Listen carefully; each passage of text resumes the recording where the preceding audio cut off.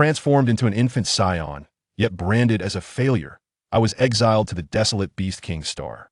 Here, civilization is absent, replaced only by the brutal law of the jungle and the interstellar beasts with combat powers exceeding 5,000. At the outset, my battle strength was merely 2, surrounded by formidable foes. In this dire strait, Lin Fan, now known as Kailan, discovered a unique path to strength. The theory of Xingyi from his past life, the terrifying combat learning aptitude of the Saiyans, combined with the martial arts imagination of Dragon Ball, led to the creation of his own martial school. The principles of Earth's boxing are rooted in bone, while the Saiyan physique serves as the foundation. He took the stars as his teachers and the myriad beasts as his references. Observing the onslaught of the Jinchi Lei Hu, he comprehended the tiger form collapse technique. Learning from the Gue Yingdi Long, he devised the diamond fist penetration technique. Emulating the Tai Jia Long Gue, he mastered the toad form transformation technique. Drawing inspiration from the 12 overlords of Beast King Star, he assimilated their forms and meanings, and astonishingly, at the tender age of 8, with a battle power of merely 1,000, he brazenly defeated the ultimate overlord of the planet. His fists are fusion of primal feral roars and exquisite power techniques. His path harnesses the intention of Earth and commands the energy of the Saiyans, culminating in the creation of his own Beast King Xingyi style. From a forsaken planet, Kailan's journey will traverse the galaxies. The Z-Warriors will marvel, Vegeta will question his existence because of him, and Frieza will witness an entirely different power system. This is his singular path to ascendancy, starting from exile, learning from the myriad beasts, and rooted in Xingyi, piercing through the vast universe. Chapter 1. Exiled Stars and the Kiss of Beasts. Beneath a dark red sky, the planet Vegeta resembled a burning coal in the cosmos. Deep within this steel city that revered absolute power, a cold judgment was underway. Individual ID, K07, name, Kailan. Paternal genetic source, intermediate warrior Taka. The mechanical, electronic voice echoed in the vast assessment chamber as complex data scrolled rapidly across the screen. A black-haired infant lay quietly in the nutrient pod, unaware that his fate was being determined. Potential assessment, below average. Genetic sequence stability, 72. Recommendation, exile. The expressionless evaluator, clad in Frieza's army uniform, pressed the confirmation key without even glancing at the nutrient pod. To him, this was merely another inferior product needing disposal. Standing nearby, Taka clenched his fists, knuckles turning white from strain. As an intermediate warrior, he understood all too well what this verdict entailed. Not merely exile, but a profound humiliation for the entire family. Taka, you should feel honored, the evaluator sneered. Your son will be exiled to planet C-137. It's a fine place. The dominant creatures there possess a combat power of 2,000, just enough for this little waste to serve his last purpose. The exile procedure was immediately initiated. Mechanical arms roughly extracted the infant from the nutrient pod, injecting life-sustaining nutrients and a basic survival knowledge chip, then crammed him into a cramped spherical spacecraft. In the final moment before the hatch closed, the infant suddenly opened his eyes. Those were pure black eyes, now filled with an inexplicable terror and confusion unbefitting an infant. Lin Fan's consciousness awakened at this moment. No, where is this? The thoughts of a modern youth raced wildly in the infant's mind, the last memory of his previous life being the mournful beeping of a hospital heart monitor. Boom! The exile pod transformed into a blood-red meteor, breaking through the atmosphere of Vegeta, leaving his father's despairing gaze forever behind. During the long interstellar journey, Lin Fan's consciousness slowly merged with Kailan's body. The survival knowledge implanted by the chip surged in like a nightmare. Science, combat power, Frieza's army, and the terrifying legends of Beast King Star. Starting off in hellish difficulty, Lin Fan felt a suffocating despair. In his previous life, he was merely an ordinary martial arts enthusiast, obsessed with the theory of Xingyi, yet never having even mastered the Mingjin. Now, he faced terrifying creatures with combat powers in the thousands. A violent jolt pulled him from his thoughts.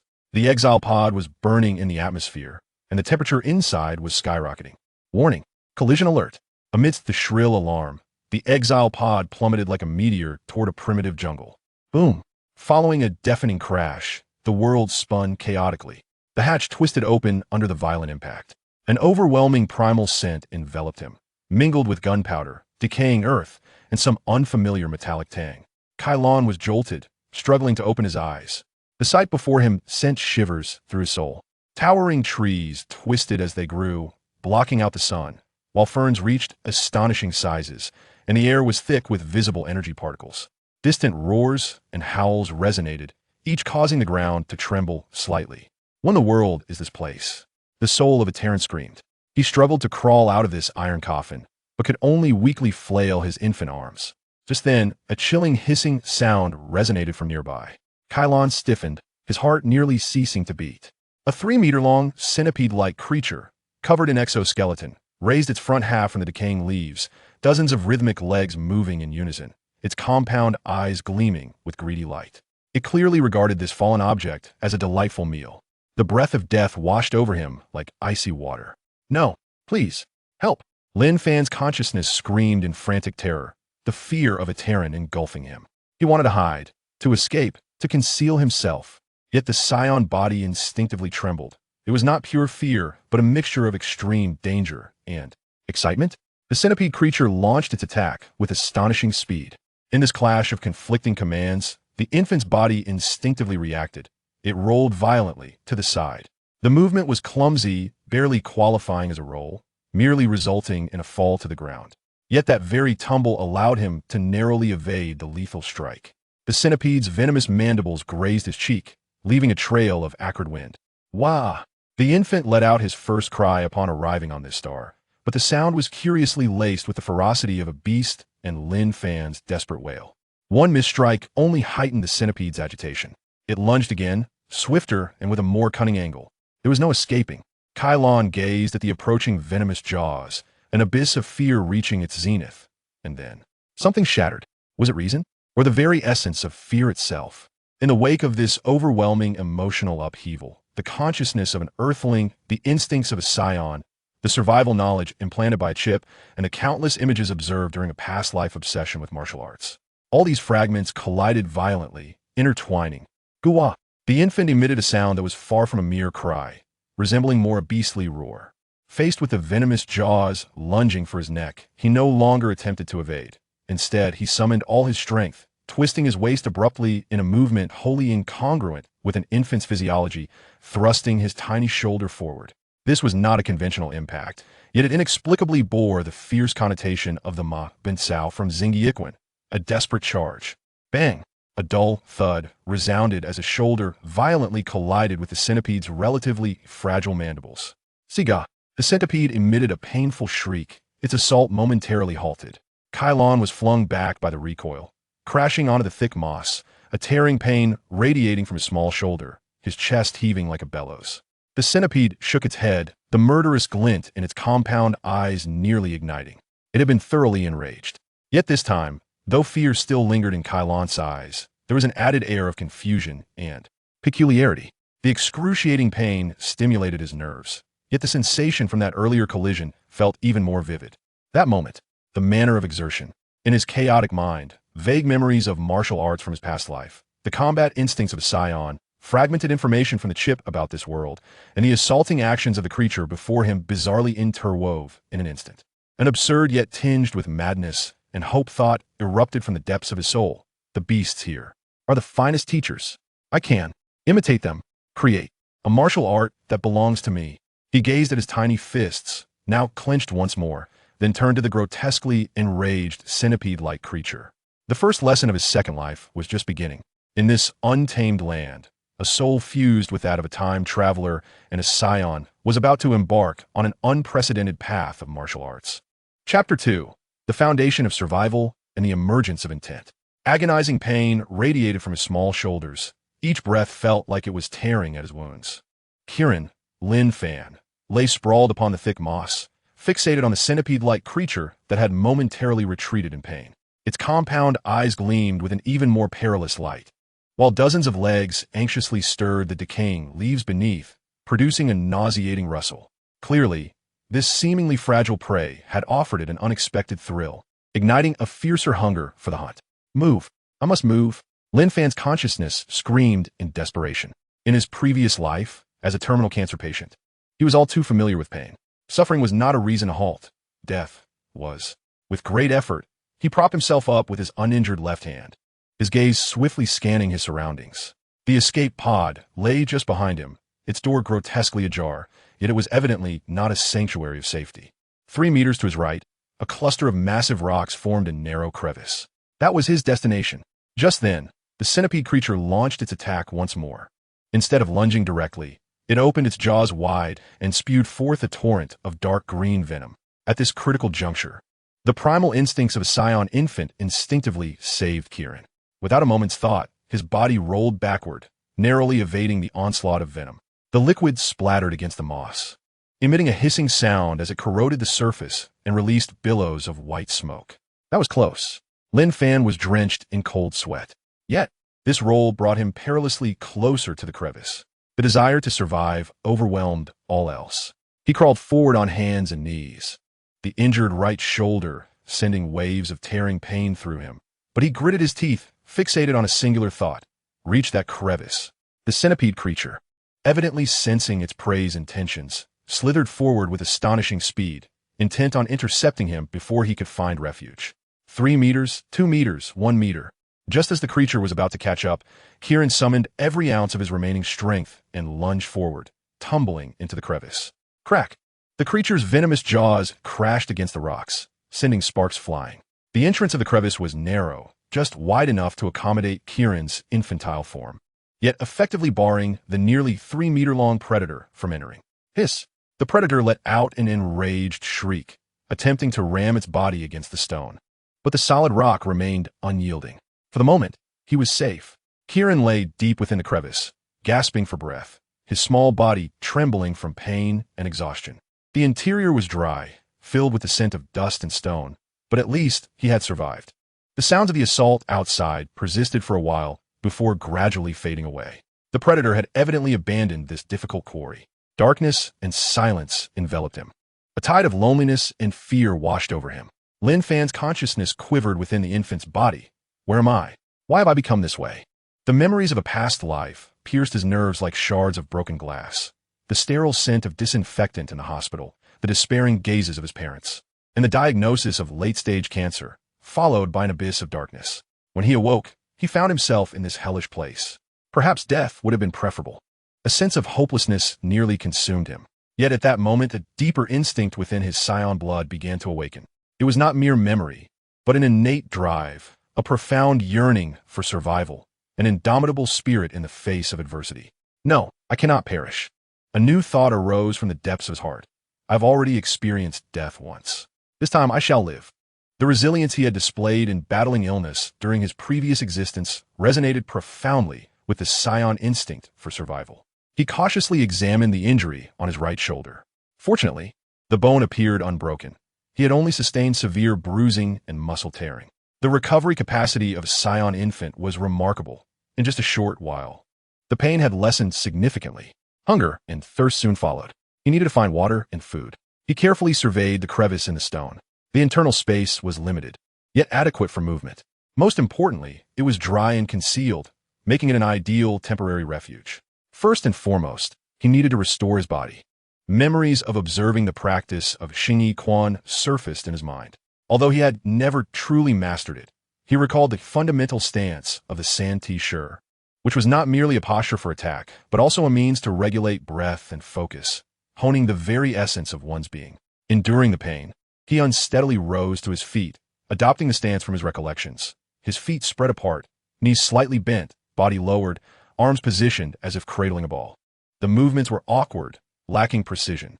The injury to his right shoulder rendered this simple action excruciating.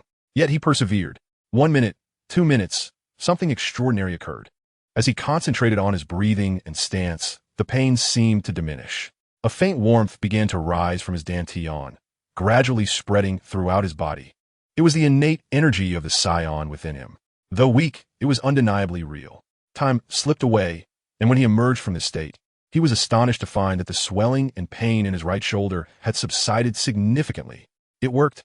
Xingyi truly held merit. For the first time, a spark of hope ignited within his heart. Cautiously, he peeked outside to observe his surroundings. The centipede-like creature had vanished. The golden rays of the setting sun filtered through the gaps in the towering trees, casting a warm glow over the jungle. He had to locate a water source before darkness fell. Utilizing his Saiyan sensitivity to energy, he discerned that a particular direction emanated a more humid energy fluctuation. He carefully crawled out of the stone crevice, advancing towards that direction. With each few steps, he paused to observe and listen. The cautiousness acquired during his time as a patient, combined with the Scion's instinct for danger, enabled him to evade several potentially perilous areas. At long last, after traversing a vast expanse of immense ferns, he heard the gentle murmur of flowing water. Before him appeared a crystalline brook, its waters shimmering with golden hues beneath the setting sun. A few small, deer-like creatures were quenching their thirst downstream. Thirsty and eager, Kailan rushed to the brook's edge, greedily lapping up the refreshing liquid. The water was sweet and icy, imbued with a revitalizing energy that swiftly alleviated his thirst and fatigue. As he drank, he noticed some translucent, shrimp-like creatures darting along the streambed. Driven by hunger, he reached out to catch them, but the nimble little beings evaded his clumsy grasp with ease. It was evident that he required tools or technique. He observed the shrimp's manner of movement. They did not advance in a straight line, but instead propelled themselves with a unique rhythm, each burst of energy emanating from their core. Suddenly, memories of descriptions regarding the arrow-like force in Xingyi surged through his mind, like an arrow leaving the bow. An instantaneous explosion of power reaching the fingertips. The next time a shrimp swam by, he refrained from lunging directly. Instead, he held his breath, allowed his body to sink slightly, and concentrated all his strength into his fingertips before springing forth with force. Splash! Water erupted around him, although still slightly delayed. His fingertips indeed grazed the creature. This time, his movements were fundamentally different. No longer were they the random flailings of an infant, but infused with the finesse of power application. After several attempts, he finally succeeded in capturing a shrimp. Almost instinctively, he shoved the struggling creature into his mouth and began to chew. The shell was crisp and tender, the flesh sweet, and the protein-rich energy rapidly replenished his strength. As night descended, 2 moons of varying sizes rose in the sky, casting a cool, silvery light. Kailan returned to the crevice in the rocks, fashioning a simple nest from dry moss. He resumed the Santi posture, feeling the flow of energy within him. On that day, he had survived. He had discovered water and sustenance. He had found shelter. More importantly, he had unearthed hope. The extraordinary power system of Xingyi seemed to harmoniously intertwine with this world. Beneath the dual moon's luminescence, the small figure of the infant remained motionless in the rock crevice, embodying the stance of stillness. The seeds of Xingyi had begun to take root in this alien land. Chapter 3. Understanding Beasts and the Initial Emergence of Mingjin. The silvery glow of the twin moons cascaded through the crevice, casting mottled shadows upon Kailan's diminutive form. Maintaining the Santi posture, his breathing was long and steady, creating an unusual harmony amidst the cacophony of insects and beasts outside. A sleepless night passed. As the first light of dawn painted the horizon, Kailan slowly withdrew from his stance and opened his eyes. The terror and confusion of the previous day had vanished from his dark gaze, replaced by a tranquil focus that had settled within him. The injury on his right shoulder had nearly healed, leaving only a faint bruise. The Scion's remarkable recovery capabilities exceeded his expectations, and the practice of Xingyi had played an indispensable role in this restoration. The sense of hunger returned, more ferocious than the day prior. He emerged from the crevice of the rocks, the jungle bathed in the fresh mist of dawn, yet concealing even greater perils. The creatures quenching their thirst by the stream were more numerous and varied than they had been at dusk. He cautiously concealed himself behind a cluster of enormous ferns. Observing these beings, the success of capturing crayfish the previous day had imparted a crucial lesson. In this world, mere strength and swiftness are insufficient for survival. One must also possess skill and wisdom. A small creature resembling an antelope was bent low at the stream's edge, its movements graceful and alert, its ears swiveling to catch the sounds of its surroundings. Suddenly, a gray shadow surged from the water. It was a creature akin to a crocodile, yet swifter and more powerful. It clamped its jaws onto the antelope's hind leg, attempting to drag it into the depths. The antelope emitted a piercing cry, struggling desperately. At the brink of death, it kicked back with tremendous force, executing a swift and precise strike to the creature's eye. With a pained grunt, the crocodilian instinctively released its grip. Seizing the opportunity, the antelope stumbled away into the jungle, leaving a trail of crimson upon the water surface. Kailan watched, transfixed.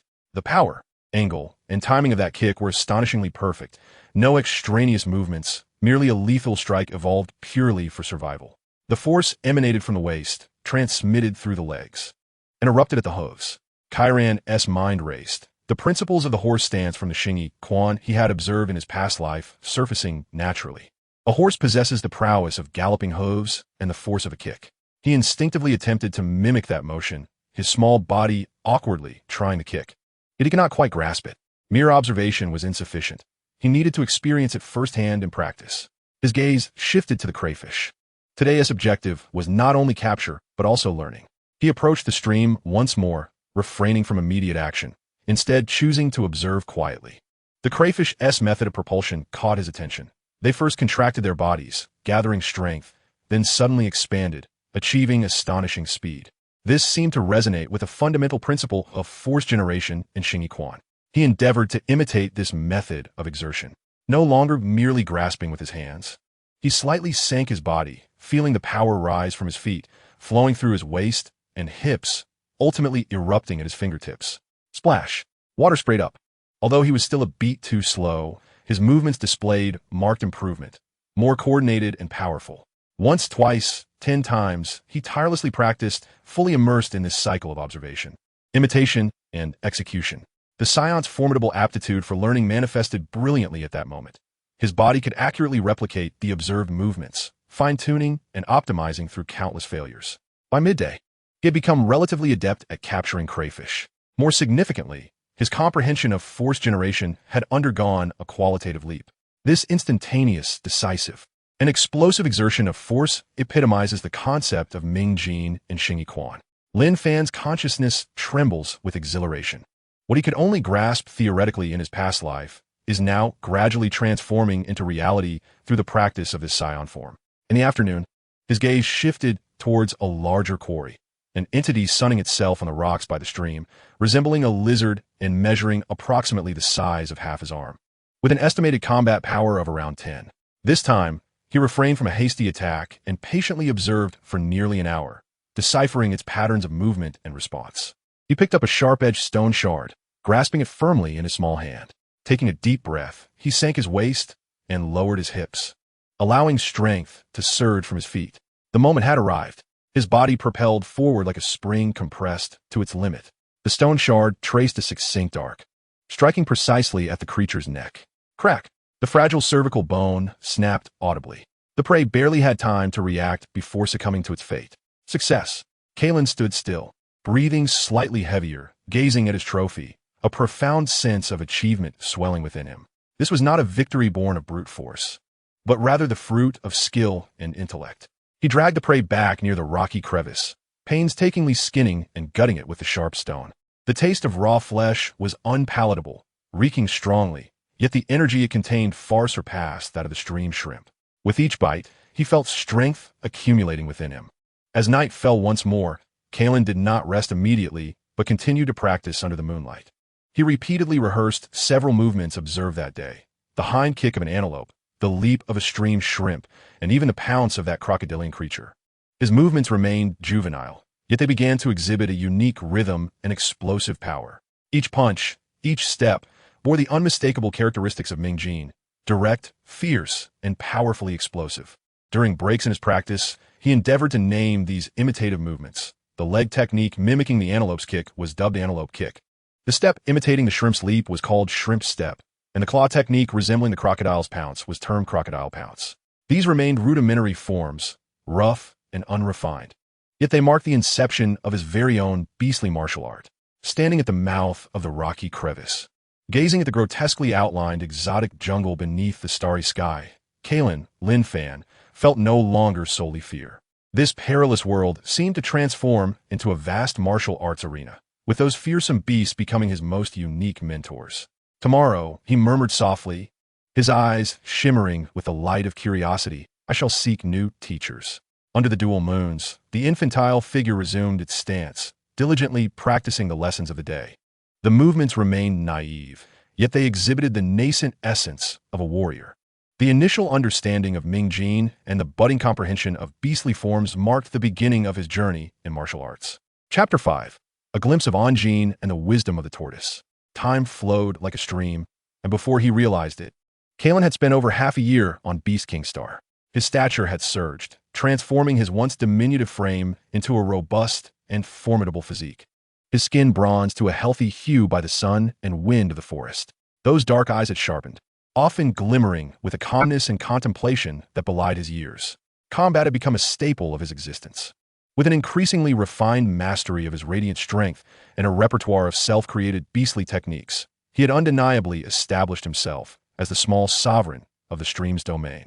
Creatures with combat prowess below 30 would instinctively retreat upon his approach, while those boasting strengths of 40 to 50 became mere sparring partners for honing his skills and testing his knowledge. Victories bred confidence, yet subtly nurtured a sense of complacency. He reveled in the exhilaration of overpowering his foes with swift, radiant strikes, until the day he encountered the armored beast. This creature, comparable in size to a small elephant, resembled a moving hill. Its combat power was unremarkable, hovering around 60, yet its body was encased in thick, rock-like plates of bone, leaving almost no discernible vulnerabilities. With a sluggish temperament, it typically roamed a fixed area, leisurely consuming the tough, silicon-based flora. Driven by a fervor for battle, Kailan chose it as his new target. In a quintessential leopard-like attack, he concentrated his utmost radiant force and struck fiercely at the relatively weak junction of the armored beast's neck. Clang! A sound akin to metal clashing rang out. Pain surged through his fingertips, as though he had grasped steel. The armored beast bore only faint white marks on its heavy bone plates, seemingly unfazed by the assault, merely shaking its head in confusion before continuing its slow feast on the vegetation. Kailan was taken aback. His once invincible radiant strength had faltered for the first time. Undeterred, he circled the massive creature, launching a barrage of assaults. A swift kick akin to an antelope's met its leg joint, rebounding painfully onto his ankle, while an alligator-like lunge against its armored back was akin to an ant trying to shake a tree. Finally irritated by the relentless harassment, the armored beast let out a low growl and suddenly charged sideward. This attack lacked finesse, relying solely on raw mass and power. Kailan's expression shifted dramatically as he hastily executed a shrimp-like retreat to evade the collision. Though he dodged the brunt of the impact, the resultant gust still stung his cheeks. He was compelled to create distance, furrowing his brow in contemplation of this ironclad behemoth. A direct assault proved futile. Its defenses were nearly impenetrable. In the ensuing days, Kailan engaged with the armored beast, no longer rushing to attack, but instead patiently observing this master of defense, much like he had with the blade leopard at the outset. He discerned that when attacked, the beast's heavy bone plates vibrated at an imperceptibly fine frequency, dissipating the impact force evenly throughout its body. This was not passive endurance, but rather an active form of resolution. Dispersing, conducting, and neutralizing, Kailan began to glean understanding. He recalled the teachings from his past life regarding the theory of hidden strength in Xingyi, a power that is concealed yet pervasive, penetrating strikes that incapacitate internal organs. His radiant strength was fierce and explosive, affecting only the surface. The defensive technique of the armored beast, along with the theoretical concept of subtle force, is characterized by restraint, penetration, and deep-seated impact. It embodies an ultimate pursuit of offense and a profound interpretation of defense. He endeavored to alter his method of exertion, no longer seeking to unleash force instantaneously at a single point, but rather striving to let the energy sink and permeate. He discovered a sturdy piece of wood, pressed his palm against its surface, held his breath, and concentrated, attuning himself to the flow of energy within, emulating the delicate tremors that dissipate force in the armored beast, and gradually exerted his strength. The wood remained unchanged, yet his arm began to ache slightly, as if the power had not been released but instead was confined within him. After countless attempts and failures, he found this method of exertion to be radically different and even contradictory, far more challenging than mastering any offensive technique. Days passed with minimal progress, managing only to create an almost imperceptible crack on the wood surface. Just as he felt disheartened, an unexpected battle sparked inspiration. A tempestuous hammerhead thunder beast, boasting a combat power nearing 70, intruded upon the territory of the armored beast and launched an attack on the sluggish giant. The beast's horn shimmered with electricity as it collided violently with the side armor of the armored beast. The sound of the impact resonated, electric sparks scattering. The armored beast staggered slightly. A charred mark appeared on its thick, bony plates, yet its body seemed largely unscathed. It emitted a furious growl, and after absorbing the blow, its massive form pivoted sharply, retaliating with a powerful strike from its densest bone plate. The hammerhead thunder beast was sent reeling backward from the forceful counterattack, clearly taken aback. Kailan's eyes brightened with understanding. He grasped the essence. The armored beast's defense was not merely about withstanding impacts.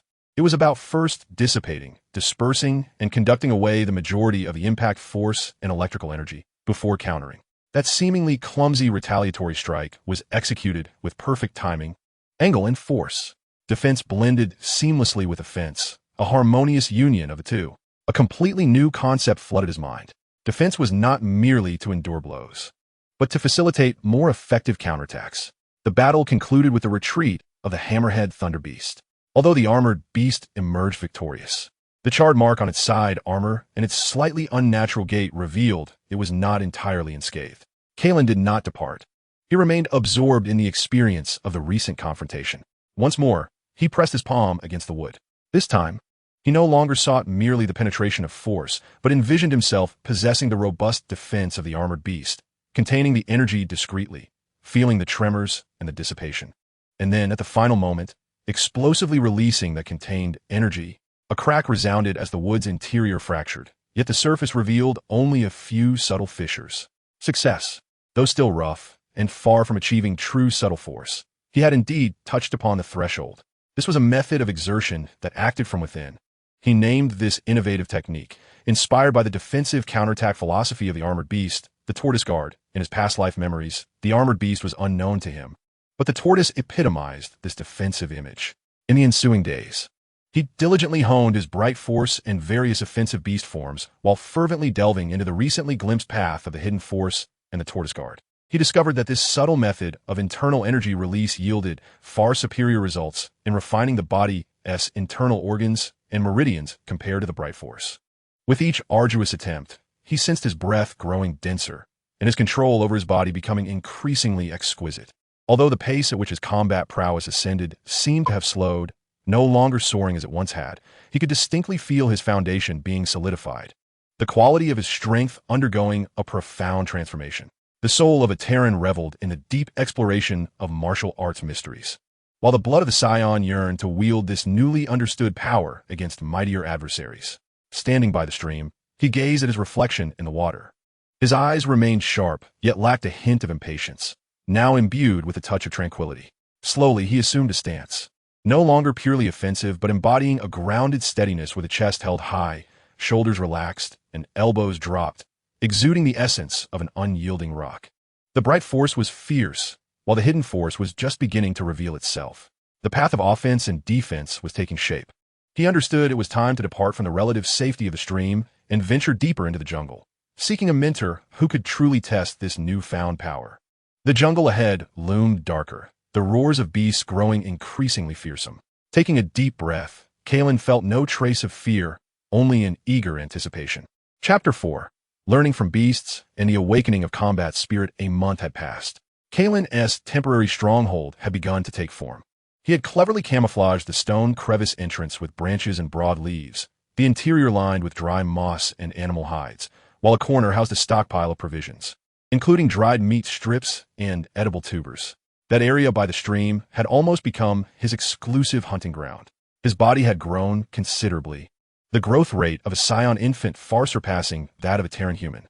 His once unsteady gait had transformed into a confident stride, the innocence in his gaze replaced by the keen sharpness of a predator.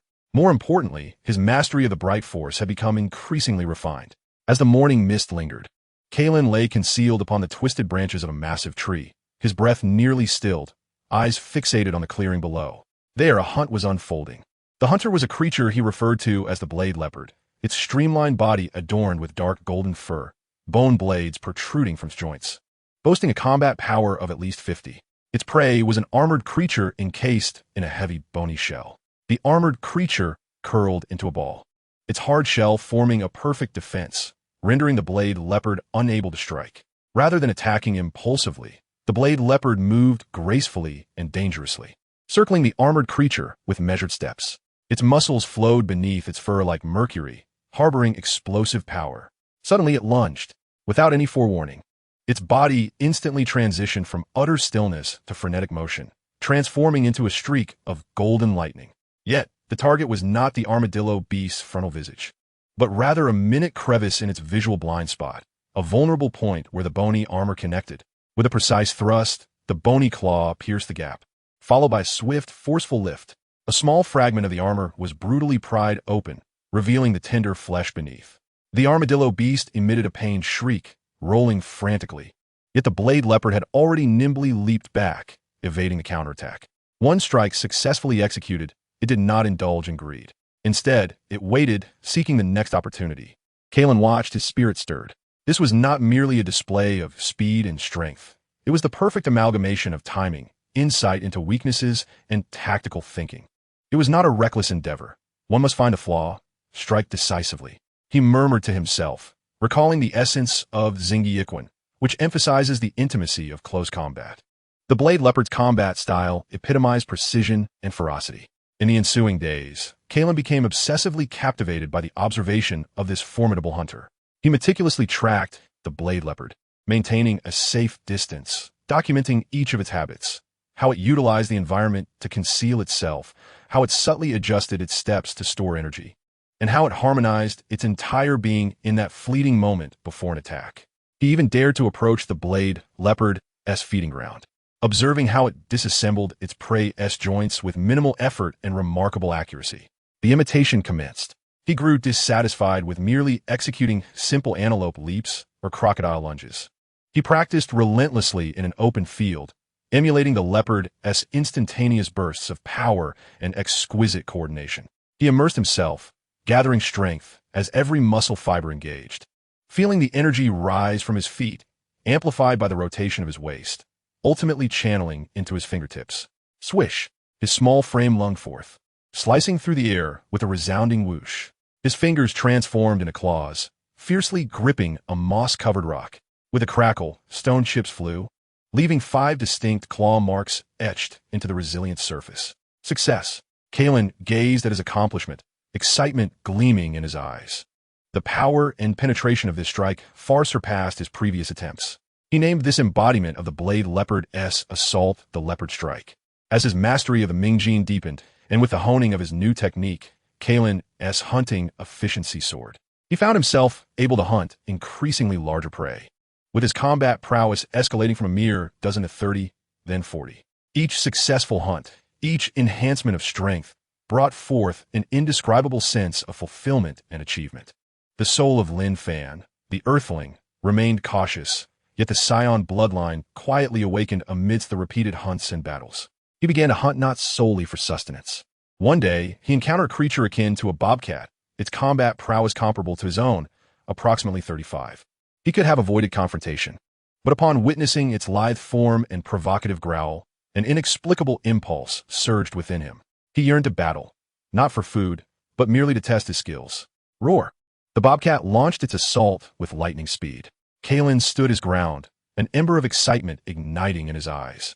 He stepped forward with his left foot and unleashed a spiraling right punch from his waist, executing an improved version of the crocodile strike, infused with explosive power. Bang! The impact of fist and claw resonated with a dull thud.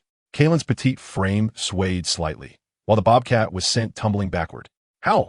The bobcat, wounded, became even more ferocious and lunged again, its claws aimed directly at Kailan's heart. Instinctively, Kailan employed his newly mastered leopard strike, sidestepping as his hand and claw deftly sliced towards the creature's neck. Splat! A spray of crimson erupted. The bobcat let out a mournful cry, staggering back, a crimson line marking its throat. The outcome was clear. The bobcat cast a fearful glance at him before turning to vanish into the jungle. Kailan did not pursue. He remained rooted in place, breathing heavily, gazing in the direction the bobcat had disappeared. His heart swelling not with the discomfort of killing, but with a fervent battle spirit and the thrill of victory. This sensation was unprecedented, intoxicating. The rationality of a human being warned him of the danger, yet the Saiyan instinct rejoiced. He looked down at his hands. These hands were no longer those of Lin Fan, the frail figure awaiting death in a hospital bed. They brimmed with strength, capable of capturing prey and repelling formidable foes. As evening approached, he dragged today's catch, a massive avian creature with a combat power of around 40, back to the stream for processing. The setting sun elongated his shadow. The reflection in the water no longer revealed a frightened infant, but a keen-eyed, agile youth, imbued with a hint of wildness. He began to acclimate to the taste of raw meat, to the scent of the jungle, and to a constant state of vigilance. He even began to relish the process of becoming stronger, embracing the exhilaration that combat brought. While cleaning his prey, he caught a glimpse of his own eyes in the water, eyes tinged with excitement and aggression, and paused for a moment. Is this me? Lin Fan's consciousness quietly questioned. Yet, no answer came. The soul of a human and the body of Saiyan were rapidly merging, giving rise to a new, more intricate mindset. He hoisted the prey onto his shoulder and strode towards the crevices of the rocks, his steps resolute and powerful. He knew that within this jungle lay more formidable teachers awaiting him, and he was eager to attend their lessons. The spirit of battle had sprouted like a seed breaking through the earth. Chapter 6. Trials of the Jungle and the Surge of Battle Spirit. Leaving the familiar stream area, he ventured deeper into the primordial jungle, as if stepping into an entirely new realm. The trees here were taller and more menacing, their branches and leaves obscuring the sky, casting the surroundings into shadowy gloom. The air was thick with a palpable sense of danger and the intimidating marks left by powerful creatures, deep claw marks, violently torn bones, and an ever-lingering, heart-stopping energy pressure. Kailan's heartbeat quickened involuntarily, not solely from fear, but from a heightened alertness and exhilaration at stepping into the unknown. He slowed his pace, heightening his senses to their utmost, each step as light as a cat's, his breath barely audible, akin to a seasoned hunter. In this realm, he was no longer the sovereign, but an intruder. Soon, he encountered his first challenge, a swarm of bloodthirsty hornets, mutated by the local energy. Each hornet was the size of a fist, their stingers glimmering with a sinister crimson light. Individually, they possessed limited combat prowess, yet their sheer numbers, in the hundreds, formed a deadly cloud that buzzed ominously as it advanced. Flee! Without a moment's hesitation, Kailan unleashed the full potential of his shrimp-like agility, his body darting and weaving frantically among the trees. This was no longer mere practice. It was a true race against life and death.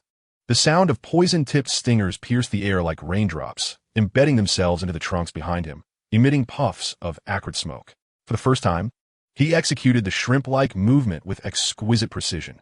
Every push-off, every change of direction was a matter of survival. His understanding of this technique deepened rapidly in the midst of his frantic escape, evolving beyond mere imitation of a shrimp's leap to incorporate responses to complex environments, quick stops, turns, and leveraging momentum. At last, after exerting every ounce of strength to cover several miles, the swarm's pursuit began to wane. Leaning against a massive tree, his chest heaved violently, sweat soaking his brow, yet his eyes sparkled with a fierce determination. Speed was still insufficient. His turns could be smoother. He reflected on his recent flight, instinctively summing up improvements. The Saiyan's innate combat prowess allowed him to draw profound lessons from every encounter. After a brief respite, he ventured deeper, this time with heightened caution. His prudence saved his life. At the edge of a fetid swamp, he nearly stepped into a trap disguised as mud, a lurking crocodile. Just as his foot was about to descend, his instinctive, second-level ability flickered with a glimmer of foresight, a sharp sense of danger compelling him to halt abruptly and leap back.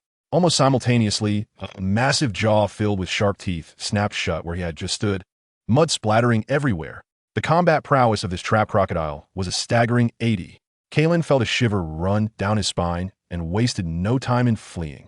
The crocodile's speed in the mire was astonishing, relentlessly pursuing him. Just as it seemed he would be caught, he spotted a rocky area ahead. A flash of brilliance ignited in Kailan's eyes. Abandoning a straight escape, he utilized his shrimp-like agility to weave through the jagged stones. The crocodile, cumbersome in size, found its movements impeded among the rocks, its speed diminishing. It emitted a furious roar, yet was helpless to pursue him. Kailan successfully evaded capture, taking refuge behind a massive boulder to catch his breath. He realized once more that in this world, intellect and environmental manipulation often surpassed sheer brute strength. After several narrow escapes, he developed a clear understanding of the danger level in this new territory, making his actions more meticulous. Days later, he pinpointed a suitable opponent, a demon-faced mountain ape. Its size was comparable to his, with a combat power of approximately 65, exhibiting agility, sharp claws, and a fierce, combative nature, making it the perfect litmus test for the skills he had acquired during this period. The battle erupted near the lair of the ghastly mountain monkey. With a piercing scream, the ghost-faced mountain monkey lunged forward, its speed leaving only a fleeting gray shadow, claws aimed directly at the heart. Kailan stood firm, unleashing a low growl as his right fist spiraled forth, a surge of bright energy bursting forth. The impact resonated with a powerful crash as their claws met, sending shockwaves rippling outward. Kailan staggered slightly, while the mountain monkey was sent tumbling back, its claws stinging from the unexpected force.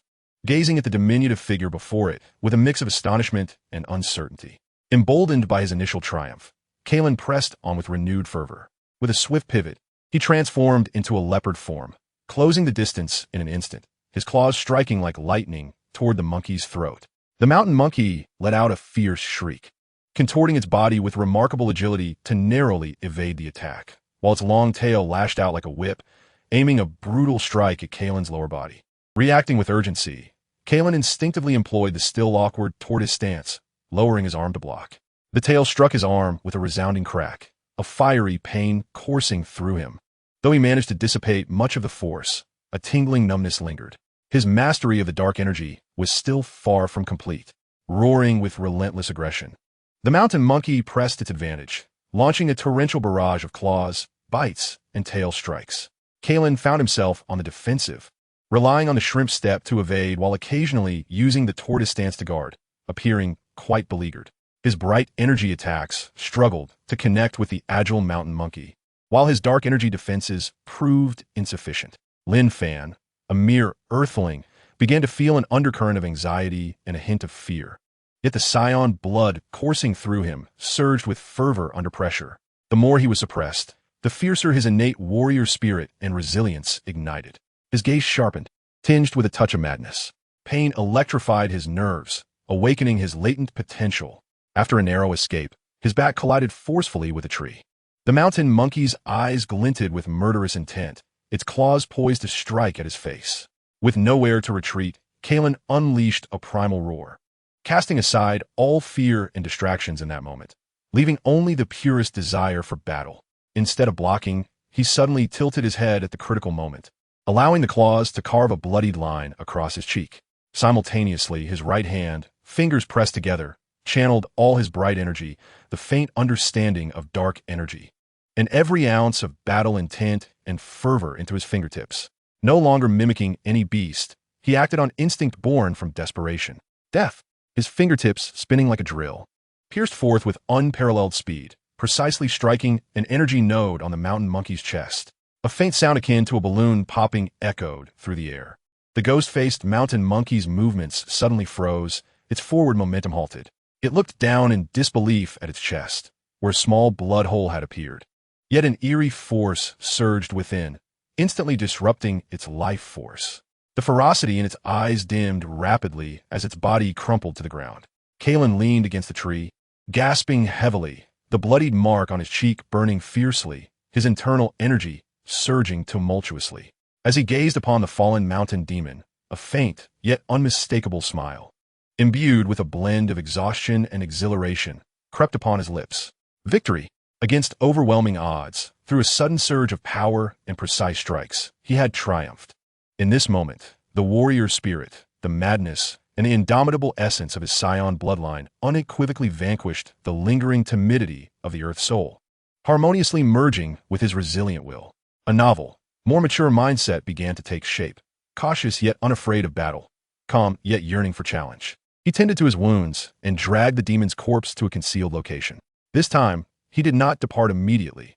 Instead, he established a temporary stronghold within a tree hollow at the perilous edge of this treacherous domain. He needed to assimilate the spoils of this confrontation, particularly the fleeting moment of inspiration that birthed his technique, a fusion of light and dark energies. He would name this move Xiaoya Finger. Observing his blood-stained fingers, he murmured softly. In the depths of the jungle, a more potent aura could be faintly detected. Kailan turned his gaze in that direction, licking his parched lips, his eyes ablaze with the fervor of battle. He was prepared to confront stronger adversaries and ascend greater heights. The conflict had only just begun. Chapter 7. The eviscerating shadow and the maturation of the tortoise form. With the tree hollow as his new base, Kailan resembled a drawn sword, plunging into the more perilous depths of the jungle. The fierce battle with the demon had ignited the warrior fire within his Saiyan lineage, and the thrill of teetering on the brink of life and death, ultimately emerging victorious, was a taste he had come to relish. No longer content with passive encounters, he actively sought out suitable mentors and honing opportunities. Creatures with combat prowess ranging from 60 to 80 became his primary targets. With each skirmish, he deliberately pushed himself, employing not only his adept light energy beast form attacks, but also continuously experimenting with the shadow energy he had only recently begun to grasp, as well as refining the tortoise form defense. Battles became frequent and intense. His body bore numerous new wounds, claw marks, bite injuries, and bruises were ubiquitous. Yet, he recuperated with remarkable speed. The Saiyan physique and the effects of the shaping posture were nothing short of extraordinary. More importantly, each injury and each brush with death deepened his understanding of power application, defense, and the rhythm of combat. His obsession with shadow energy bordered on fanaticism. On one occasion, he set his sights on a thick-skinned warthog with a combat strength of around 70. Its tough hide and substantial layer of fat rendered ordinary light energy attacks nearly ineffective, making it an ideal target for practicing penetrating energy techniques. The warthog charged with a roar akin to a small tank. Kailan focused his mind and spirit. This time, he chose neither to confront it head-on nor to evade entirely. Instead, he adeptly executed the shrimp step, deftly sidestepping the beast's frontal assault, his palm seemingly gently pressing against the hog's flank. A low, guttural exhalation escaped his throat as his entire being tensed and relaxed in an instant. The latent power surged forth from his palm with great force. A resounding thud echoed, reminiscent of striking a sandbag encased in leather. The thick-skinned warthog emitted a peculiar, anguished shriek, its momentum abruptly halted. The massive body twitched slightly, clearly shaken by the internal turmoil. In a fit of fury and fear, it swung its head to launch an attack, but Kailan had already deftly evaded. Effective, yet insufficient. The warthog evidently still possessed the strength to fight. Kailan's eyes gleamed with determination. Undeterred, he engaged in a dance of combat once more, seeking an opportunity. Time and again, he unleashed his newfound dark energy through various techniques. Palm strikes, finger jabs, and fist impressions, experiencing the subtle sensation of power penetrating deep within his being, adjusting the frequency and depth of his force. At last, during his 13th attempt, he seized a fleeting moment when the warthog's old strength had waned and new vigor had yet to arise. With a strike imbued with his complete comprehension of dark energy, his finger found its mark near the creature's heart. Thud! The warthog's colossal form stiffened abruptly. Blood gushed from its mouth and nose as it crashed to the ground, limbs twitching involuntarily for a few moments before falling silent. Kailan stood in place, breathing heavily, gazing at his fingers. This time, he felt no significant obstruction in the bones. The force seemed to penetrate directly into the depths of the internal organs. Dark energy had begun to take shape. He dissected the warthog's carcass for verification, discovering that the heart had indeed been shattered by the penetrating force. A wave of immense joy and accomplishment surged within him. This experience was starkly different from the brute force of shattering bones or tearing flesh. It was more subtle, more lethal, signifying a new pinnacle in his mastery of power. The breakthrough in dark energy was paralleled by a profound enhancement in his understanding of the tortoiseshell defense. Defense was no longer merely about withstanding blows or dissipating force. It now encompassed the ability to sense the magnitude, direction, and intent of an opponent's strength. His training partner once again became the seemingly mobile fortress of the armored beast. This time, his objective shifted from breaching its defenses to truly perceiving them. He cast aside sharp stones and bone blades, opting instead to confront the creature with bare hands. Circling around the armored beast, launching attacks time after time, each strike meticulously controlled. His palms struck against the dense bone plates, no longer seeking destruction, but rather savoring the subtle yet intricate vibrations and methods of force transmission that resonated at the moment of contact. The armored beast became increasingly agitated by his harmless yet persistent disturbances, occasionally retaliating with clumsy but terrifyingly powerful strikes. This became Kailan's finest opportunity for practice. When that mountainous body charged at him, he no longer relied solely on speed to evade. Instead, he endeavored to apply the principles of the tortoiseshell defense. At the moment of contact, his muscles mimicked the tremor frequency he had previously sensed, quivering gently, not bracing against the impact, but guiding it. Bang! He was sent flying, stumbling several steps before regaining his balance, his arm tingling with fatigue. Yet this time, he felt he had dissipated at least 30% of the impact. Furthermore, he gained a clearer perception of the overwhelming force's approach and trajectory. Not enough. He needed to be softer, more fluid. Shaking his numb arm, he focused intently and prepared to engage once more. Time and again, he was launched backward, each time recalibrating his approach. His turtle-shaped guard evolved from its initially rigid and sinking block to a state of fluidity and resilience, imbued with a distinctive transformative energy. One fateful day, as the armored beast charged impatiently once more, Kailan sank his waist, crossing his arms before him, steadfast and unyielding. The sound of a tremendous impact resounded. The ground beneath him cracked and splintered, yet he merely swayed slightly, enduring the collision with remarkable fortitude. At the moment of contact, his muscles vibrated with a fluidity akin to flowing water, channeling the majority of the force through his legs into the earth. The armored beast seemed momentarily taken aback. This diminutive figure had not been sent flying. Seizing the fleeting opportunity as the beast hesitated, Kailan sensed the decline in its strength and released the pent-up energy. The turtle guard instantaneously transformed into a leopard strike.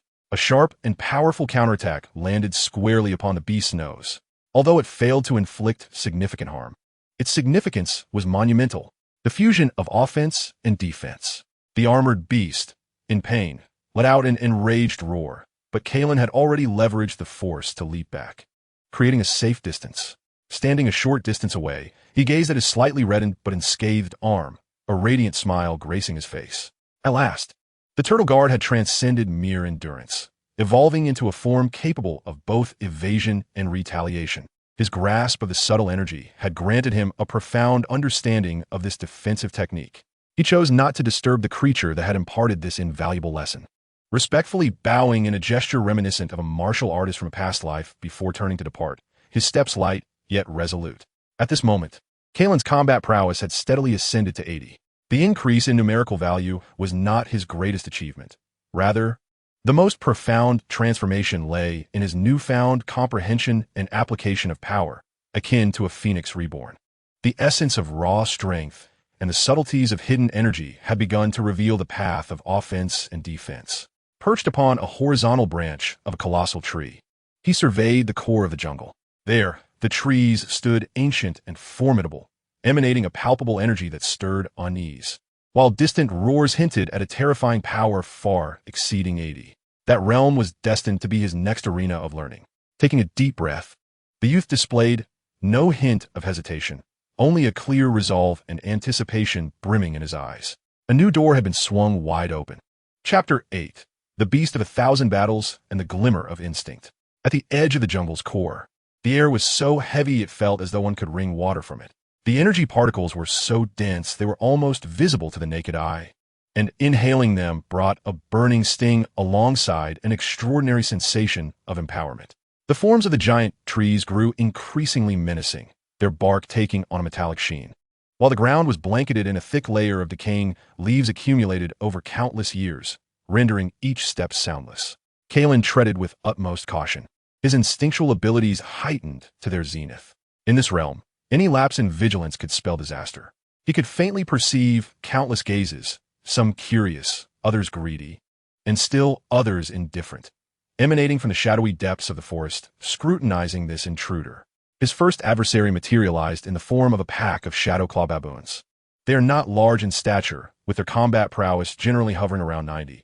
Yet they excel in group battles, moving through the branches with a phantom-like agility, their claws capable of effortlessly rending stone and metal. The skirmish erupted without forewarning.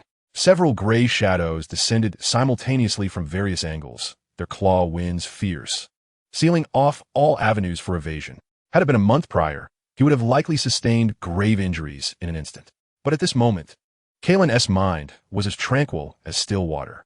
Toward his form, he sank slightly, arms sweeping in a circular motion, as a harmonious and supple force field emanated from his core. Not merely withstanding the blows, but employing a deft tremor and guidance, he deflected the incoming claws, causing them to veer off course. Swoosh! The claw winds grazed past, leaving only shallow marks upon his makeshift arm guards crafted from animal hide and hardened resin. The instant he thwarted the first wave of attacks, Kailan's gaze sharpened. Tooth of the demon. Seizing the fleeting moment amidst the baboon's assault, he spun like a top. Fingers converging, and the dark energy surged forth like a viper, striking from its lair, precisely aimed at the throats of the two nearest shadow-clawed baboons. Thud! Thud! Two muted thumps resounded, and the movements of the baboons abruptly froze, their vitality swiftly dimming as they plummeted from the air, their throats and life force shattered by the dark energy. The instantaneous demise of their comrades incited a brief turmoil and fear among the remaining baboons. Would Kailan let this opportunity slip away? He unleashed the shrimp step, charging into the midst of the baboon horde. With a leopard strike, antelope kick, and crocodile pounce, he flawlessly executed a variety of beastly techniques infused with both light and dark energies, each strike precise and ruthless, devoid of superfluous motion. He transformed into a humanoid beast, unleashing a tempest of carnage amidst the baboon ranks. His mastery of dark energy rendered his assaults exceedingly efficient, often incapacitating his foes with a single blow, while his perfected tortoise form allowed him to calmly counter ambushes from blind spots, even using their own force against them. The battle concluded swiftly. The ground was strewn with the lifeless bodies of 7 or 8 shadow-clawed baboons, while the remaining ones had already fled, screeching into the depths of a dense forest. Kailan stood amidst the fallen, breathing slightly heavier, his body smeared with blood, though most of it belonged to his adversaries. He bore a few superficial wounds, yet they were of little consequence. He silently reflected upon the recent confrontation, that precise grasp of timing, distance, and power, that ability to remain composed and make optimal decisions amidst a throng of foes, seemed to flow through his very veins as an instinctual prowess. Not enough. These opponents are insufficient to push me to my limits. His gaze shifted deeper into the woods, where the energy fluctuations resonated with greater intensity. In the days that followed, he became an indefatigable challenger, actively seeking out the formidable at the fringes of the core area. He faced the fearsome strength of a titan capable of shattering the earth with a single blow, honing the limits of his tortoise form and the techniques of energy transformation. He raced against the elusive phantom cat, adept at disorienting with mental wails, pushing the boundaries of his shrimp step and mental resilience. He maneuvered with the hard-shelled acid beetle, which could spray corrosive acid, refining the precision and battlefield evasion of his tooth of the demon. Each battle was arduous and extraordinary, and every victory hard-earned. His combat prowess escalated rapidly under intense pressure, swiftly surpassing the formidable threshold of 100 and advancing towards even higher realms. Various beastly techniques were continuously refined, integrated, and evolved through fierce encounters with diverse, formidable foes, gradually shedding the marks of imitation and adopting his distinctive style, efficient, precise, and lethal. More importantly, through countless trials of life and death, the potential of his body instinct level 2 was incessantly awakened. Initially, it manifested merely as a vague sense of impending crisis. Gradually, he began to predict the general direction of his opponent's attacks. And now, in a fierce battle against a camouflaged venomous python, whose combat strength approached 130 and was adept at stealthy ambushes, the python's tail silently emerged from the ground at his blind spot, striking with the swiftness of lightning. Logically, there was no way for him to evade. Yet in the split second before the attack struck his body, Kailan reacted instinctively, his waist twisting with an agility unfathomable to any human, narrowly avoiding the venomous fangs. Simultaneously, he countered with a precise strike of his claw, shattering the python's tailbones. The entire sequence unfolded within a mere 1/100th of a second, far exceeding the speed of thought. In the aftermath of the battle, Kailan recalled the event with a twinge of trepidation and fear. At that moment, he had neither seen nor heard the attack. It was purely an instinctive reaction that transcended the 5 senses. Such occurrences became increasingly frequent. At times, he could inexplicably sense the presence of hidden hunters. At other times, he could instinctively identify the weakest point in his opponent's energy defenses. Occasionally, his body would autonomously select the optimal path for evasion or attack before his conscious mind could decide. It was as though a super-fast computer was perpetually calculating battlefield information within his subconscious, directly issuing commands to his body. This state was beyond his conscious control, appearing sporadically and often only manifesting in the most critical moments. Moreover, each instance brought immense mental fatigue. Yet, he understood that this was the embryonic form of a burgeoning, more potent capability. Each fleeting glimmer represented a precious opportunity towards a higher realm. His demeanor grew increasingly profound, his movements imbued with a panther-like elegance and danger. Deep within his obsidian eyes, a faint, nearly imperceptible silver glimmer would occasionally flash, fleeting as a whisper. Standing amidst the wreckage of the battlefield, beneath his feet lay the corpse of a thunderhorn rhinoceros, a formidable creature he had painstakingly slain at the cost of his own injuries. Boasting a combat strength of 150, Kailan wiped the blood from the corner of his mouth and gazed towards the heart of the jungle. The energy fluctuations there resembled a beacon in the darkness, powerful, alluring, yet fraught with lethal peril. He could sense the presence of terrifying creatures with combat strength far exceeding 150. That was his true trial. Without hesitation, he tended to his wounds and strode forward with firm and steady steps towards that ultimate region. The fatigue of his body could not overshadow the exaltation of his spirit, nor the ever-clearer confidence and yearning of a true warrior gleaming in his eyes. Instinctual glimmers have ignited within the darkness. The road ahead is fraught with peril, and only battle remains. Chapter 9. The core region and the emergence of the Silver Eyes. Crossing a colossal fossilized wooden skeleton, which seemingly serves as a natural boundary. The landscape transforms dramatically before him. The air is thickened with a surge of energy, nearly suffocating in its density. The trees here transcend mere vegetation. They resemble living crystallizations of energy, their gnarled branches twisting and shimmering with a faint phosphorescence. The ground is blanketed in a thick layer of fungi, emanating a gentle warmth, yielding softly and resiliently beneath his steps. Silence. An oppressive stillness envelopes the surroundings. The sounds of insects and birds have vanished entirely, leaving only a near illusory hum from the movement of energy and the heavy, rhythmic thumping of his own heart within his chest. Kailan's muscles instinctively tense, each cell sounding the highest alarm. He can distinctly sense countless powerful and ancient thoughts sweeping from the depths of the forest, coldly scrutinizing him, the unwelcome intruder. The sovereigns of this domain have evidently taken note of his arrival. Rather than rush forward, he opts for a natural depression formed by luminous vines as a temporary refuge, patiently concealing himself like the most seasoned of hunters, beginning to observe the rules of this ultimate hunting ground. On the first day, he witnesses a hunt that can only be described as horrifying. A creature known as the Earthbreaker, its combat prowess exceeding 200, clad in spiked armor, relentlessly pursues its prey. Suddenly, a golden flash, so swift it is nearly imperceptible, zips from a nearby cluster of crystals. In the next instant, the Earthbreaker's massive form goes rigid, a gaping wound the size of a bowl appearing on its solid head, brain matter and blood erupting forth. It is unable to emit even a cry of anguish before crashing to the ground.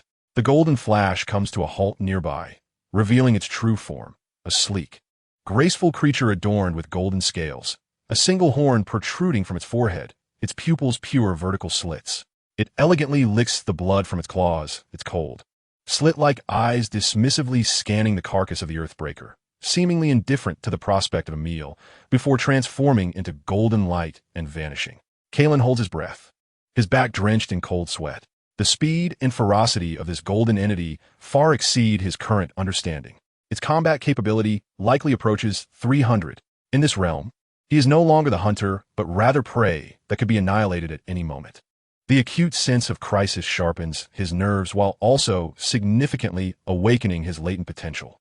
He becomes increasingly cautious, moving with greater stealth, utilizing every aspect of the environment to mask his presence, embodying the role of an observer to the utmost degree. He studies the behavioral patterns of these formidable creatures, their territorial boundaries, and the subtle tensions and balances that exist among them. He learns to harness the unique environment and energy flows here to obscure his own aura. Each careful movement, each brief excursion to forage, targeting only the relatively weaker energy beings that inhabit this place, feels akin to dancing upon the edge of a knife.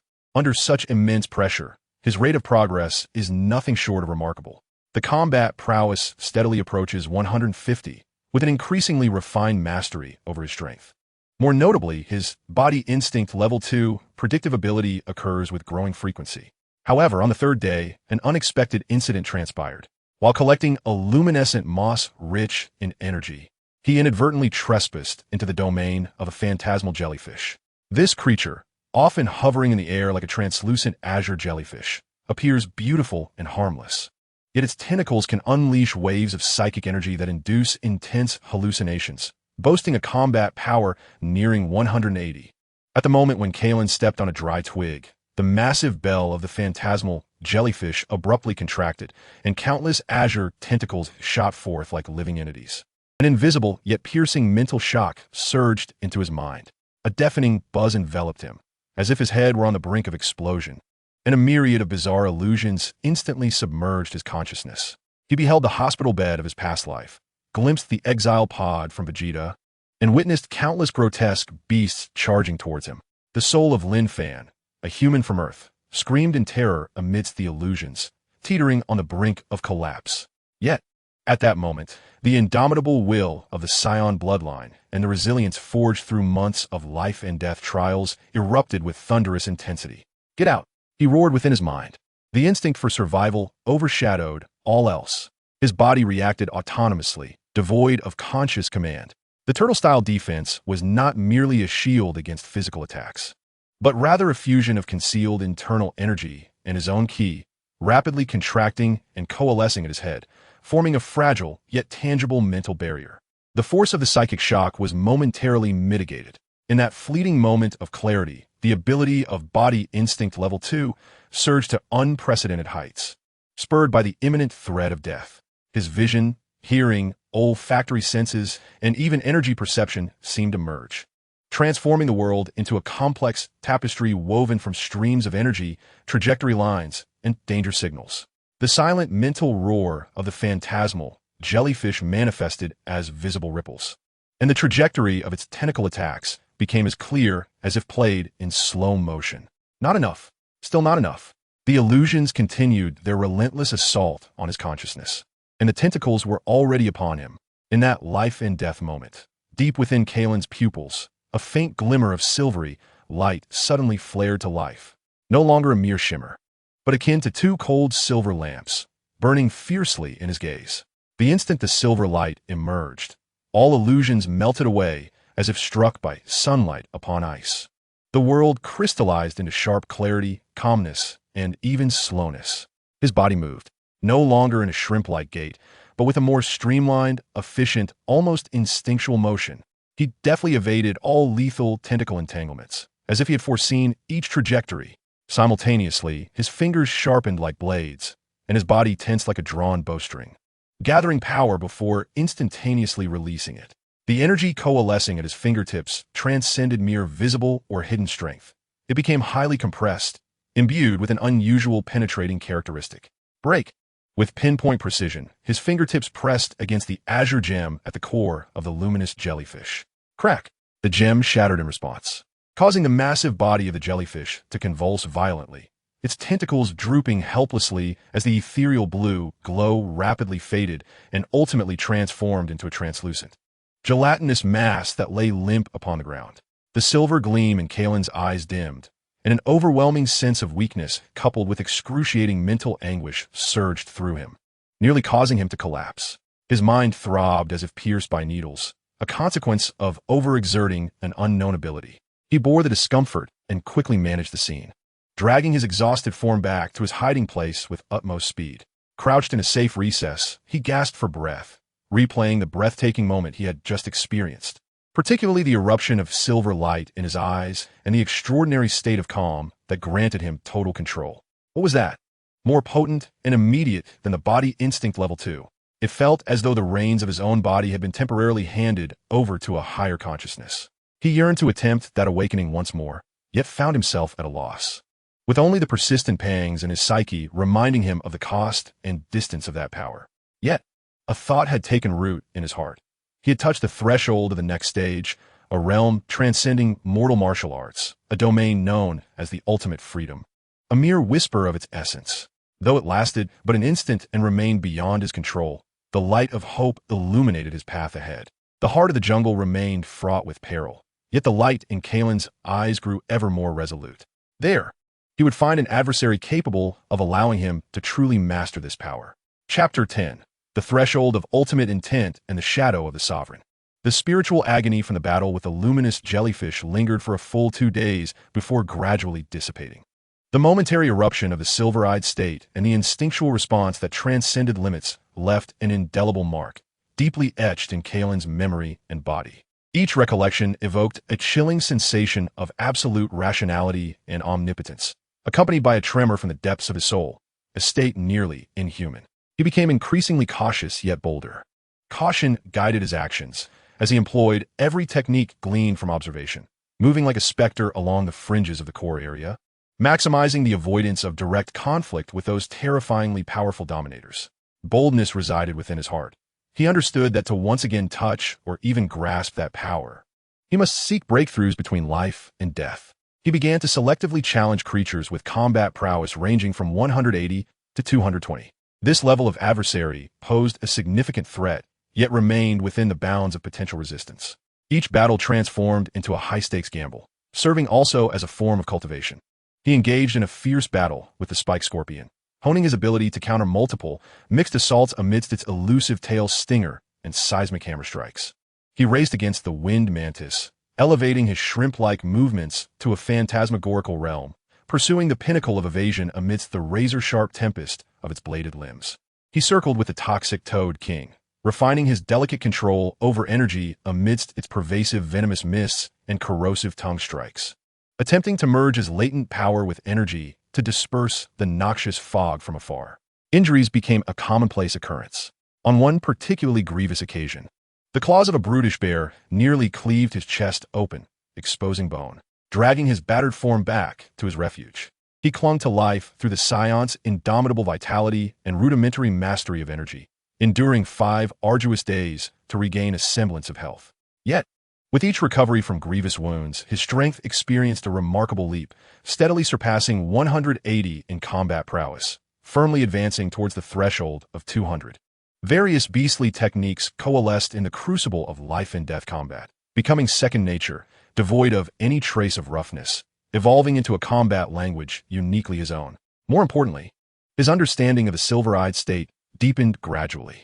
Although he still could not summon it at will, he discovered that when his mind was intensely focused, devoid of distractions, and wholly immersed in the flow of battle, the probability of transcendent foresight and instinctive reactions increased significantly. At times, it manifested as a subtle, perfectly timed sidestep to evade a fatal strike. At others, it appeared as an instinctive, impeccably executed counter to disrupt his opponent's assault. Occasionally, it flickered in his pupils, a fleeting silver glimmer almost imperceptible. He deliberately sought this state, treating each battle as a trial leading to the threshold of ultimate mastery.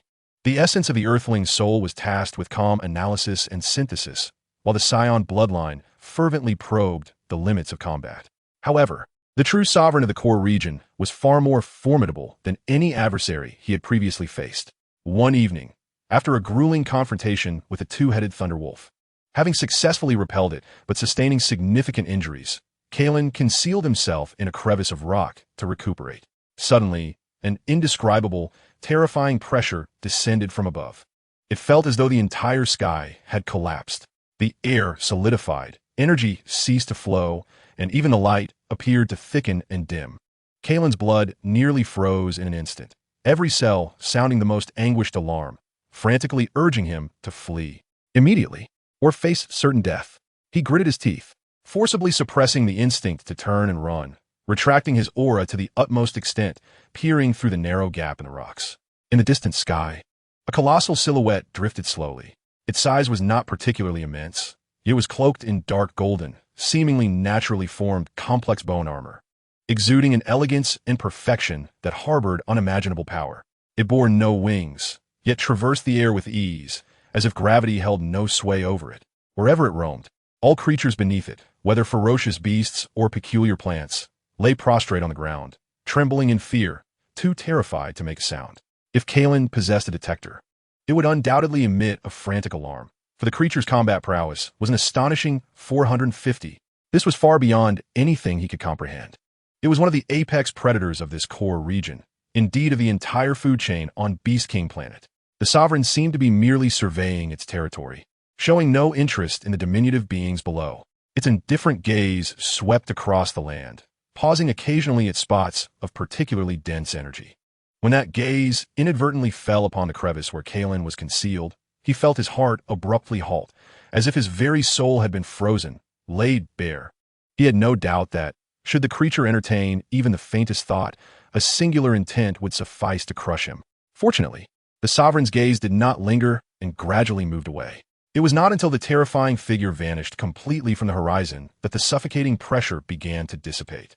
Kailan collapsed within the crevice, drenched in cold sweat, gasping for breath as if he had just been pulled back from the brink of drowning. An unprecedented sense of insignificance and powerlessness seized him. 450 in combat power. What a terrifying existence. His own 180 was likely no more significant than that of an ant in the eyes of such a being. Was he despairing? A little. Yet more than that, he felt an ignited, nearly frenzied desire and fighting spirit.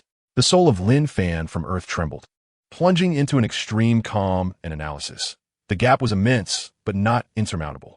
With a goal, a direction was established. The Saiyan blood within him roared and boiled. Powerful. This was a worthy adversary to challenge. One day he would stand before it and engage in battle. Under the immense pressure, his silver-eyed state flickered momentarily.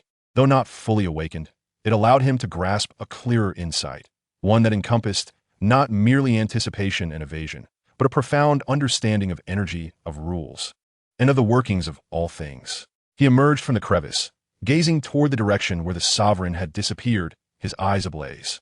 The faint sense of self-satisfaction and pride shattered, replaced by a steadier, more resolute determination to pursue his path. The journey ahead was long, and the strong were many. What he had witnessed was merely the tip of the iceberg of true power in this jungle. Yet the flame within him had been thoroughly ignited. 200 in combat power was neither an endpoint nor even a starting point. It was merely the minimum threshold indicated by the silhouette of a true king that he must surpass. He inhaled deeply the air still tinged with that terrifying pressure and clenched his fists tightly.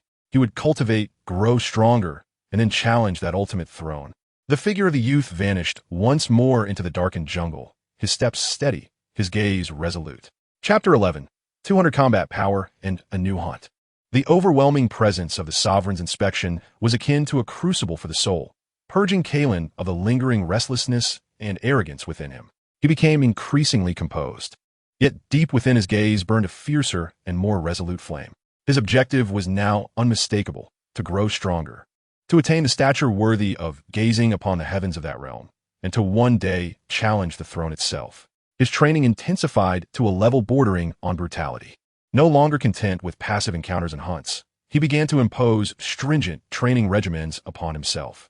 He discovered a fragmented valley teeming with energy disturbances and invisible spatial rifts, where he practiced the shrimp-like step, striving for absolute precision of movement under extreme conditions, aware that each misstep could lead to grievous injury from unseen forces.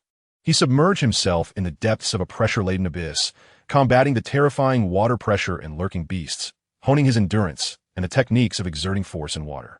He would even deliberately provoke formidable multi-headed beasts, placing himself in dire straits to refine his combat skills in groups and maintain an absolute calm amidst chaos. Injuries were frequent, yet his recovery accelerated remarkably. Under relentless pressure, the Saiyan cells unleashed astonishing potential. His perception and application of energy grew increasingly sophisticated. He could now harness energy to expedite healing, temporarily enhance his limbs, and even conduct basic external energy sensing. Various beastly techniques fused seamlessly, no longer confined to a single form, but executed with effortless grace. Antelope kicks transitioned into leopard strikes. Crocodilian lunges morphed into the piercing claws of a fiend, fluidly alternating between offense and defense, embodying a simplicity and ferocity forged through countless battles. The predictive instincts of his body, now at a secondary level, became ever more precise and reliable. Although the ultimate state of his silver eyes remained elusive, that combat intuition, transcending thought, gradually became an indispensable facet of his strength. Time sped by in a whirlwind of his relentless training. Another month had passed, when he emerged victorious from a brutal skirmish with 3 evolved Shadow Claw baboons, each boasting a combat prowess nearing 190, dragging his nearly shattered body and crushing the final baboon's throat. It felt as if an invisible barrier within him had violently shattered. A surge of power, more immense than ever before, erupted from the depths of his being, flooding through his limbs and bones like a volcanic eruption. Exhaustion and pain were washed away by this newfound vitality, every cell rejoicing and becoming more resilient. The threshold for energy capacity suddenly elevated to a new echelon. His aura expanded uncontrollably, causing the ground's debris to tremble slightly and startling a few small creatures lurking nearby. Kailan stood still, eyes closed, savoring the torrent of power coursing through him. Slowly clenching his fists, the joints cracking with a crisp resonance. He had broken through. Combat power, 200. This marked a qualitative leap, signifying his formal departure from the realm of infancy and his entry into a new echelon of strength. Regardless of speed, strength, defense, or the capacity and mastery over energy, they are incomparable. He abruptly opened his eyes, radiating brilliance. Without a roar to the heavens, he simply inhaled deeply, gradually suppressing the surging energy, returning to a tranquil state akin to still waters. A battle power of 200 in this core region still seemed insignificant. The figure of the dominant beast loomed before him like a mountain. Yet, this undoubtedly marked a significant milestone, affirming that his path was correct, that his sweat and blood had not been shed in vain. It was time, he murmured softly, his gaze directed toward the vanishing direction of the golden creature. That elegant, swift, and terrifyingly powerful being, with a combat strength nearing 300, was the ideal opponent to test his achievements of 200 and further compel his potential. He embarked on a new round of patient tracking. With heightened energy perception and tracking skills, along with the subtle evasion of danger afforded by body instinct level 2, he spent several days before finally locking onto the activity trajectory of the golden creature once more. It appeared to be a solitary being, possessing a relatively fixed territory, primarily preying upon large creatures with thick hides and combat strengths exceeding 200, moving with a grace and indifference characteristic of a top predator. Kailan did not rush into action. Like the most patient shadow, he observed its hunting habits, attack patterns, and even its state while resting. He noted that this creature was unmatched in speed and ferocity, yet seemed to prefer a single, lethal strike, lacking the patience for prolonged engagements, relying instead on absolute speed for its defense. A preliminary strategy began to form in his mind. He chose a moment when the golden creature had just concluded a hunt, effortlessly tearing apart a thick-skinned mountain boar and was languidly licking the blood from its claws. Kailan emerged slowly from behind a cluster of crystals, concealing no trace of his presence. The golden creature instantly became alert, its cold, vertical pupils locking onto the unexpected visitor. It recognized this aura, recalling the insect it had observed from a far days earlier. At this moment, the insect appeared somewhat stronger, yet it dismissed this thought, emitting a low hiss that conveyed both warning and expulsion. Kailan halted at a relatively safe distance, revealing no hostility, merely adopting a stance that was not offensive but rather embodied the essence of the tortoise-shaped defensive philosophy, steadfast as a mountain, yet poised to strike. In this world of survival of the fittest, this posture carried but one meaning, a challenge. The vertical pupils of the golden creature narrowed slightly, evidently taken aback. It scrutinized Kailan, seemingly pondering the source of this sudden audacity from the insect. Soon, a flicker of offended anger replaced its confusion. A mere insect with a battle power of 200 dared to provoke it? In an instant, without warning, its figure vanished. Kailan's pupils constricted sharply, and body instinct level 2 triggered a frantic alert.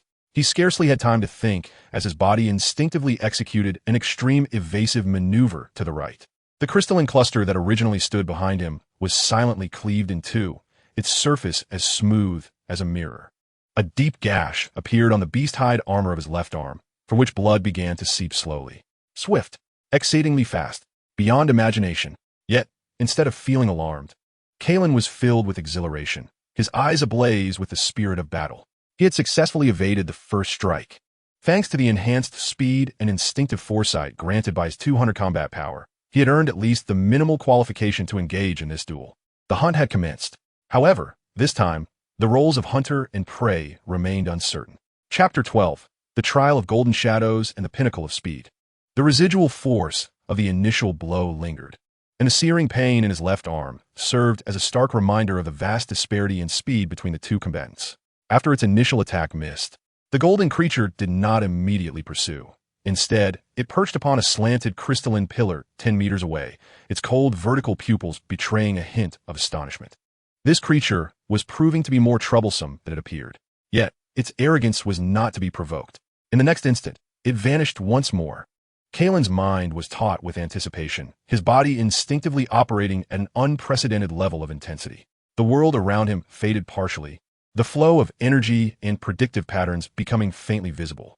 To his left front, at a 45-degree angle, downward claw strike. His judgment crystallized within a mere thousandth of a second. Almost instinctively, Kailan spun to the rear right, his shrimp-like steps propelled by his 200 combat power, unleashing a newfound velocity. Simultaneously, he crossed his arms. The harmonious strength of his turtle form, defense, manifesting instantly. A harsh screech of friction pierced the air. The golden claws grazed perilously close to his chest. The sharp energy trailing behind them, carving two grievous wounds deep enough to glimpse bone, blood gushing forth. He had successfully defended himself, yet he remained entirely on the defensive. The golden creature's figure was like a specter, striking once and then vanishing without delay, launching another attack from an inconceivable angle. Claw strikes, sweeping tails, even a highly concentrated energy beam spewing from its maw. Kailan pushed himself to the very limits of his capabilities. He elevated his shrimp-like steps to their zenith, evading within the confines of a small space, leaving behind trails of afterimages. His turtle form defense continually absorbed the impacts, each clash sending tremors through his body, causing his blood to surge violently, and his arms felt as if they might split apart, the monstrous power far exceeding his expectations. He was like a fragile vessel in a storm, poised to capsize at any moment. His wounds multiplied rapidly, blood nearly transforming him into a crimson figure. Were it not for the tremendous increase in his physique after surpassing 200 combat power, along with the turtle form defense mitigating the impacts, he would have been torn to shreds long ago. He had attempted to counterattack. The speed of his leopard form could not keep pace with his adversary, and the hidden force of his claws had yet to reach its target before the foe had already vanished. An absolute suppression of speed. This was an utterly unequal trial. The opponent had not even unleashed its true killing moves, seemingly toying with and tormenting this audacious challenger through sheer velocity. Yet, amidst this relentless barrage, Kailan's heart gradually found a semblance of tranquility. Pain stimulated his nerves, simultaneously igniting the indomitable spirit inherent in his Saiyan bloodline. The essence of humanity within him fervently analyzed, calculated, and absorbed knowledge. He adeptly adapted to this terrifying velocity, meticulously capturing the subtle habits and precursors of his opponent's movements. He anticipated the most probable position of that elusive figure's next appearance. Each perilous dodge and arduous block deepened his comprehension of speed. Under immense pressure, his prawn-like steps began to metamorphose, integrating more instinctual, almost predictive maneuvers and bursts of power, becoming increasingly succinct, direct, and efficient. He even commenced to emulate his adversary's technique of concentrating all strength into a singular moment of explosive speed. Opportunity was fleeting. He needed to create an instant where his opponent could not fully exploit their speed advantage. In a moment of withstanding a forceful tail sweep from his foe. As he propelled himself backward, Kailan's gaze abruptly fixed upon a particularly dense area teeming with large crystal clusters and intertwined vines. An intricate terrain with relatively confined space. That was it. Without hesitation, he channeled all his energy into his legs, unleashing his prawn-like step to its utmost potential, not to flee, but to charge towards that complex landscape. The golden creature emitted a disdainful hiss, transforming into a golden shadow in swift pursuit. To it, this was merely the desperate struggle of prey, hastening to a swifter demise. As Kailan plunged into the intricate terrain, his speed suddenly diminished, seemingly ensnared by the environment. A glimmer of cold light flashed in the golden creature's eyes, an opportunity. Speed surged once more, its claws aimed directly at Kailan's vulnerable back. It sought to obliterate its prey before it could delve deeper into the convoluted surroundings. Yet, just as its talons were about to connect with their target, Kailan, as if endowed with eyes on the back of his head, executed a defiance of physical laws with an almost perpendicular, minuscule pivot, narrowly gliding past a colossal crystal pillar. Simultaneously, his foot adeptly ensnared a resilient, dangling vine. The golden creature's determined strike collided brutally with the hard crystal pillar, sparks flying. Now was the moment. In that fleeting instant, when the opponent's old strength had waned and new power had yet to emerge, confined within a narrow space, its speed forcibly curtailed. Kailan's right leg, poised and coiled like an overextended spring, erupted as it pressed against the crystal pillar. His body surged forward like an arrow released from its bow, aimed at the golden creature. Concurrently, his left hand, long held in restraint, brought together all 200 units of combat power, his understanding of dark energy, and every ounce of fighting spirit and resolve, condensing it all to his fingertips. This strike was no longer an imitation of any beast, but a culmination of his comprehension of speed, timing, and force. A decisive kill. Hit me. His fingertips, like a burning meteor, precisely targeted the exposed flank of the golden creature, where its energy nodes were relatively vulnerable. For the first time, the creature's vertical pupils constricted sharply, revealing genuine astonishment. He was utterly unprepared for the rapid, precise, and lethal strike delivered by the creature. In that confined space, there was no time for him to evade completely. With a swift motion, a finger imbued with terrifying penetrating power struck its mark for the first time. Yet, just before impact, the magnificent golden scales of the creature shimmered with a faint glow, forming an exceptionally resilient energy shield. The sensation at his fingertip was not one of tearing flesh, but rather akin to piercing through remarkably tough rubber. Despite Kailan's concentrated effort, his strike failed to fully penetrate this automatic protective energy.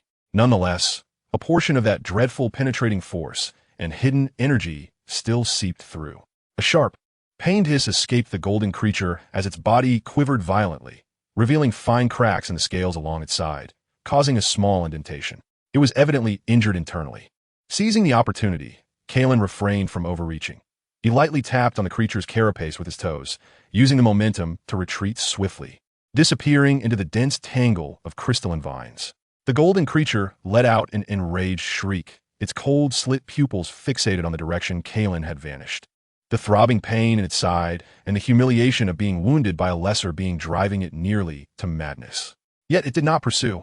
The complex terrain hindered its speed advantage, and the creature's recent encounter with Kailan's cunning and explosive energy instilled a rare sense of caution in it. It would remember this scent. In the distance, Kailan leaned against a concealed rock wall, gasping for breath, his body trembling slightly. The tips of his right index and middle fingers were a gruesome mess, even exposing the stark white of bone, a result of the recoil from the creature's protective energy. Yet, there was no expression of pain on his face. Instead, he bore an exhilarating and fulfilled countenance. He had succeeded, although he had not severely wounded his opponent. He had indeed struck true. In the face of absolute speed disadvantage, he had relied on strategy, the environment, and a life-risking blow to genuinely touch that formidable presence. This encounter elevated his understanding of speed to an entirely new echelon.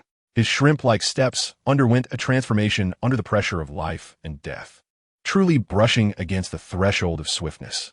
More importantly, he had validated his path. His skills, intellect, and courage were sufficient to compensate for, and even surpass, the chasm of absolute power. After a prolonged rest and tending to his wounds, Kailan emerged from his hiding place, gazing toward the territory of the golden creature. A challenging smile curving his lips. Next time, it would not be so simple. The trial had concluded. The Real hunt was just beginning. He had already glimpsed the direction of his next steps. Greater speed, stronger penetrating power, and how to breach that infernal energy shield. Chapter 13. The thought of breaking the barrier and learning from all things.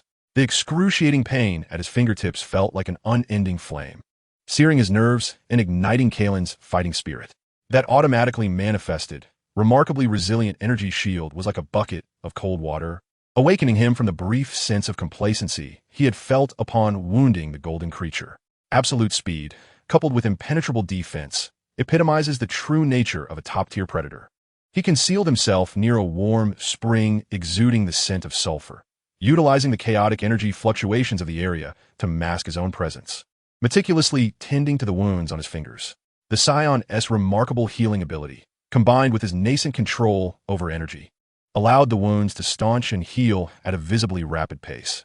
Yet the damage to his bones and meridians required more time. Amidst the pain, his mind raced with thoughts. That layer of energy was not merely hard.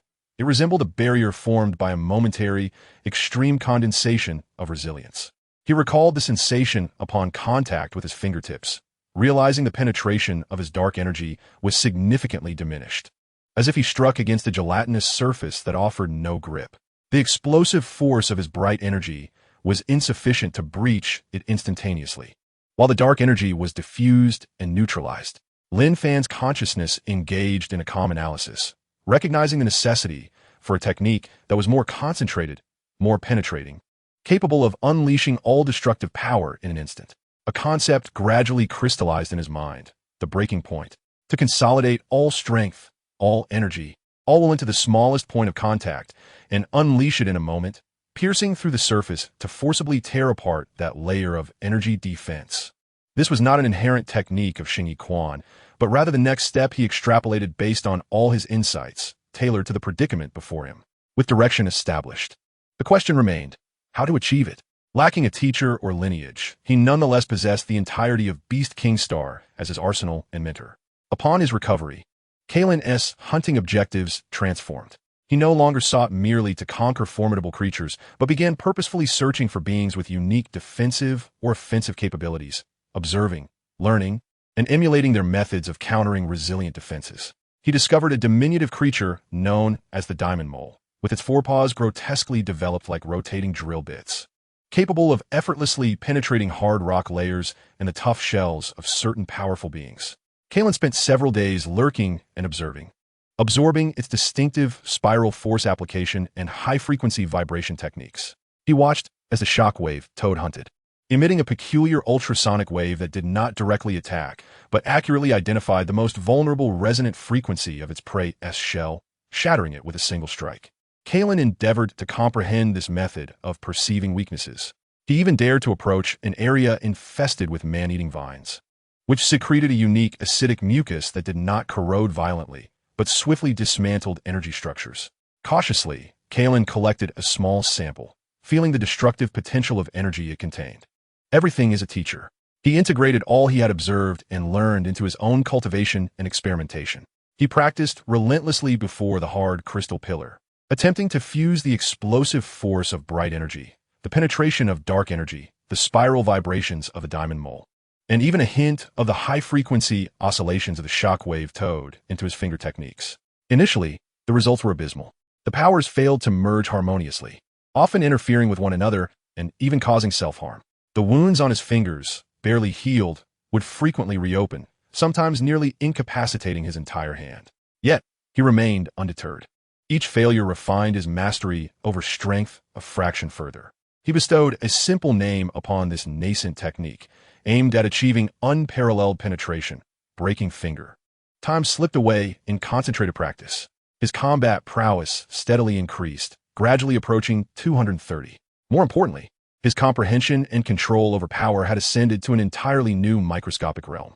He could distinctly perceive the flow of his energy, guiding it to converge in specific areas. He experimented with the forces coalescing between his fingers, inducing vibrations at varying frequencies to test their destructive effects on energy and matter. One day, facing a piece of natural black crystal, as hard as the scales of that golden creature, he held his breath, focusing intently as his right index finger extended slowly. The fingertip exuded no remarkable force. Rather, it was strikingly restrained. Yet, the moment it touched the surface of the black crystal, the force erupted with an intricately complex composite frequency, combining the fierce strength of overt force, the subtle infiltration of covert force, high-frequency spiral vibrations, and a peculiar disturbance wave targeting the energy structure. Crack! A faint yet remarkably clear sound of shattering resonated from the center of his fingertip. A small web-like crack spread across the black crystal surface. Though it did not completely rupture, signs of damage were evident deep within the fissure. Success! The nascent form had revealed itself. A brilliant light ignited in Kailan's eyes. Although he was still distant from breaching the defense of that golden creature, he now glimpsed a clear path forward. Suppressing his inner excitement, he once again gazed towards the territory of the golden being. This time, his eyes reflected no hesitation, only the focused anticipation of an experimenter observing test materials. It was time for another practical test. He needed more data, a first-hand experience of the strength and characteristics of that energy barrier, and under such extreme pressure, to further hone his breaking finger. The silent call of the hunt sounded once more. Yet this time, the hunter wielded a finely sharpened tool known as the point of breach. Chapter 14. The initial trial of breaking finger and the return of the silver eyes. His fingertip brushed lightly over the web-like cracks on the black crystal surface, and a cool yet fervent light flickered in Kailan's eyes. He had succeeded, but this was merely the first step. The static targets in a laboratory were entirely different from the high-speed, energy-fueled living targets encountered in life and death struggles. He required data.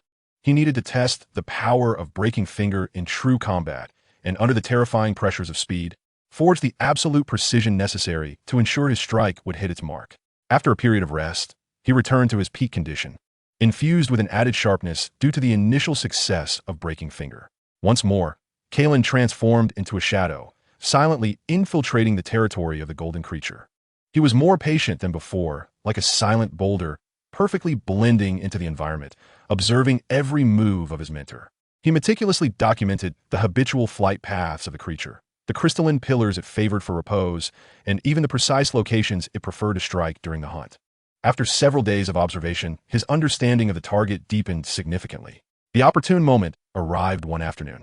The golden creature had just completed a successful hunt, having torn apart a spiny shield boar that dared to intrude upon its territory. It lazily reclined upon a towering crystalline platform, basking in the eerie glow cast by twin suns, while licking non-existent blood from its claws. This was a time of relatively low vigilance for it. Kailan chose not to engage in the complexities of the terrain. He needed to test the efficacy of the breaking point technique in an open area, under direct confrontation. He emerged slowly from his hiding place, this time without concealing his presence or assuming a defensive stance. Instead, he raised his right hand, aligning his index and middle fingers, as a sharp, concentrated aura began to coalesce at his fingertips. The surrounding energy particles seemed to be drawn in, swirling around him. A blatant provocation. The golden creature instantly became alert, its slit-like pupils locking onto Kailan with icy intensity. It recognized the insect that had wounded it previously and sensed the unsettling sharpness emanating from his fingertips. Anger reignited within it, now tinged with an imperceptible gravity. This insect appeared to have changed. In an instant, it vanished without warning. The lethal threat of its extreme speed bore down upon Kailan. His pupils contracted as his body instinctively activated its secondary reflexes, plunging him into a predictive state of semi-slow motion. To the left, a direct thrust. In that fleeting moment of judgment, Kailan opted not to evade entirely.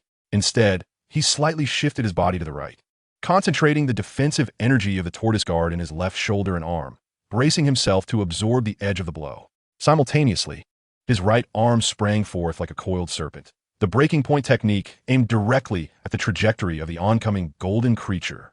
He anticipated its landing, to exchange injury for a chance at strike. No, rather to exchange injury for an opportunity to test his aim. With a swift slash, the golden claws tore into Kailan's left shoulder, erupting in a spray of crimson, the wound deep enough to expose bone. Agonizing pain surged, yet almost simultaneously, Kailan's breaking point struck precisely at the joint of the creature's forelimb, now slightly outlined due to its high-speed movement. This contact felt entirely different. The layer of resilient energy shielding was instantly activated, shimmering with golden light. However, the concentrated force of the breaking point, imbued with a complex, destructive frequency, pierced through as if it were a searing iron needle, forcefully embedding itself into the rubbery material. The energy barrier quivered violently, emitting a strained hum under the burden. Although it had not completely penetrated, the pressure of his strike was evidently deeper, even producing a faint sound reminiscent of cracking scales.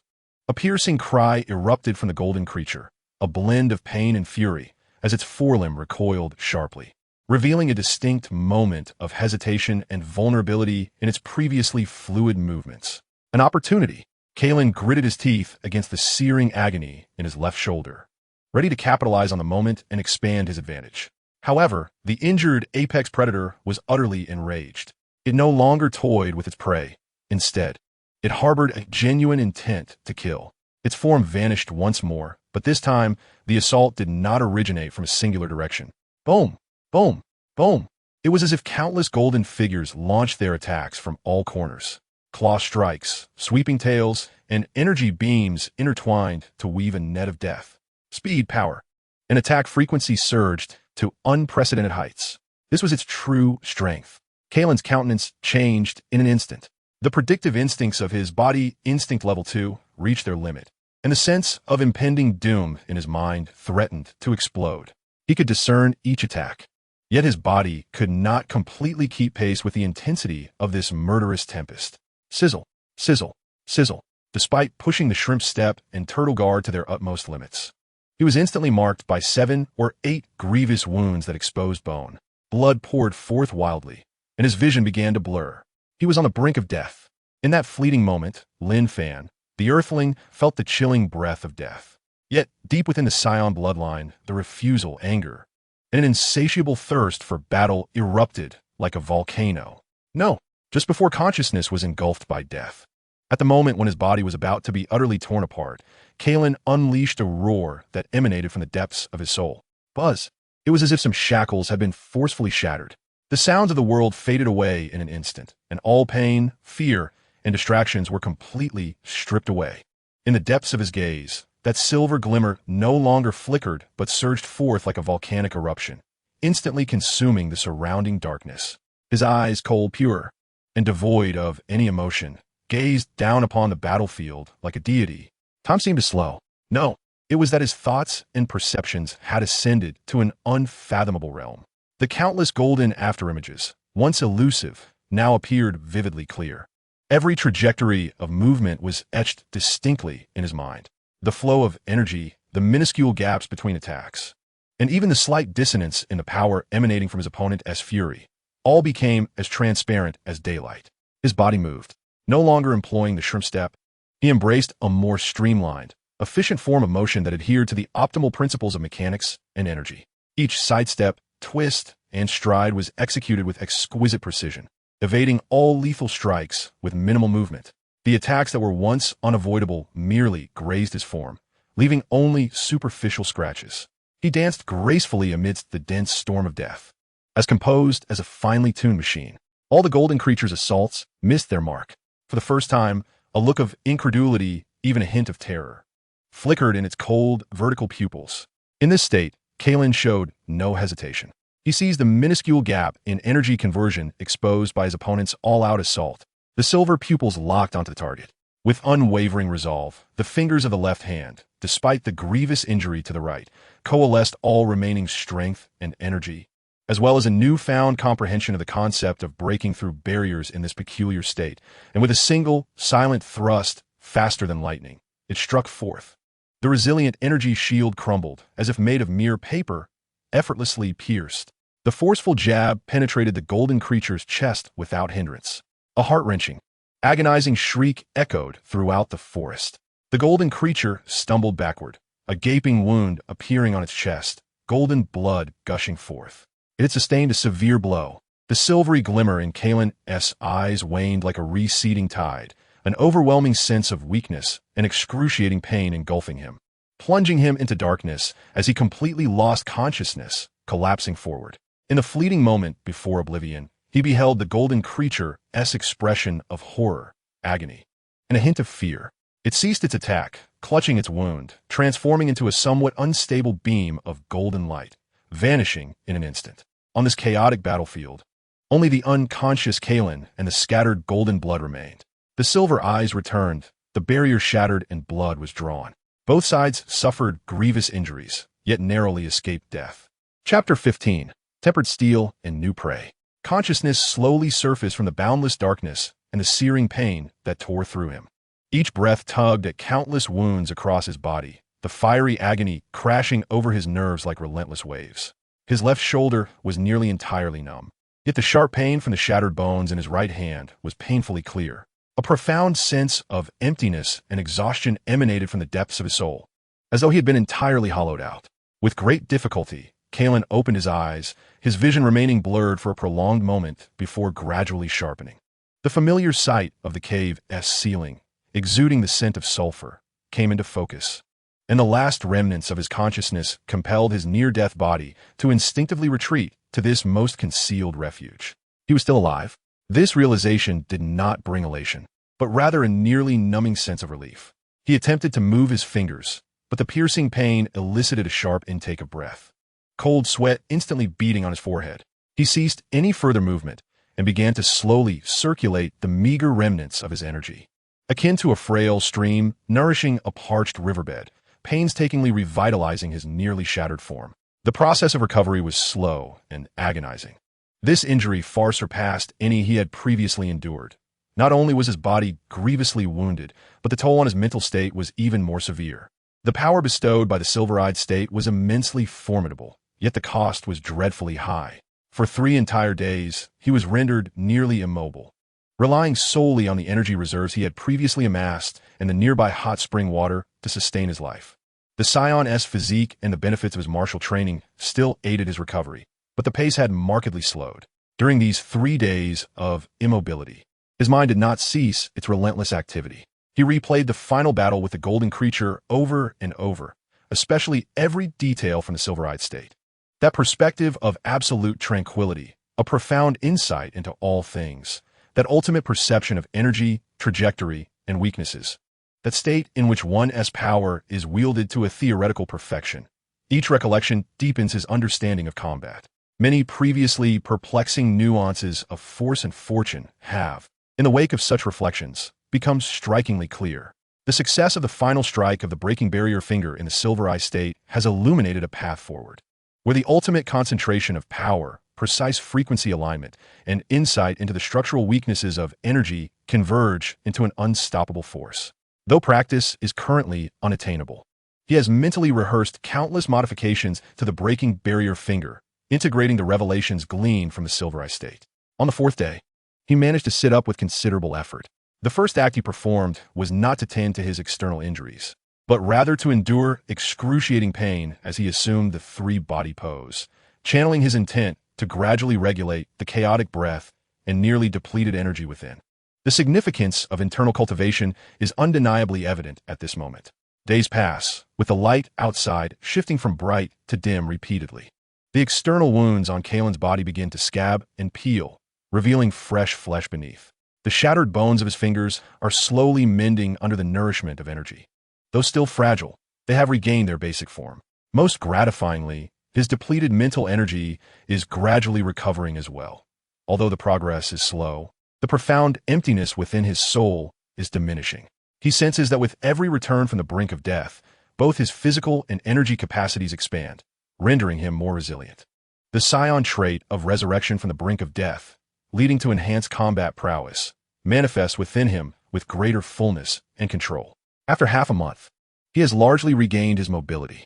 Not only has his combat capability been completely restored, but it has also surged to 250.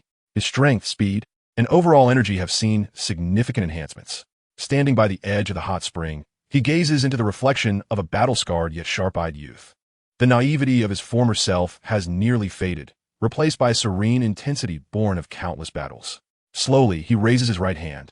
Though the new bones are not yet sturdy, he aligns his fingers like a blade, recalling the sensations experienced in the silver-eye state, and gently thrusts forward. Silent as a whisper, the air before his fingertips emits a faint pop, as though a tiny hole has been pierced. The power of the breaking barrier finger has transformed beyond recognition. It is time to venture forth once more. He requires further combat to solidify his gains, stronger adversaries to hone his newfound strength, and, most importantly, to seek out that golden creature. The terror-stricken gaze it cast upon him, along with the golden blood that spilled, has transmuted it from an awe-inspiring mountain into a target worthy of pursuit, at least in Kailan's heart. Its speed, its defenses, and especially the rich and potent energy within it, present an excellent source of sustenance. The goal of the hunt has been irrevocably altered. As he re-enters the core area, Kailan's aura is more subdued, his movements steadier and more measured. He resembled the most patient of hunters, embarking on a quest to seek the traces left by the golden creature, scattered scales, dried golden droplets of blood, and that unique residual energy. He discerned the direction in which it had last fled, wounded. The pursuit became increasingly arduous, for the creature had evidently grown more vigilant and cunning, deliberately obscuring its trail. Yet, after undergoing the baptism of the silver eyes, Kailan's instinctual prowess seemed to sharpen. He could detect the faintest remnants of energy in the air, intuitively selecting the most promising paths. After several days of relentless tracking, he arrived at an uncharted territory. The energy here was more turbulent, the ground littered with colossal beast bones, and the air was thick with a somber, ancient atmosphere. It was here that he discovered further traces of golden blood, along with signs of a fierce struggle, evidence of a battle that could not have been instigated by a single creature. Kailan crouched down, meticulously examining a massive gash in the earth, as if cleaved by a razor, beside which lay a pool of a noticeably newer, chilling azure liquid. This was not the blood of the golden beast. Another creature had found it, injured before him, and a conflict had ensued. Kailan's eyes narrowed slightly. a glimmer of cold light flickering within. His quarry seemed to have caught the attention of others, inducing a sense of displeasure and a heightened urgency within him. He quickened his pace, following the increasingly distinct signs of battle and residual energy.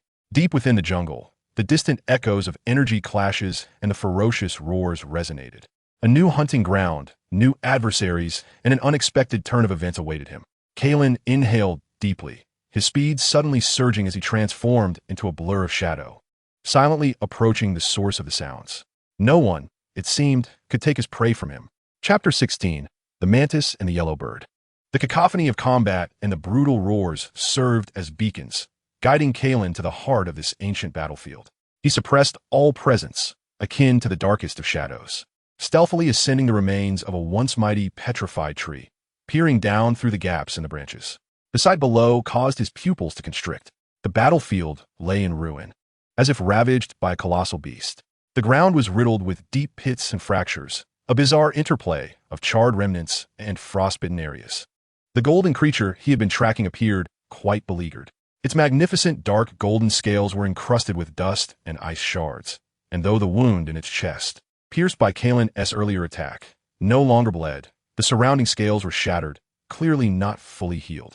Its movements remained swift, yet it had lost some of its former grace, with pain and fury blazing in its vertical pupils. Its opponent was a peculiar creature, entirely enveloped in a translucent azure shell, as if sculpted from millennia-old ice.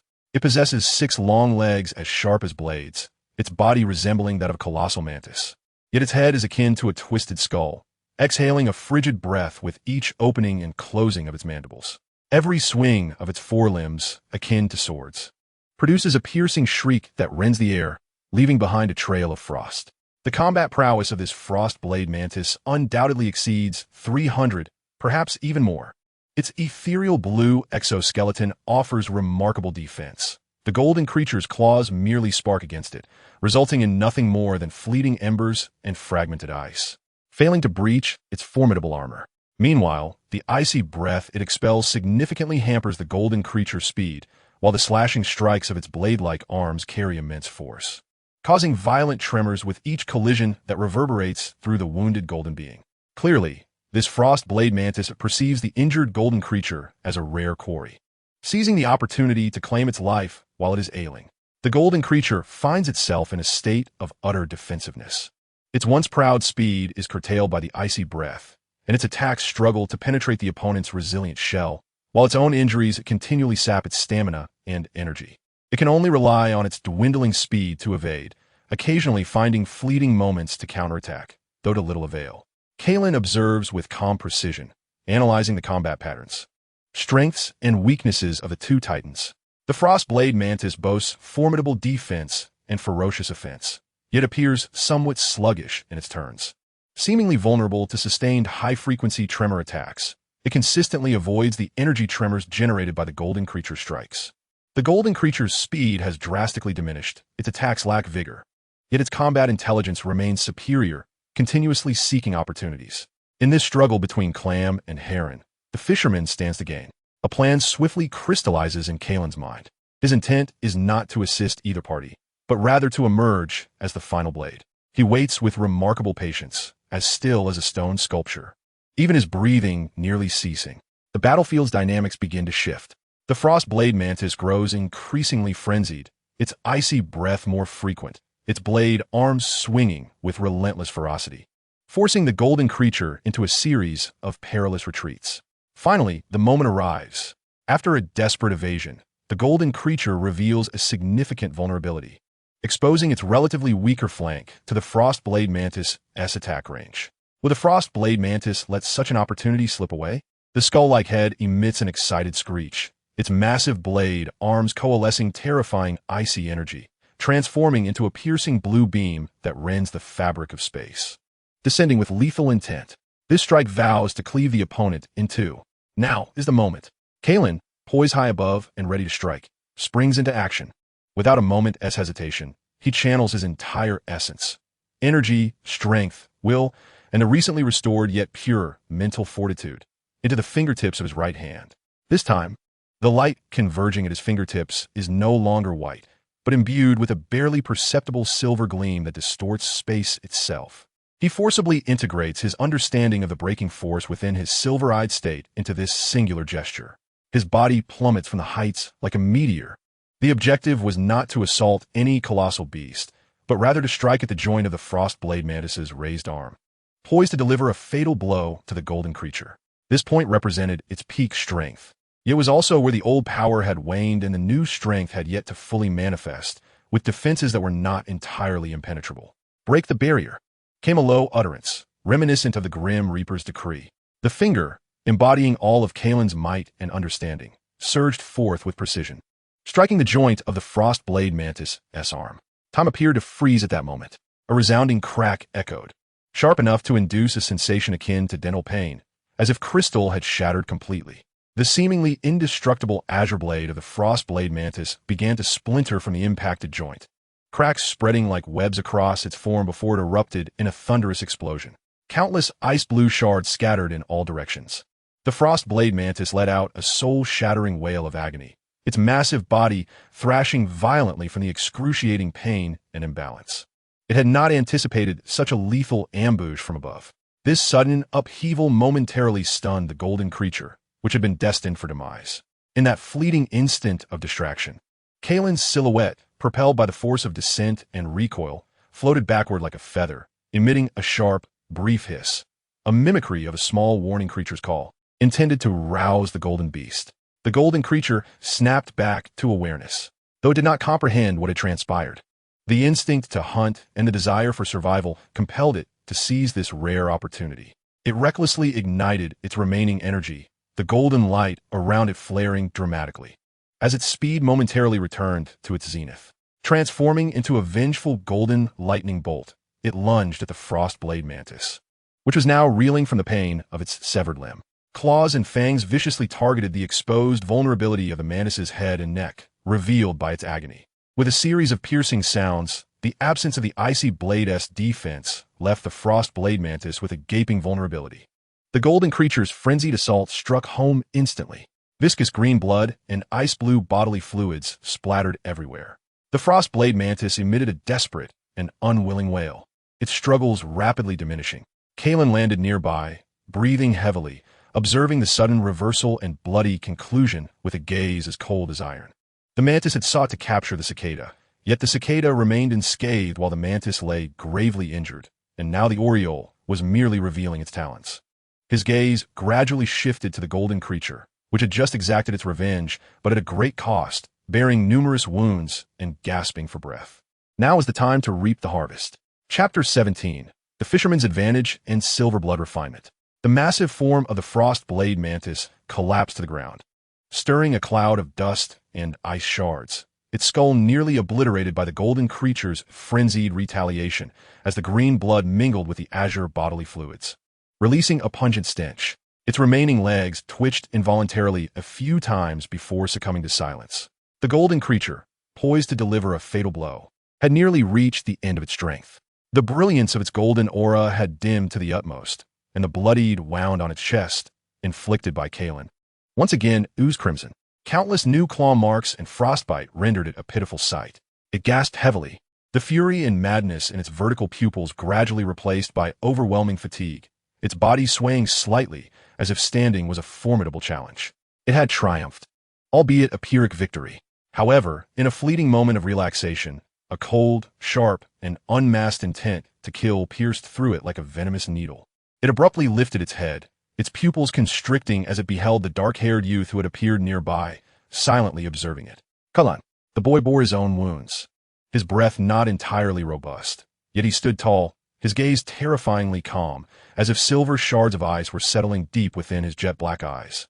His right hand rose slightly, fingertips enveloped in a dangerous aura that sent the golden creature's scales standing on end.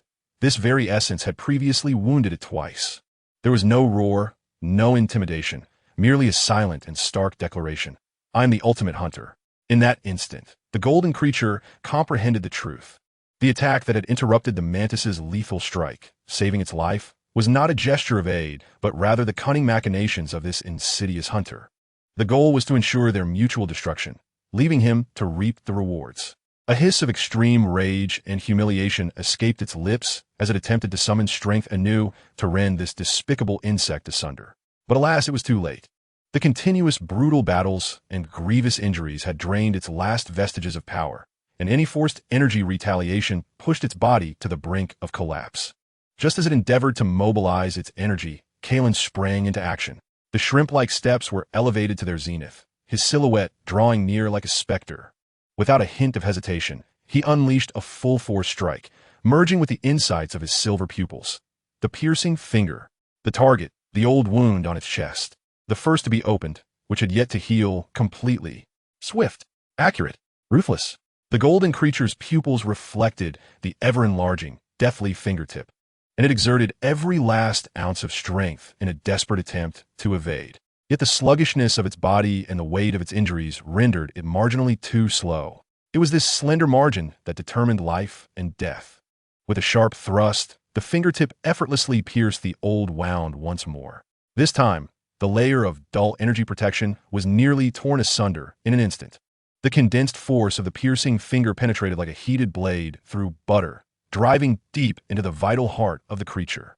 A howl erupted from the golden creature, a brief, mournful wail that marked the end of its life. Its massive form stiffened abruptly, the brilliance in its vertical pupils extinguishing like a candle flickering in the wind. It looked down in disbelief at the fingers that had once again penetrated its chest, struggling to raise its gaze to the cold visage of the boy before it. Ultimately, an endless darkness engulfed its consciousness. The colossal form crashed to the ground like a mountain of gold, utterly devoid of life. Kailan slowly withdrew his finger, drawing forth a cascade of golden droplets. He breathed heavily, gazing down at the formidable creature that had once instilled in him a sense of despair and suffocation, now transformed into a lifeless shell. There was no joy, no exhilaration, only a serene acknowledgement of having surmounted tremendous peril to achieve his goal, accompanied by a clearer understanding of the path to power. He swiftly suppressed the tumultuous surge of his vital energy, casting a vigilant glance around him. The pungent scent of blood would soon attract other predators. He could not linger here. Crouching down, his gaze fell upon the fatal wound at the creature's heart, from which flowed a warm, golden ichor, infused with immense energy. Reminiscent of molten gold, a bold thought surged within him. If Scions could grow stronger through near-death recovery, could they directly absorb the essence of energy from a powerful being? Without hesitation, he cupped his hands to scoop up a pool of the warm, golden blood, tilting his head back to drink deeply. Boom! The instant the liquid coursed down his throat, it felt as if he had swallowed a mouthful of liquid magma. A ferocious surge of energy exploded within him, violently battering his limbs and bones. Pain akin to tearing coursed through his meridians, as if his body were on the verge of combustion. Oomph! Kailan let out a muffled grunt, his face flushing instantly, veins bulging on his forehead. He dared not delay, promptly settling into a cross-legged position, adopting the most precise three-body stance, channeling the internal cultivation techniques of Xingyi to harness this foreign yet kindred, as both were energy, tumultuous power. Guide, refine, absorb. The process was excruciating, akin to waging war within his own body. His form trembled slightly, beads of blood and dark impurities seeping from his skin, a testament to the energy's cleansing and refining. Yet simultaneously, he could distinctly feel his cells greedily consuming this golden energy, becoming more resilient. The total capacity for energy visibly expanding at an astonishing rate. His battle power surged wildly. 260, 270, 280. Ultimately, as the ferocious energy was gradually tamed and absorbed, his battle power stabilized at the threshold of 290, just one step away from 300. With eyes wide open, he exhaled a breath imbued with a faint golden glow, feeling an unprecedented surge of strength coursing through him, his injuries fully healed, and his condition even surpassing that of before. As he blinked, a glimmer of brilliance shone from his gaze, a hint of golden radiance flickering within. He looked upon the massive carcass beneath him, a spark of fervor igniting in his eyes. This was the true treasure.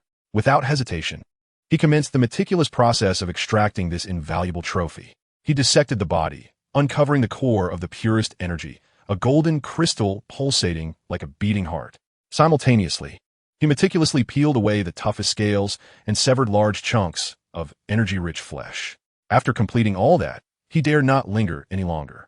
He packed the core and the finest materials onto his back, casting a final glance at the ravaged battlefield and the carcass of the frost knife mantis, before vanishing swiftly into the depths of the shadowy jungle. Behind him, more dark figures were drawn by the scent of blood, gradually converging towards that place of death. Meanwhile, Kailan, laden with abundant spoils, hurried towards his temporary lair. He understood that upon fully absorbing the energy of this golden core, he would truly possess the qualification to challenge the ultimate throne of this jungle. 300 combat power would serve as the next starting point. Chapter 18, 290, and the final trial. Within the temporary lair, a rich aura of energy pervaded the air, as if invisible flames were silently burning. Kailan sat cross-legged in the center, with the golden core radiating warmth and light like a miniature sun, and several large chunks of golden flesh still brimming with vibrant life essence before him. He did not absorb it immediately. Instead, he first consumed several pieces of flesh. A surge of immense energy flooded into his limbs and bones once more, but this time, drawing upon his prior experience, he guided it with greater ease. His injuries healed completely, and the fatigue that had plagued him was swept away, leaving him in a state of unparalleled peak condition. Only after accomplishing all this did he slowly place his hands upon the golden core. The moment he made contact, a torrent of energy, far purer and more ferocious than blood, as if it contained the essence of the golden creature's entire existence, surged into his body like a river breaching its dam. A suppressed roar escaped Kailan's lips as his body trembled violently. His skin turned a deep crimson, even faintly glowing with golden light, as if he might be overwhelmed and melted by this energy. The intensity of the energy surpassed his wildest expectations. He dared not allow his mind to wander for even a moment, immediately centering his thoughts and pushing the internal cultivation techniques of his form and intent boxing to their utmost limits. With his spirit intensely focused, he guided this terrifying torrent along specific meridian pathways, forcibly refining, purifying, and integrating it into every cell of his being. This was an excruciatingly painful and lengthy process. His consciousness felt like a small boat struggling amidst tumultuous waves, on the verge of capsizing at any moment. His meridians were repeatedly torn apart, yet rapidly healed and widened under the nourishment of the energy, becoming more resilient. His bones emitted a resonating hum under the overwhelming burden, yet through each refinement, they grew denser and harder. The aura surrounding him bubbled like boiling water, fluctuating violently, sometimes surging, other times contracting. The air within the lair warped due to the agitation of this energy, and small fragments of stone hovered slightly in the tremor of his unconscious emanation. Time lost all meaning. It was impossible to tell how long had passed, perhaps a day, perhaps 3, when the brilliance of the golden core finally faded into dust. The surging energy around Kailan gradually subsided. He slowly opened his eyes. A wave of intangible energy radiated from him, dispersing outward and clearing the dust from the ground. His eyes gleamed with a piercing brilliance, shattering the air like a tangible force. After a prolonged moment, that radiance gradually receded, returning to a profound darkness. Yet, upon closer inspection, the depths of that darkness seemed to shimmer with flecks of golden light, adding an air of mystery and majesty. He slowly clenched his fists, the joints emitting a crisp, metallic resonance akin to a collision of metals. Within him surged an overwhelming tide of power, an unprecedented sense of strength coursing through his veins. Combat power, 290, though it fell short of his earlier estimation of 300. The intrinsic value of this 290 far exceeded that of an ordinary 300. The core energy of the golden creature was of exceptional quality, and through the ultimate refinement of his Xingyi techniques, his foundation had been solidified to an extraordinary degree. The purity of his qi, the strength of his body, and his command over power had all ascended to a new echelon. With a subtle shift of thought, he directed his fingers like a blade, without conscious effort. The force of his piercing fingers naturally coalesced, causing the air around his fingertips to emit faint sounds of distortion and tearing. His command over power was approaching a harmonious level of intention-driven force. The predictive acuity of his innate instinct level 2 had become clearer and more acute, allowing him to vaguely perceive the energy flows of minute creatures outside the den. Although he still could not actively invoke his silver-eyed state, he sensed that the barrier had thinned somewhat. It was time. The final trial awaited him. He emerged from the den, his gaze piercing through the dense thicket, focused on the innermost depths of this core region, towards the source of an eternal, terrifying pressure akin to a dark sun, the domain of the ultimate overlord with a combat power of 450. He understood that he was still far from being a match for this sovereign. A direct confrontation would spell certain doom. Yet, what he sought was not victory, but rather experience, the opportunity to feel, and under such immense pressure, to draw forth every ounce of his potential, to glimpse the mysteries of a higher realm. This was a journey of transcendence through death. He regulated his breath, adjusting his state to its most perfect pinnacle, and then set forth, unhurriedly advancing toward that final region. His steps were steady, his gaze unwavering, devoid of any hesitation. Along the way, all creatures that sensed his aura, whether ferocious beasts or peculiar flora, recoiled in terror. In this moment, Kailan not only exuded his own ferocity, but also bore the lingering essence of that golden apex predator, instilling a primal fear within them. He approached the very edge of that ominous area. The sights here were even more daunting. The earth was a dark crimson, as if soaked in blood over countless ages. Twisted black obelisks jutted skyward like swords, while the air was thick with a disquieting, oppressive weight, with energy so dense it felt almost tangible, creating tremendous resistance to each breath. In the distance stood a terrifying nest, formed from the accumulation of countless massive beast bones, towering like a mountain. Above the nest, energy coalesced into a visible dark red vortex, slowly revolving, exuding a dreadful aura that seemed to devour all. The overlord resided within that nest. Kailan took a deep breath, the oppressive weight of the atmosphere nearly suffocating him, yet the fervor of battle ignited within his eyes. He refrained from advancing further and instead sought refuge behind a relatively concealed black monstrosity, settling into a meditative posture. He did not conceal his aura. Rather, he cautiously and provocatively released a trace of his formidable combat power, akin to casting a pebble into a serene lake. Boom! At the instant his aura manifested, an indescribable, terrifying will descended like a cataclysmic force. It was far more distinct, more domineering, and colder than ever before. Kailan's bones emitted a symphony of creaks under the unbearable burden, as if his very organs were gripped by an invisible hand. His complexion paled dramatically, yet he remained resolute, steadfastly resisting the crushing weight of that will. In the direction of the lair, two blood-red beams of light ignited, piercing through the barriers of space, coldly locking onto him, the audacious insect. A low, earth-shattering roar reverberated from the depths of the lair, signaling the commencement of the ultimate trial. Kailan gritted his teeth, yet his eyes blazed with a fervor of madness and exhilaration. He exerted every ounce of his power, feeling, analyzing, and learning from this overwhelming pressure and the intricate workings of its might. He danced on the edge of a blade, honing his skills under the gaze of death. Chapter 19. The Pressure of Soul Tempering and the Secret of the Silver Eyes. The palpable, horrifying weight descended heavily upon him, as if an entire mountain rested upon his very soul. His breath momentarily ceased, his blood almost congealed, and every bone in his body groaned in agony.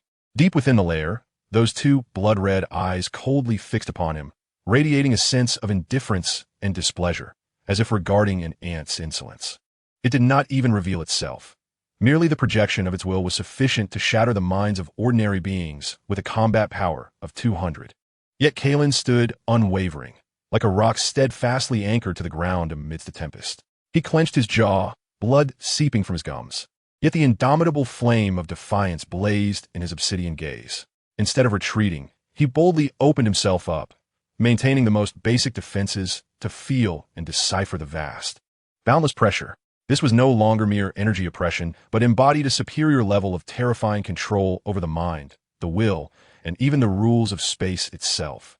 To analyze it, to comprehend it, Lin Fan's spirit, under extreme pressure, slipped into absolute calm, like the most precise instrument, feverishly recording and calculating the essence of this power, its frequency, its fluctuations, and the rules it encompassed. To endure it, to adapt to it, the Saiyan blood coursed through his veins, roaring with exhilaration at the thrill of confronting a being far mightier than himself. Every cell languished under the pressure.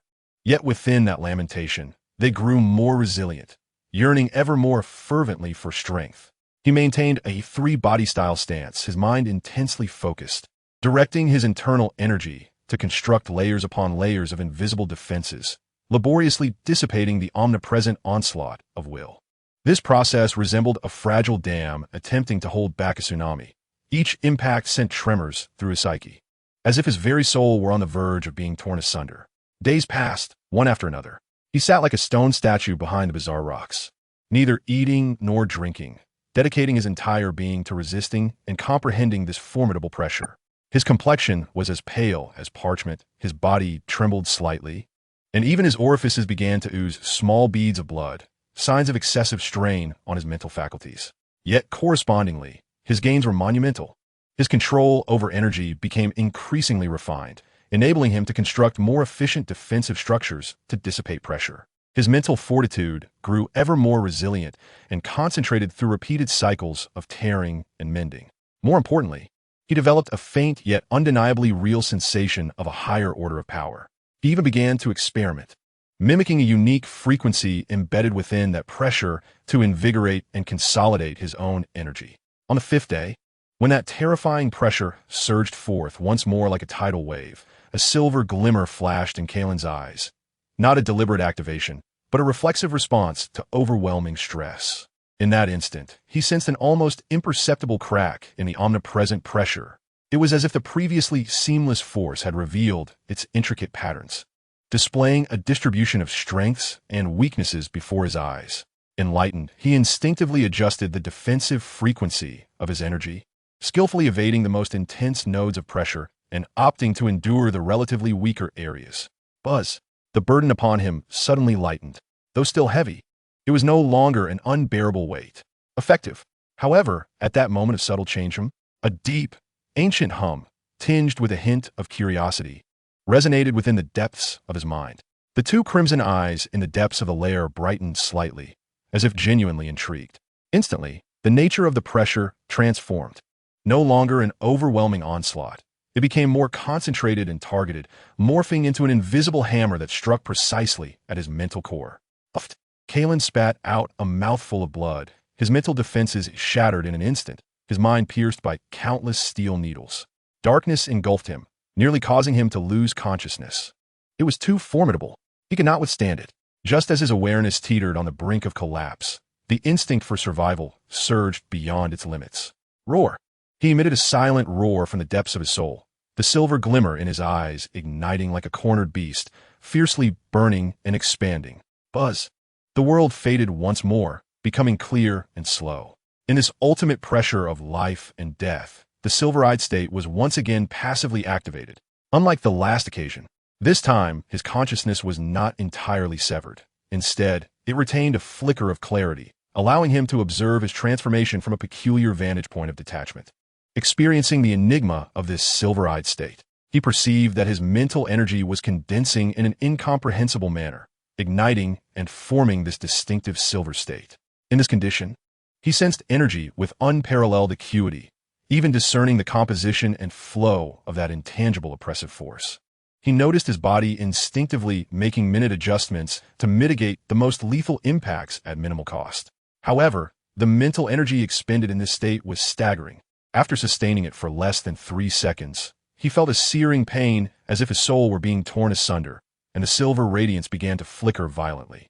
On the verge of extinguishment, the overwhelming oppressive force descended once more, intent on crushing him along with this fragile, silver-eyed condition. Retreat was not an option. A glimmer of madness flashed in Kailan's eyes as he audaciously directed the impending collapse of his silver-eyed power, not for defense, but akin to his previous imitation of the oppressive force, compressing it to an extreme, and then he launched a counterstrike against the impending onslaught of that concentrated pressure. This was not a clash of power, but rather a collision of wills and perceptions from two distinct realms. A silent thunderclap reverberated through Kailan's mental landscape. Crack! It felt as though something had shattered. The silver-eyed state extinguished in an instant, and Kailan screamed in agony, clutching his head as darkness enveloped him entirely. Blood gushing from his orifices, his mind severely wounded. Yet, in the final moment before he lost consciousness, he distinctly captured that concentrated oppressive force being ever so slightly shaken by his desperate counterstrike.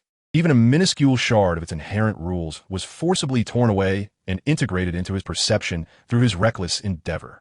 Deep within the lair, a clearer voice of astonishment echoed. In those blood-red eyes, genuine astonishment emerged for the first time, even a hint of amusement.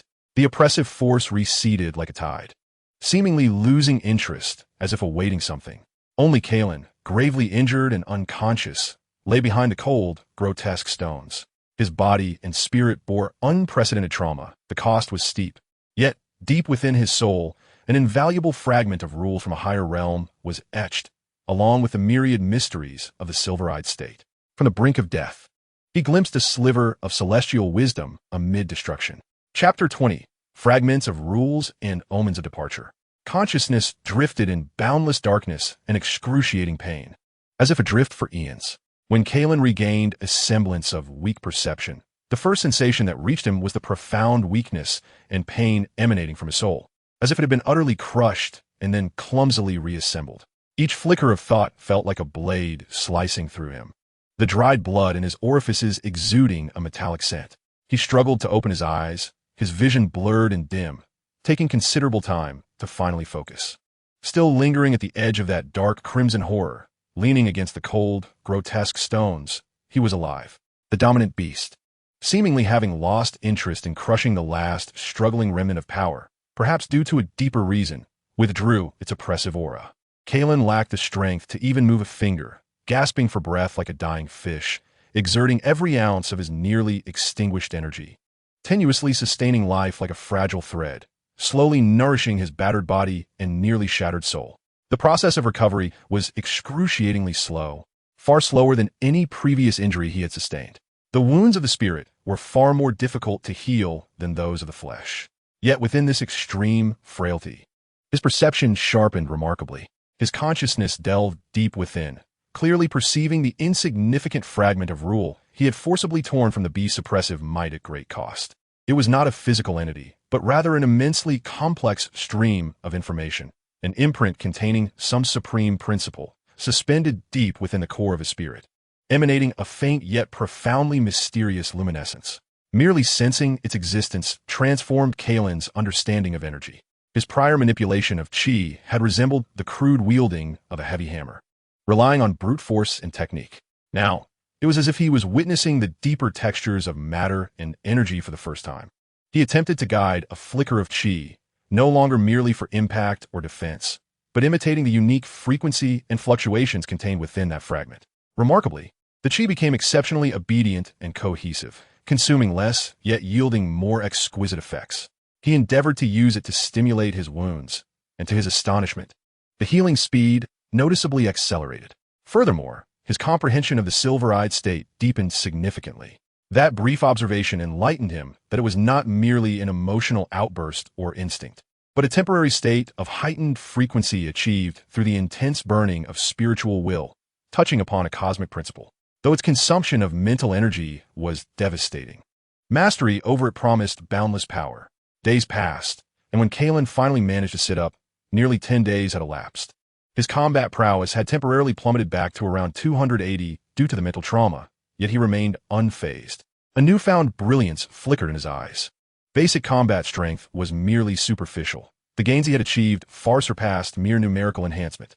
The fragment of rule and the mysteries of the silver eyes were invaluable treasures, illuminating a clear path for his future cultivation. No longer merely amassing energy, but comprehending rules, honing his will, and pursuing mastery over the essence of power. He gazed once more at the lair of the beast, his perspective irrevocably altered. No longer was it solely a matter of awe and challenge. It now carried an essence of exploration and learning. He recognized that he was scarcely even worthy of being a mere plaything to the creature. Yet, he had glimpsed the path ahead. He requires time, ample time, to assimilate the invaluable insights he has garnered.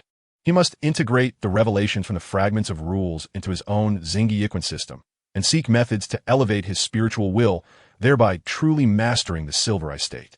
Clearly, this is not a conducive place for seclusion. With great difficulty, he rises and casts one last glance at the lair, reminiscent of a dwelling for dark deities. Bowing deeply, this gesture is devoid of hierarchy. It is a mark of reverence towards the path and gratitude towards a mentor who inadvertently illuminated his way forward. He then turns, his steps unsteady yet resolute, departing from this core area. The journey back is markedly more tranquil. He still bears a faint aura of sovereign pressure and the lingering energy of the golden creature, deterring most predators from approaching. He returns to the first stronghold by the stream, the crevice that initially provided him safety. Here, the energy is relatively calm. The risk is minimal, making it the most suitable place for seclusion. He seals the entrance, leaving only a narrow gap for ventilation. The retreat begins. He no longer strives to amplify the totality of his chi. Instead, he immerses his entire mind in the comprehension of the rule fragment and the memories of the Silver Eye state. He infuses the insights into his breaking gang finger, enhancing the cohesion and penetrating power of his strikes. He integrates it into his shrimp-shaped step, generating subtle spatial fluctuations during movement, rendering it more elusive and unpredictable. He incorporates it into his turtle-shaped defense, transforming his defensive strategy from mere endurance to one characterized by an extraordinary deflection and dissolution quality. He even begins to experiment with simple techniques, such as more efficient energy absorption or short-range chi sensing. His combat power value rises slowly, eventually stabilizing around 295, without surpassing 300. However, the qualitative leap in his actual combat capability is remarkable. His efficiency in wielding power has increased several-fold. At this moment, when faced with the golden creature, he possesses the confidence to vanquish it head-on without entering the Silver Eye state. Half a year slips by quietly. One day, Kailan awakens from his profound meditation, his eyes opening and closing, radiating a contained brilliance, his breath harmonious and natural. He rises slowly, his physical condition restored to its zenith, even surpassing his previous state. Exiting the crevice, sunlight cascades upon him. The 8-year-old boy stands tall, his gaze deep and tranquil, exuding an air of mastery. He looks up at the sky, his eyes seemingly able to penetrate the atmosphere, beholding the boundless cosmos. His training on Beast King Star nears completion. He has touched the limits attainable by mortals on this planet. The remaining path requires more battles, deeper insights, and a broader stage. It is time to depart. He needs a spacecraft. His gaze shifts towards the direction where the exile pod had once crashed. There perhaps lies what he seeks. A new journey is about to commence. Chapter 21. Emergence and the Celestial Malefactor. Within the crevice, Kailan slowly opens his eyes. There is no brilliance radiating forth, no surge of momentum, only an expanse of tranquility and profundity akin to a deep abyss. After 6 months of arduous seclusion and rigorous cultivation, he has finally achieved a state of perfection. He gently exhaled, releasing a long, dense breath that stirred the air, creating a nearly visible micro-vortex that lingered momentarily. Within him, the energy that had plummeted due to mental trauma not only restored itself entirely, but, under the continuous catalysis of the fragment of rules, became increasingly pure and refined. As it surged and flowed, it carried an intrinsic sense of seamless harmony. His combat power stood at 300. This figure was firmly established, not through forceful enhancement, but as a natural outcome of solidifying his foundation. He felt that, in this moment, when faced with that golden creature, he could confront it without resorting to the uncontrollable silver-eyed state, relying solely on his ultimate mastery of power and comprehension of the rules. He possessed the confidence to thoroughly suppress it in a direct confrontation. A subtle thought stirred within him, and an invisible force field began to quietly expand from his center. This was not merely an energy oppression. It encapsulated a tremor of mental intimidation derived from his understanding of supremacy, striking deep into the soul. The pressure technique had taken its initial form, although its range was limited and its intensity paled in comparison to that of a planetary overlord. It was already sufficient to disturb the minds of opponents of equal or slightly greater strength. This would serve as another lethal weapon alongside his beast-form fist. He rose, stretching his limbs, feeling a gentle hum within him akin to a taut bowstring, brimming with strength. Approaching the fissure in the stone, he cast his gaze toward the familiar sight of the stream outside, yet seemed he could penetrate through all to perceive deeper currents of energy. During his retreat, one of his most significant gains was a revolutionary understanding of the essence of chi. Chi was not merely the energy for attack and defense. It was an extension of life itself, a bridge connecting heaven and earth. In a burst of inspiration, he endeavored to manipulate chi with exquisite precision, not merely to project it outward as a weapon, but to weave it into an invisible armor, tightly enveloping every inch of his skin, even simulating the circulation of energy within his body to create a self-contained internal environment. The process was extraordinarily arduous, demanding a meticulous mastery of chi. After numerous failures, where chaotic energy rebounded upon him, he persevered. With his formidable mental strength and the assistance of the fragment of rules, he continuously adjusted his approach and kept trying. At last, in a fleeting moment, he succeeded, A layer of exceedingly thin, nearly imperceptible chi membrane flawlessly enveloped his entire being, completely isolating him from the external world. He attempted to cease breathing, and the energy within him formed its own cycle, surprisingly without any sense of suffocation. Chi governed the vacuum. This indicated that even in the airless depths of outer space, he could sustain himself for a considerable duration through his own chi. This was the first step toward the vast ocean of stars. Just as he reveled in the joy of mastering this new ability, his brow suddenly furrowed sharply. An abrupt, aggressive, and malevolent aura, akin to ink dropped into clear water, suddenly tainted the energy field within his perception. It was not just one presence, but several. And these auras were rapidly approaching from an exceedingly high point in the sky. They are frigid and tempestuous, imbued with an essence of pure annihilation, starkly contrasting with the energy signatures of all creatures on Beast King Star. The extraterrestrial visitors, Kailan's gaze sharpened like that of a hawk, and in an instant, he vanished silently into the crevice of the rocks, melding with the shadows of the jungle. He swiftly ascended to the crown of a towering tree with an excellent vantage point, peering through the gaps in the foliage towards the heavens. Before him, several blazing orbs pierced the cloud cover, plummeting rapidly towards the surface of the planet. They were not meteors, but rather some form of spacecraft. Boom! Boom! Boom! The thunderous sounds of impact echoed from afar, causing the ground to tremble slightly. The landing site was approximately at the juncture of the core region and the outer jungle. A weight settled in Kailan's heart. These uninvited guests bore ill intentions. The intensity of their energy readings was formidable, with the weakest among them likely surpassing the golden beings he had previously encountered. The strongest of these energies radiated a disquieting sense of oppression. Akin to a torch in the night, its power undoubtedly exceeding several thousand. Beast King Star was now graced with new, more perilous intruders. His expression turned cold and grave. The end of his seclusion seemed not to herald tranquility, but rather the onset of an unexpected tempest. He needed to ascertain immediately who these celestial visitors were and the purpose of their arrival. In a blink, he disappeared from the treetop, akin to the most cautious of leopards, stealthily moving towards the direction of the descending spacecraft. Chapter 22: Acquisition of Divine Fruit and the Adversary from Xingyi. Kailan suppressed his energy to the utmost, becoming a silent shadow within the forest, stealthily advancing towards the source of the vibrations with astonishing speed. As he drew nearer, the frigid and tempestuous alien energy became increasingly palpable, evoking a sense of dread. Before long, he arrived at the chaotic edge of the impact site. Three uniquely shaped, wedge-like small spacecraft, their surfaces clad in a special alloy, had crash-landed in a triangular formation, creating a massive crater, with wisps of white smoke emanating from them. Yet their primary structures appeared intact. A striking purple insignia resembling a crab adorned their hulls, the emblem of the Xingyi Force. The mention of the Xingyi Force made Kailan's pupils constrict. The foundational knowledge implanted in his chip contained vague information regarding Frisia's army and this elite unit under its command, symbolizing devastation and power. 5 extraterrestrial warriors clad in white, form-fitting battle suits, equipped with combat power detectors, stood outside the spacecraft. 4 of them were on guard. Their combat power, generally ranging from 2,000 to 2,500. Leading them was a burly figure resembling a captain, his indigo skin and crossed arms indicative of a combat power reaching 3,000. They appeared to be collecting samples of some mineral and scanning the surrounding flora, displaying remarkable training and a clear objective.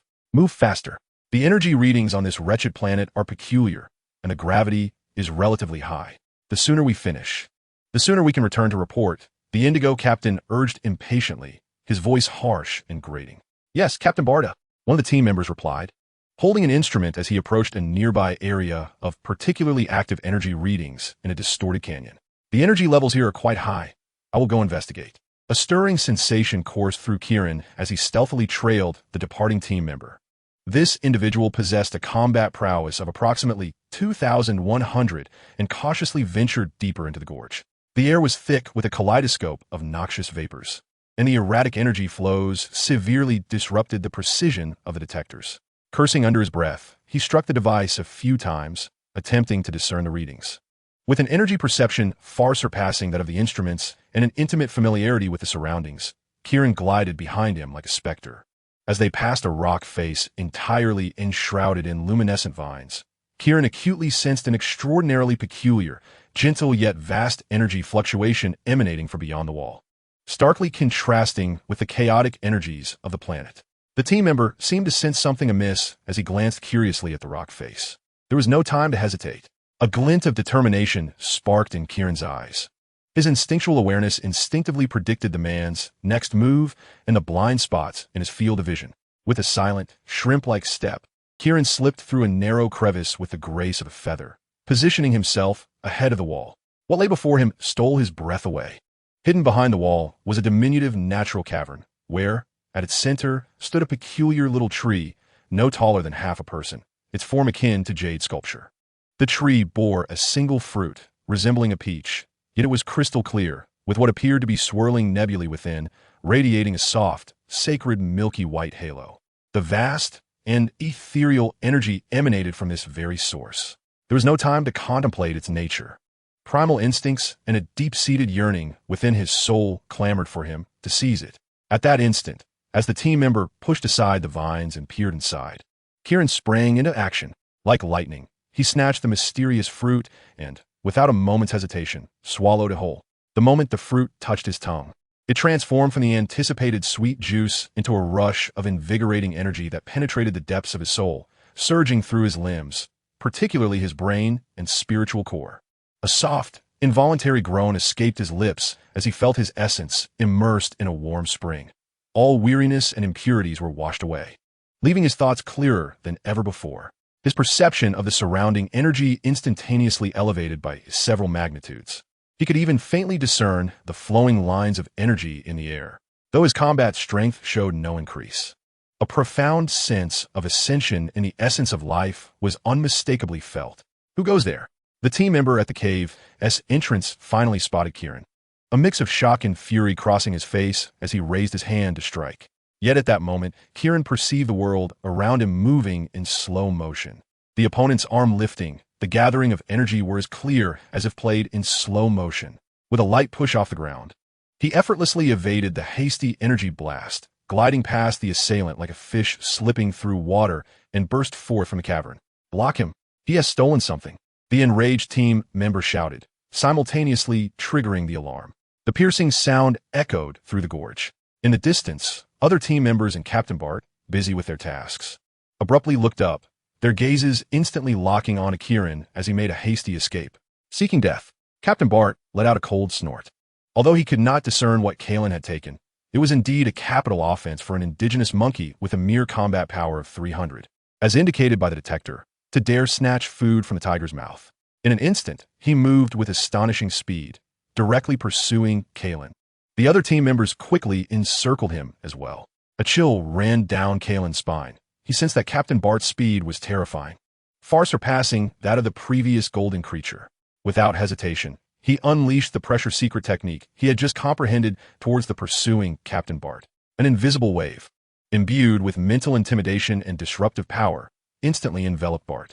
Bart's forward momentum abruptly faltered, although the intensity of the pressure was negligible to him. The strange effect that struck at his very soul and interfered with his energy flow left him exceedingly uncomfortable, as though he had suddenly collided with an invisible, sticky web while sprinting at full speed.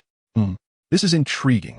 A flicker of surprise crossed Bart's eyes, causing him to slow down slightly.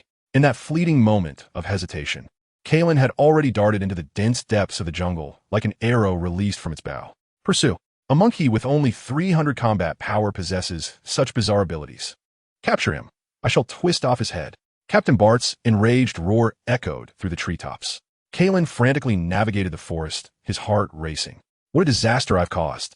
Yet, the extraordinary feeling of spiritual elevation lingered within him. He instinctively reached into his bosom and discovered that in the heat of the moment, he had seemingly torn off a small, softly glowing branch from the little tree, which he had carelessly stashed into his crude leather pouch. Now, not only had he consumed the opponent's coveted mysterious fruit, but he had also stolen something else, thus completely inciting the wrath of the Xingyi force. The real crisis was only just beginning. Chapter 23. The Hunt and the Battle for the Spaceship. Captain Bart's furious roar resonated like thunder, rolling across the jungle and startling countless birds and beasts. Several powerful auras, like chains, instantly locked onto Kailan, who was swiftly traversing the dense thicket. The shrimp-like steps were pushed to their limits, transforming Kailan's figure into a blurred black line within the forest. Each change of direction and every exertion of force was executed with remarkable precision, fully leveraging the complex terrain. However, the speed of the pursuers was beyond imagination, especially that of Captain Bart. Even after being momentarily hindered by the pressure technique, his explosive speed remained terrifying, gradually closing the distance between them. To the left, surround him, a Xingyi team member shouted through the communicator, attempting to intercept from the flank. Kailan's instinctual body response was an overdrive, requiring no glance back. His mind had already mapped the distribution and intentions of the pursuers. With a sudden sharp turn, he narrowly evaded a searing energy beam that obliterated a massive tree he had just passed. I cannot simply flee. Kailan's gaze sharpened as he made an instant decision. He needed to counterattack, to weaken them, and to create chaos. He suddenly lunged toward a dense thicket of thorns, his figure instantly swallowed by the undergrowth. Dive in. Covering fire, a team member shouted, raising their hand to unleash energy towards the thicket. At that moment, Kailan, like a specter, silently emerged from the opposite side of the thorny underbrush, appearing precisely in the visual blind spot of another team member tasked with encirclement. With a swift motion, he executed the Xiaoya finger, a technique merging his understanding of the rules with the subtle force of dark energy. Silently targeting the energy node at the side of the neck of that team member, this strike was swift, precise, and vicious, imbued with a hint of penetrating force.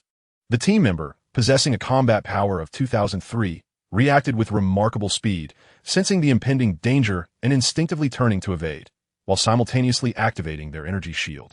Thud! The strike failed to completely breach the shield, but penetrated significantly, landing a harsh blow upon their neck. Gasp! The team member, struck with immense force, emitted a muffled groan of agony from their throat, their shield vibrating violently as they stumbled backward, blood and flesh mangled at the site of impact. While not fatal, the blow instantly disrupted their combat rhythm. Seizing the opportunity, Kailan propelled himself backward, once again disappearing into the intricate terrain. Fool! Captain Bart cursed angrily, his speed surging as he hurled a punch towards the direction Kailan had vanished. Boom! The terrifying force of his punch obliterated the trees and rocks in that area. Yet Kailan had already changed his position as if foreseeing the future. He moved like the most cunning of prey, fully exploiting his absolute familiarity with the terrain, employing the newly grasped pressure technique for instantaneous psychological disruption, and utilizing combat skills far exceeding a power level of 300 to engage with this elite squad. He never engaged in a direct confrontation. Each appearance was akin to a viper striking, precise and lethal, targeting weaknesses and retreating swiftly after the strike. As another team member attempted to force their way through a mire, Kailan utilized the turtle form to leverage the environment against them, temporarily trapping them. The battle transformed into a jungle hunt, with the roles of hunter and prey increasingly blurring. Despite their formidable combat strength, the Xingyi team members found themselves utterly constrained and frustrated in the face of this enigmatic environment and opponent. Captain Bart's expression grew increasingly grim. He realized he had underestimated this monkey. The opponent's abilities were inscrutable, particularly their methods of psychological and energy interference, along with their seemingly precognitive evasions, making them exceedingly troublesome. Everyone, gather around me. Do not scatter. Use area attacks to force him out. Bart finally altered his strategy, refusing to be led by the nose any longer. The team members swiftly converged towards Bart. Kailan, lurking in the shadows, recognized the change in tactics and knew the final opportunity had arrived. His gaze fixed upon the 3 spacecraft that had initially landed, one of which was closest to him, its doors seemingly ajar due to the hurried pursuit.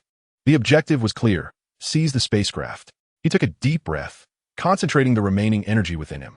It was time to employ the newly grasped, albeit still unrefined, technique. Mimicking the method of a planetary overlord condensing their pressure, he combined his newly acquired divine potential with the pressure technique, transforming from a wide-area intimidation to compressing all his power into a single line, akin to an invisible mental dart, fiercely shooting towards Captain Bart. Bart felt as though his brain had been brutally pierced by a needle, a searing pain coursing through him, leaving his consciousness momentarily blank and disoriented, causing the gathered energy within him to momentarily stagnate. Now was the moment. Chiron's figure erupted from his hiding place like a cannonball, aiming directly at the nearest spacecraft, his speed reaching its zenith. Block him. The other team members quickly reacted, energy projectiles raining down like a tempest. Kailan executed his shrimp-like stride to its utmost limit, leaving behind fleeting afterimages as he narrowly dodged the onslaught. When evasion proved impossible, he resorted to his tortoise form, bracing himself against the blows. Blood oozing from the corner of his mouth, yet he pressed on relentlessly. The spacecraft was now a mere 100 meters away. 50 meters. 10 meters. Captain Bart shook his head, recovering from the mental shock, and as he beheld Kailan nearing the vessel, a flash of rage and disbelief crossed his eyes.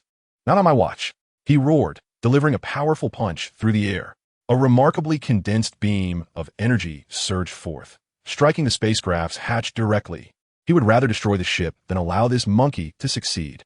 Kailan's pupils constricted, his body's instinctual level 2 predicting that he could not fully evade this strike. Gritting his teeth, he not only refused to slow down, but accelerated further. His body sliding along the ground like a boneless creature just as the energy beam was about to impact the ship. Boom!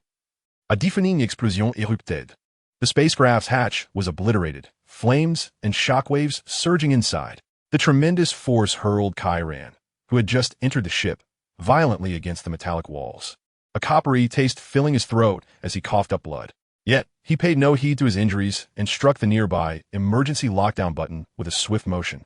With a hiss, the internal safety door descended instantly, isolating the damaged hatch from the interior of the ship, simultaneously blocking the pursuing enemies and the explosive flames outside. He had succeeded. Enduring the excruciating pain, he staggered toward the cockpit.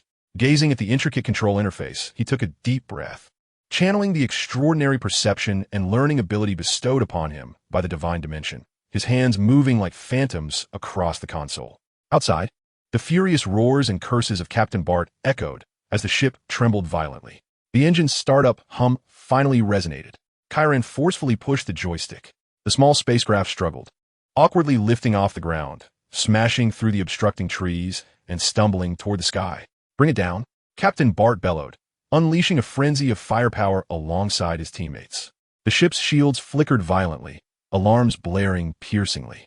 Kailan gripped the joystick tightly, utilizing his remarkable reflexes and acute sensitivity to energy to execute perilous evasive maneuvers. Akin to a storm-battered seabird, as he fought his way toward the outer atmosphere, a cosmic chase was about to commence.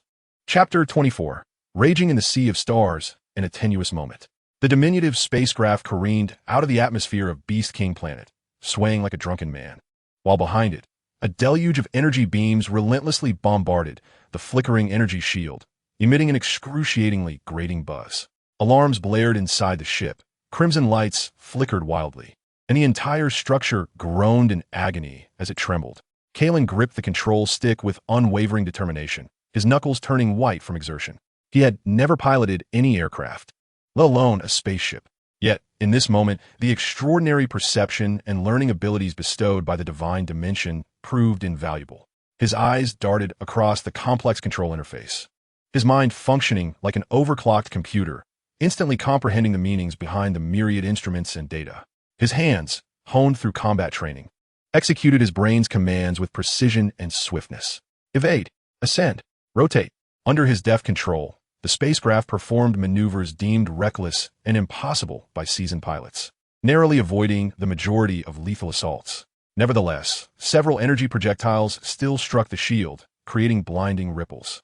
Damn those monkeys! Their piloting skills are astonishingly slippery. Captain Bart's furious roar echoed through the communicator. He and two other crew members, one trapped and one gravely injured, were hot on their heels in two other ships. A breathtaking chase unfolded in the vicinity of the planet's orbit, with energy beams weaving a deadly net, occasionally striking distant floating meteoroids and vaporizing them instantly. Kailan's focus was stretched to its limits. He not only had to evade attacks, but also had to divert his attention to learn advanced spaceship operations, weapon systems, shield energy allocation, and engine overload modes. He attempted to fire several energy beams in retaliation, but his aim faltered, and they were effortlessly dodged by the enemy. Distracted, he narrowly avoided a precise shot from Captain Bart that almost struck the engine. The ship jolted violently, and the alarms grew more piercing. The shield energy had plummeted to a perilous level. This cannot continue. He had to shake them off. Gritting his teeth, Kailan's gaze locked onto a button on the control panel marked with a danger symbol. Engine overload propulsion. Without hesitation, he slammed his hand down. A resounding hum erupted as the main engine's nozzle at the rear unleashed a brilliant blue tail flame, exponentially exceeding its usual output. A tremendous overload of G-force slammed Kailan back into the pilot's seat, as if his bones were about to shatter. The ship surged forward like a top struck by a mighty whip, accelerating into a streak of light. Think you can escape? Overload propulsion? Let's see how long you can endure. Captain Bart sneered, activating his own overload mode, relentlessly pursuing from behind.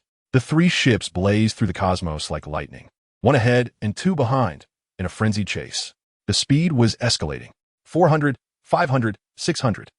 Kailan endured immense pressure, feeling as if his blood might be forced out of his body. Yet he resolutely persevered, his mind intensely focused, continually adjusting his course in an attempt to utilize the meteor belt ahead as cover. The fierce chase and the overload, compounded by the accumulation of previous battles, activated the Saiyan cells within him once more.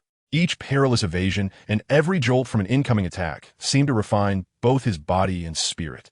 He could sense his combat power surging rapidly under pressure. 320, 350, 400.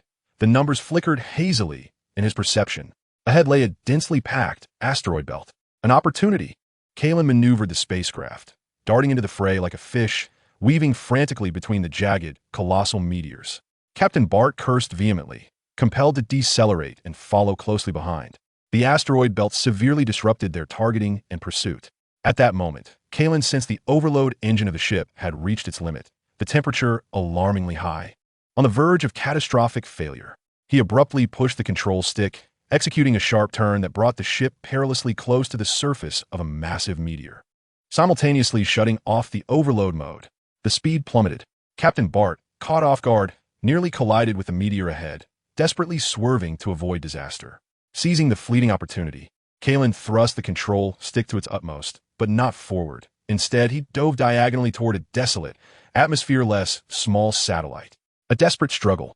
Captain Bart steadied his ship and accelerated in pursuit, already catching sight of the black smoke billowing from Kailan's ship, a clear sign of severe damage. Diving, continuously plunging. The satellite's surface, riddled with craters, loomed larger in his field of vision. Just before impact, Kailan yanked the control stick upward, concentrating the remaining shield energy to the bottom of the ship. The craft, an almost vertical angle, narrowly skimmed the ground, the shockwave kicking up dust to towering heights. Captain Bart, taken aback by such reckless maneuvering, reacted too late as he attempted to pull up. Boom! His ship scraped violently against the satellite's surface, erupting into a massive fireball. Although it did not completely disintegrate, the engine and landing gear were severely compromised, speed plummeting as it belched black smoke, teetering unsteadily toward the satellite's surface. Captain, another crew member exclaimed, abandoning the pursuit of Kailan to rush to his aid.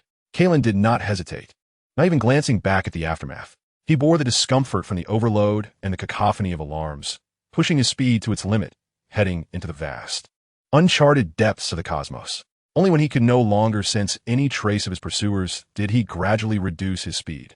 The interior of the ship lay in disarray, sparks flying from multiple points, the engine producing an unusual sound, clearly damaged.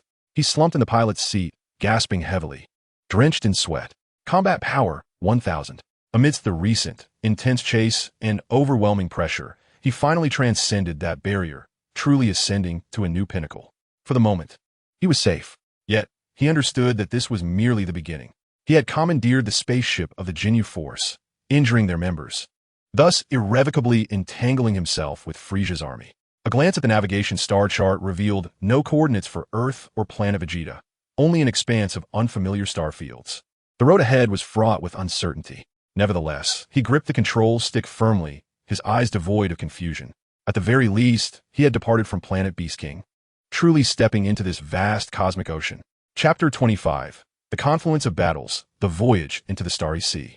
The spaceship glided smoothly through the eternal silence, akin to a solitary seed cast into an infinite abyss of ink. Behind him, the breathtaking yet brutal magnificence of planet Beast King had already dwindled into a trivial, colorful speck at the horizon, ultimately consumed by the boundless darkness. Within the bridge, the piercing alarm finally exhausted its last vestige of hysteria, descending into complete silence. leaving only the low, slightly distorted hum of the main engine, reminiscent of a weary beast's breath, and the occasional faint yet distinct metallic groan from the ship's hull. A reminder of the fierce, desperate chase that had just transpired.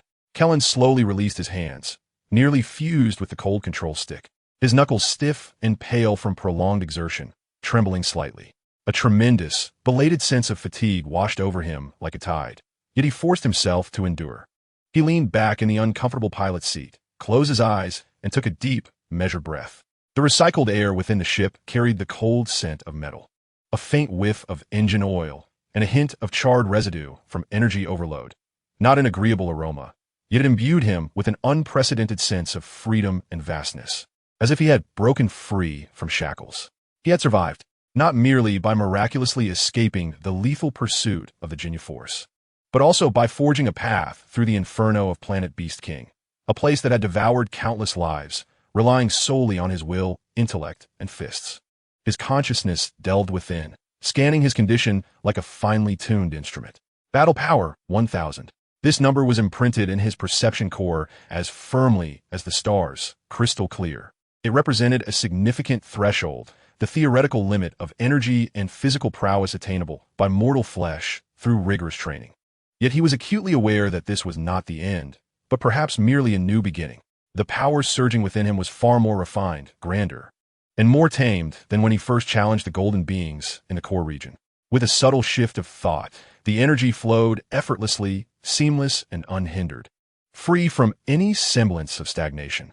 Every lethal technique of Xingyi, every method of exertion had been wholly integrated into his combat instincts, enabling him to unleash the utmost destructive force with each movement. The predictive nature of Body Instinct Level 2 was as natural as breathing, while the embryonic form of Pressure Secret Technique, though still in need of refinement, had already become a latent trump card. The most profound transformations stemmed from the forcibly seized fragment of rules and the potential of the mysterious fruit that heralded the divine dimension.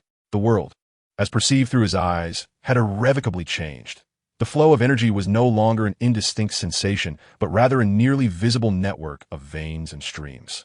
The cosmos, once daunting in its depth, now emanated a peculiar sense of familiarity. This represented a transcendence in the realm of life. Although his combat prowess had not surged dramatically, it paved an immeasurable pathway towards a higher echelon of existence. He could even sense that utilizing his chi to manipulate the vacuum had become increasingly effortless, the intangible membrane of energy surrounding him more resilient and agile. Rising to his feet, his bones emitted a series of crisp cracks, and the surge of vitality dispelled much of his fatigue. He departed from the pilot's seat and ventured towards the rear chamber of the spaceship. There lay a portion of the spoils from his recent hunt, hastily salvaged from the Xingyi force's vessel. Several crates of high-energy compressed rations, sufficient to sustain a long voyage, alongside common spaceship repair parts and tools, were vital for the damaged craft. A small pouch of shimmering universal currency, though not staggering in amount, was ample to liberate him from destitution on any civilized planet. Additionally, there were several uniquely shaped, faintly pulsating unknown devices. His gaze, sharp as an eagle's, swept over these instruments, ultimately resting on a palm-sized, dark hexagonal object. Its material was neither metal nor wood, and it felt icy to the touch. At its center, a diminutive purple indicator light flickered at an exceedingly slow, nearly imperceptible frequency, exuding an aura of ominous secrecy. As Kailan grasped it, the extraordinary perception of the divine dimension slowly seeped in. In an instant, he perceived an exceedingly faint energy source within the device, persistently and obstinately transmitting a specific, coded positioning signal into the abyss of space. A chill crept up his spine. Indeed, the Xingyi Force's possessions were rife with traps. This was nothing less than a covert tracking beacon. Were it not for the elevation of his soul's level, he would have found it nearly impossible to detect the subtle fluctuations that melded seamlessly with the ambient energy. The impulse to annihilate flashed briefly, only to be immediately suppressed. To recklessly destroy, it could potentially trigger some self-destruct or high-alert mechanism, thereby revealing his precise location and status to the adversary. His gaze turned icy, and he inhaled deeply, placing his hands gently upon the beacon. Harnessing the newly acquired power of the divine dimension, he began to carefully weave, layer by layer, a protective barrier. The energy did not surge violently, Rather, it transformed into countless threads finer than a hair, adhering to an enigmatic rule, akin to spinning an invisible cocoon that enveloped the beacon in multiple layers, creating an absolute energy isolation shield. This meticulous process demanded immense mental acuity, requiring an intricate mastery over energy. As seconds ticked by, beads of perspiration began to form on his brow. At last, the faint purple indicator light flickered rapidly for a few moments, as if struggling to maintain its connection with a distant source, before ultimately dimming completely into silence, transforming into an ordinary piece of metal that seemed devoid of all energy. The signal had been temporarily suppressed. Kailan eyed it deeply, casting the sealed beacon back into the cluttered pile, but his vigilance had risen to its apex. The shadow of the Frisia Legion loomed overhead like a sword suspended from the ceiling, its presence only becoming more pronounced despite the increasing distance. This enmity had been irrevocably established, and a future clash was inevitable. He returned to the cockpit, his gaze directed toward the vast, star-studded expanse of deep space beyond the viewing window. The navigational star map revealed an unsettling emptiness across most of its regions, with only a few scattered, unfamiliar star system coordinates marked. The path ahead was shrouded in uncertainty, fraught with peril, yet it was precisely this unknown that brimmed with infinite possibilities and opportunities. What he possessed was a combat prowess that reached the limits of humanity, a self-created martial art honed through life and death trials, an innate potential that transcended the mundane. A spacecraft, albeit aged, that was entirely his own, capable of taking him anywhere, and a sum of resources sufficient to embark on a new chapter. That was enough. A sharp smile, imbued with confidence and expectation, gradually curled at the corners of Kailan's mouth. The past 8 years had been a journey of exile, survival, and refinement. His training on Beast King Star had reached fruition, transforming from a scorned outcast into a master capable of battling celestial beasts. He had traversed that path to its completion. Yet, the new voyage was only now truly beginning. Would he become yet another nameless fugitive in the universe? Or would he carve out a legend of his own amidst the magnificent sea of stars, establishing a force capable of shaking the very foundations of order? The answer glimmered brightly in his eyes, akin to the stars themselves. He slowly settled back into the pilot's seat, his warm and powerful hands once again gripping the cold control stick, as if seizing hold of his own fate. His gaze was steadfast as a rock, directed toward the most brilliant and profound stars ahead. The engine's hum appeared to grow stronger and more stable, the spacecraft gracefully adjusting its course, its bow slicing through the eternal silence, transforming into a radiant streak of light, resolutely sailing toward the vast and unknown deep space, awaiting the strong to pen their legends. Chapter 1. Accompanied by starlight. An infinite void, an eternal silence. Kailan, or rather Lin Fan's consciousness, quietly gazed into the profound darkness beyond the observation window. The stars, like dust, were cold and distant, a stark contrast to the vibrant and perilous jungles of Beast King Star. Here lay the depths of the cosmos, beautiful yet even more lethal. The spacecraft's engine emitted a steady, low rumble, the only sound affirming that time still flowed. Countless indicator lights on the control panel flickered with a ghostly glow, illuminating his youthful face, resolute despite his tender age of 8. He slowly raised his hand, clenched it tightly, feeling the surging power within him. Combat power, 1,000. This weighty number was etched deeply into his consciousness. On Beast King Star, it represented the pinnacle of mortal martial prowess, the strength to confront the planet's tyrants barehanded. Yet, before the vastness of this boundless universe, such a number appears utterly insignificant, akin to a mere speck of stardust outside the porthole. Even the weakest member of Frisia's Xingyi force seems to boast a power level exceeding 2,000. He murmurs softly to himself, his voice resonating with striking clarity within the spacious cockpit. Fragments of memories from his past life regarding Dragon Ball intertwine with the survival knowledge implanted within him, sketching the contours of a cosmic empire so formidable it takes one's breath away. Fortunately, the reserves of this small reconnaissance vessel remain adequate. The energy levels are maintained at 75%, sufficient for several short-range space jumps. Additionally, there are 3 crates of high-energy compressed rations in the storage compartment, which, if consumed sparingly, could sustain him for over half a year. Yet, his gaze swiftly falls upon the navigational star map. Most areas are unsettlingly blank and garbled, with only a few coordinate points clearly visible, each one representing territories or outposts controlled by Frisia's army, undeniably leading to a trap. Only one coordinate stands out distinctly, marked not as a military installation, but rather by an ancient designation, Artisan Godstar. The accompanying database notes are simple yet vague. Abandoned mining planet. Rich in unique crystal resources, with an anomalous environment. Not recommended for prolonged stay. He contemplates the phrase anomalous environment. For an ordinary individual, it would pose a fatal threat. However, for someone who thrives under pressure and possesses the ability to manipulate vacuum energy, it could signify an opportunity. At that moment, an extremely faint, almost imperceptible energy fluctuation emanates from the trove of spoils he has brought back. It is that hexagonal tracking beacon. Despite his efforts to forcibly shield it with his energy, it appears to persistently attempt to send out some signal at an exceedingly low frequency. Lin Fan's gaze instantly turns cold. This object is a menace and must not be allowed to remain. Yet, destroying it outright carries unknown risks. He approaches the pile of materials and picks up the cold beacon.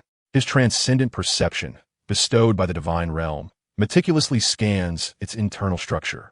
Suddenly, a thought strikes him. Perhaps destruction is unnecessary. He places his hands once more upon the beacon, blending his pure energy with that unique insight from a higher dimension, beginning to operate it with utmost caution. This time, rather than a crude suppression, he employs a highly intricate guidance and alteration. Utilizing his preliminary understanding of energy principles, he carefully modifies several critical circuit nodes within the beacon, redirecting its target coordinates from the headquarters of the Xingyi force to a desolate expanse at the edge of the star map, utterly devoid of any signs of life. Having completed this task, he tosses the beacon back into the corner. Now, even if the Xingyi force receives the signal, it will only lead them to the far reaches of the cosmos. With the imminent threat addressed, his gaze once again fixates on the navigational star map, locking onto the coordinates of Artisan Godstar. Let us proceed there, he declares, tapping his fingers to input the coordinates into the navigation computer. The ship subtly adjusts its course, the rear engines emitting a ghostly blue flame, propelling this solitary vessel resolutely towards the unknown, the region marked as anomalous. Outside the porthole, Beast King Star has long since vanished from sight. Only the eternal starlight silently gazes upon this diminutive vessel, which carries the corporeal forms of Saiyans and the souls of Earthlings, as it glides into the depths of space. Solitude is the first lesson imparted by the cosmos.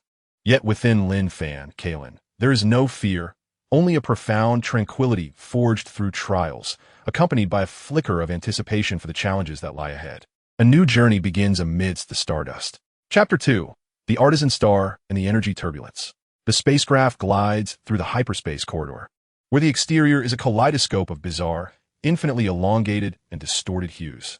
Kailan maintains a three-body stance, his form rising and falling with the vessel's occasional subtle jolts. As if rooted to the deck, he is not asleep. Rather, he immerses his consciousness within, continuing to familiarize himself with the surge of combat strength reaching 1,000. And more importantly, the peculiar perception derived from the divine dimension. Time passes quietly during the voyage. According to the navigation computer, approximately 13 standard days have elapsed. Suddenly, the ship jolts violently, forcibly disengaging from hyperspace and being thrust back into normal cosmic space by an unseen force. The shrill alarm blares once more urgent than during the previous pursuit. Warning: an exceptionally high-intensity energy turbulence region has been detected. The spatial structure is extremely unstable. The automatic evasion system is overloaded. Warning: anomalous gravitational readings detected in the star field ahead. Immediate retreat is advised. Kailan's eyes snap open, and he strides to the control panel. Outside the observation window, the once tranquil starry sky has vanished, replaced by an endless ocean of violently swirling energy reminiscent of colorful auroras. A massive energy vortex rotates slowly, periodically erupting with terrifying lightning that tears through space, while unfortunate small meteors caught in its grip are instantly shredded into their most basic particles. One can even discern the folds and fractures of space itself being distorted. On the navigation star map, the coordinates of Artisan Star lie almost directly at the heart of this deadly energy sea. No wonder this area is marked as anomalous and advised against for prolonged stay. This is indeed a treacherous expanse of the universe. The ship trembles violently, akin to a fragile leaf in a storm, buffeted by powerful energy turbulence. On the brink of losing control, the shield energy index is plummeting rapidly. There is no retreat. Neither can they withdraw. The route behind is equally fraught with peril. Returning would be tantamount to suicide. Kailan's gaze remains unperturbed, igniting instead with a spark of challenge. Is not this extreme environment the perfect crucible for testing oneself? He abruptly returns to the pilot's seat, his hands moving like phantoms across the control panel. Deactivate automatic evasion. Switch to manual control. Concentrate shield energy to the bow and sides. The commands are executed swiftly. Taking a deep breath, he elevates his body instinct level 2 and that extraordinary perception to their zenith. In his vision, the frenzied energy turbulence transforms from a chaotic storm of destruction into a peculiar, traceable flow pattern. Where lies the relatively stable passage? Where is the center of the devastating energy vortex? And where is the impending storm laden with the threat of lightning? A cascade of information flooded his mind with unprecedented clarity. Now is the moment. He forcefully pushed the control stick, and the spacecraft emitted a groan of overwhelming strain as it dangerously maneuvered between two immense currents of chaotic energy at an exceptionally acute angle. The searing stream of energy particles brushed against the shield, igniting a cascade of fiery sparks. Whoosh, whoosh, whoosh. Under his deft command, the ship executed nearly impossible maneuvers. At times it ascended rapidly, evading a newly formed energy vortex, and at other moments it plunged desperately, narrowly slipping beneath a sweeping spatial rift, or abruptly veering to avoid a surge of explosive energy pulses. His movements were devoid of excess, precise, efficient, and imbued with foresight. This was not merely a display of piloting skill. It was the pinnacle of martial mastery applied perfectly to the navigation of the cosmos. An initial manifestation of the embryonic concept of divine flow and shadowy movement taking shape in this flight control. Simultaneously, he multitasked, channeling his chi to manipulate the vacuum. Not only did he envelop himself, but he also endeavored to extend a thread of energy outward, like tentacles sensing the distant fluctuations of energy ahead, guiding the vessel. This process demanded immense mental and energetic resources, yet his eyes grew ever brighter. Pressure. This was the very pressure needed for a breakthrough. He could feel that within this extreme tension of mind and energy perception, his control over chi became increasingly refined, and the newly attained potential from the divine dimension seemed to be slowly and steadily awakened. After a prolonged and arduous traversal, the vista before him opened up magnificently. The tumultuous currents of energy were left behind, resembling a natural barrier that safeguarded the interior space. At the heart of this relatively calm area, a dusty yellow planet hung silently in the void. Its surface appeared to be enveloped in a faint, constantly refracting halo of rainbow light, exuding an aura of mystery and splendor. Upon the planet's surface, enormous traces of seemingly artificial mining pits could be seen, though most lay abandoned, evoking a sense of desolation and antiquity. This was the artisan Godstar. The spacecraft gradually descended, penetrating the atmosphere. The planet's gravity was slightly above the standard value, but to Kailan, it was nearly imperceptible. He selected a vast crater, its rim shimmering with crystalline clusters, as his landing site. Once the ship was securely docked, he did not immediately exit the cabin. Instead, he closed his eyes and focused, extending his sensory perception like a spider's web in all directions. Chaos. Utter chaos. This was his most immediate impression. The energy density here far exceeded that of Beast King Star, yet it was wild and disordered, with various attributes of energy colliding, annihilating, and then regenerating, forming a unique and perilous ecological environment. The air was thick with minute energy sparks, making it nearly impossible for ordinary life forms to survive in this tumultuous realm. Amidst the chaos, he sensed the faint presence of several relatively stable energies, pulsating with a peculiar vitality. One such force, deep within the crater, captivated his attention. Kailan opened his eyes and unsealed the hatch. A tempest infused with a strange ozone scent and energetic particles rushed into the cabin. He inhaled deeply and stepped onto this unfamiliar terrain. The second stop, the Godacraft's planet, had been reached. Challenges and opportunities lay beneath the tempestuous energy storms of this desolate land. Chapter 3. The Fruit of Potential and the Prolonged Tempering. His fingertips clashed against the hard carapace of the crystalline scorpion, producing a dull thud. Kailan leveraged the impact to leap backward, landing steadily on the crystal-dusted ground, shaking off the slight numbness in his right hand. Creatures from this planet, boasting a combat power of 1,500, proved to be far more formidable than the dominators of Beast King Planet. particularly with their energy-corrosive attacks. Yet, there was not a trace of fear in his eyes. Instead, they burned with fervent combat spirit. This was precisely the kind of adversary he sought. The turtle-shaped guardian.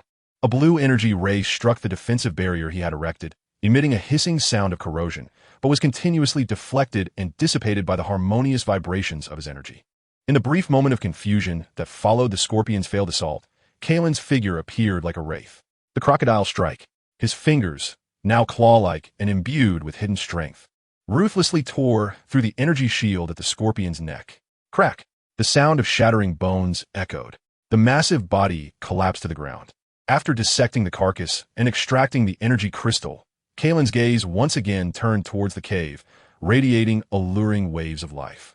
He brushed aside the luminous moss and ventured inside. The sight within the cave stirred his spirit. At its center lay a milky white pool and a small tree growing above it, particularly the fruit at its apex, swirling with the essence of a nebula, emanating an energy that transcended his understanding of life. Without hesitation, he plucked the fruit and brought it to his lips, rather than transforming into juice. It instantly morphed into a refreshing yet vast torrent of energy, not violently assaulting his limbs, but gently and irresistibly merging with his blood, bone marrow, meridians, and even the depths of his soul. Buzz, his entire being trembled slightly as his skin exuded fine impurities that glimmered softly. It felt as though the very essence of life underwent a thorough baptism and transformation. His meridians expanded and fortified invisibly, becoming as broad and resilient as the Milky Way, capable of accommodating even more tumultuous energies in the future. The density of his bones increased, gleaming with a jade-like luster. His organs were reinforced, brimming with vitality. The most significant transformation originated from his mind and soul.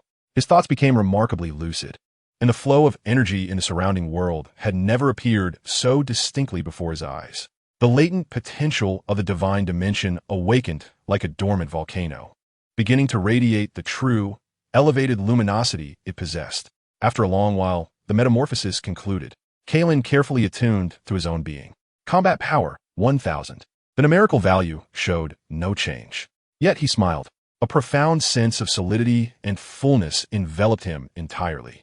He felt as though his body had transformed into an immensely sturdy vessel brimming with untapped potential. Previously, his combat power was akin to a wooden barrel filled to the brim with water. Now, it had metamorphosed into an unfathomable metallic reservoir. Although the current volume of water remained unchanged, its capacity to bear weight was no longer comparable. The fruits of potential were indeed worthy of their reputation. He murmured to himself, casting his gaze across this paradise, a veritable sanctuary for harnessing his newfound capabilities and refining his body anew. He made a resolute decision to remain. In the days that followed, Kailan entered a fervent state of rigorous training. He concealed his spacecraft, utilizing this cavern as a temporary base, and willingly immersed himself in the extreme environment of the Artisan Star. He practiced his martial arts at the summit, where energy storms converged most intensely, channeling torrents of chaotic energy into his being to hone his control over chi. He stood at the precipice of colossal energy whirlpools, attuning himself to the rhythm of destruction and rebirth, fortifying his mental resilience. He actively sought formidable local creatures to engage in combat, battling foes ranging from the 2000 combat power claw Thunderwolf to the 5000 might of the Great Rock Shield Beast, and ultimately facing the Stormwing Dragon with over 10,000 combat power. The concept of time grew nebulous. All that existed was combat, cultivation, comprehension, and further conflict. A year passed, and his combat power steadily ascended to 5,000. His mastery of chi became increasingly exquisite. The turtle shield technique could now deflect even more potent energy assaults. After 3 years, his combat power surpassed 20,000. The shrimp step allowed him to navigate effortlessly within the chaotic energy currents, as if he had become one with the environment. 5 years later, his combat power reached 50,000. He had begun to manipulate the chaotic energies around him, amplifying the nascent form of the stellar destruction wave, a concept not yet fully realized, but one he had already envisioned. 8 years elapsed, and his combat power peaked at 80,000. His form-intent fist achieved a harmonious fluidity with a mere thought. His fist's force manifested spontaneously. 10 years passed, bringing his combat power to 110,000. He sensed his body gradually acclimating to this rapid enhancement. In the 12th year, the year 761 of the Aegean calendar, an intense battle concluded at the base of the Ring Mountain. A core-fused giant rhino, boasting combat power nearing 130,000, lay vanquished at Kailan's feet. Its defenses were formidable, yet it was pierced at the core by his concentrated strike. Infused with the ambient energy, breathing heavily, he regarded his fingers. The victory brought not elation, but a profound sense of clarity and saturation. Combat power, 130,000. He had reached an entirely new pinnacle. Yet simultaneously, he acutely sensed that the framework of form-intent fist could no longer effectively guide his advancement. Whether in terms of force application, energy circulation, or combat philosophy, he had reached an insurmountable ceiling. The mere accumulation of chi had slowed to an excruciating crawl. He encountered yet another bottleneck, one more formidable than any he had faced before. Standing beside the corpse of the core-fused giant rhino, Kailan gazed up at the artisan star's vibrant yet perilous sky. 12 years had passed. He was now 24. It was time to depart. His ambitions had never been clearer. The planet Mech, the Dragon Balls. He required knowledge of a higher echelon, the key to shatter the shackles of mortal martial arts.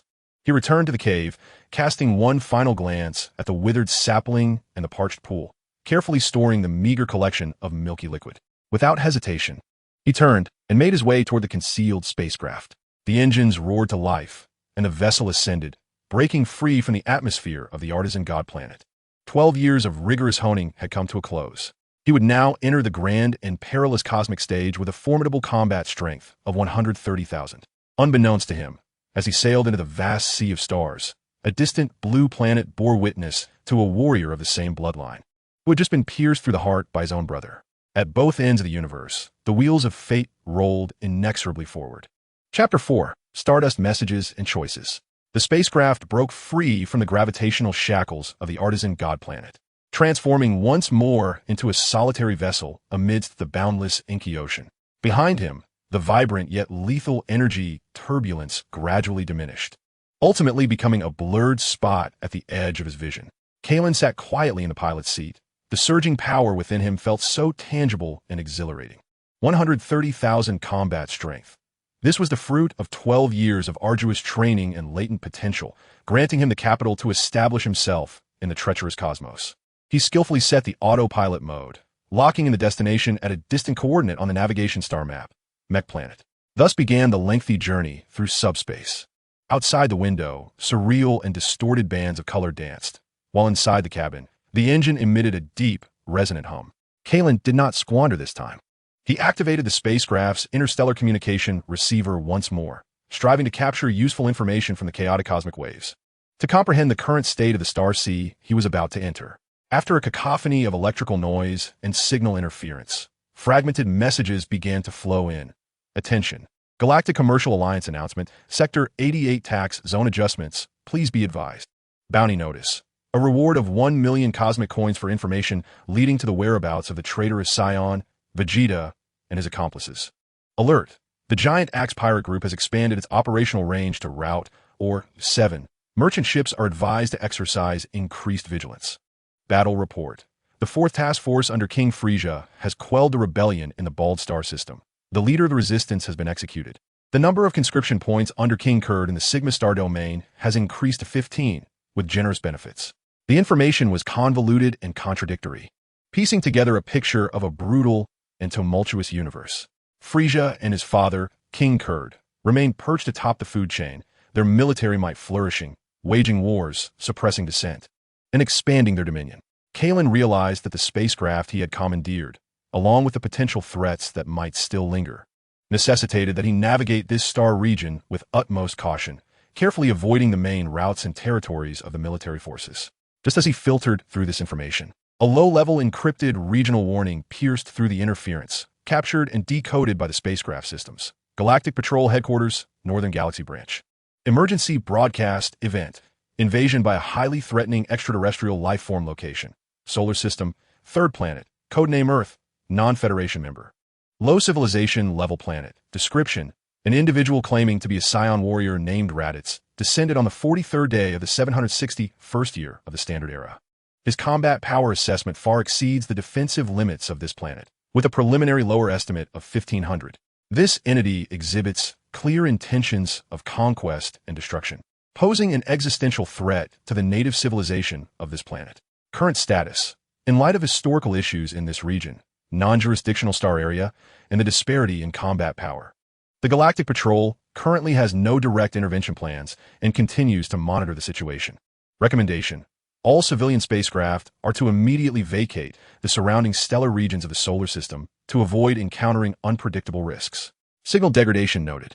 The electronic voice in the broadcast was cold and objective, yet the content described compelled Kailan, Lin Fan, to focus intently. Raditz, Saiyan, Earth, these words acted as keys, swiftly unlocking the floodgates of his past life's memories. The tumult of Namek, the crisis of the androids, Cell's game, images flashed rapidly before him. A complex wave of emotions surged through his heart. It was a place both familiar and profoundly alien, the homeland of Lin Fan's consciousness, yet a planet where Kailan had never set foot and felt no sense of belonging. He could even vaguely deduce the unfolding drama on Earth at this very moment. Raditz's threat, the alliance of Piccolo and Goku, that tragic sacrifice. Would he go?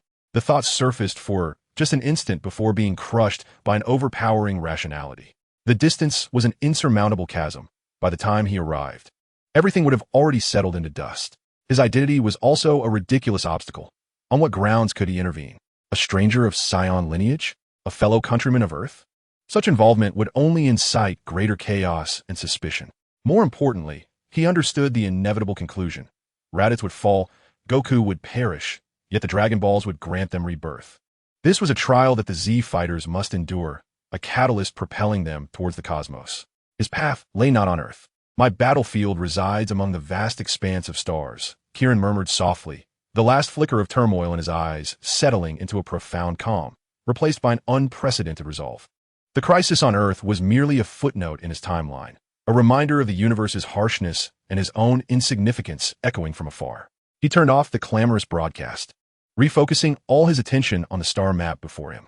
The light points representing the spacecraft resolutely advanced in the direction diametrically opposed to the solar system, steadily progressing toward the coordinates of Namek. Outside the window, the stars flowed silently, cold and eternal. At the far end of the universe, a brotherly battle concerning Earth's fate had just begun, while at this end of the cosmos, another soul coursing with Saiyan blood had made his choice, propelled by his own ambitions and path, sailing toward the unknown abyss. Two parallel lines, extending into distinctly different futures within the same spacetime. His journey leads him to Namek, to the Dragon Balls, to the celestial path that transcends the martial arts of mere mortals. Chapter 5. The Dragon Ball Route and Interstellar Navigation. The frigid stars glided silently past the porthole, coalescing into brilliant streaks of light. Within the spacecraft, Kailan, or rather, the core consciousness of Lin Fan, was intently focused on the navigational star map. A solitary light flickered steadily at the edge of the map. It marked his designated destination, Namek. The course was calibrated. Estimated duration of travel, 127 standard days. The spacecraft's AI reported in a monotone voice, announcing the imminent entry into hyperspace. In the year 760, one of the Age of the Gods, he officially embarked on his quest for the Dragon Balls. The news of Raditz's arrival on Earth rippled through his mind like a stone cast into a tranquil lake, stirring emotions, yet failing to alter the course of his journey. The fate of Earth would follow its own trajectory, while he had his own path to pursue. Initiate jump, Kailan commanded. The spacecraft shuddered slightly as the space ahead seemed to warp and tear under an invisible force, revealing a swirling vortex of vibrant colors. In the next instant, the vessel was thrust into this cosmic expressway, the starlight outside stretching into infinite threads. A fleeting discomfort washed over him, yet with Kailan's formidable battle power of 130,000, it was nearly negligible. Hyperspace travel is not always smooth sailing. The ancient routes were fraught with uncharted energy turbulence and gravitational reefs. Days later, a violent spatial tremor jolted Kailan from his deep meditation. Alarms blared sharply. Warning, encountering the edge of an unrecorded energy storm. Shield energy down by 17. Recommend exiting hyperspace and reverting to conventional navigation to evade. Execute. Kailan responded swiftly, his hands gliding over the control panel to stabilize the vessel. The spacecraft was abruptly expelled from the kaleidoscopic passage, returning to the silent yet perilous realm of normal space. Outside, a magnificent yet lethal ion nebula spun slowly. The source of the energy storm. However, troubles were far from over. Almost simultaneously with the exit from hyperspace, the sensors emitted another urgent alarm, detecting high-speed approaching objects. Energy signature identified. Frisia Force standard patrol ships. Quantity 3. Kailan's gaze sharpened as he turned to the scanning screen. 3 red dots were hurtling towards him from the shadow of the nebula, forming a pincer-like encirclement. Clearly, they had been lying in wait, using the nebula to mask their signals and ambushing the unfortunate souls forced to abandon their course due to spatial hazards. Persistent pests, he muttered to himself, feeling little anxiety, but rather a chill of anticipation to test his own strength. A battle power of 130,000 was just right for a trial against them. A crude communication forcefully intruded upon the public channel, and a brash, raspy voice echoed. "You there, in the battered ship. Shut down your engines at once, and surrender all energy canisters and valuables. Otherwise, we will reduce you to cosmic dust." On the screen, 3 aliens clad in the low-grade battle suits of the Frisia Force appeared, their faces twisted in menacing expressions. The leading captain's combat power was displayed as 18,000, with 18,000 accompanied by 2 minions barely reaching 10,000. "They dared to obstruct me?" A mocking curve appeared at the corner of Kailan's mouth. He felt no desire to respond. "Boss, it seems he is ignoring us," one of the minions remarked. "Seeking death. Open fire and show him what we're made of." "The patrol," Captain roared. The cannons of 3 patrol boats simultaneously ignited with the brilliance of gathered energy. Just as the energy beams were about to erupt, Kailan made his move. He chose not to engage in a direct confrontation. Instead, he abruptly pushed the joystick, and the ship's engine let out a deep growl. Rather than retreating, it ascended sharply at an almost right angle. Simultaneously, the special coating on the ship's surface activated under Kailan's precise infusion of energy, and the optical camouflage engaged, rendering the vessel nearly transparent, leaving only a distortion of light in its wake. What? He dodged. The target has vanished. The patrol boat's attacks fell entirely short, striking nothing but the vast emptiness of space. Kailan's ship appeared like a specter above and to the side of them. Its optical camouflage, low-power energy scan, bring him to me. The captain, seasoned and experienced, immediately issued the command. However, in the brief span of 1 or 2 seconds during their scanning, Kailan had already prepared for his attack. He did not use the ship's main cannon. A hum resonated, and an invisible yet overwhelming force suddenly radiated from the center of his ship. The aura was fully unleashed. In the vacuum of space, sound could not propagate. But that moment was filled with a terrifying energy pressure that permeated every inch of space, more unsettling than any deafening roar. It was not a destructive impact, but an absolute oppressive force that sent shivers deep within the soul.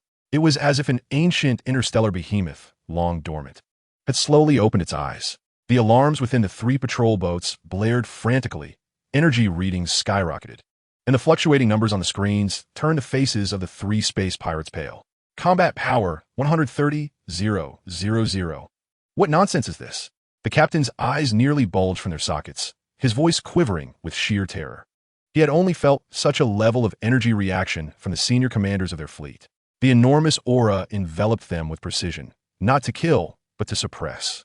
Their ship engines emitted a mournful wail under this terrifying pressure, and the control systems instantly malfunctioned, leaving them as motionless as insects caught in an invisible giant's grasp. The communication channel was filled with nothing but heavy breaths and suppressed whimpers of fear. Kailan cast a cold glance at the 3 rigid targets on the screen. The test was complete. The deterrent effect of the 130,000 combat power aura was significant against these minions. He did not take their lives. Slaughtering powerless ants held no meaning and could potentially attract higher-level pursuers. His objective was the planet Mykeksing. The fewer unnecessary troubles, the better. He restrained his outward aura, leaving only a cold and direct mental message that penetrated the mind of his counterpart. Leave. A single word, yet it encapsulated an undeniable will and the lingering resonance of his prior terrifying pressure. Within the next heartbeat, the engines of the 3 patrol boats roared back to life. Yet not a moment's hesitation crossed their minds as they swiftly turned tail and fled at a speed even greater than their arrival, daring not to glance back. Vanishing into the resplendent backdrop of the nebula in an instant, the cosmos returned to its tranquil silence. Kailan deactivated the optical camouflage, and the ship smoothly recalibrated its course. The brief interlude had scarcely quickened his heartbeat.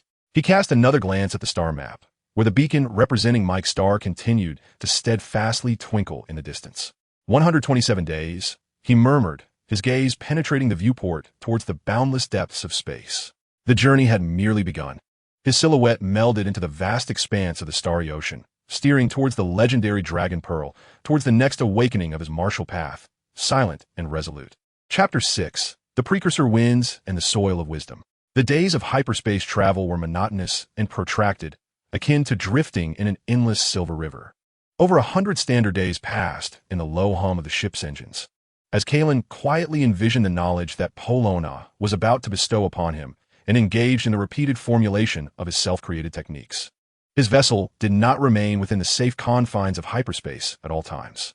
Certain ancient routes had become perilously unstable due to years of neglect or cosmic disasters, necessitating several exits from hyperspace for conventional navigation to circumvent these treacherous areas. At this moment, he traversed a star region codenamed the Abyssal Throat. This area was a remnant of a colossal stellar explosion from antiquity, rife with violent radiation, distorted gravitational fields, and aimlessly drifting colossal metallic debris. The environment was exceedingly harsh. The ship resembled a solitary leaf, cautiously maneuvering through the immense, warped metallic canyons and intermittently erupting energy turbulence. All sensors were activated, perpetually scanning for the safest path. Suddenly, the sensors detected a faint yet remarkably regular signal pulse. Kailan altered his course, and upon drawing near, discovered an ancient wrecked spacecraft. Its hull emblazoned with a peculiar emblem resembling a fusion of a clover and gears. Inside lay the remains of a solitary astronaut. Kailan infused a wisp of energy into the nearly extinguished control panel, barely restoring some functionality, and downloaded the remnants of star charts, fundamental data on astrobiology and energy mechanics. From a fragmentary log, he learned of this civilization renowned for exploration and research, the Craftsman Star People. This vessel, the Pathfinder, had tragically crashed here due to a high-energy particle storm, a civilization worthy of respect. Kailan noted the emblem. Perhaps one day he could return their relics to their homeland. He inclined his head slightly towards the remains and departed in silence. This foundational knowledge would serve as a beneficial precursor before delving into more profound wisdom.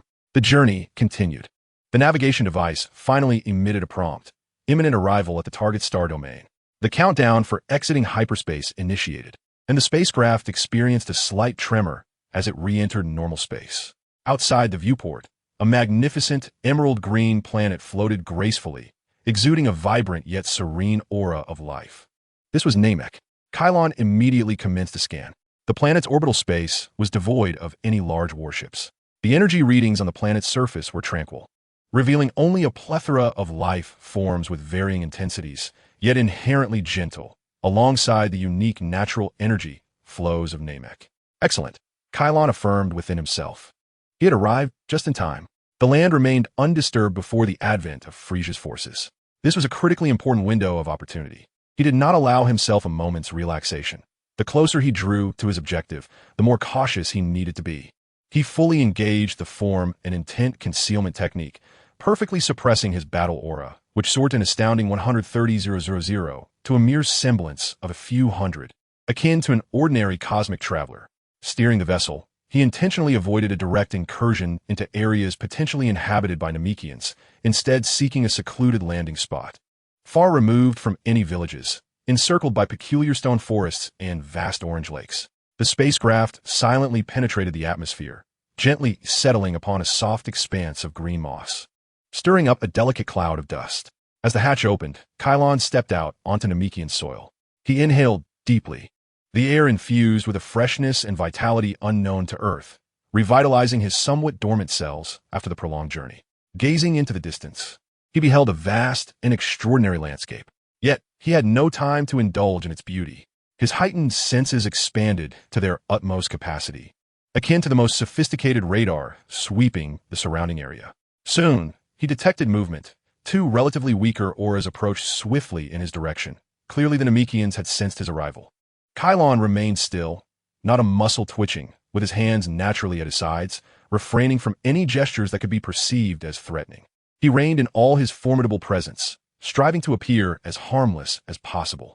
Moments later, two green figures emerged at the edge of the stone forest, eyeing him with vigilance.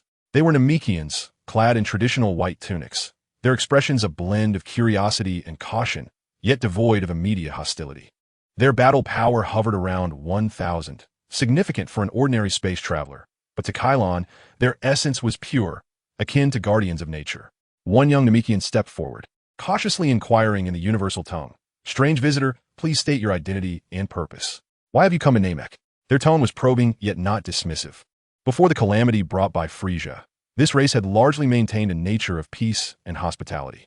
Kailan, facing them, offered a slight nod and, in a calm and clear tone, delivered the carefully prepared words he had rehearsed. "Esteemed Namekian beings, I am Kailan, a traveler in pursuit of knowledge and wisdom across the cosmos. I come not with intentions to offend, nor with malice in my heart. After a long voyage, I have journeyed here, drawn by the allure of your planet's ancient wisdom, yearning to engage in discourse with your esteemed sages." His words were sincere and direct, and the restrained power of his presence served as a preliminary affirmation of his statements.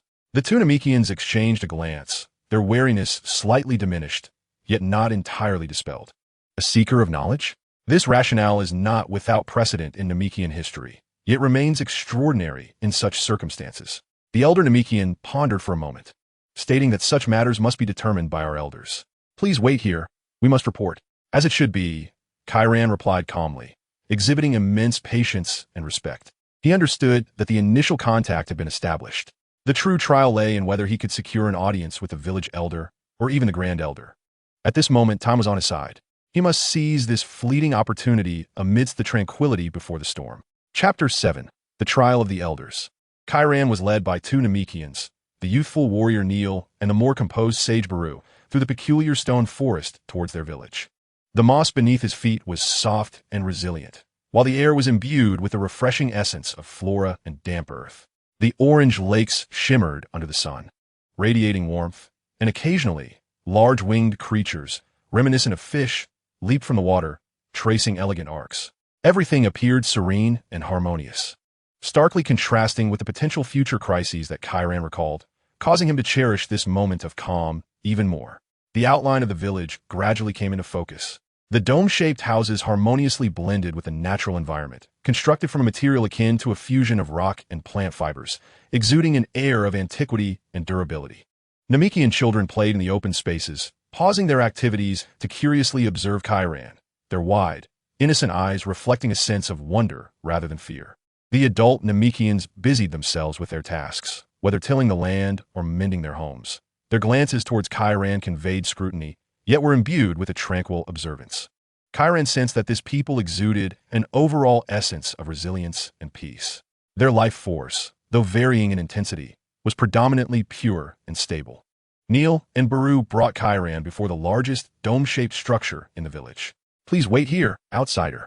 We need to report to the elder," Baru stated, before entering the building alongside Neil. Kailan stood quietly, patiently awaiting their return.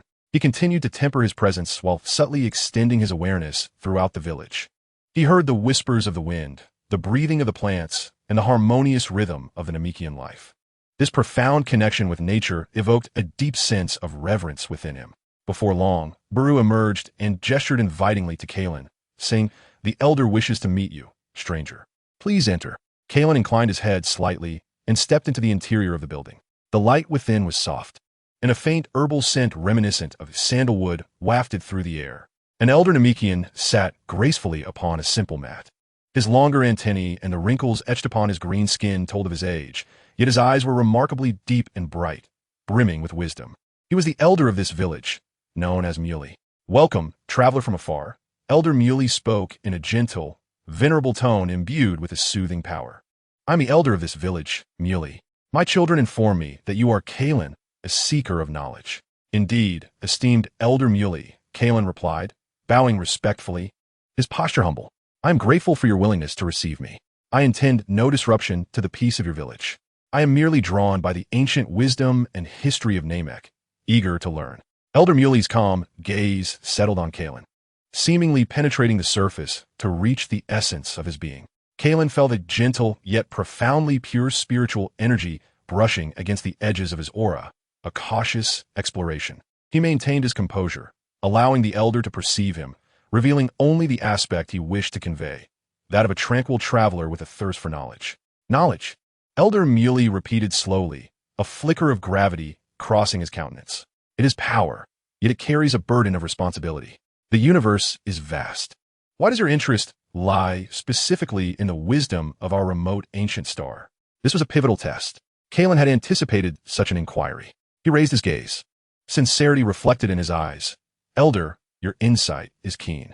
Throughout my long journey, I have encountered many civilizations, some pursuing the might of technology, others consumed by the surge of energy.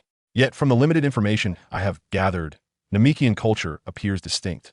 It emphasizes harmony with nature and possesses a unique understanding of the very essence of life energy.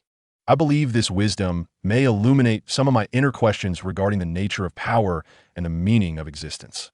He deftly sidestepped any direct mention of the Dragon Balls, steering the conversation towards a more philosophical and grander perspective, aligning with his persona as a seeker of knowledge and potentially resonating with the Elder's wisdom.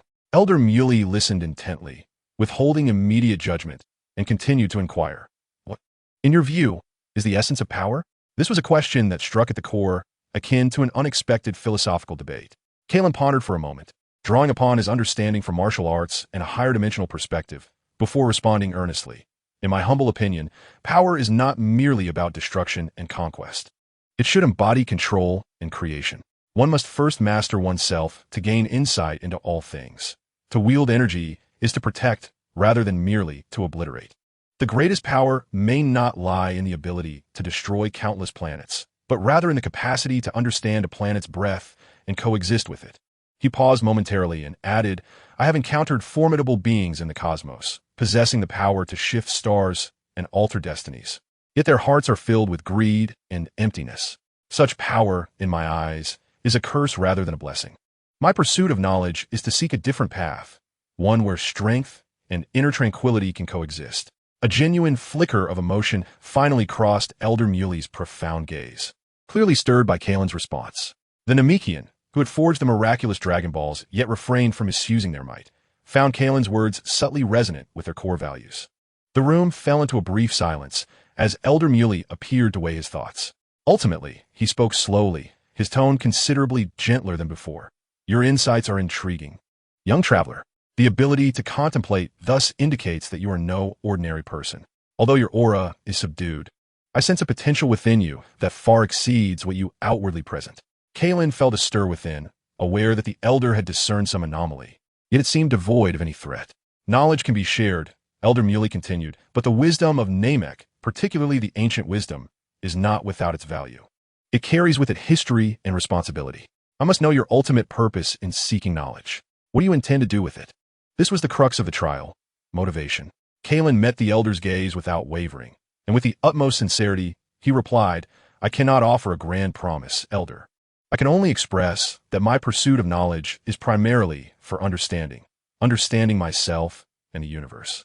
If this knowledge empowers me, I wish that such strength be used to safeguard the tranquility of my cherished journey, akin to the peace of your village at this moment, and to possess the capacity to choose non-confrontation in the face of injustice and oppression, rather than to dominate or plunder. He deftly redirected his intentions towards guardianship and autonomy, subtly echoing the Namekian's latent concerns about the impending crisis. Elder Muley gazed intently at Kailan for an extended moment, as if attempting to peer into the depths of his soul. At last, a faint, weary yet relieved smile graced his lips. Very well, he said softly, your eyes are clear, and though your heart's resonance is deeply concealed, I do not sense hypocrisy or malice. Perhaps your arrival at this delicate juncture is not entirely coincidental. Elder Muley's words seemed laden with implication, yet remained unspoken. He waved his hand. Balu, arrange a resting place for our guest. Kailan, you may temporarily remain in the village. You are free to move about and engage with my kin. However, please adhere to our customs and refrain from entering designated forbidden areas. Regarding deeper knowledge, perhaps we shall have the opportunity to discuss it once you have earned sufficient trust. Thank you for your grace and wisdom, Elder Muley, Kailan replied with a deep bow. He recognized that he had succeeded in taking the first step, having gained permission to linger and engage within this land. However, he discerned the unspoken anxiety woven into the elder's words, a subtle moment of foreboding. It seemed that the Namekians, perhaps due to their profound connection with the planet, sensed an impending change. The calm before the storm remained precious, yet the distant rumble of thunder could already be heard. Chapter 8. The Discourse Beneath the Starry Sky. Having secured a temporary stay from Elder Muley, Kailan refrained from rushing the process. He understood that the establishment of trust necessitated time and sincere interaction, particularly in the presence of a race so attuned to perception and committed to intrinsic virtue. He was assigned to a vacant dome-shaped hut at the village's edge, adjacent to Baru's residence, an arrangement that signified both hospitality and an unspoken vigilance. Kailan accepted this with grace. Each day, he quietly observed and humbly assisted with tasks within his capabilities, employing precise energy manipulation to mend the cracks in the homes, or using his keen sensitivity to the life energy of plants to help tend to the unique, softly glowing nocturnal moss of Namek. His modest demeanor and practical assistance gradually dispelled some of the initial curiosity and caution of the Namekians, replaced by a sense of understated acceptance. They began to adapt to the presence of this softly breathing, well-mannered green-skinned traveler who maintained the essence of Saiyan. The true turning point occurred on a night so clear it seemed capable of cleansing the soul. Namek lacked a moon, yet 3 satellites of varying sizes floated in the night sky, casting a cool, luminous glow that intertwined with the bioluminescent flora below, enveloping the world in a dreamlike soft light. Kailan sat upon a large, warm rock at the village's periphery, gazing up at the alien heavens, his spirit immersed in the contemplation of Barunja knowledge and the future creation of his own techniques, his essence subtly harmonizing with nature. Unbeknownst to him, Baru approached and sat beside him, silently gazing at the stars. After a considerable pause, he spoke slowly, his tone imbued with the reflective wisdom characteristic of his race. Isn't the starry sky beautiful? Each star may be a world, nurturing distinctly different lives and civilizations. Kailan emerged from his reverie, turning to Baru with a slight smile. Indeed, it is also filled with the unknown and peril. Its vastness inspires awe while highlighting our own insignificance. Insignificance is not synonymous with weakness, Baru interjected, his gaze profound. Just as a drop of water may reflect the entirety of the sky, the essence lies in inner cohesion and perception. He extended a finger, a faint halo of life energy coalescing around the tip, stable and pure, seemingly possessing its own vitality. We Namekians believe that energy is not merely a tool for destruction. It is an integral part of life, an extension of nature. True strength does not reside in the abundance of energy, but in the heart that communicates, comprehends, and guides it. Baru's words articulated a core tenet of Namekian energy philosophy, revealing both a desire to share and a hint of testing. Eager to gauge the depth of understanding of the seeker of knowledge. Upon hearing these words, Kailan's eyes sparkled with a genuine brightness. He composed himself and earnestly replied, "Mr. Balu, your words resonate deeply within me." He raised his hand, refraining from unleashing any formidable power, instead allowing a faint, nearly imperceptible divine awareness to flow into his fingertips. He gently caressed the omnipresent natural energies and life forces surrounding him. The essence of energy, he mused, may be more akin to a vibration or a carrier of information. With a slow deliberation, Kailan continued, his voice imbued with an understanding that transcended the immediate realm of combat, emerging from a higher perspective. Destructive energy incites chaos and ferocity within these vibrations, while the energy of creation and protection guides them towards harmony, order, and even imbues them with meaning. He paused, allowing the subtle perception from his fingertips to ripple outward, softly brushing against a patch of luminescent moss nearby. Intriguingly, the moss seemed to respond to some gentle nurturing, its glow becoming softer and more radiant. Take this moss, for instance, Kailan elaborated, its life energy is faint yet stable. Brutal force could easily obliterate it, but a more enlightened approach might involve understanding the rhythm of its energy, akin to tuning a stringed instrument, enabling it to produce a more exquisite melody. Such understanding requires not the crushing of power, but a resonance of perception and a finesse of technique. For the first time, a hint of astonishment flickered across Balu's previously serene countenance. As a sage among the Mekians, his comprehension of energy surpassed that of ordinary warriors. Yet Kailan's discourse, especially his descriptions of energy's essence and informational properties, and his ability to influence life energy through nuanced perception and guidance rather than sheer might, opened a new avenue of contemplation for him. This was not merely a difference in levels of power, but rather a divergence in cognitive dimensions. Vibration, information, resonance, Baloo murmured, the light in his eyes intensifying. What you describe as perceptual resonance appears to align more closely with the life energy of the planet itself than the traditions we have inherited, delving deeper into the microcosmic and the fundamental. Unbeknownst to them, their conversation had traversed from the philosophy of the cosmos to the fundamental nature of energy utilization. Kailan, with the extraordinary insight granted by his divine potential, paired with the expansive yet incompletely digested knowledge from the Balanga, consistently offered revelations that left Baloo enlightened and profoundly captivated. They explored various civilizations' methods of energy extraction and application, the relationship between mental prowess and life energy, and how to maintain inner tranquility during battle to effectively guide energy. Kailan did not flaunt any overwhelming power. Rather, he illuminated the discourse with a brilliance of wisdom and a profound insight into the essence of energy. This philosophical exchange beneath the starry sky persisted for quite some time. As the three moons began to drift toward the horizon, Baloo finally rose, filled with an unquenchable desire for more. The gaze he directed at Kailan had transformed entirely. The earlier caution and vigilance had blossomed into sincere admiration and respect. Mr. Kailan, Baloo's tone became exceedingly earnest. Your wisdom is as profound as this starry expanse. You are not an ordinary traveler. You are a true sage. Please forgive our previous negligence. I believe Elder Muley would greatly desire a deeper exchange with you. Your insights may prove vital to our entire community. Within Baloo's words, a subtle sense of crisis was once again discernible. Yet at this moment, this sense of urgency intertwined with the value that Kailan exhibited. Kailan understood that through sincere and wise dialogue, he had successfully garnered the initial trust and regard of a key figure. The path to deeper knowledge, potentially encompassing the realm of Dragon Balls, had quietly begun to unfurl a small segment. You flatter me, Mr. Baloo.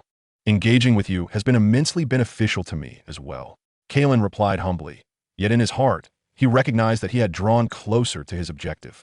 Beneath the starry sky, the silhouettes of two distinct races established a delicate connection through their shared pursuit of knowledge and wisdom. Chapter 9. The First Currents of Turmoil and the Elder S. Resolution. The discourse beneath the cosmos was akin to casting a stone of wisdom into the tranquil surface of a lake, sending ripples that swiftly spread throughout the village. Baloo's attitude towards Kailan underwent a fundamental transformation, shifting from a wary observer to a sincere admirer. He ardently extolled Kailan's astonishing insights into the very essence of energy before Elder Muley and several other village elders. Consequently, Kailan's standing among the Namekians subtly ascended. He was no longer merely a tolerated stranger, but began to be regarded by some of the elder Namekians, particularly those responsible for teaching the younger generation about energy manipulation, as an equal conversational partner capable of offering inspiration. They began to engage Kailan in discussion, exploring issues that had long troubled them in their energy cultivation. Kailan consistently provided refreshing and incisive perspectives, drawing from his elevated viewpoint and the wealth of knowledge gleaned from countless civilizations, albeit not yet fully assimilated. This exchange was enjoyable and fruitful, sparking a minor fervor in the village regarding the nature of energy. Young warriors like Neil, though not fully grasping the intricacies of profound theories, began to experiment with the resonance perception method Kailan had mentioned, discovering with astonishment that this approach seemed to facilitate a smoother flow of energy and finer control. However, beneath this increasingly vibrant academic atmosphere, Kailan keenly sensed a faint shadow beginning to loom over the brows of the elder Namekians, particularly Elder Muley. Initially, it manifested as fleeting moments of distraction or a brief stillness when gazing at the sky. Yet, as time progressed, these signs of unrest became increasingly pronounced. Kailan observed that during their conversations, Elder Muley would occasionally pause abruptly, his fingers unconsciously caressing the edge of his seat, a flicker of elusive concern crossing his profound gaze. Other elders would often gather in hushed discussions, their presence no longer exuding the calm stability of before, but rather a subtle undercurrent of anxiety and perhaps fear. At last, on a twilight evening, as the three satellites in the sky began to reveal their hazy silhouettes, the ancient bell summoning a meeting in the center of the village tolled. Unlike its usual steady chime, the sound carried an air of urgency. All the adult Namekians gathered in the open space before Elder Muley's dwelling. The atmosphere thick with tension. Kailan, as a guest granted special permission to attend, stood at the periphery of the crowd, quietly observing. Elder Muley stood before the assembly, his countenance rendered unusually grave by the interplay of the setting sun and the glow of nocturnal flora. My kin, his voice, though aged, bore a weighty resonance. Over the past few days, many among us with heightened spiritual sensitivity, including myself and several elders, have sensed something unusual. A ripple of unease coursed through the crowd. It is not a clear vision or sound, Elder Muley continued, his brow furrowed, but rather an ominous sensation, akin to a chilling shadow sweeping across the starry expanse, drawing ever closer with malicious intent. A terrifying will, one of greed and destruction, which regards life as mere chaff, is advancing from the depths of the cosmos towards our home. His words confirmed Kailan's suspicions. The Namekians, with their profound connection to nature and their planet, had sensed the overwhelming and malevolent aura emanating from Frisia's army before its arrival. This was a premonition on a spiritual level, more immediate and harrowing than any physical signal could convey. Elder, what is it? The young Neil could not contain his anxiety, his voice tinged with tension. We cannot yet ascertain its precise form. Elder Muley slowly shook his head. But the scale and intensity of this malevolence far surpass any cosmic pirates or wandering races we have encountered in the past. It embodies a pure and unabashed desire for conquest and annihilation. Panic began to permeate the Namekian ranks. They were a peaceful race, though individually formidable in combat. Their societal structure was not founded upon warfare. Faced with this formidable and unknown threat from the depths of the cosmic sea, they felt an overwhelming sense of helplessness. At that moment, Elder Muley's gaze traversed the crowd, landing upon Kailan. The look was intricate, imbued with inquiry and perhaps a flicker of final hope. Kailan, distant traveler, seeker of wisdom, Elder Muley's voice drew the attention of all present. You traverse the cosmic seas and possess a breadth of knowledge. Have you heard of this malevolence that emerges from the depths of the universe? Or do you have insights regarding the challenges we are about to face? Instantly, the eyes of every Namekian converged upon Kailan. There were expressions of anticipation, skepticism, and a final struggle. Kailan understood that the moment of truth had arrived. He could not reveal his identity as a traveler from another realm, but he could leverage the known cosmic intelligence and the current predicament. Taking a deep breath, he stepped forward, approaching Elder Muley with a demeanor both solemn and sincere. Esteemed Elder Muley and friends from Namek, he proclaimed, his voice resonating clearly in the ears of every Namekian. Indeed, during my travels, I have encountered whispers regarding the tyrants of the cosmos, a being known as Frisia, an ice demon of formidable might and unrelenting cruelty, commands a vast legion dedicated to the conquest and annihilation of valuable planets, peddling their ownership as mere commodities.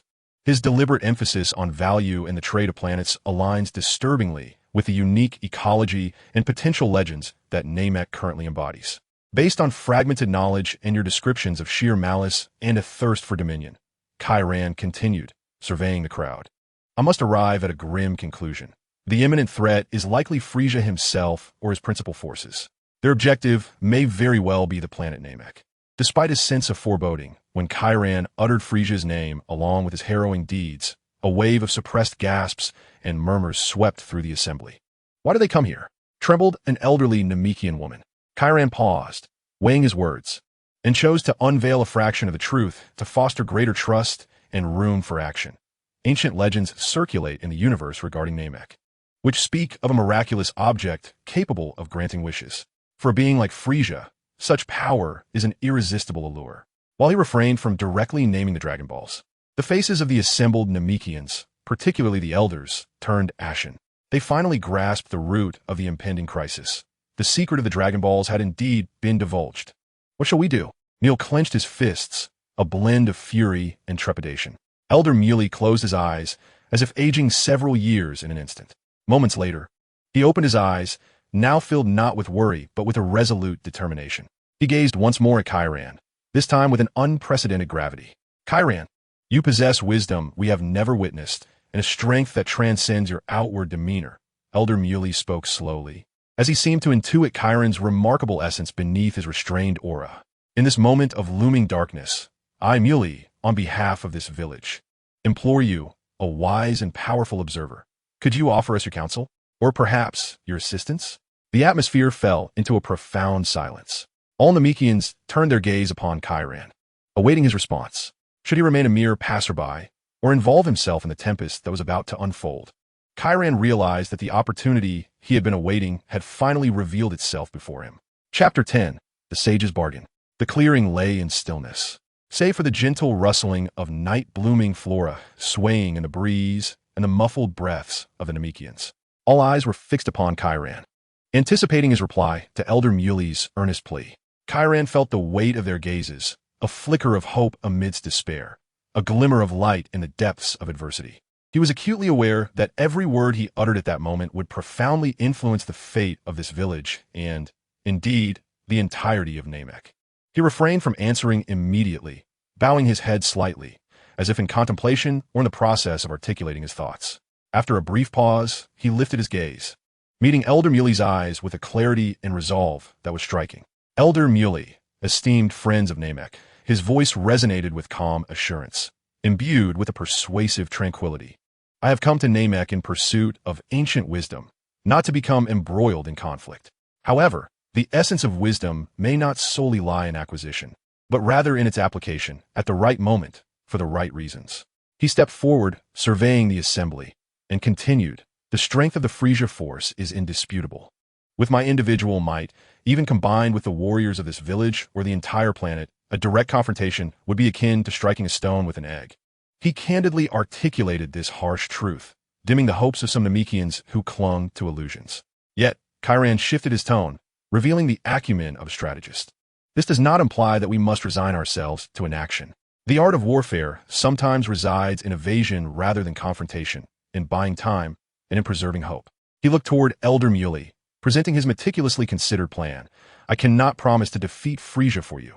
Such a notion is naively ambitious. However, I can endeavor to assist you in safeguarding as many lives as possible before disaster strikes. How shall we preserve them?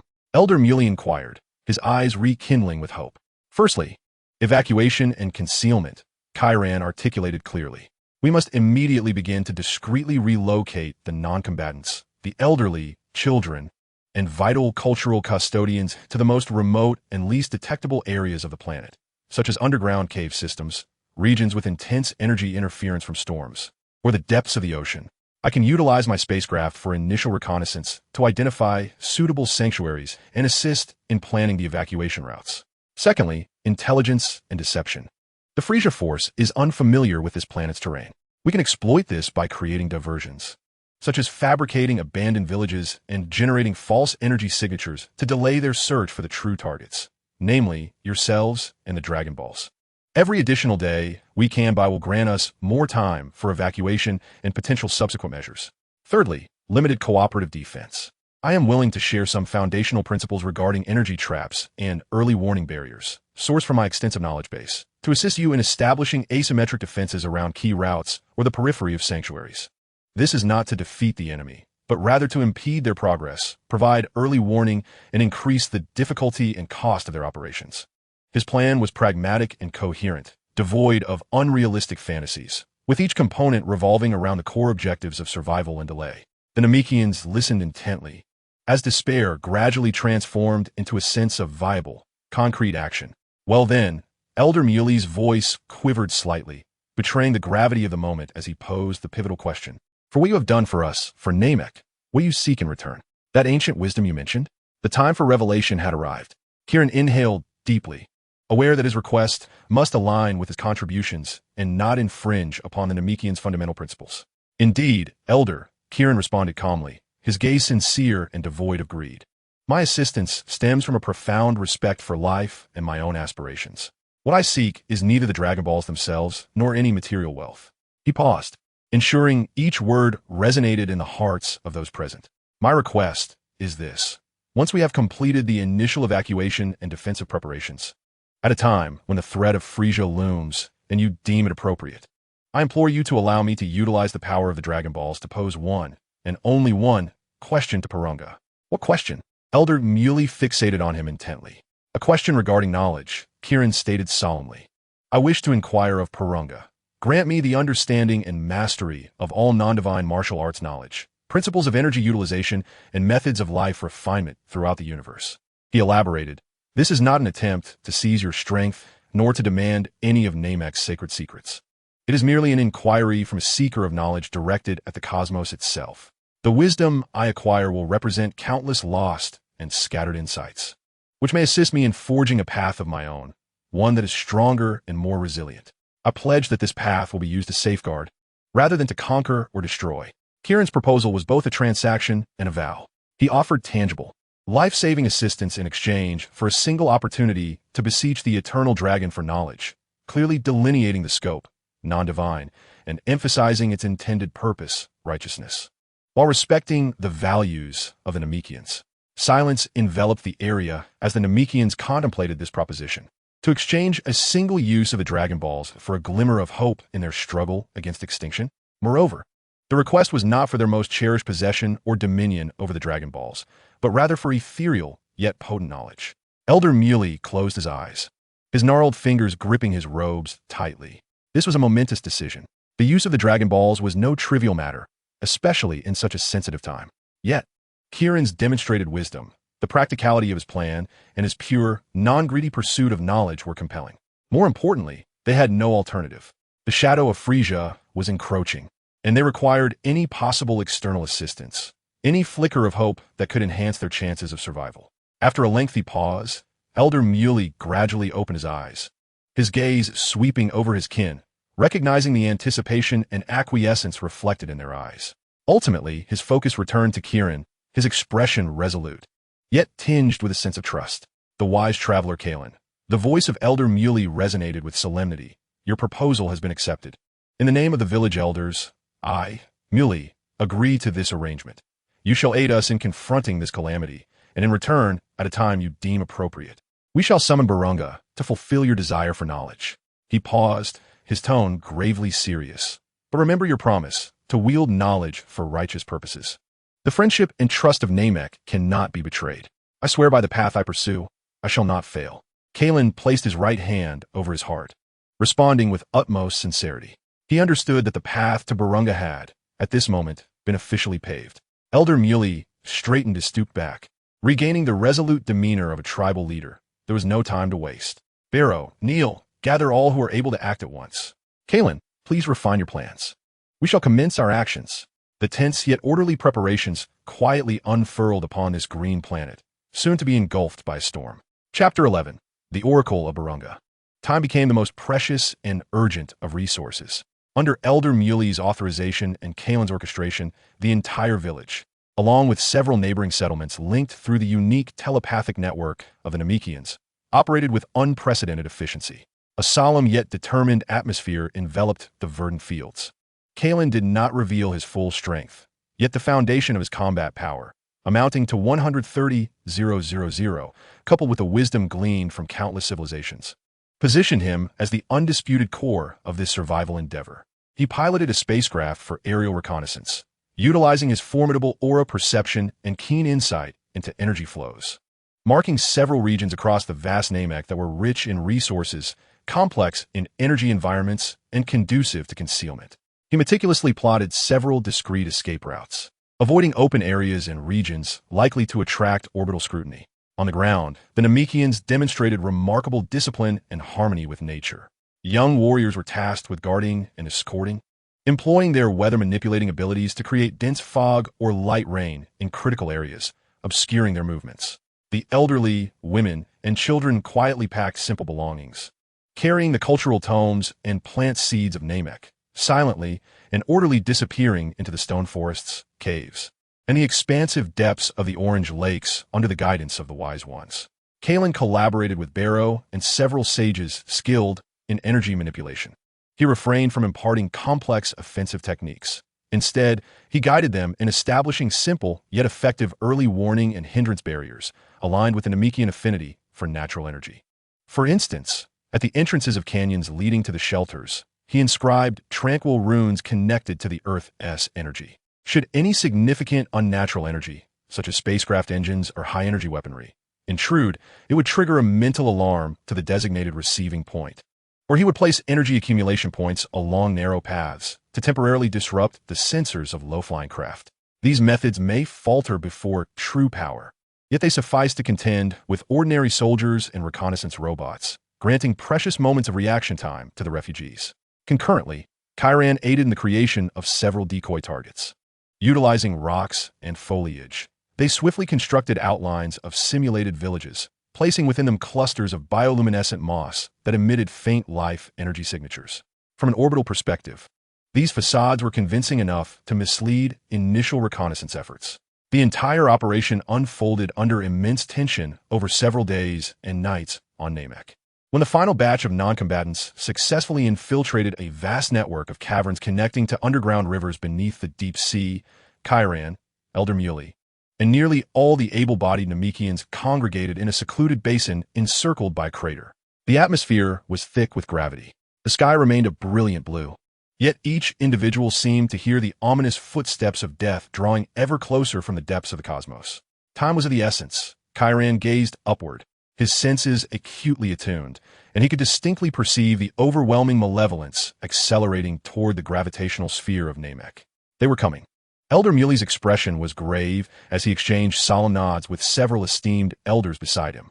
The 7 Namekian elders stepped forward, each cradling an orange-red orb adorned with star markings, the source of Earth-S Dragon Balls, the Namekian Dragon Balls. There were no elaborate rituals, only the most sincere prayers. The 7 elders placed the Dragon Balls in the center of the basin, forming a circle, and simultaneously raised their hands, chanting in an ancient and obscure tongue. Come forth, Purunga, grant our wishes. In an instant, the heavens and earth shifted. The previously clear sky darkened at a visible pace, as if night had descended prematurely. The 7 Dragon Balls erupted in a dazzling golden radiance, shooting skyward and converging in the high air above the basin, twisting and ultimately transforming into an enormous, colossal green silhouette that obscured the sun. With red eyes and a muscular form, it hovered silently, emanating an overwhelming pressure akin to a vast sea of stars. It was the dragon of Namek, Purunga. State your wishes. Purunga's deep and resonant voice echoed throughout the realm, resonating within the minds of all present. I can grant 3 wishes. All eyes turned to Kailan. He inhaled deeply, suppressing his excitement, and stepped forward, gazing upon this cosmic marvel. With clarity, he articulated each word. Great Purunga, my wish is, please bestow upon my consciousness and memory, in a manner that is undamaged and orderly, all martial knowledge, principles of energy utilization, methods of honing life potential, and related histories, theories, and practical experiences across the universe that I am able to comprehend, contain, and absorb, excluding divine-level insights and matters pertaining to the fundamental laws of the universe. This was an exceedingly intricate and precise wish.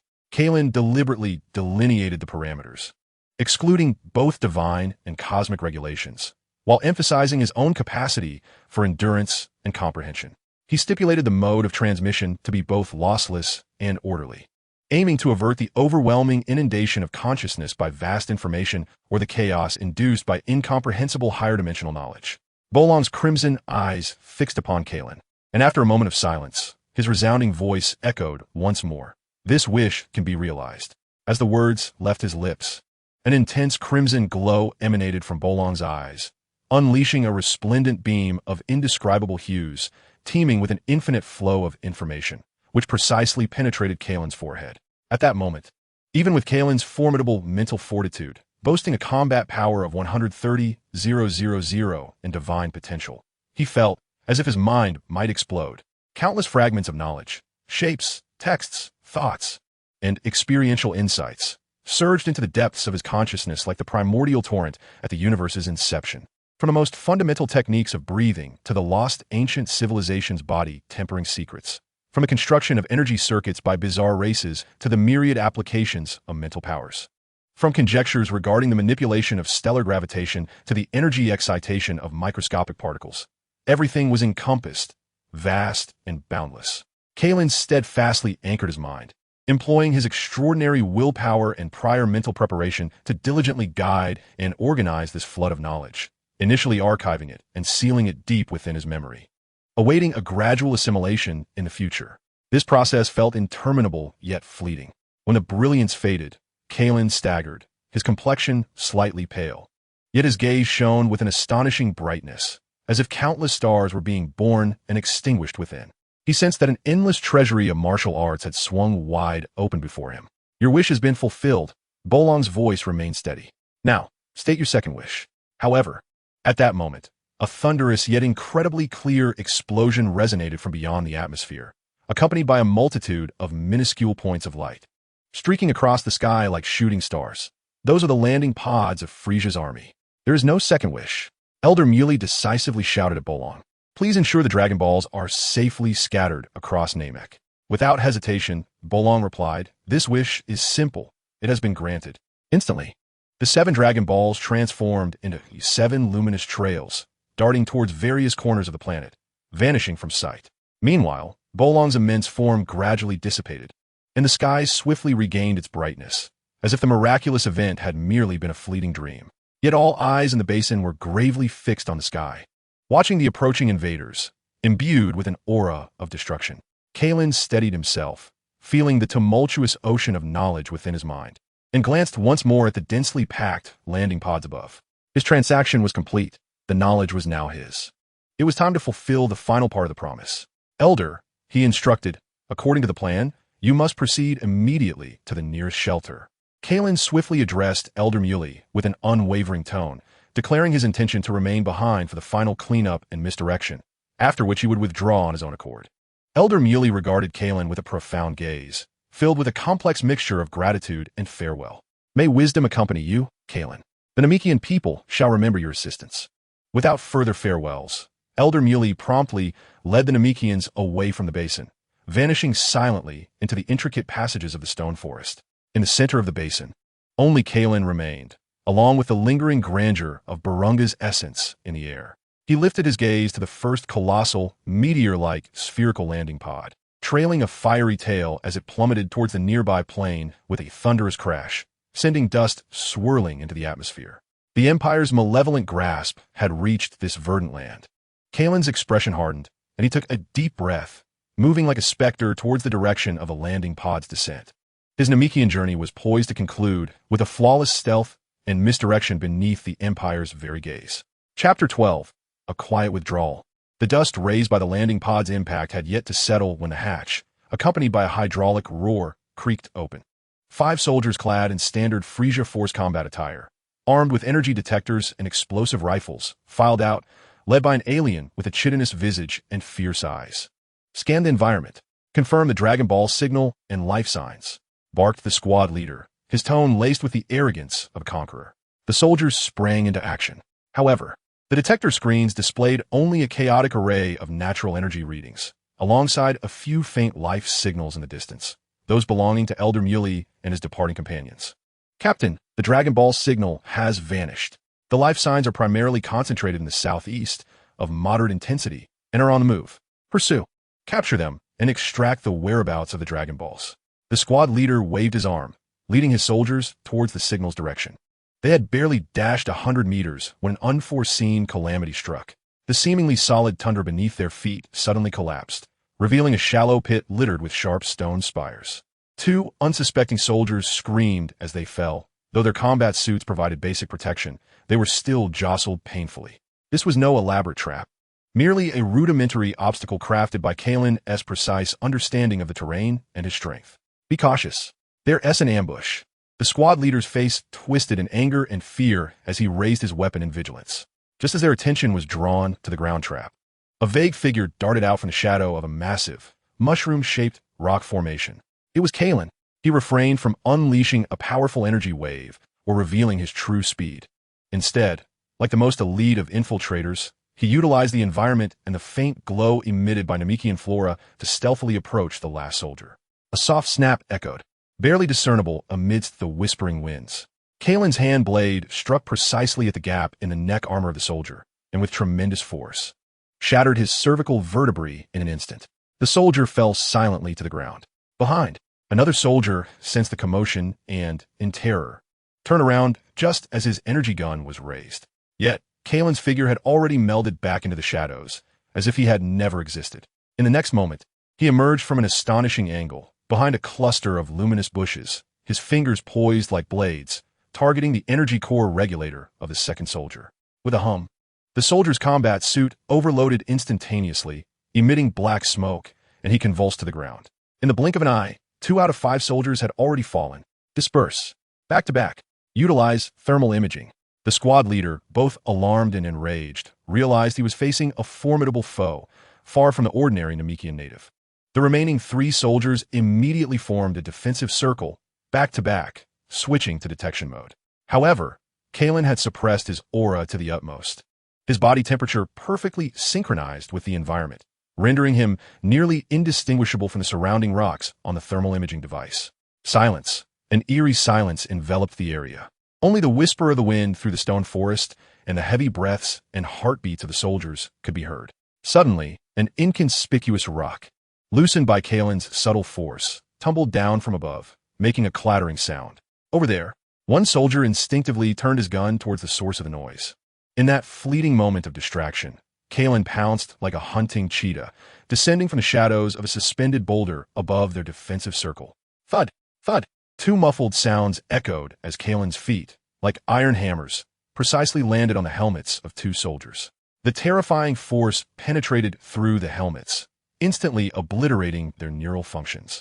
They collapsed without a sound. Now, only the squad leader remained. He gazed in horror at Kailan, who appeared before him like a specter, devoid of any energy fluctuations, causing his energy gun to tremble in his hands. What kind of monster are you?" he shouted, his voice trembling with fear. Kailan offered no reply, merely observing him with an unruffled demeanor, his deep-set eyes seemingly harboring the coldness of the entire cosmos. He raised his hand, a nearly invisible energy wave, faint yet potent enough to send shivers through the squad leader's very soul, coiled around his fingertips. It was highly compressed energy capable of piercing the toughest alloy. "Wait, don't kill me." The squad leader stammered, seeking mercy. But Kailan did not afford him the opportunity. A gentle touch of his fingertip unleashed a slender, hair-thin beam of energy that instantaneously pierced through the squad leader's forehead. The battle commenced and concluded in less than 30 seconds. A reconnaissance team from the Frisia army had been utterly annihilated, failing to issue even a single effective alert of their ambush. Kailan surveyed the lifeless bodies strewn across the ground with an expression devoid of compassion.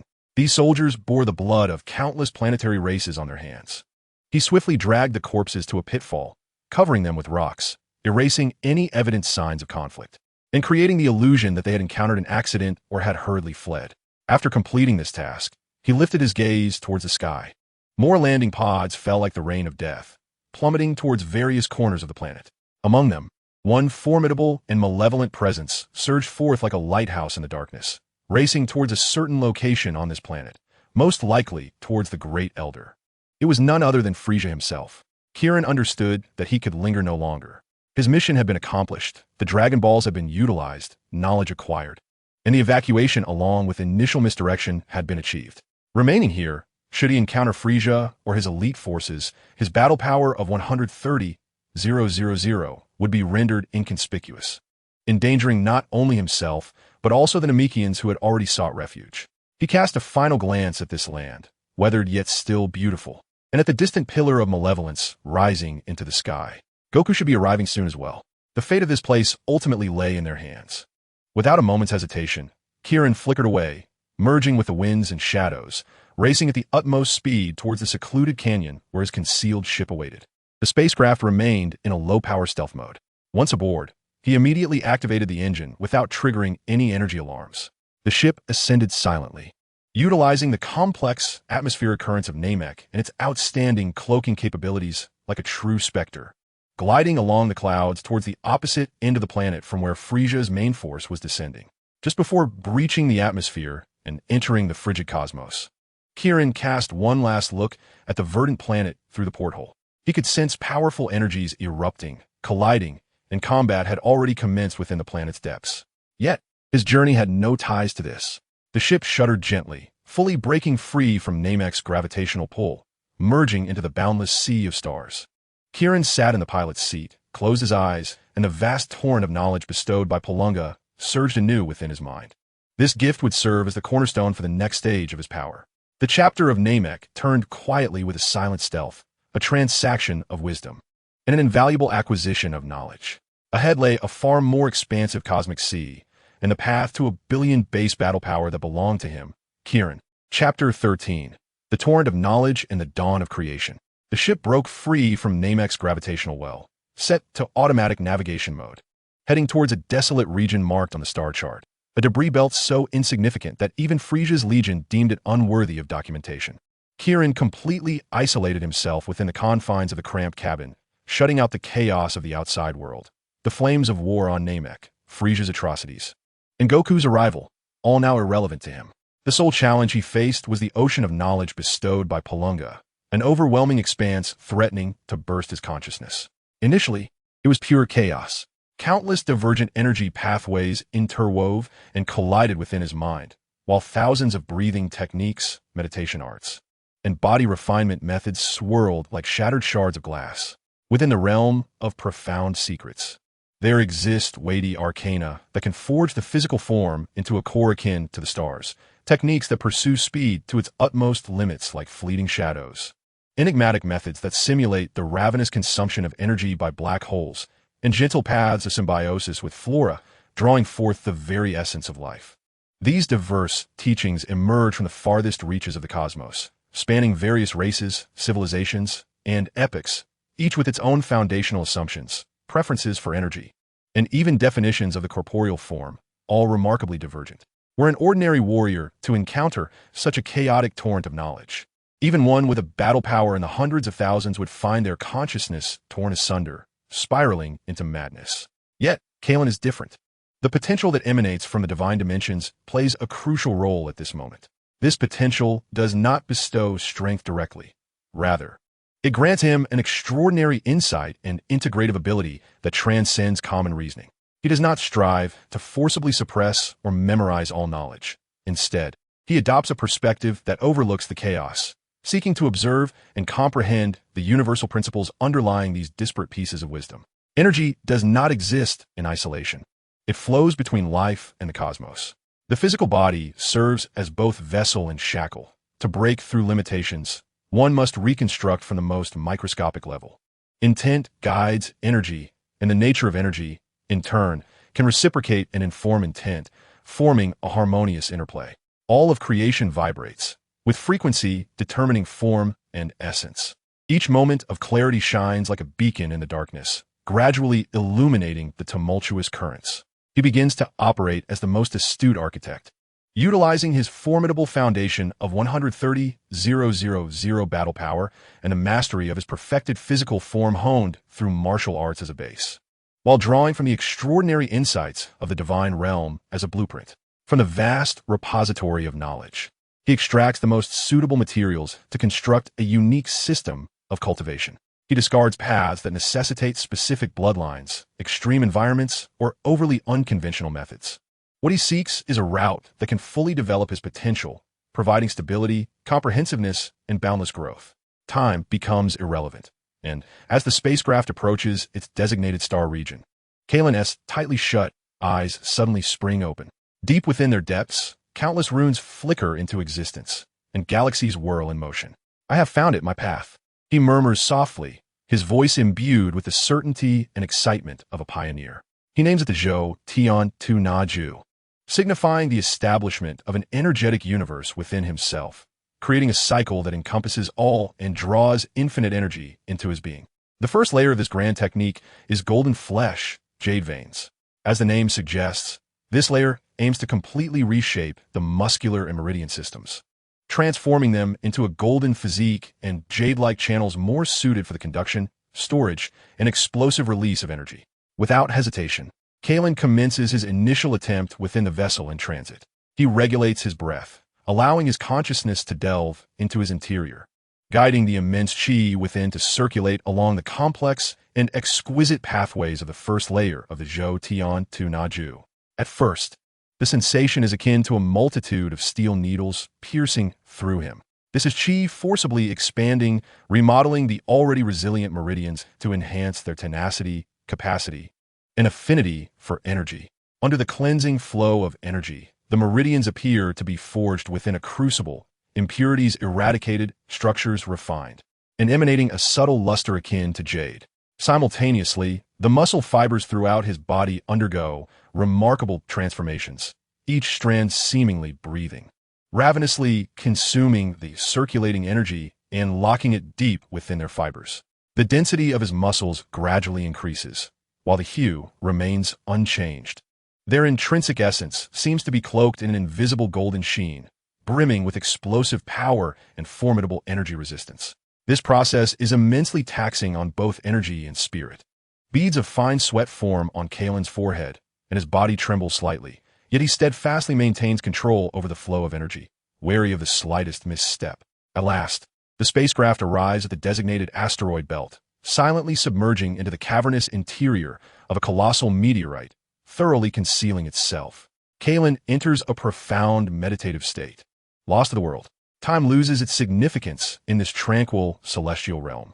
It is uncertain how long has passed, perhaps a month or several months. A palpable shift begins to manifest in Kailan's essence.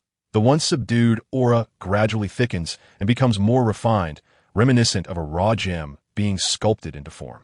The network of meridians within him has undergone a complete transformation, resembling a labyrinth of jade-hued pathways, through which energy flows with remarkable ease and minimal loss.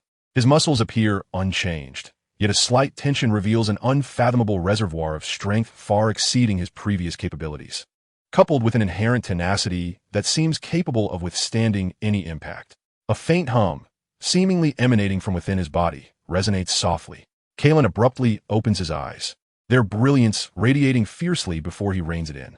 He slowly raises his hand into a fist, without invoking any energy techniques, merely relying on his physical prowess.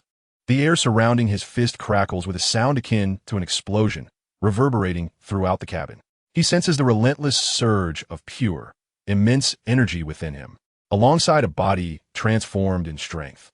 He has succeeded. The golden skin and jade meridians has been achieved. In that moment of completing the first layer of his cultivation, his foundational combat power has surpassed the million mark. He has officially crossed the threshold into the realm of true strength within a universe. Yet, this is merely the beginning.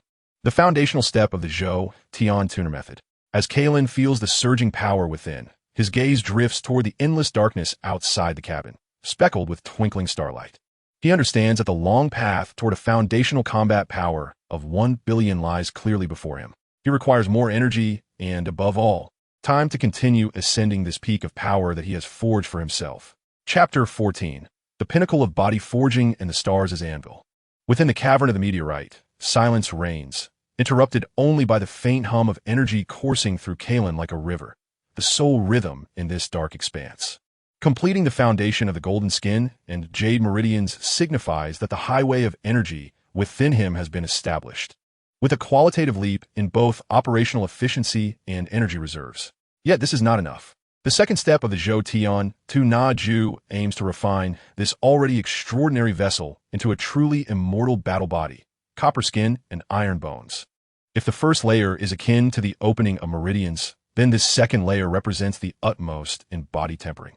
Kailan's consciousness delved into the vast ocean of knowledge, where countless methods for enhancing material structure, activating cellular vitality, and deeply merging energy with matter sparkled like an array of stars. He dismissed those esoteric techniques reliant on external substances or those bearing obvious racial characteristics, ultimately choosing the most domineering and purest path, harnessing cosmic energy, transforming himself into a furnace, and utilizing the power of the stars as a hammer for the most thorough of tempering. He departed from the relatively safe confines of the spacecraft and seated himself cross-legged upon the cold, unyielding surface of a meteorite. With his mind unshackled, he ceased to deliberately restrain his breath, instead resonating with the desolate asteroid belt and the myriad energy radiations within the deeper void of the universe at a unique frequency. Initially, only faint cosmic rays and the tenuous energy of interstellar dust were gradually drawn into his being. This energy was chaotic and impure, imbued with a chilling destructiveness. Yet, upon entering his already golden-skinned and jade-veined body, it was swiftly purified and tamed, transforming into countless minute energy hammers that began to strike at his bones, organs, and membranes from the most microscopic level. The pain was excruciating. It was not merely the prick of expanded meridians, but felt as though every cell was cast into a furnace, subjected to relentless hammering and reshaping by an invisible, colossal force. His bones groaned under the unbearable weight, as if countless steel needles were piercing beneath his skin. Kailan maintained his focus, his visage slightly contorted in agony, yet his eyes radiated a frozen determination. He guided this tumultuous, refining power, repeatedly cleansing his entire being according to the profound principles of the second layer of Zhou Tian Tu Na Ju. As time passed, the range of energy he summoned expanded exponentially. It was no longer just faint radiation, the weak core energy lingering within nearby small meteorites, as well as the diminished thermal energy emitted from distant stars after a long journey, seemed to be drawn by an invisible force field, morphing into streams of energy invisible to the naked eye, yet immensely powerful, akin to a galaxy being rolled back, converging into his body. His seated figure, against the dark backdrop of the meteorite, appeared as a miniature energy black hole, devouring all available energy surrounding him. The intensity of the tempering escalated exponentially. His skin began to exhibit a bronze metallic sheen. It was not merely a change in color, but a natural manifestation resulting from a certain degree of density and energy resistance. His once smooth and jade-like bones underwent a mysterious transformation under the relentless refining of energy. Their internal structure dramatically increased in density while retaining flexibility, subtly emanating the dark luster reminiscent of tempered steel, yet imbued with a semblance of life. The tempering of his organs proved to be the most perilous endeavor. The heart, liver, spleen, lungs, and kidneys trembled violently under the onslaught of energy, as if on the verge of shattering. Yet, supported by the inexhaustible essence of the cosmic cycle, they shattered repeatedly, only to be reconstituted and strengthened anew, becoming more vibrant and resilient against the explosive forces of extreme conditions. This was a perpetual dance of destruction and rebirth. Kailan's body resembled a divine metal cast into the furnace of stars, enduring the most brutal yet effective forging upon the anvil of cosmic energy. He lost track of time, space, and even his own identity, with his entire consciousness immersed in the delicate balance of mastering his corporeal form and guiding the flow of energy. Uncertain of how long had passed, perhaps a year, or even longer, one day, an extraordinarily powerful gamma ray emanated from the remnants of a dying star, inadvertently triggered by Kailan, penetrating his being as the final and most intense crucible of fire. A resounding clang, not propagated through the air, but resonating directly from his bones and organs, echoed through the void. Kailan suddenly opened his eyes, a tangible brilliance surging forth, piercing the surrounding darkness. He slowly rose to his feet. This seemingly simple act caused the enormous meteorite beneath him to shudder violently, fissures spreading across its surface. The aura surrounding him transformed, no longer merely heavy, but infused with an indomitable sharpness and an unchanging solidity. He gazed down at his arm. The skin bore a healthy bronze hue, indistinguishable from that of an ordinary person. Yet, with a mere thought, countless fine metal scales instantaneously embedded themselves beneath the surface, exuding an overwhelming sense of invulnerability capable of withstanding the mightiest of warship cannons. As he clenched his fist, the sound of bone grinding against bone resonated, akin to the clash of iron. Bronze skin and iron bones. The transformation was complete. In that moment, his body itself was a human weapon, a moving fortress of war. Without the need to harness energy, he was confident in his ability to traverse the battlefield with ease.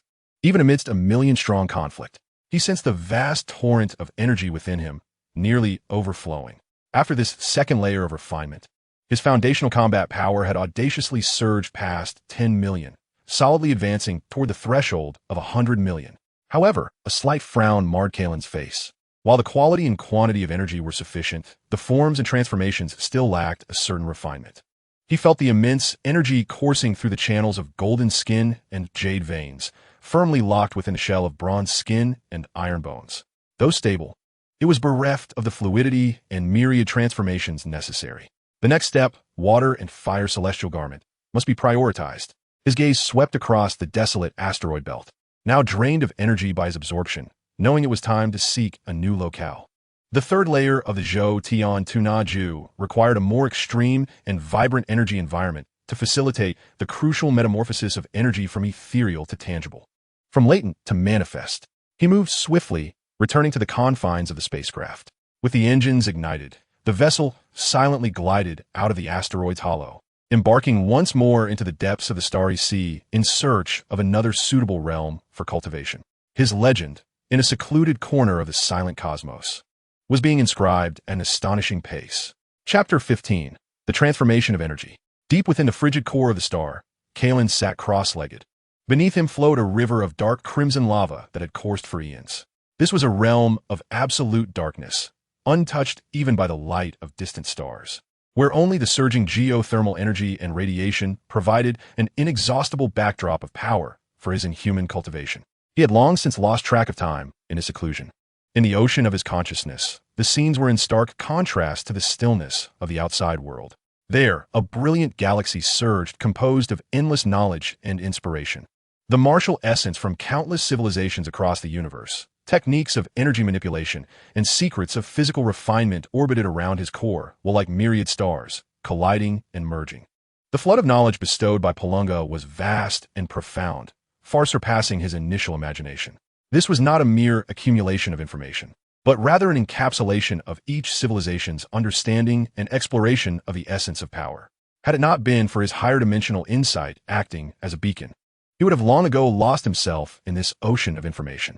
The first two layers of techniques, golden muscles and jade veins and copper skin and iron bones, focused inwardly on the ultimate forging of the physical form, refining his body, this vessel through which he traversed the world, into something flawless and indestructible. His foundational combat power thus broke through the shackles of the 10 million level, advancing toward even more expansive realms. However, upon reaching the pinnacle of 10 million, he distinctly sensed an invisible barrier. This was not the limit of his physical form, but rather a bottleneck in the application of energy. Traditional methods of energy explosion, condensation, and radiation, regardless of their variations, fundamentally remained a cycle of consumption and output.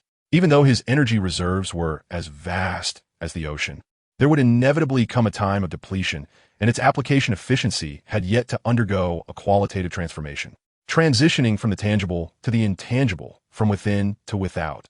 Energy should not merely serve as fuel to propel the body, but should also extend as limbs, manifesting thought, creating its own realm. This notion struck like lightning, piercing through the darkness of his consciousness, becoming the key to unlocking the next door. He embarked on the most perilous of experiments, directing the surging energy within him not simply to enhance his physical form or unleash it outward, but to guide it to emanate from his surface, not dissipating, but rather existing in a uniquely stable structure. On his first attempt, the wild energy surged out of his body and immediately spiraled out of control, shattering the surrounding rock layers. Had his copper skin and iron bones not been robust enough, he would have sustained grave injuries from the backlash. On the second attempt, he borrowed a technique from an energy civilization that wove light shields, attempting to construct an energy network, only for the overly complex structure to collapse instantaneously. The 10th attempt, the 100th, he failed countless times. His body bore dark wounds from the relentless onslaught and backlash of energy. Yet under the strength of his life force and the foundation of golden muscles and jade veins, he quickly healed. With each failure, his understanding of the essence of energy deepened further. Fragments from the torrent of knowledge are incessantly filtered, restructured, and validated. He reminisces about the discourse with the wise beings of Namek, where they delved into a peculiar symbiotic star within the cosmos, where the fervent blue giant and the frigid white dwarf orbit one another, their energies flowing between them, achieving a dynamic and perilous equilibrium. Balance, circulation, rather than confrontation. Inspiration surges once more. He no longer strives to confine energy with sheer will, but instead seeks to guide and resonate with it. He summons forth two cores of energy within him, each possessing slightly divergent characteristics. One, a fierce vigor forged through the crucible of molten lava at the Earth's core, and the other, a deep chill derived from the absorption of cosmic radiation. He guides these two energies, which are oppositional yet share a common origin, allowing them to slowly emanate from his being. This time, the energy does not run rampant or dissipate. They intertwine and spiral around him like sentient beings. The fervent essence transforms into a flowing hue of crimson gold, while the icy breath coalesces into a misty glow of moonlit white. The two are not sharply defined, but chase and permeate one another like the yin-yang symbol.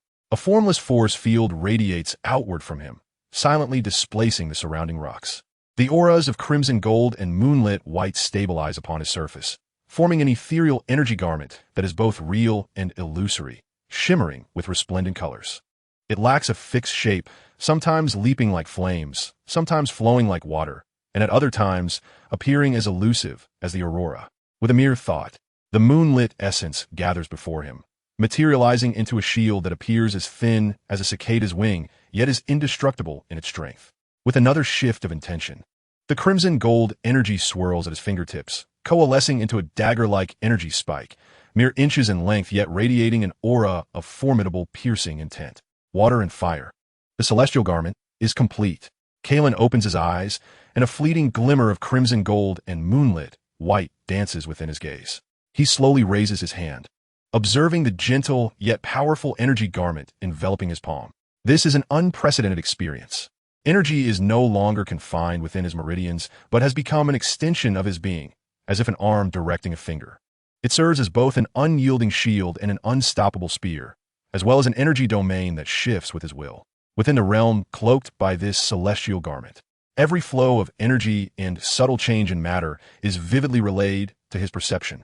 With a slight shift of thought, the radiance of the water and fire celestial garment retracts, and the astonishing energy fluctuations vanish without a trace, rendering him indistinguishable from an ordinary person. Yet he alone knows that this invisible force field remains, poised to unleash earth-shattering power at any moment. He rises, and without any movement, the surrounding energy elevates him into the air. He gazes at a solidified stellar core metal, its size comparable to a small mountain, the very target upon which he had previously tested his strength.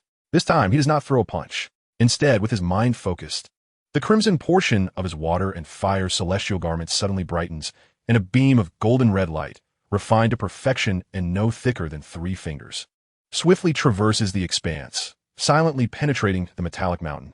At the next moment, the metallic expanse surrounding the point of impact transformed as if ice was cast into a steel furnace, instantly melting and vaporizing, leaving behind a smooth-edged, bottomless abyss. The surrounding metal still glowing a deep crimson in its molten state. There was no cataclysmic explosion, only an exquisite temperature and penetrating force. Kailan exhaled a breath of murky air, which lingered in the vacuum, imbued with a peculiar blend of heat and chill. Energy materialized, a seamless integration of offense and defense. As his thoughts shaped their own domain, he whispered to himself, sensing the relentless surge of a newly attained level of power within him. This was the might of 100 million, standing amidst absolute darkness and silence. He was enveloped by a life force that flowed like water and fire, akin to a newly born star quietly igniting its own legend in the depths of its core. Chapter 16. The Celestial Diagram of Zhou Tian. The achievement of the water and fire celestial garment elevated Kailan's command of energy into an entirely new dimension. Wherever his thoughts wandered, energy moved like an invisible hand, fluid and responsive, embodying both attack and defense. The energy cloak, shimmering with the brilliance of crimson gold and moonlit white, served not only as a formidable barrier and weapon, but also as a dynamic realm engaging in a subtle exchange with external energies. He stood at the riverside of molten lava, and with a mere flicker of thought, the seething magma beneath him yielded a strand of pure fire energy, which, like a weary bird returning to its nest, immersed itself into the crimson gold fabric of his celestial garment. After a complete cycle, a more refined and compatible energy was absorbed into his being, while a minuscule amount of impurities was purified and expelled by the moonlit essence. In this ebb and flow, a cycle was formed. Yet, Kailan was not content with this. His divine insight illuminated the truth that, despite the wonders of the water and fire celestial garment, it merely facilitated the guidance and transformation of external energies, functioning like a sophisticated filter and amplifier. Its foundation still partially relied on the energy concentration of the surrounding environment. In an energy wasteland or a realm where energy perception was obstructed, the garment's efficacy would be significantly diminished, and its cycle could falter. The realization surged within him, crystal clear. Amidst the torrent of Buluan's knowledge, theories about the inner world, the cosmos within the Dantian, and the profound mysteries of one grain equating to one world collided violently with his insights, igniting new sparks. His aim was no longer to merely guide external energies, but to genuinely forge an independent energy universe within himself, one that did not rely on external sources. This was an exceedingly audacious notion, far more perilous than the construction of the water and fire celestial garment. It delved into the profound mysteries of energy, space, and the very fabric of rules. A misstep could result in uncontrollable energy, the collapse of the inner world, and the annihilation of both body and spirit. Kailan once more immersed himself in the deepest state of meditation. He turned his attention away from the flowing lava and radiation, even temporarily dimming the radiance of the water and fire celestial garment, focusing entirely inward. His consciousness first directed itself toward his dantian, the region traditionally regarded as the source of energy in cultivation practices. Under the tempering of golden muscles and jade tendons, along with copper skin and iron bones, this realm has transcended mere flesh and blood, transforming into a vast expanse akin to a starry nebula, interwoven with countless energy pathways. Rather than hastily forging ahead, he wielded his thoughts as a brush, using the immense energy within him as ink, beginning to sketch within this inner nebula. He did not create from nothing.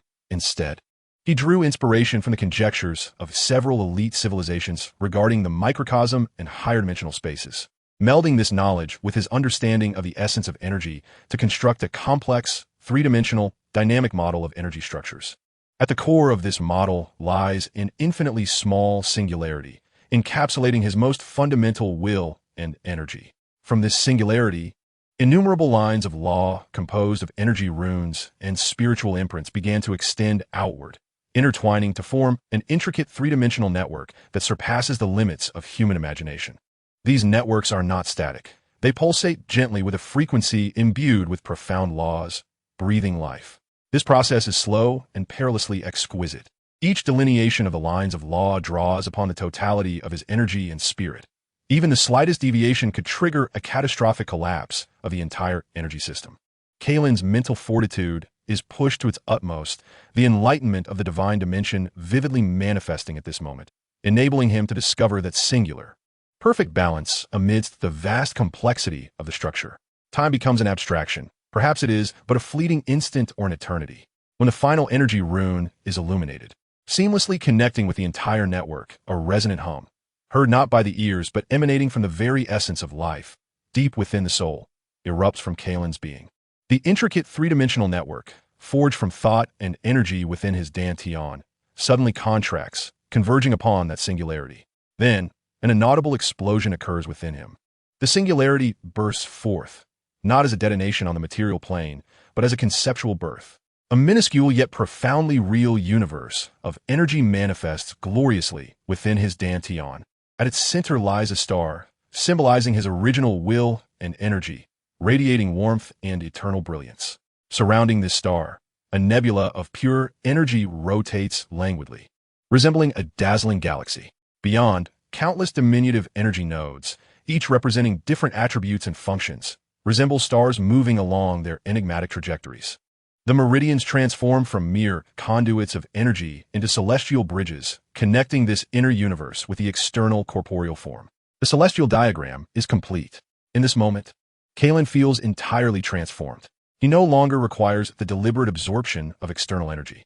The miniature universe within him operates autonomously, with the nebula swirling, stars being born and extinguished, continuously generating pure energy from the void, which flows into the central star and is then distributed through the celestial bridges to nourish every inch of his body and every single cell. The cycle of consumption and replenishment achieves a flawless dynamic balance. As long as his core will endures, this inner universe shall thrive eternally, perpetually in motion. He slowly opened his eyes, and within the depths of his gaze, it seemed as though a galaxy flowed, a fleeting illusion of the cosmos' birth and demise. He gently clenched his fist, no longer feeling the strength of muscles or the surge of energy, but rather the resonance of an entire universe within him responding to his will, a magnificent power in motion, without the need for testing. He clearly understood that his foundational combat strength had transcended the once unreachable chasm, stepping into an entirely new realm, and was still ascending at a stable yet terrifying pace towards the pinnacle of human potential, 1 billion, steadily climbing. With a mere thought, he reined in all his energy. At that moment, he stood there, merging with the surrounding void, no longer leaking a trace of energy, as unremarkable as a stone by the roadside. Yet beneath this facade of ordinariness lay a self-sustaining, ever-vibrant universe. Kailan lifted his gaze, seemingly piercing through the thick layers of stellar core rock. Gazing into the boundless starry sky, the strength was already within him. Next, He must forge this strength into a true weapon capable of safeguarding his path and embodying his will. He took a step forward, his figure vanishing from the depths of the stellar core, reappearing on the barren surface of a desolate planet. Above him stretched a brilliant galaxy, and within him, a river of stars mirrored its magnificence. Chapter 17. The Celestial Annihilation Wave. On the desolate planet's surface, Kailan hovered at the center of a vast circular crater, a scar left by celestial collisions eons ago.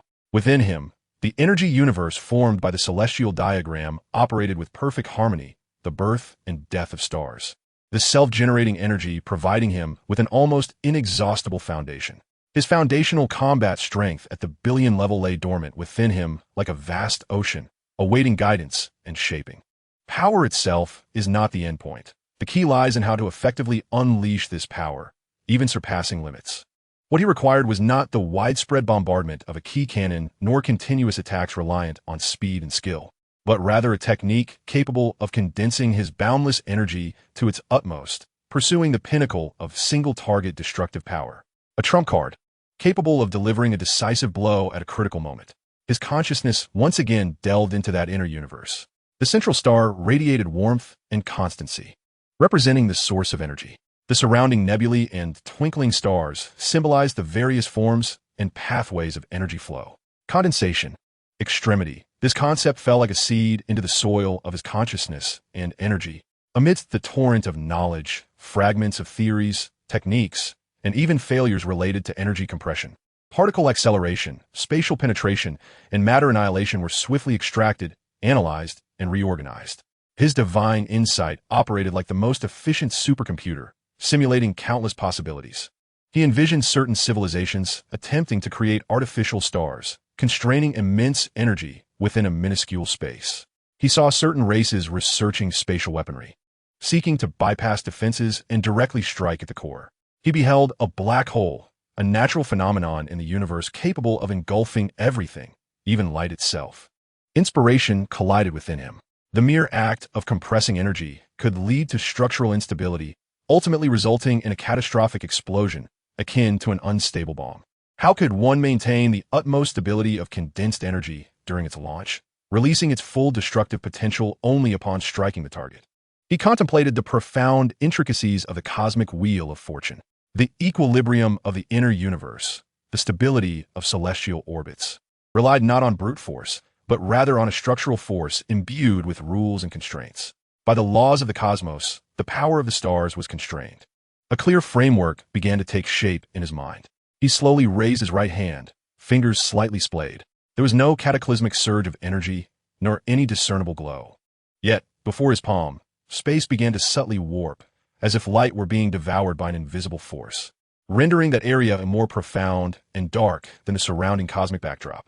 Within him, in the energy universe of the cosmic wheel of fortune, the light of the central star dimmed momentarily, not due to a decrease in energy, but because an unimaginable torrent of energy was being stripped away, guided along specific stellar pathways, those which he had mentally reconstructed and fortified for this very technique, surging forth towards his right palm.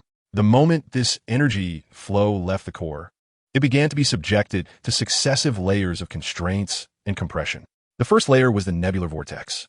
The energy flow was forcibly twisted, forming a high-velocity whirlpool, compressing inward to eliminate all unnecessary dispersal and impurities, rendering it exquisitely pure. The second layer was the prison of laws. With his understanding of the essence of energy, he constructed an invisible cage of constraints to further bind the rotated and compressed energy, preventing it from collapsing under its immense repulsive force. The third layer, the most crucial, was the singularity returning to its origin.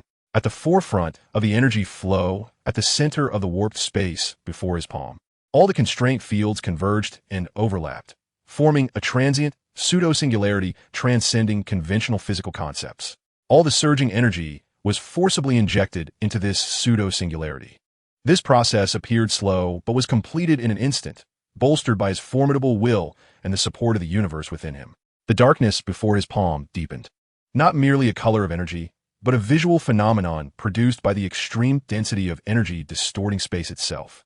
A wave of destructive force, capable of sending shivers through the soul, began to unfurl uncontrollably, albeit faintly, reducing surrounding debris within a radius of several thousand meters to mere dust without a sound. Kailan's gaze, sharp as a blade, locked onto a small asteroid drifting slowly in the distant starry sky, its diameter several hundred kilometers. "Go," he silently commanded, gently extending his right palm forward. There was no sound, nor any dazzling beam of light. Only a trace, subtle to the point of nearly being imperceptible, distorted the light as it traversed the void at a speed beyond thought. It was silent, as if merely an illusion of sight. In the next moment, the small asteroid, a locked entity with a diameter of hundreds of kilometers, suddenly illuminated at its center with an exceedingly blinding yet minuscule white dot. The instant the dot manifested, it expanded at an incomprehensible velocity, consuming everything in its path. There were no explosive fragments, no scattering flames. It resembled an invisible eraser, effortlessly obliterating a stroke from a canvas. From the point where the white dot emerged, the material structure of the asteroid was instantaneously dismantled, collapsing, vanishing, and transforming into the most fundamental particles, dissipating into the void. The entire process was silent, swift, imbued with a chilling, methodical ruthlessness. In the brief span of a mere tenth of a breath, the asteroid had completely vanished, as if it had never existed. Only the vast emptiness of the starfield attested to the reality of what had just transpired, dispelling any notion of illusion. Kailan slowly lowered his right hand, the distorted space before his palm settling into tranquility, while the subtle waves of destruction dissipated without a trace. Within him, the celestial atlas stirred slightly, rapidly replenishing the energy expended moments ago, rendering any sense of void nearly imperceptible. He gazed at the empty expanse of the night sky, devoid of triumph. His expression one of calm evaluation. The energy density had met expectations. The spatial penetration effect was evident, possessing an absolute annihilative quality towards matter.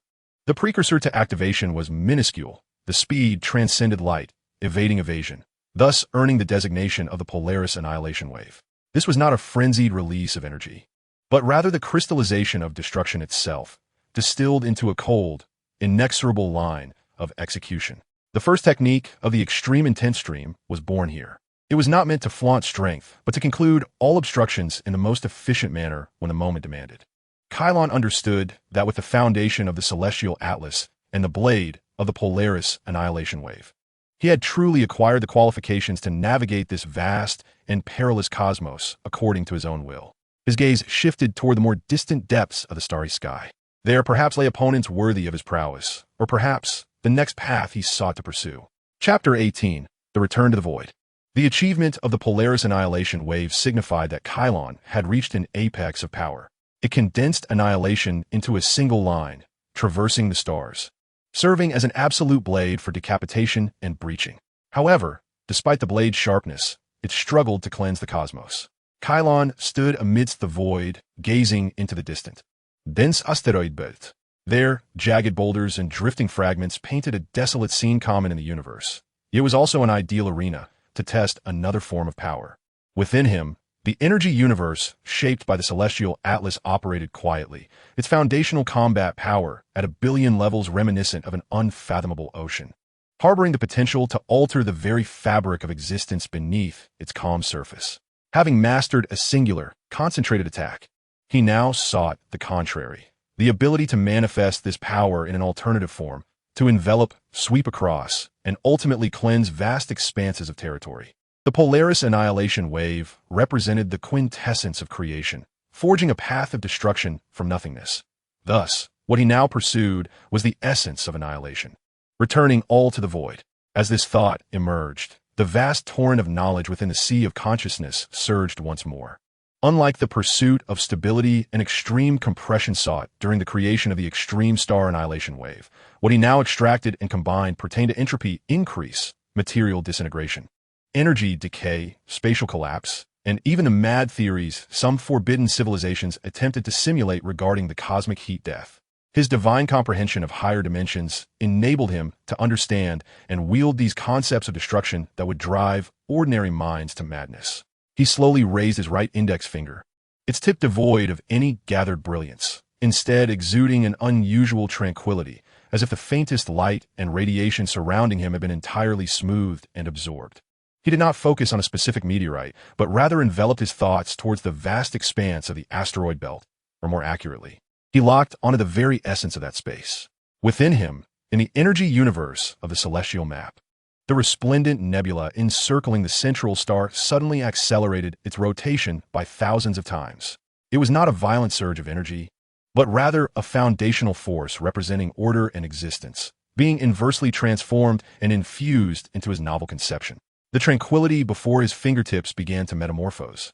Space ceased to be a smooth canvas. Instead, it rippled like water disturbed by a thrown stone, creating invisible yet palpable waves that could instinctively make the soul tremble.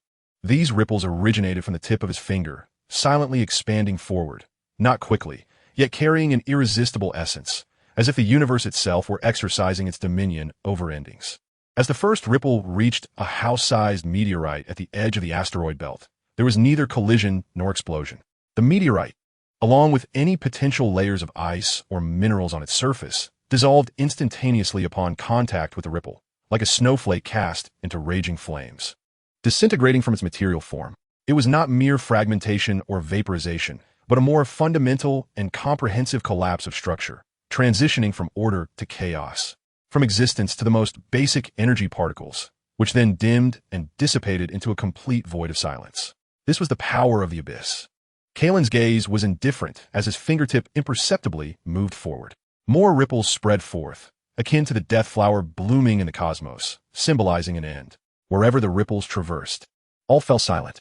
Massive asteroids, comparable to mountains, began to vanish silently from the moment they touched the ripples, as if devoured by an invisible maw, and in mere moments, they were utterly obliterated, leaving no trace of dust behind. The dense belt of debris transformed into nothingness, as if erased by an eraser on pencil marks, vanishing in large swathes. Even the faint cosmic radiation and interstellar dust that originally existed in this expanse were entirely swept away, achieving a cleanliness surpassing that of laboratory-created ultra-high vacuum. This was a destruction that transcended conventional energy attacks. It produced neither light nor heat, nor did it trigger shock waves.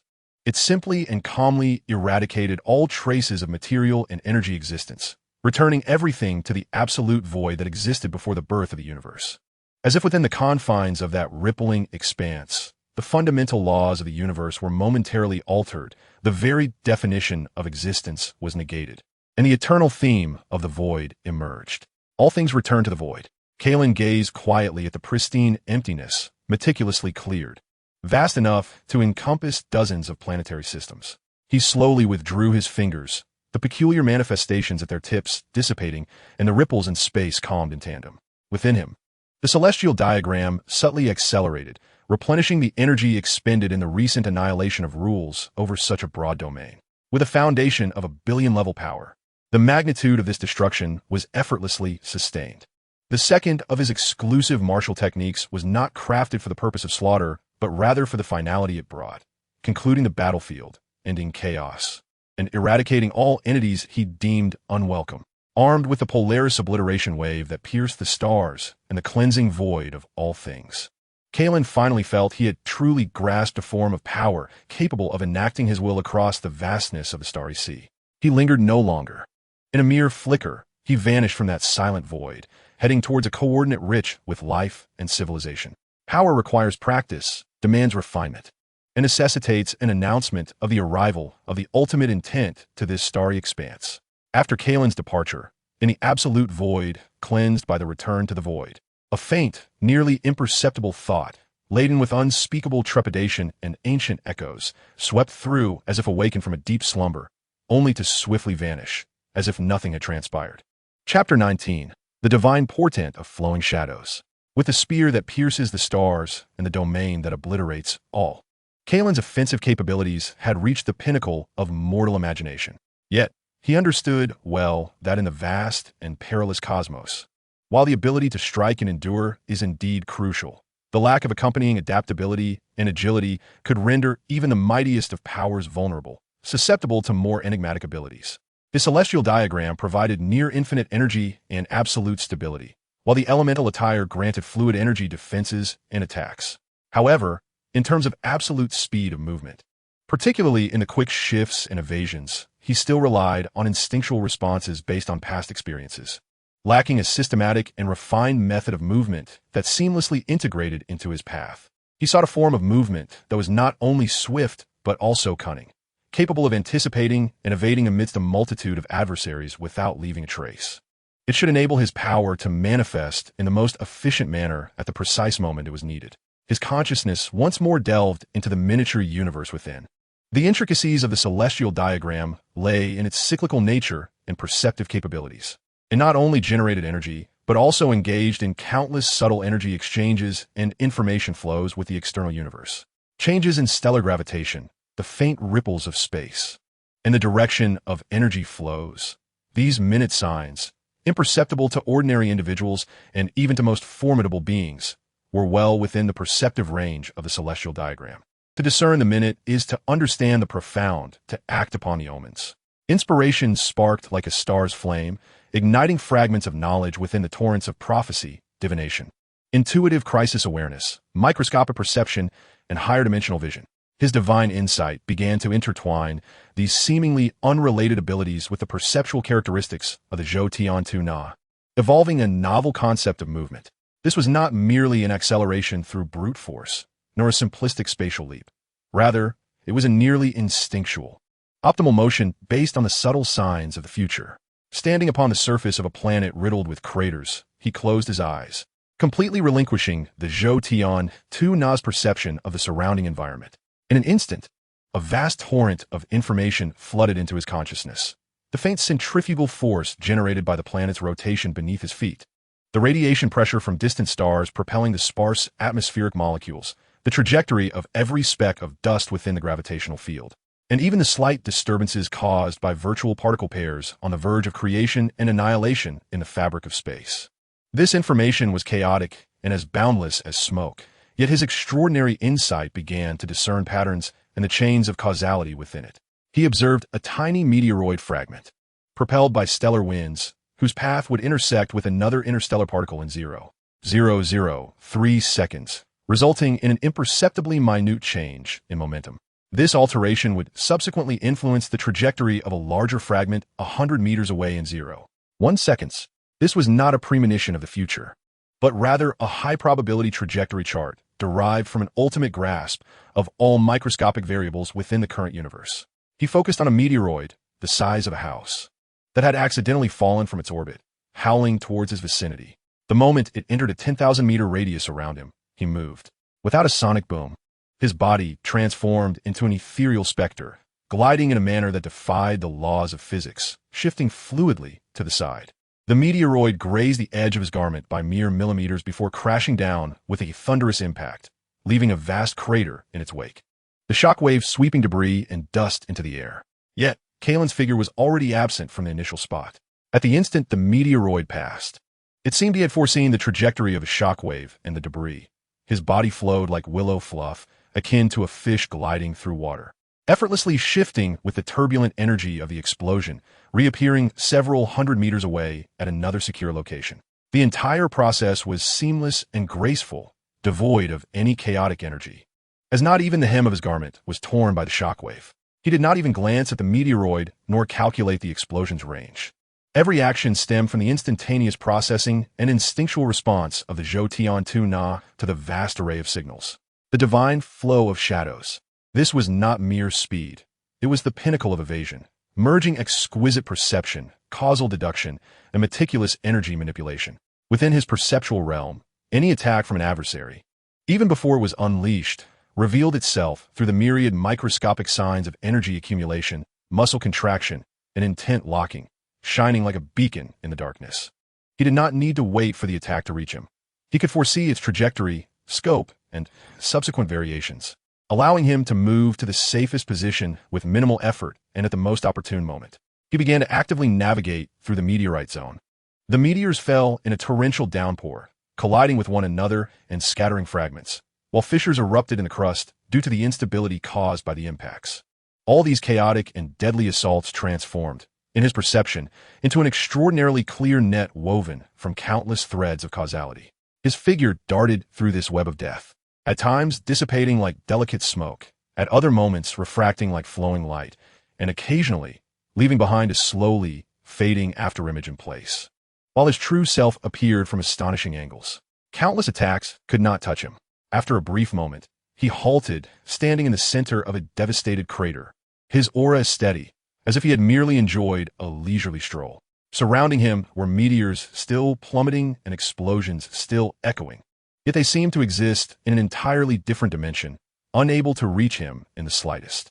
Divine Shadow of the Omniscient. Kailan murmured this name softly, a glimmer of satisfaction flickering in his eyes. Thus, the three foundational martial techniques of extreme intent began to take shape.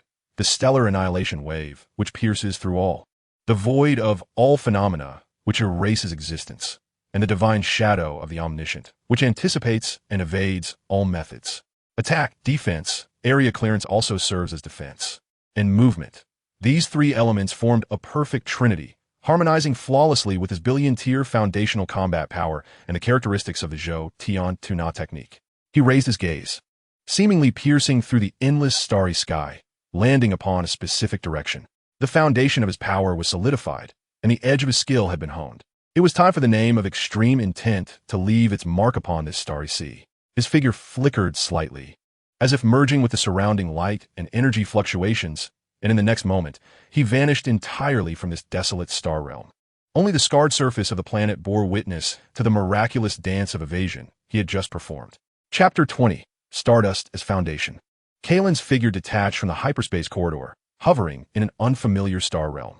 Before him lay not the bustling star system he had envisioned, but a solitary planet suspended at the edge of the cosmic sea. Its surface predominantly displayed a somber brownish gray, with only a few scattered spots hinting at vegetation or rare mineral veins. The atmosphere was thin, exuding an air of lifelessness. The star chart marked its name, Helrag Star, a forgotten corner in the cosmic civilization sequence, barren of resources and harsh in environment, where even the Frisia Force, or its successor, the Gula Empire, had not extended its reach. To the vast majority of cosmic races, this place held no value. Yet, a glimmer of resonance sparked in Kailan's eyes. The Zhou Tian Tuna had bestowed upon him not only power, but also a unique perception that resonated with the universe. He sensed that this planet was not truly dead. Deep within its core, there still pulsated an ancient and tranquil energy, too reserved to be perceived by ordinary means. The desolation and silence here were precisely what he required. He needed an undisturbed foundation, a starting point to practice and disseminate his ideology of extreme intent. The excessively opulent planetary forces are intricately intertwined, and exposing oneself too early to the gaze of the Gula Empire is indeed folly. Helrag Star, this forsaken stardust, has serendipitously become the most ideal cornerstone. He descended upon the planet's surface, as the tempest swept sand and gravel against his ethereal garments, transforming them into finer particles. As he gazed upon the landscape, he beheld the undulating mountain ranges and parched riverbeds, a veritable wasteland devoid of life. Kailan paid no heed to the harshness of his surroundings. He sought refuge against the towering rock face, sitting cross-legged, not in meditation, but to connect his spirit with the earth beneath his feet and the faint pulsation of the planet's soul. The celestial diagram slowly turned. He was no longer drawing energy from the planet, but rather attempting to infuse a trace of his pure, tranquil essence into the barren soil, akin to sowing seeds. This was not a transformation, but a resonance, an awakening. Days later, a miracle unfolded. In the very area where he had initially landed, the cracked earth began to exude crystalline droplets of water, coalescing into a small puddle. Surrounding this newfound oasis, resilient, deep green moss-like plants emerged at a visibly rapid pace, bestowing a precious breath of life. This was not sorcery. Rather, it was his higher-dimensional energy essence guiding and activating the residual life potential buried deep within the land. This subtle change attracted the true inhabitants of the planet. Initially, it was a few perceptive, small underground creatures that emerged cautiously from their burrows, inching towards the nascent green oasis to draw moisture and nibble on the moss. Instinctively, they sensed a calming and comforting aura emanating from the human seated at the rock face. Soon after, bolder local creatures, resembling a blend of lizards and goats, approached. They possessed a tough, keratinous layer to withstand the winds and sands, their eyes filled with a vigilant instinct for survival, yet equally drawn to the verdant hue and Kailan's serene presence. Kailan neither shooed them away nor sought to draw near. He remained there, akin to an ancient stone, engaged in his meditation, occasionally conjuring a sphere of pure water or catalyzing a small patch of moss to flourish with energy. His actions rippled through the biosphere of this desolate land like ink dispersing in still water. Months later, a tribe endowed with true wisdom discovered him. They called themselves the Gravel Clan, averaging less than a meter in height, their skin resembling weathered rock, rough yet resilient, with large bright eyes capable of surviving in extreme aridity. They were the remnants of Helag Star's indigenous civilization, which had long since regressed into small tribes. Struggling on the brink of existence after the environment had deteriorated and resources had dwindled. Among those who found Kailan was a nearly extinct small tribe, whose elder, a gravel-skinned man cracked like an ancient tree, expressed respect towards Kailan through ancient rites, supported by his kin. Heavenly visitor, you have brought forth the water of life. The elder's voice rasped, imbued with incredulous excitement. They witnessed the transformation of the oasis by Kailan, perceiving it as a divine blessing. Observing the tenacious lives that persisted in the face of despair, Kailan felt a stirring within. His pursuit of the ultimate essence of power in the cosmos was not intended to be a solitary endeavor. One of the profound significances of strength may indeed lie in the guardianship and guidance of others. He did not proclaim himself a deity. Rather, he spoke with serene composure. I am not a god, merely a traveler in search of the way. This tranquil place may serve as my temporary sanctuary. I can awaken the vitality here to assist you in your continuation, but must be through order and self-reliance. He proposed a simple covenant. He would establish a modest abode and spiritual sanctuary on Helag Star, guiding the latent life of the planet to enhance their living conditions. In return, the Gravel Tribe would safeguard the serenity of this region and willingly listen to him expound upon the principles of energy, life, and the universe.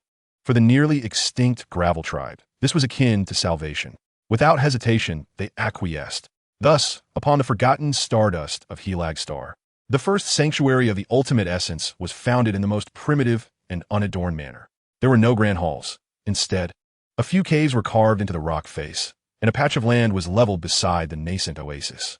Kailan began to teach these nascent beings, who barely grasped the essence of breath, the fundamental techniques of respiration, guiding them to sense the faint connection between themselves and the earth beneath their feet.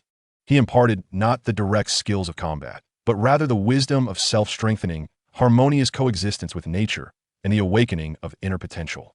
The progress was excruciatingly slow. The physique and comprehension of the Gravel Tribe were vastly inferior to those of the combatant races in the cosmos. Yet, Kailan remained unperturbed. He observed the previously listless eyes of the Gravel Tribe reignite with fervor for life as they attempted to breathe and meditate in accordance with his teachings. He witnessed their frail bodies gradually gaining strength and saw the little oasis expand slowly yet resolutely under the careful protection of the tribe and his occasional guidance. He knew that the seeds had been sown. This was not a necessity for the growth of his power, but rather a vital aspect of his journey. From the ground up, establishing order and disseminating ideals from the humblest stardust was in itself a refinement and interpretation of the ultimate essence. Standing upon the rocky precipice outside the sanctuary, he gazed down at the Gravel Tribe, diligently working beside the oasis, their faces adorned with a long-lost hope. Before lifting his eyes to the starry sky, here lay his starting point, the first cornerstone of the ultimate essence rooted in the tangible universe. Though the stardust was minute, it could serve as a foundation, and with the cornerstone laid, the flames of conflict would soon ignite. He understood that the tranquility of this starry sea would not endure for long. He and his ultimate essence would inevitably step onto the grand stage. Chapter 21, The Flames Ignite. In the profound depths of the universe, a planet known as Limestone Star hung silently in the void. This is not a land of abundance. The surface is strewn with hard gray rocks and sparse metallic veins, and the harsh environment has, ironically, spared it from the frequent incursions of the Frisia Force, allowing it to remain one of the few border planets that barely maintains its independence and tranquility following the collapse of the Empire. At this moment, tranquility was utterly shattered in the largest and only settlement on the planet, the Watcher mining outpost. The shrill blare of alarms pierced the thin atmosphere, as the rudimentary energy shield surrounding the settlement flickered violently under the relentless bombardment of energy blasts. Inside the settlement, cries, explosions, and the sounds of collapsing buildings formed a harrowing tableau of despair. The assailants were not the regular troops of the Frisia Force. but rather a band of vicious and greedy pirates known as the Bone Breakers, composed of various races from different universes, armed with an eclectic array of weaponry. They surged forth like vultures scenting carrion, arising swiftly in the wake of the Empire's disintegration, preying upon unprotected border colonies like Greystone. "Stand firm, for our homeland!" roared a burly local militia leader, his skin resembling granite, as he unleashed a barrage of fire from his antiquated energy rifle, downing a pirate assault craft that skimmed low overhead. However, his counterattack soon drew a more ferocious hail of fire, and his shelter was obliterated in an instant. Despair spread like a plague among the survivors. Their weaponry was outdated, their personnel inadequately trained, and facing a far superior and well-armed enemy made resistance seem utterly futile. "It's over, it's all over," lamented an elderly miner, slumped amidst the rubble, his eyes devoid of hope. Just as the pirate leader, a grotesque being with 4 arms, wielding a massive shock axe, grinned malevolently and prepared to issue the command for a final assault to crush this last stand, a streak of light, like a silver comet slicing through the night sky, abruptly appeared above the battlefield, moving at a velocity surpassing that of ordinary spacecraft. The trajectory of the light was elegant and precise, hovering seamlessly in the vacuum between the pirate fleet and the settlement. It was a sleek, metallic-hued shuttle, its surface shimmering with a cold glow, standing in stark contrast to the brutish, savage pirate vessels. "Who dares interfere with the Bone Breakers?" bellowed the pirate leader through the public channel. "Let us take him down." Several pirate ships immediately redirected their cannons, energy beams striking forth like venomous serpents toward the silver vessel. Yet, in the face of this concentrated assault capable of sinking small warships, the silver craft made no evasive maneuvers. At the moment the energy beams were about to strike the hull, a thin, nearly transparent energy shield, adorned with swirling patterns of ice crystals and flames, quietly manifested. Boom! The explosion engulfed the ship. The pirates erupted in bloodthirsty cheers, but their jubilations halted abruptly after just a second. As the light dissipated, the silver vessel remained suspended in place, its hull pristine and unblemished, not a single scratch marring its surface. The strange energy shield had not even rippled. What? The pirate leader's 4 eyes widened simultaneously in disbelief. At that moment, the door of the silver spaceship slid open silently. A figure gradually floated out from within, clad in a simple, dark training outfit. His short black hair remained motionless in the vacuum, his expression serene, and his gaze as unfathomable as a bottomless cold pool. Indeed, it was Kailan. He bore no space equipment, standing naturally in the void of the cosmos, enveloped by a layer of energy aura, red and blue interwoven, more refined and resplendent than the ship's shield, a celestial garment of water and fire. He was merely a solitary figure, suspended in the vastness. Yet he resembled an insurmountable barrier of stars, emanating an invisible pressure that caused every pirate's heart to skip a beat. "Depart from this place." Kailan's voice, though not loud, resonated clearly through the vacuum, penetrating each pirate's mind with an undeniable chill of indifference. "Or remain. Bewitching tricks. Merely an adept cosmic warrior." The pirate leader, incensed by Kailan's demeanor, suppressed his unease, wielding his massive axe and propelling his vessel forward, akin to a meteor hurtling towards Kailan. The other pirate ships followed suit, unleashing a barrage of lethal energy beams. In the face of this overwhelming assault, Kailan finally made his move. He employed no ostentatious combat techniques, nor did he shift his position. He simply raised his right hand, fingers slightly splayed, and gently pressed towards the surging pirate fleet. With a hum, an invisible yet colossal force, as terrifying as the tides of starry seas, erupted from his center, spreading outwards. This was not a destructive shockwave, but rather an absolute, domain-like energy suppression. The pirate leader at the forefront felt as though his ship had instantaneously collided with an impenetrable, viscous energy mire. The engines emitted a mournful wail of overload. All control systems faltered in an instant, and the entire vessel was rendered motionless in midair by that formless power. Not just him. Every pirate ship charging forward, regardless of size or model, was frozen like insects trapped in amber, maintaining their forward momentum yet rigidly suspended in the cosmos. Even the energy coalescing at their cannons dissipated in an instant. Within the settlement, those who had resigned themselves to despair were left dumbfounded, witnessing this unimaginable spectacle. Those fearsome pirate vessels now resembled mere children's toys, rendered immobile by that mysteriously appearing figure with a single, simple gesture. What a terrifying power this was. Kailan's calm gaze swept over the rigid pirate ships. With a slight shift in thought, the invisible force field enveloping the fleet abruptly contracted. Crack! Crack! The sickening sound of twisting metal reverberated through the ship's structure, reaching the ears of the pirates. They watched in horror as the robust hulls of their ships began to deform and cave under that immense, invisible force. "Spare us! Please spare us!" The pirate leader finally broke down, emitting a wretched plea for mercy through the communicator. He harbored no doubt that with just a little more force, they, along with the entire ship, would be reduced to a mere heap of scrap metal. Kailan ceased the contraction of the force field. He was not a bloodthirsty individual. His purpose of establishing authority had already been achieved. Leave. This single word resonated with more power than any threat. The invisible force field vanished in an instant. The pirate ships, akin to startled birds, fled the area in a hasty, disheveled manner, not daring to look back. In a fleeting moment, the crisis threatening the very existence of Greystone Star dissipated into nothingness. Kailan gradually descended onto the central plaza of the settlement. The ethereal garments of water and fire quietly faded away, revealing him as an ordinary traveler. The survivors gathered around, their eyes filled with the gratitude of having survived. Immense appreciation and profound reverence. An elderly miner trembled as he stepped forward, bowing deeply on behalf of all. Thank you, noble sir, for your life-saving grace. May I ask, who might you be? We of Greystone Star shall forever remember your kindness. Kailan gazed upon these weathered faces, stirred within. He had established the extreme intent flow not for domination, but to share his martial way, seeking kindred spirits, while also laying down roots in the cosmos. Perhaps these people before him were the beginning of that journey. Taking a deep breath, his voice resonated clearly across the plaza. I am Kailan. The path I cultivate is called the extreme intent flow. His gaze swept over the crowd, catching the glimmer of hope in their eyes. What occurred today is not the end. The universe is tumultuous, where the weak are preyed upon by the strong. To seize one's own destiny and no longer be at the mercy of others, one must become formidable. He raised his hand, a wisp of energy swirling at his fingertips, embodying the profound essence of the cosmic principles.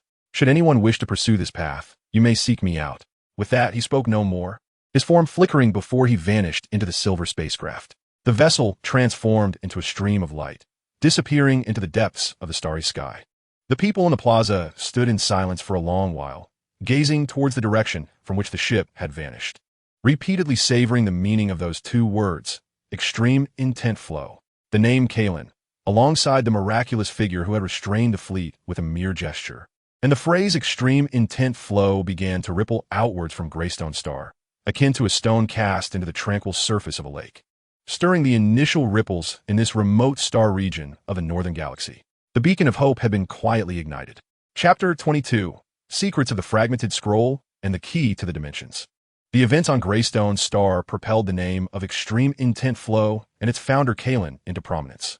Akin to a massive stone cast upon the still surface of a lake, rapidly spreading throughout this star domain. The terrifying power that it confined the pirate fleet in a mere gesture, along with the martial philosophy that emphasized inner mastery and the elevation of intent rather than conventional energy explosions, attracted numerous beings from the cosmos who were oppressed, yearning for strength, or simply seeking a higher realm. The initially modest dojo established on a remote planet could no longer accommodate the increasing throngs of followers. Kailan did not choose the bustling center of the galaxy. Instead, he established the headquarters of the Extreme Intent Flow on a young planet that had recently concluded its geological activity, a harsh environment yet brimming with energy. He named it the Forging Star. Here, vast craters were transformed into arenas for combat training, meditation chambers were constructed beside rivers of lava, and howling energy storms became natural trials for tempering will and perception. What Kailan imparted was not merely combat techniques, but rather the foundational breathing methods derived from the simplified Zhou Tian Tuner method, energy guidance techniques, and the essence of extreme intent, a profound mastery over one's own power and a deep insight into the nature of energy. He did not demand that all disciples follow his path. Rather, he encouraged them to use extreme intent as a foundation to forge their own unique journeys. This open and profound philosophy allowed the extreme intent flow to flourish, blossoming vibrantly in a short span of time. However, Kailan's gaze extended far beyond the growth of his disciples. transcending even the conflicts with Frisia's remnants and various pirates. With a foundational combat power reaching 1 billion and mastery of the Zhou Tian tuner method, he sensed that his energy accumulation in the mundane realm was nearing its limit. He felt distinctly an invisible barrier, an intersection of life levels and cognitive dimensions, a threshold to a higher realm, the domain of the divine. He understood that mere accumulation of energy could no longer yield a qualitative leap. What he required was an opportunity, a key, knowledge of the deeper rules of the universe that could pry open that barrier. One day, a scholar from a distant galaxy, renowned for exploration and archaeology, braved numerous dangers to arrive at the forging star. He sought not to become a disciple, but to present an ancient artifact in exchange for the protection of the extreme intent flow. In the grand yet modest hall of the headquarters, Kailan received the scholar. The scholar carefully presented an ancient box forged from special alloy, its surface adorned with indecipherable patterns, emanating waves that obstructed energy probing. "Your Excellency Kailan," the scholar said with respect, "this was discovered at the edge of a perilous cosmic relic, the Abyssal Corridor, by our clan. It is heavily sealed, and we lack the power to open it, only inferring its age to be unimaginably ancient, possibly tracing back to the mythic era of yore. We cannot decipher it, and safeguarding it has invited calamity. We believe that only a powerful being like you may be worthy of unveiling its secrets." Kailan's gaze settled upon the box. The moment their eyes met, a subtle stirring of potential from the divine dimension within him resonated faintly, as if a shared origin awakened. Intrigued, he accepted the box. As his fingers brushed against the cold metal, the resonance intensified. Rather than attempting to force it open, he gently summoned a strand of high-level energy embodying his understanding of the Zhou Tian realm, akin to a gentle stream, probing toward the box's seal. With a hum, the patterns on the box's surface seemed to come alive, illuminating suddenly. The light was not blinding, but rather displayed a profound, ancient dark golden hue. The intricate patterns flowed and intertwined, ultimately forming an enigmatic symbol that seemed to embody the cyclical essence of the universe's creation and destruction. With a soft click, the lid of the box sprang open automatically. Contrary to the anticipated brilliance, within lay a dark stone slab, neither gold nor jade, exuding a warm, tactile quality. The slab was no larger than a palm, its edges imperfect and evidently a fragment of a larger artifact. Engraved upon it were complex and ancient characters and designs, unfamiliar to any known language in the universe, yet imbued with profound concepts that pointed directly to the source of energy and the mysteries of time and space. Kailan's gaze fell upon these inscriptions and illustrations, instantly captivating his mind. A mere moment of contemplation sent tremors through his being. The remnants recorded not specific cultivation methods or combat skills, but rather an understanding, a perspective that elucidated the fundamental rules of the universe, the cycles of creation and destruction. It involved perceiving and harnessing a divine essence that transcended ordinary energy, as well as an initial foray into the secrets of time and space. Despite its fragmentary nature, the wealth of information contained within was sufficient to drive any mortal warrior to madness. Its lofty ideals and expansive perspective far surpassed the non-divine knowledge granted by Barunga, the celestial king, the Genesis Codex. From those ideas that directly imprinted upon his consciousness, Kailan discerned the origin of this stone fragment. It was indeed a remnant of ancient times, passed down by the celestial kings who held dominion over creation and order, detailing the composition of the universe and the application of power. No wonder it resonated with his divine essence. This was, in essence, an introductory guide to the realm of the divine, the key to comprehending higher dimensional forces. The scholar, an observer of the stars, recognized the gravity of Kailan's expression and understood the significance of this object, further solidifying his resolve. Kailan slowly closed the box, suppressing the tumult within, and addressed the scholar. "This object holds profound significance for me. Your protection has been duly noted. From this day forth, your kin may migrate into the star domain under my influence and be safeguarded." The scholar, overjoyed, expressed his gratitude profusely. Once the scholar departed, Kailan stood alone, clutching the cold stone slab, absorbing the vast knowledge contained within that exceeded his current realm. He envisioned a new door slowly creaking open before him. Behind it lay a divine dimension beyond the imagination of mortals. His path, having reached the pinnacle of the mundane, had finally found its next direction. The celestial king, the power of creation, he murmured, a flame of insatiable curiosity igniting in his eyes. This fragment was both a key and a beacon. It would guide him through the vast sea of stars in search of the lost relics of the divine, pursuing the domain that belonged to the gods. A new journey had begun at his feet. Chapter 23. The Roots of Spirituality and the Bud of Divinity. In the depths of the headquarters of the Extreme Intent Flow, within a chamber entirely constructed from natural crystal, Kailan sat cross-legged, with two items suspended before him. On the left, a dark stone tablet inscribed with the remnants of the secret scroll of creation by the King of Realms, and on the right, a peculiar fruit enveloped in a gentle force field. This fruit was an additional treasure offered by the Stargazer clan, which had presented the tablet's fragment as a token of gratitude, the root of spiritual fruit. According to the most ancient records of their clan, this fruit was not born of any plant, but rather a miraculous creation formed under specific cosmic conditions, where the essence of countless stars and the primordial life force coalesced over eons. It was exceedingly rare, a true gem of the universe. Its efficacy lay not in directly enhancing energy, but in nourishing the roots and illuminating divinity. Kailan's gaze flitted between the two objects.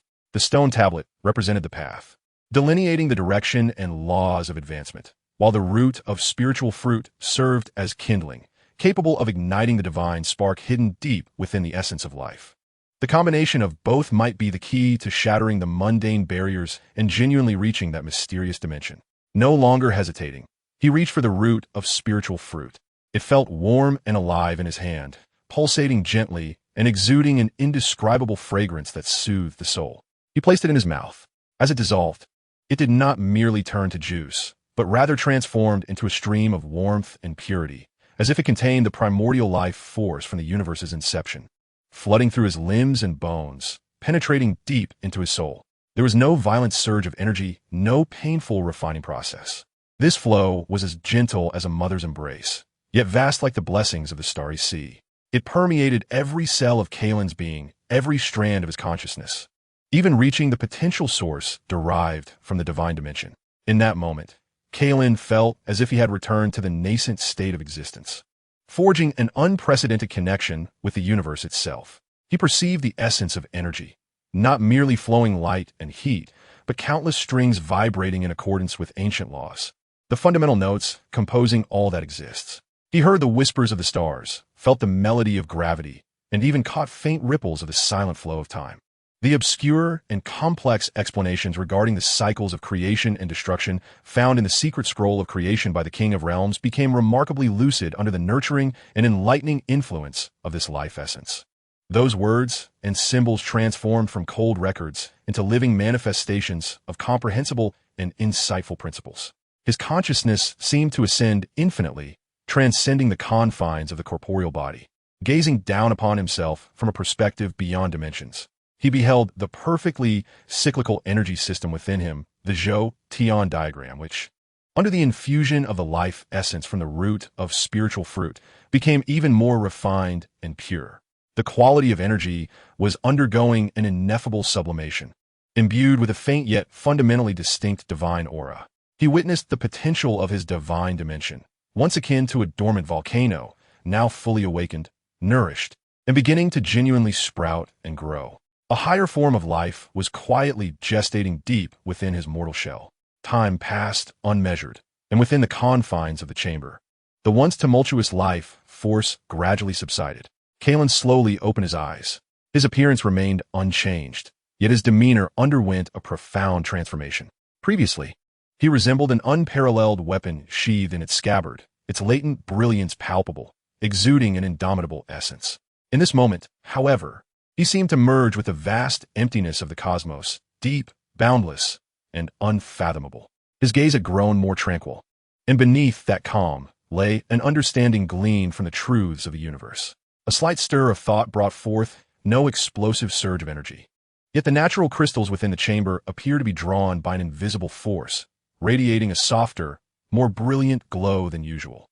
The particles of energy in the air became more vibrant and docile. He extended a finger, allowing a breath of energy to swirl around its tip. This energy was no longer merely a fusion of red and blue, the elemental forces of water and fire, but on that foundation, it bore a faint hue, seemingly capable of embracing all existence, encompassing the very essence of creation and destruction. He had successfully infused a fragment of insight from the secret scroll of the cosmic god regarding the primordial rules of the universe into his own celestial energy map. Though it was but a mere thread, it signified that the essence of his power had begun to transcend the mundane, acquiring a trace of divinity. His fundamental combat prowess may not have experienced explosive growth, remaining at the pinnacle of 1 billion, yet he sensed clearly that his abilities, particularly in the application of power, comprehension of rules, and influence, had ascended to an entirely new realm. If before he had relied on absolute energy and mass to dominate, now he had begun to grasp how to deftly guide and wield power in a manner that resonated more closely with the essence of the universe. The seed of divinity had quietly taken root at the core of his being. Kailan rose, feeling the rejuvenated force within him, resonating in harmony with the cosmos. He understood that the path to the realm of the divine was no longer a distant legend, but had transformed into a tangible goal to pursue. With unwavering resolve, he gazed upon the endless starry sky beyond the chamber.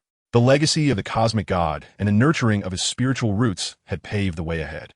What lay before him now was the need for further trials and deeper insights to nurture this divine seedling, allowing it to flourish until it bore fruit. The vast stage of the universe, along with the hidden relics of the divine waiting in the unknown corners, awaited his exploration. Chapter 24. The Path of Expansion and the Struggle Among the Galaxies. Lixing, headquarters of the Extreme Intent Flow. Once desolate, the planet now presented a starkly different visage. Within a colossal crater, thousands of disciples from various races engaged in arduous yet orderly cultivation under the guidance of their mentors. The hum of energy, the sound of fists and feet piercing the air, and the occasional bursts of energy collisions intertwined to create a vibrant symphony of life and strength. In the skies, adorned with the symbol of the supreme flow, a simplified vortex totem representing the cyclical nature of the cosmos and the flow of energy. Transport ships and reconnaissance vessels frequently ascend and descend, delivering directives and resources from headquarters to the various branches scattered across the surrounding star domains. Following the Battle of Greyrock, the name of the Supreme Flow's Kailan spread like wildfire. His martial philosophy, centered on self-mastery and insight into the essence of energy, alongside Kailan's unfathomable strength, drew numerous beings from across the cosmos who yearned for power and order to his cause. The influence of the Supreme Flow spread rapidly, akin to ink dispersing in water. In this region of the northern galaxy, which had descended into chaos following the collapse of the Frisia Empire. However, the establishment of order inevitably threatened the interests of the Old Guard. Although Frisia had fallen, his brother Cooler had seized control and consolidated a significant portion of the remaining forces, establishing a more ruthless and efficient Cooler Empire. The Empire regarded this sector as its backyard, unwilling to allow a burgeoning power to take root and challenge its authority. Conflict was thus unavoidable. This clash did not arise with Cooler S-Corps legions, but rather with the smaller warlords and vassal races that clung to the Empire, entrenched in various resource-rich star systems. The expansion of the Supreme Flow threatened their web of interests. A planet rich in high-energy crystal deposits, known as crystal radiance, became the focal point of this struggle. Originally controlled by a barbaric race known as the Star Crushers, loyal henchmen of the Cooler Empire infamous for their brutality and plundering. The Supreme Flow's diplomatic envoy sought to acquire mining rights through trade and cooperation, aiming to bring order to the planet. Instead, they received the grim news that their vessel had been ruthlessly shot down and its members mercilessly slaughtered. Upon the news returning to the planet of Lee, the Supreme Flow was engulfed in fury. Within the Grand Hall of Headquarters, Kailan sat at the head, his demeanor calm, yet his eyes concealed a chilling wrath. Below him were several of his earliest followers, now capable of independent action, alongside department heads responsible for intelligence and military operations. Master, the actions of the Star Crushers are a blatant provocation against the Supreme Flow. They are an affront to your dignity, boomed a robust disciple, his skin resembling molten lava, a warrior from the Fire Rock tribe named Magma Core. According to intelligence, the Star Crushers had stationed an elite fleet on Crystal Radiance, led by the brutal Marauder, Bone Crusher, whose estimated combat strength was around 50 million. They had evidently received the tacit approval and even support of the Cooler Empire, reported the intelligence officer with calm precision. Kailan's fingers gently tapped against the armrest of his chair, producing a rhythmic sound. His current realm of understanding transcended mere violence. Magma Core, I comprehend your fury, Kailan began, his voice steady yet imbued with an undeniable resolve. However, revenge need not be solely about destruction. This battle must not only be fought, it must exemplify the grandeur and principles of the supreme flow. His gaze swept across the assembly. First and foremost, the objective of this battle is not the annihilation of the Star Crushers, but the reclamation of crystal radiance, the expulsion of invaders, and the liberation of the enslaved indigenous peoples. Secondly, the mode of operation is primarily focused on elite team raids aimed at decapitation, avoiding large-scale fleet bombardments to minimize environmental destruction and collateral damage to civilians. Thirdly, this battle shall be led by you. The disciple spirits were invigorated, particularly Rongha, whose eyes burned with fervor for battle. Rongha, you shall lead a team for a frontal assault to draw the enemy's main force's attention. You, Ying, an adept of stealth and assassination from the Wood Spirit clan, will take a covert team responsible for sabotaging the enemy's command system and energy core. Pancher, an astonishingly resilient crystal life-form disciple, you are tasked with safeguarding the medical and engineering teams to ensure stability in the occupied area. Kailan methodically issued commands, transforming a quest for vengeance into a practical drill that honed the disciples and espoused the principles of the extreme intent flow. Remember, he emphasized in conclusion, strength is a tool for safeguarding and creating order, not a weapon for violence and destruction. What should instill fear in our enemies is not merely our might, but our unwavering will and principles. We shall adhere to the Master's command. The disciples responded in unison, their spirits soaring. Days later, in the orbit of the crystal star, the fleet of the Star Shatterers loomed like a ferocious iron beast, patrolling the periphery of the planet. Suddenly, a blazing meteor, the assault team, led by Rongha, unannounced broke through the blockade, piercing the heart of the fleet like a dagger. Concurrently, several shadowy figures, Ying's infiltration team, advanced stealthily, employing optical camouflage and energy shielding to approach the flagship and several critical space stations. The battle erupted instantaneously. Rongha, akin to a humanoid Tyrannosaurus, surrounded by fierce flames, delivered blows with the power to shatter mountains, effortlessly tearing apart small warships that dared approach, engaging in a fierce exchange with the vessels of the Shattered Bones Marauder. Internally, Ying's team showcased remarkable efficiency. With exquisite energy manipulation and combat skills, they silently eliminated the guards, incapacitated the command system, and detonated the energy reserves. Enormous explosions erupted successively from within the fleet, painting the starry sky with fiery hues. Deprived of unified command and energy supply, the Star Shatterers fleet descended into chaos.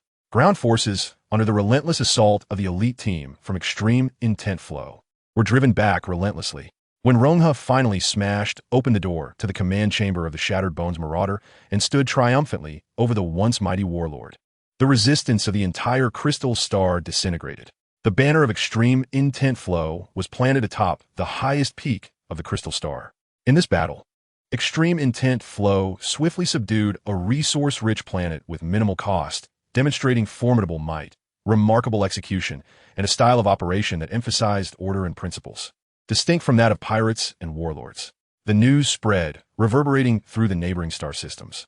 Those oppressed and downtrodden races glimpsed hope and dispatched envoys to Xingyi, seeking refuge or cooperation. Meanwhile, other agents of the Gula Empire embedded in this star region felt unprecedented pressure and threat.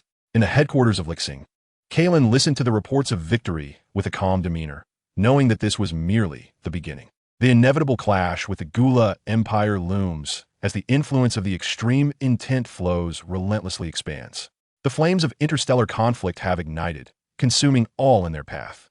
The newly birthed Leviathan of the extreme intent, a colossal ship, cleaves through the tumultuous waves, navigating towards a more magnificent yet perilous expanse of the cosmos. Chapter 25. The Wrath of Gula and the Fangs of Sardo.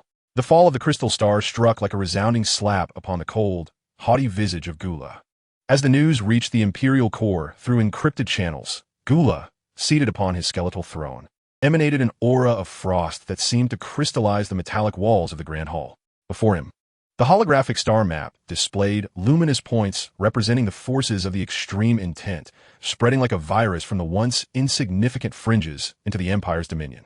The name of Kailan, along with whispers of his fleet's confinement, entered the consciousness of this cosmic sovereign for the first time. Extreme intent, Kailan, Gula's voice resonated, deep and oppressive, as his elongated fingers drummed against the armrest of his throne, producing a disquieting rhythm. A hybrid Saiyan, emerging from the shadows, dares to challenge my authority? Below, a cadre of diverse commanders, each exuding formidable presence, fell silent. They understood well that Gula was far colder, more patient, and more vengeful than his brother Frisia. The Empire's majesty brooked no provocation. Any offense must be eradicated in the most thorough manner. Sardo. Gula's icy gaze fell upon a silent figure lurking in the shadows of the hall. Yes, my lord Gula, a figure stepped forward. Not a giant by any means. His physique appeared somewhat slender, clad in a form-fitting black combat suit, his skin a dark silver, his countenance impassive, his eyes akin to the most precise of scanners. Devoid of emotion, he was Sardo, the captain of Gula's elite squadron, the Ruthless Fangs, a killing machine meticulously honed by Gula, renowned for his efficiency, cruelty, and absolute obedience. Take your brothers with you. Gula's voice remained undisturbed, as if issuing a trivial command. Locate this Kailan, crush his influence, and bring back his head. I wish to adorn my throne room with it. Understood. Sardo inclined his head slightly, uttering no further words. He turned, and from the shadows emerged 3 figures, resembling him, yet exuding distinct auras. They were Sardo's brethren, equally part of the Ruthless Fangs. Together, the 4 of them, in seamless coordination, had quelled countless insurrections for Gula and obliterated myriad civilizations, their combined combat prowess posing a threat to even the most established powers of the universe. Remember, Gula added, a flicker of cruelty gleaming in his crimson eyes, I want every insect in this star domain to know the fate that awaits those who defy the Gula Empire. Leave no trace. Understood. Sardo and his 3 brothers replied in unison, swiftly transforming into 4 streaks of dark light, vanishing from the hall. On the planet Lixing, the headquarters of the Extreme Intent, Kailan stood atop the highest observation platform, surveying the flourishing dojo below. His breath deepened and became more introspective, as a subtle divine energy flowed quietly within him, resonating faintly with the energies of the planet and the distant cosmos. The nourishment from his spiritual roots and the insights gained from the remnants of the King's scripture had significantly expanded his perceptive range, sharpening his foresight of impending crises. He lifted his gaze toward a specific point in the starry sky, his brow momentarily furrowing with imperceptible concern. Master, what troubles you? Inquired Rongha, standing attentively by his side, sensing Kailan's unusual demeanor. Guests are arriving, Kailan replied calmly, an intense killing intent lacing his words. Almost simultaneously, a shrill alarm reverberated throughout the entire Lixing. High-energy reactions detected approaching. For entities, energy levels exceedingly high, incalculable. They have breached the outer defense perimeter. On the holographic star map of the observation platform, 4 crimson dots approached with astonishing speed, disregarding all warnings and interceptions along their path, akin to 4 poison daggers plunging directly into the heart of Lixing. Had they finally arrived? Kailan's eyes reflected no fear, only a glimmer of understanding. The expansion of the Extreme Intent stream would inevitably draw the focused attention of Gula. However, he had not anticipated such a swift response or the elite nature of the forces dispatched. Relay the orders. Kailan's voice resonated throughout the headquarters, initiating a state of Level 1 combat readiness. All non-combat personnel were to immediately take refuge in the underground shelters. Combat units were to intercept the incoming threat according to predetermined plans, prioritizing the protection of civilians and vital facilities. His commands were clear and composed. The Extreme Intent stream, having undergone considerable refinement and development over time, was no longer the makeshift assembly it once was, and it began to operate with remarkable efficiency. Rongha, Yuying, and Panshur, Kailan designated his 3 core disciples, join me in facing the enemy. Let us ascertain just how sharp Gula's fangs truly are. Yes, the 3 warriors ignited with fervor, eager to engage with genuine strength and validate their training accomplishments. Kailan stepped forth, his figure appearing in the air outside the observation platform, followed closely by the trio. The 4 hovered aloft, gazing at the 4 dark silver figures piercing through the atmosphere with a sharp whistle and chilling intent, descending fiercely upon the desolate expanse surrounding the headquarters. The Salder brothers stood like 4 statues of slaughter from the abyss, arranged in a line. The lead, Salder, cast a cold, indifferent gaze over the poised disciples of the Extreme Intent stream, ultimately fixing his eyes upon Kailan. Kailan? Salder's voice, frigid as metal scraping against metal, declared by the command of Lord Gula, I am here to claim your life and obliterate the extreme, intense stream. Will you kneel and accept your fate? Or shall we exert some effort? A formidable aura erupted from the Solder brothers, akin to 4 raging ice storms, swiftly engulfing the entire wasteland. The ground began to freeze, and the air felt as though it might solidify. Many disciples of the extreme intense stream, whose strength was comparatively feeble, turned pale under this overwhelming pressure, struggling to breathe. Gula's fangs were now bared, aimed directly at the heart of the extreme intense stream. Yet, in the face of this overwhelming, killing intent and oppressive force, Kailan remained composed. He stepped forward slowly, his body enveloped in a shimmering attire of water and fire, imbued with a hint of chaotic hues, effortlessly shielding him from the chilling pressure exerted by the Solder brothers. Do you seek my life? Kailan spoke softly, yet his voice resonated clearly above the murderous intent. That depends on whether your fangs are sufficiently sharp. A grand battle was imminent. Chapter 26. Awaken na versas. Cold blood fans. Upon the Lixing wasteland the air thickened, and the murderous aura pressed against every corner like a tangible force. The 4 Solder brothers emanated a frigid aura that coalesced into a tempest of energy, freezing the ground inch by inch, dimming the very light around them. In the face of such overwhelming pressure capable of shattering the resolve of ordinary warriors, Kailan merely stepped forward with calm composure.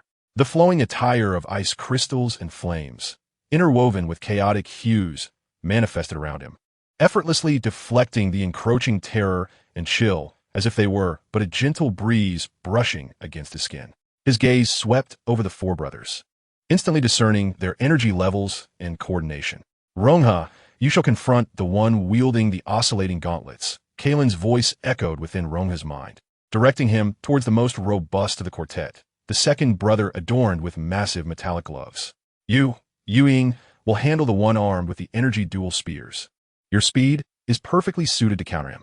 He aimed at the 3rd brother, who was the most agile, brandishing ethereal blue energy spears. Pancher, your defense can withstand the onslaught of that axe wielder, he indicated, finally pointing to the 4th brother, who was the most ferocious, brandishing a colossal pulse battle axe. The commands were clear and swift. Without hesitation, Rongha and his companions roared, their auras exploding forth like cannonballs, each charging towards their respective targets. They were acutely aware of the disparity in raw strength between themselves and their opponents. Yet through Kailan's guidance and their training in the foundational aspects of the Zhou Tian Tu Na technique, they possessed a mastery of their powers that far exceeded their peers. Bolstered by unwavering conviction, in an instant, the wasteland erupted into 3 fierce battlegrounds. Rongha's blazing fist winds clashed violently with the shock waves, fire and shock dispersing in all directions. Yuying transformed into an elusive shadow, engaging in a lethal dance of speed against the spearmen, the clang of metal ringing incessantly. Pancher stood firm like a true mountain, enduring the savage cleaves of the massive battle axe, producing thunderous echoes as he held his ground. At the heart of the battlefield remained only Kailan and the cold-blooded captain of the Solder siblings, Solder himself. A flicker of surprise crossed Solder's indifferent silver eyes. He had not anticipated that his opponent would dare to divide his forces, nor that those seemingly weak disciples could momentarily entangle his brothers. Do you believe that you alone can withstand me? Solder's voice was frigid as dark silver energy flowed around him like liquid, emanating a terrifying energy wave exceeding 500 million, far surpassing that of his brothers. He slowly raised his hand, conjuring a sphere of dark energy that pulsated with a destructive aura, compressing itself continuously.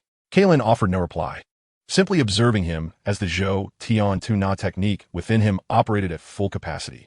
The formidable energy stemming from 1 billion foundational combat power surged and coursed through the transformed sinews of gold and jade, and the flesh of bronze and iron, pulsating with an unceasing vitality that resonated subtly with the energies of the external world. He did not unleash a cataclysmic aura. Rather, he contained all his power within a 3-foot radius, his presence harmoniously unified, as if he had become one with the very heavens and earth. A mere display. Solder let out a cold snort, and in an instant, his figure vanished. The next moment he materialized behind Kailan, a highly compressed, dark energy sphere emanating the essence of annihilation, aimed directly at the vulnerable point in Kailan's back. This strike was as swift as lightning, vicious and cunning, capable of effortlessly obliterating a small satellite. However, Just as the dark energy sphere was about to make contact with the ethereal fire and water attire, Kailan's form flickered, as if foreseeing the impending attack, narrowly evading this lethal blow. The dark energy sphere grazed his attire, silently reducing a nearby hill to nothingness. What? Salder's pupils constricted. His speed was rarely matched in the Empire, yet his opponent had evaded so effortlessly. Unwilling to accept this, he transformed into countless afterimages, launching a tempest of assaults from all directions upon Kailan. Dark energy spheres, energy beams, gravitational forces, an array of attacks emerged, each imbued with destructive power. Yet an astonishing scene unfolded. In the face of Salder's relentless barrage, Kailan remained steadfast, as if his feet were rooted in the earth. His body executed various seemingly simple, yet astutely refined movements, leaning, tilting, rotating, each maneuver executed with minimal motion, precisely dodging Salder's attacks at the last possible moment. The layer of ethereal fire and water attire occasionally rippled, effortlessly dissipating the residual energy waves that could not be entirely avoided. It was as if he could foresee the trajectory of each of Salder's strikes. This was the manifestation of his mastery of the ethereal shadow movement technique, combined with his formidable perception. Salder grew increasingly alarmed with each strike. He felt as if he were attacking a void, a flowing stream. No matter how forcefully he struck, he could not reach his opponent's core. The energy of Kailan, though seemingly restrained, was profound as the ocean, unfathomable. Is that all you can do is evade? Frustration surged within Salder as he found himself unable to gain the upper hand. With a fierce shout, he crossed his arms, dark silver energy gathering violently, preparing to unleash a more potent area attack. Just at that moment, when his energy was converging, and the old power had waned but the new had yet to fully rise, Kailan, who had been on the defensive, made his move. He did not erupt with dazzling brilliance. Rather, he simply stepped forward, his right hand extended like a sword, gently tapping at the core of Salder's energy flow. This gesture, seemingly languid, appeared to transcend the limitations of space. The energy swirling at his fingertips was no longer merely the elemental forces of fire and water, but a new energy infused with a hint of chaos, harmonizing the essence of the cosmic diagram with subtle divine traits. With a soft pop, akin to the sound of a bubble bursting, the violent energy Salder had gathered abruptly spiraled out of control, disintegrating into chaos. He was struck as if by a bolt of lightning, hurtling backward with great force. A small, charred spot appeared on the chest of his combat suit, and an eerie, domineering energy surged into his body, wreaking havoc upon his energy circuits. Impossible. Salder steadied himself, feeling the excruciating pain and sluggishness of energy within him, his face finally betraying an expression of incredulous horror. His opponent had merely pointed a finger, shattering his carefully prepared technique and wounding him in the process. Kailan remained calm, gazing at him steadily as he slowly retracted his finger. "Your power is merely an empty shell, lacking its essence," Kailan remarked coolly. "Now, it is my turn." No sooner had he spoken than the contained aura around Kailan underwent a dramatic transformation. It was not merely an increase in energy, but a profound shift in its quality and momentum. He seemed to morph from a tranquil deep sea into a cosmic singularity poised for eruption. The celestial diagram, with a foundational combat strength of 1 billion, was unveiled for the first time beneath this expanse of stars, revealing its true brilliance. Chapter 27. The extinction of the polar star piercing the celestial radiance. Salder's momentary shock was swiftly eclipsed by a deeper rage and murderous intent. He could not accept being so easily injured by an obscure Saiyan hybrid. Defying the chaos within him, dark silver energy surged forth, coalescing with greater ferocity and disregard than before. "Dark Star, devour!" he roared, thrusting both palms forward. A sphere of energy, no larger than a fist, yet as profound as a miniature black hole, abruptly materialized. The space surrounding the sphere warped, light being consumed and emanating a soul-chilling gravitational pull and wave of annihilation. This was one of Salder's ultimate techniques, condensing immense destructive energy to the point where it could obliterate a planet's core in an instant.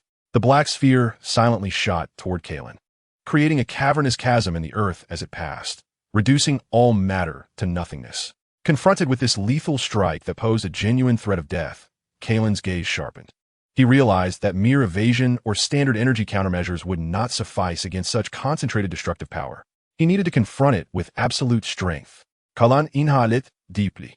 The foundational combat strength of 1 billion surging within him like an awakening sea of stars. The celestial diagram operated at unprecedented speed, energy flowing through his golden sinews like a galaxy, his robust form bearing immense strength, and the radiance of his elemental attire intensified, revealing a hint of chaotic hues that suddenly became clear.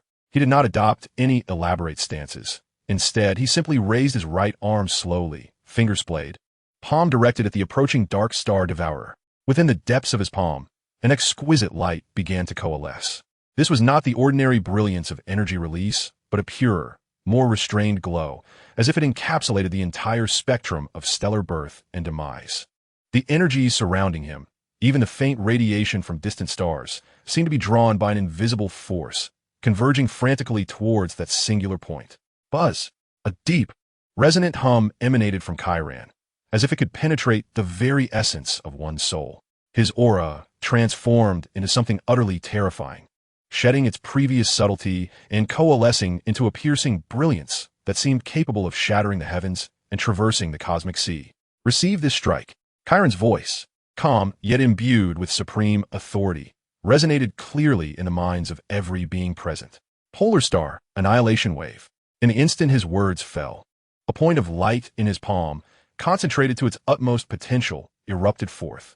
A beam of light, indescribable in color, appeared as if it had existed since the dawn of creation, carrying with it the will to traverse the starry rivers and the laws of annihilation. This beam surged forth from his hand. While slender in appearance, the energy it contained and its destructive nature caused Sardo, facing it directly, to feel a surge of dread. Impossible. What kind of power is this? Sardo's roar was laced with a fear he scarcely recognized within himself. The next moment, the polar star annihilation wave collided with the dark star devouring without any ostentation. No cataclysmic explosion, no raging energy storm. There was only the purest form of obliteration. The deep, seemingly all-consuming sphere of dark star energy disintegrated upon contact with the polar star annihilation wave, akin to ice meeting the blazing sun. At the point of contact, its structure collapsed instantaneously, reverting to primal energy particles, which were then completely purified and annihilated by the penetrating beam. The dark star devouring could not even delay for a mere tenth of a second before being entirely pierced and evaporated by the beam that seemed capable of determining life and death, transcending the very laws of existence. The polar star annihilation wave, having effortlessly dismantled its opponent's ultimate attack, astonishingly retained its devastating penetrative force. Akin to a spear of divine judgment hurled by the heavens, it swiftly traversed the brief distance between the two, striking Sardo's chest with precision, amidst his utmost horror. No! Sardo's anguished wail was abruptly silenced. The beam passed through him, leaving behind a horrific aperture in his chest, clear from front to back, with edges smooth as glass. Surrounding tissue did not char, but instead exhibited a bizarre state, as if entirely erased from the realm of existence. The immense dark silver energy within him surged forth like a flood released from its dam, spilling from the wound along with his life force, dissipating rapidly. Sardo's body stiffened as he stood frozen, incredulously gazing down at the void in his chest, then lifting his eyes to Kailan, who remained composed with his palm extended. Gula! My lord, it cannot be, he stammered. Ultimately, the light in his eyes dimmed entirely, his broken form falling like a marionette with severed strings, crashing onto the frozen earth. Devoid of life, the cold, fanged captain, with a combat prowess of 500 million, had fallen. In that moment, the other three battlefronts came to a simultaneous halt. Although Rongha, Yuying, and Pancha were deeply embroiled in a fierce battle, sustaining injuries in the process, the sight of their leader effortlessly vanquishing the mightiest foe invigorated their spirits and bolstered their morale. In stark contrast, the remaining three Saldos were left pale and trembling, their eyes filled with disbelief and terror. Their most formidable brother had been instantaneously annihilated. Kailan gradually withdrew his hand, and the terrifying aura surrounding him began to subside, returning to an enigmatic depth. His gaze shifted toward the three adversaries who remained frozen in shock, his expression calm, yet imbued with an undeniable sense of judgment. It is now your turn. Chapter 28. The cycle of all things returns to the abyssal ring. The fall of Saldos was akin to ice water cascading into boiling oil, instantly igniting the madness of the remaining three members of the Cold Fangs. Elder brother. The second brother, wielding a shockwave gauntlet, felt his eyes bulge with rage as he recklessly braced himself against Rongha's incoming punch, absorbing the blow with his shoulder armor and retreating furiously. Simultaneously, the other two unleashed all their energy, forcefully pushing back Yuying and Panshur and swiftly converging towards the second brother. The trio formed a triangular formation, their dark silver energy no longer fighting independently, but intertwining like three venomous serpents, merging into a swirling vortex of ominous dark energy above their heads. At the vortex's center, a chilling blackness rapidly expanded, emanating a terrifying pull that devoured all light and heat, causing even the surrounding space to begin collapsing inward. To avenge our elder brother. Use that, the second brother roared, blood trickling from his mouth, his eyes reflecting a profound hatred and a resolve for mutual destruction. Abyss returned to silence. The three brothers bellowed in unison, pouring every ounce of their energy into the vortex above them.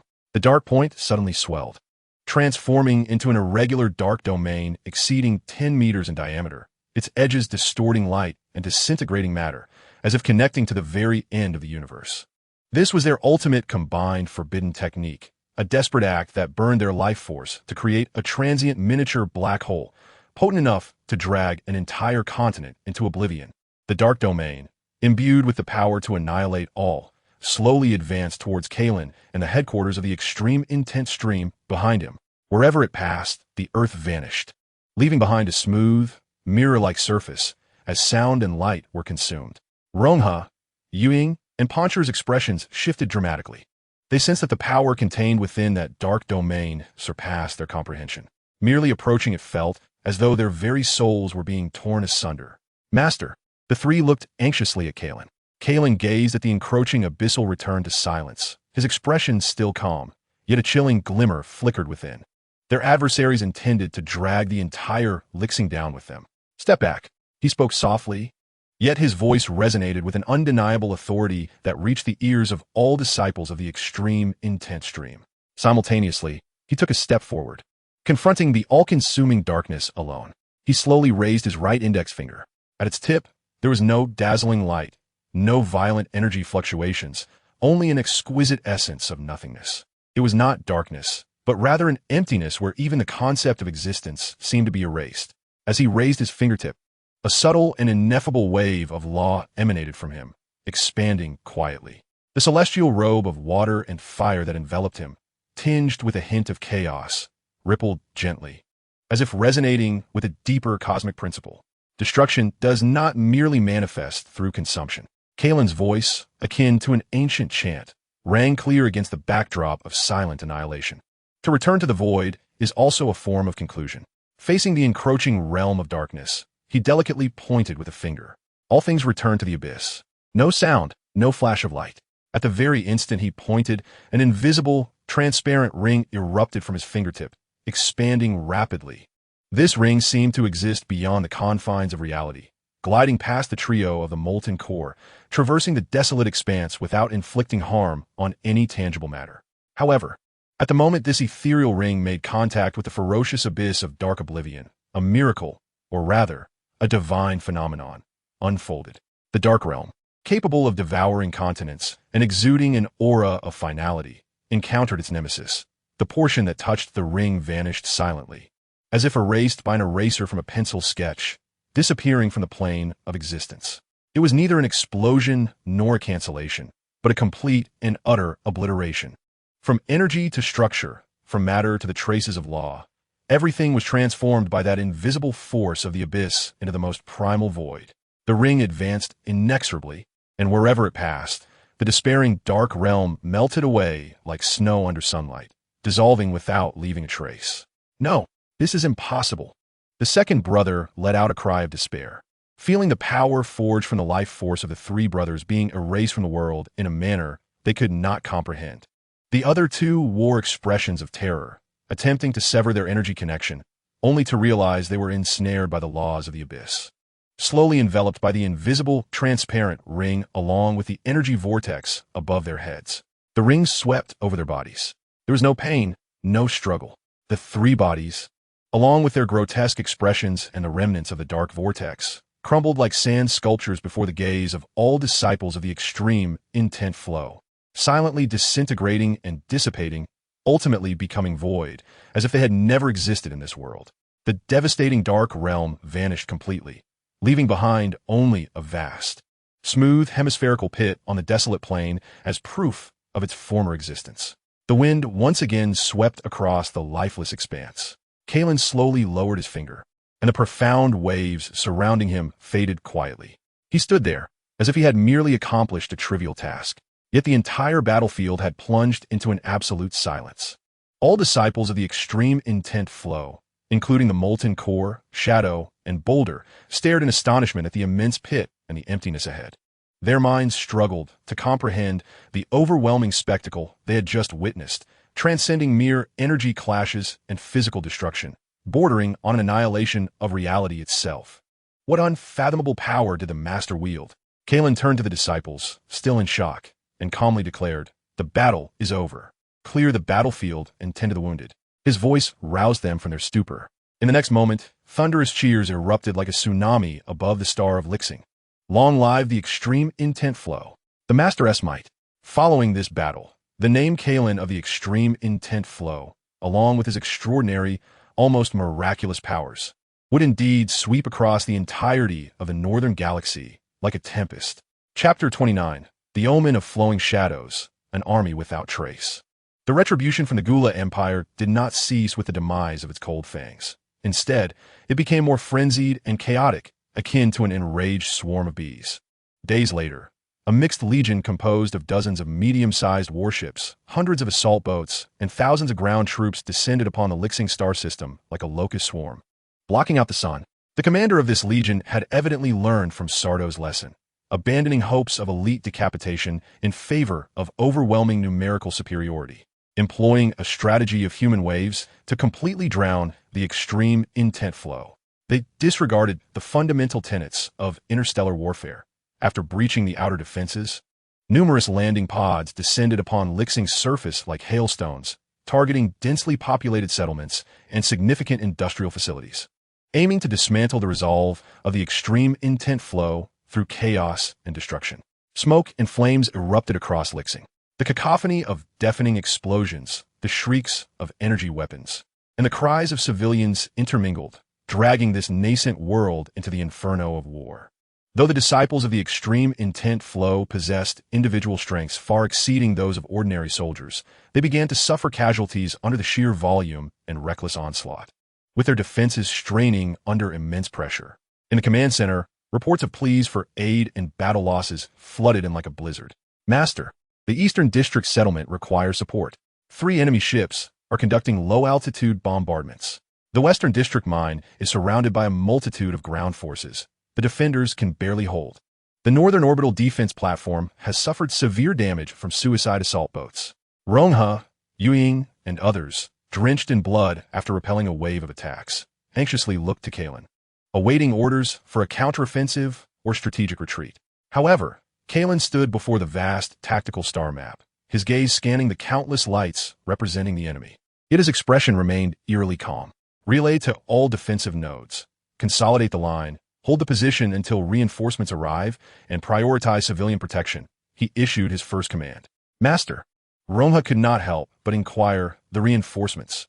The enemy numbers are overwhelming and dispersed across the planet. Even if all our core disciples rush to aid, it would be insufficient." Kailan did not respond. His figure flickered slightly, as if merging with the light, and in the next moment, he vanished from the command room. Eastern District Settlement. 3 warships emblazoned with the insignia of the Gula Empire hovered ominously in the low sky, unleashing a torrent of energy projectiles that cascaded down like a relentless rain, igniting the houses and streets below into a blazing inferno. Civilians fled in terror amidst the ruins, while the energy shields erected by the guardians of the extreme intent faltered under the relentless bombardment. Just as one of the warships prepared to unleash a new barrage from its cannon, a shadowy figure appeared outside the command tower of the vessel, as if conjured from thin air. It was Kailan. He did not even glance at the menacing cannon mere feet away. Instead, he extended his right hand, lightly tapping the heavy alloy armor with his index finger. Where his fingertip made contact, there was no thunderous explosion, no cataclysmic blast. The formidable armor disintegrated as if struck by an invisible force at the atomic level, instantly forming a perfect circular aperture. The edges of the hole gleamed like a mirror, rapidly expanding inward. Alarms blared within the warship, shrieking in terror, but their wails ceased abruptly after a mere half-second. The entire vessel crumbled silently, beginning from the command tower, as if crushed by an unseen giant's hand, disintegrating into a cascade of metallic debris devoid of structural integrity, raining down from the sky. The commanders of the other two warships scarcely comprehended what had transpired. They merely witnessed their comrade's vessel vanish into thin air. What was that? Panic-stricken exclamations echoed through the communication channels. Meanwhile, Kailan, having dispatched the first warship, had already vanished. In the next instant, he reappeared as if teleporting outside the engine compartment of the second warship, again delivering a single-pointed touch. Boom! The second warship's engine overloaded instantaneously, erupting into a brilliant yet fleeting fireball. The commander of the third warship was gripped by sheer terror, desperately pulling up to escape. However, a streak of light surged forward, effortlessly catching up with him. Kailan's form clung to the exterior of the warship like a persistent specter. Wherever he passed, the armor, turrets, and sensors of the vessel were, as if erased by an eraser, swiftly becoming riddled with gaping holes, ultimately losing power and spiraling toward the earth. From the moment he appeared to the destruction of the three warships, the entire spectacle unfolded in less than 10 seconds. Kailan had not even employed the stellar annihilation wave or the all-encompassing reversion. Rather, he accomplished everything through the ethereal grace of his shadow of divine omens technique combined with exquisite control over energy. He did not deign to glance at the inferno below or the cheers of triumph, his silhouette once again blurring and merging with the air. In Zone 7's mining site, thousands of ground forces surged like a tide against the defenses constructed by disciples led by the rock. The energy shields flickered under the concentrated firepower, teetering on the brink of collapse. Suddenly, a figure darted into the enemy ranks like wisps of smoke. It was Kailan. He refrained from launching widespread attacks. His body seemed to transform into an intangible phantom, weaving effortlessly through the hail of bullets and beams of energy. The enemy's shots always lagged a step behind, their preemptive barges landing in empty space. He moved through the battlefield with the ease of a leisurely stroll in his own backyard, occasionally appearing beside a formidable mech, where a gentle tap of his fingers extinguished its core power reactor. At times, he glided past a group of soldiers, who crumpled to the ground as if their very bones had been extracted, their breaths extinguished by the subtle tremors that shattered their heart's pulse. He would then materialize atop the barrel of a hovering tank, where a delicate press of his toes caused the hefty cannon to shatter like fragile glass, piece by piece. Wherever he tread, there were no cataclysmic explosions, only silent death and paralysis. The enemy's formation disintegrated at a visible pace, collapsing under the relentless assault, as powerful strongholds fell one after another. The disciples of the rock in defense stood agape, witnessing the figure stride nonchalantly through the throngs of adversaries, dismantling their offensive with an inscrutable grace, as if harvesting wheat. "It is the sect leader," one disciple shouted in exhilaration. "Morale surge." The defense line solidified instantaneously, even initiating a countercharge. Meanwhile, Kailan, having thoroughly disrupted and shattered the enemy's main force in this region, transformed into a wisp of light, vanishing from sight and racing towards the next battlefield in need of his prowess. On this day, across the myriad battlefields of Xingyi, a legend akin to a specter took root. He was omnipresent yet elusive, reducing warships to ash with a mere wave and vanquishing legions with a leisurely gait. He did not bring forth apocalyptic explosions. Instead, he ushered in a more despairing silence of death and collapse. The invading forces of the Gula Empire, under this incomprehensible and elusive strike, saw their morale utterly shattered, with the remnants fleeing in panic from the Xingyi star system. When Kailan reappeared in the command room of headquarters, not a speck of dust clung to him, his breath steady and untroubled. Melting core, shadow, and others regarded him with profound reverence, as if they were beholding a deity walking among mortals. Kailan gazed at the diminishing enemy light points on the star map and spoke softly. "Those who offend the extreme intent flow shall be pursued, no matter the distance." Following this battle, the renowned might of the godly shadow flow, vanishing without a trace, would become an insurmountable chasm in the hearts of all factions within this star domain, alongside the names of Extreme Intent Flow and Kailan. Chapter 30. Fang Shattered, Extreme Intent Renowned. The aftershocks of the Xingyi campaign spread through the cosmic information networks at speed surpassing light, creating a frenzy. The cold-blooded Fong team, under the command of King Gula, faced annihilation in the Lixing star system. Captain Salder and 3 of his team members were confirmed dead, with only 1 adversary remaining. The invading 7th Mixed Legion suffered catastrophic losses, with over 70% casualties, the remaining forces in retreat. According to survivors, their leader, Kailan, possessed a godly power, rendering warships mere toys as he moved through legions as if traversing an uninhabited realm. Verified and somewhat exaggerated accounts rippled through the quiet lake of the North Galaxy, particularly within the domain of the Gula Empire, stirring up monumental waves of disbelief. Could it truly be that the entire Fong team had been obliterated?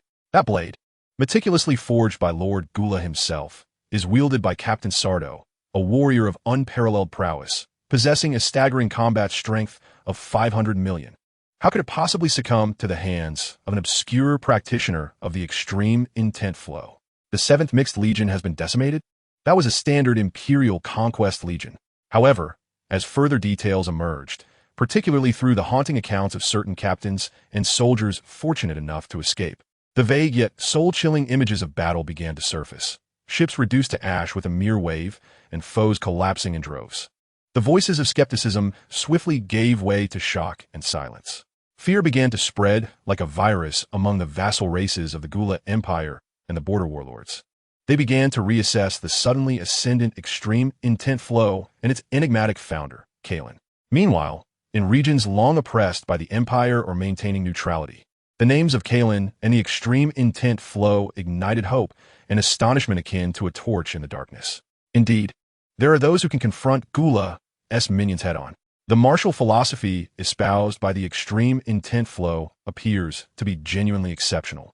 It is said that upon occupying Crystal Radiant Star, they did not enslave the indigenous people, but rather aided them in reconstructing their homes.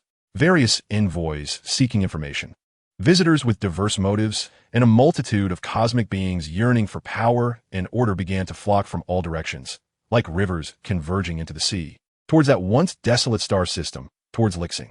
The headquarters of the extreme intent flow was inundated with unprecedented activity.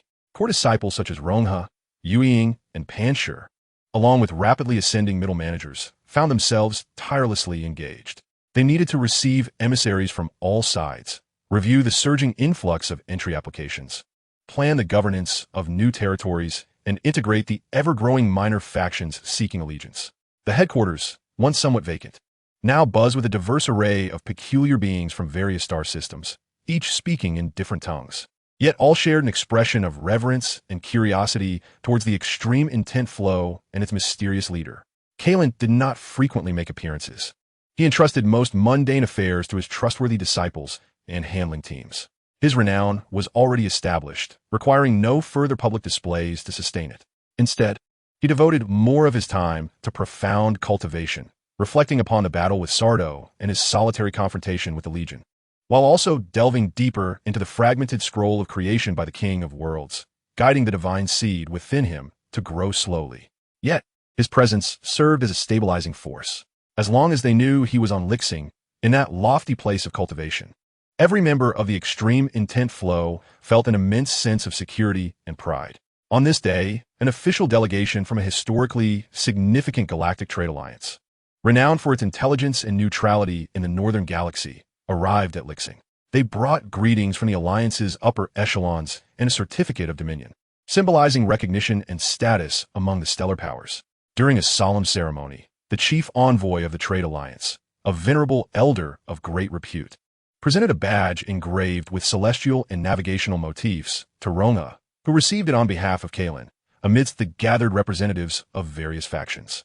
His Excellency Kailan, the esteemed leader of the Supreme Intent Flow, with unparalleled martial prowess and wisdom, has quelled border disturbances and safeguarded order.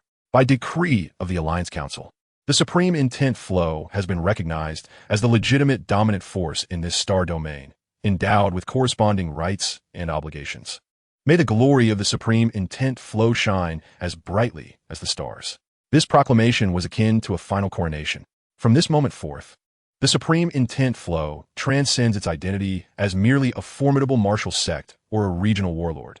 It has gained a measure of acknowledgement from the mainstream cosmic powers, establishing itself as a regional hegemon with vast territories and influence. Within the Grand Hall, every member of the Supreme Intent Flow stood tall, their hearts swelling with indescribable excitement and honor. They had followed their leader through countless trials, and, at last, they had reached this significant milestone. The news surged forth like a cosmic tempest, sweeping across the cosmos. The names of the Supreme Intent Flow and Kailan resonated throughout the Northern Galaxy, firmly placing them among the elite forces of the universe, standing shoulder to shoulder with venerable powers and empires. The fangs of the ancient regime lay shattered. The name of the Supreme Intent shone resplendently, reverberating throughout the universe. Chapter 31. The Spark of Rebellion. The collapse of the Gula Empire's mixed legions swept through the Northern Galaxy like a cosmic storm, irrevocably altering the landscape of this star domain. The Supreme Intent Flow was no longer merely a nascent force to be wary of. It had become a blazing and formidable new star that could not be overlooked. Kailan, deep in meditation within the Lixing confines, radiated his will and the name of the Supreme Intent Flow outward at an unprecedented pace. The first to respond were those planets and civilizations that had long suffered under the Gula Empire's oppression or had remained on the periphery, observing cautiously. Previously, they may have hesitated out of fear of imperial retribution, but the ruthless fall of the Fanged regime and the catastrophic defeat of the mixed legions dispelled their doubts entirely. Almost daily, delegations from various star systems arrived at the increasingly bustling Lixing spaceport aboard ships of diverse designs. They bore precious minerals, unique technologies, or ancient knowledge copies as tokens of homage, all seeking an audience with the upper echelons of the Supreme Intent Flow, or merely to feel the imposing presence of the legendary leader from afar. Their intentions were simple and direct: to seek refuge or forge alliances. Core disciples such as Rongha, Yuying, and Panshur, alongside a rapidly growing diplomatic and administrative team, found themselves inundated with responsibilities. They needed to assess the sincerity, background, and value of each visiting faction, negotiate terms of cooperation, delineate spheres of influence, and integrate newly joined planets and resources. The territory of the Supreme Intent Flow expanded across the star map with unprecedented speed, no longer solely through martial conquest, but increasingly through the voluntary allegiance of hearts. One by one, planets and civilizations, like iron filings drawn to a magnet, willingly gathered under the banner of the Supreme Intent Flow. The order and principles established by Kailan became the highest tenets of this burgeoning domain. Pillage and enslavement were expressly forbidden, while trade and exchange flourished under the protection of the Supreme Intent's armed forces. Many planets that had languished under imperial rule now pulsed with renewed vitality. Meanwhile, the dojo of the Extreme Intent Flow has emerged like a spark igniting a prairie fire, establishing itself upon these newly allied planets. It has transformed from a singular martial tradition into a diverse practice, tailored and evolved according to the distinct physiques and cultures of various races, adapting the foundational text of the Zhou Tian Tu Na Ju. Some races emphasize energy perception, others focus on the honing of the physical form, while yet others excel in mental prowess. The martial arts of the Extreme Intent Flow now flourish in a vibrant display of diversity, akin to a myriad of blossoms blooming together, embracing the vastness of the sea. Countless beings yearning to alter their fates, regardless of their origins or races, may step into the dojo, provided they pass the test of character, in pursuit of the path to power that once existed solely in legends. The name Kailan has become nearly mythical among these disciples. At the headquarters of the Lixing, Kailan occasionally awakens from profound meditation to receive reports from his subordinates, nodding slightly in acknowledgement. He is not surprised. Power brings prestige, and order attracts allegiance. This is the law of the universe. His gaze has long transcended the immediate expansion of territories and the management of influence. He senses the divine seed within him, nurtured by the essence of the spiritual roots and the secret scroll of the creation of the Realm King, growing slowly yet resolutely. It seems to forge a subtle and invisible connection with the vast star field that has coalesced and transformed because of him. It is as though his own path is gradually merging with the cosmos. Yet it is not enough. Kailan gazes into the profound depths of the universe, sensing that further afield, more powerful entities and ancient secrets await him. Gula will undoubtedly not relent, and the deeper mysteries guided by the remnants of the Realm King also beckon him to explore. However, at this moment, the sparks he has ignited have already spread, surging through the starry sea with an unstoppable momentum. This burgeoning force, these myriad beings who have pledged their allegiance, and the dojos scattered across the galaxies will all serve as the foundation for his ascent to higher realms, equipping him to confront the greater tempests of the future. The sparks have ignited the prairie. The road ahead remains promising. Chapter 32. The Gaze of the Emperor. In the core star region of the Gula Empire, amidst the throne of silence, unlike Frisia's flamboyant style, filled with malicious whimsy, Gula's palace resembles a metallic tomb at absolute zero. All embellishments have been stripped to the bare minimum, leaving only cold alloys, silently gliding service robots, and a dark area beneath the throne that simulates a black hole, incessantly devouring light. Gula sits upon his throne, forged from the remnants of countless warships, resembling a skeletal seat. His elongated fingers gently tap against the armrest, producing a sound akin to the tolling of a death knell. His crimson eyes fixate on the vast holographic star map before him. The star map, once symbolizing the Empire's absolute dominion with extensive regions of reassuring dark red, now reveals an expanding, blinding silver area at the northern edge. The edges of this silver region writhe like living tendrils, incessantly encroaching upon the Empire's territory, with its core being the planet designated as Lixing. Within the gleaming silver expanse, myriad luminous points symbolizing the allegiance of civilizations and the extreme flow of energy congregated, reminiscent of the Milky Way on a summer night, radiating a vibrant yet repugnant vitality. The detailed reports of the annihilation of the Cold Fangs and the disintegration of the 7th Mixed Legion, alongside intelligence regarding the frenzied expansion of the extreme flow forces, lay before him on the screen like a chilling dagger, each word articulated with clarity. There was no furious roar, no hysterical impulse for destruction. Gula's countenance was terrifyingly tranquil, yet the cold aura emanating from him caused the temperature within the grand hall to plummet sharply, thick frost forming on the metallic walls, even prompting the emotionless robots to instinctively slow their movements, their circuits emitting mournful whines under the low temperature. Silence. A deathly silence lingered for an extended duration. At last, Gula's rhythmic tapping on the armrest ceased. He slowly raised his head, his gaze seemingly penetrating the palace's dome, traversing the infinite expanse, settling upon the silver star domain that brought shame to his empire. Kailan, he murmured, the name slipping from his lips in a tone as frigid and smooth as ice, devoid of any emotion, yet more chilling than any roar. A banished Saiyan had managed to ascend to such heights. He spoke as if to himself, or perhaps to the void, declaring the destruction of his fangs, the trampling of his legion, the establishment of a so-called order within his territory. He slightly tilted his head, glancing at several indistinct figures standing solemnly in the shadows of the hall. These were his true confidants, whose strength and status far surpassed those of the Cold Fang's imperial generals. We have underestimated him before. Gula's voice remained composed, suggesting that the power he wielded was, perhaps, somewhat extraordinary.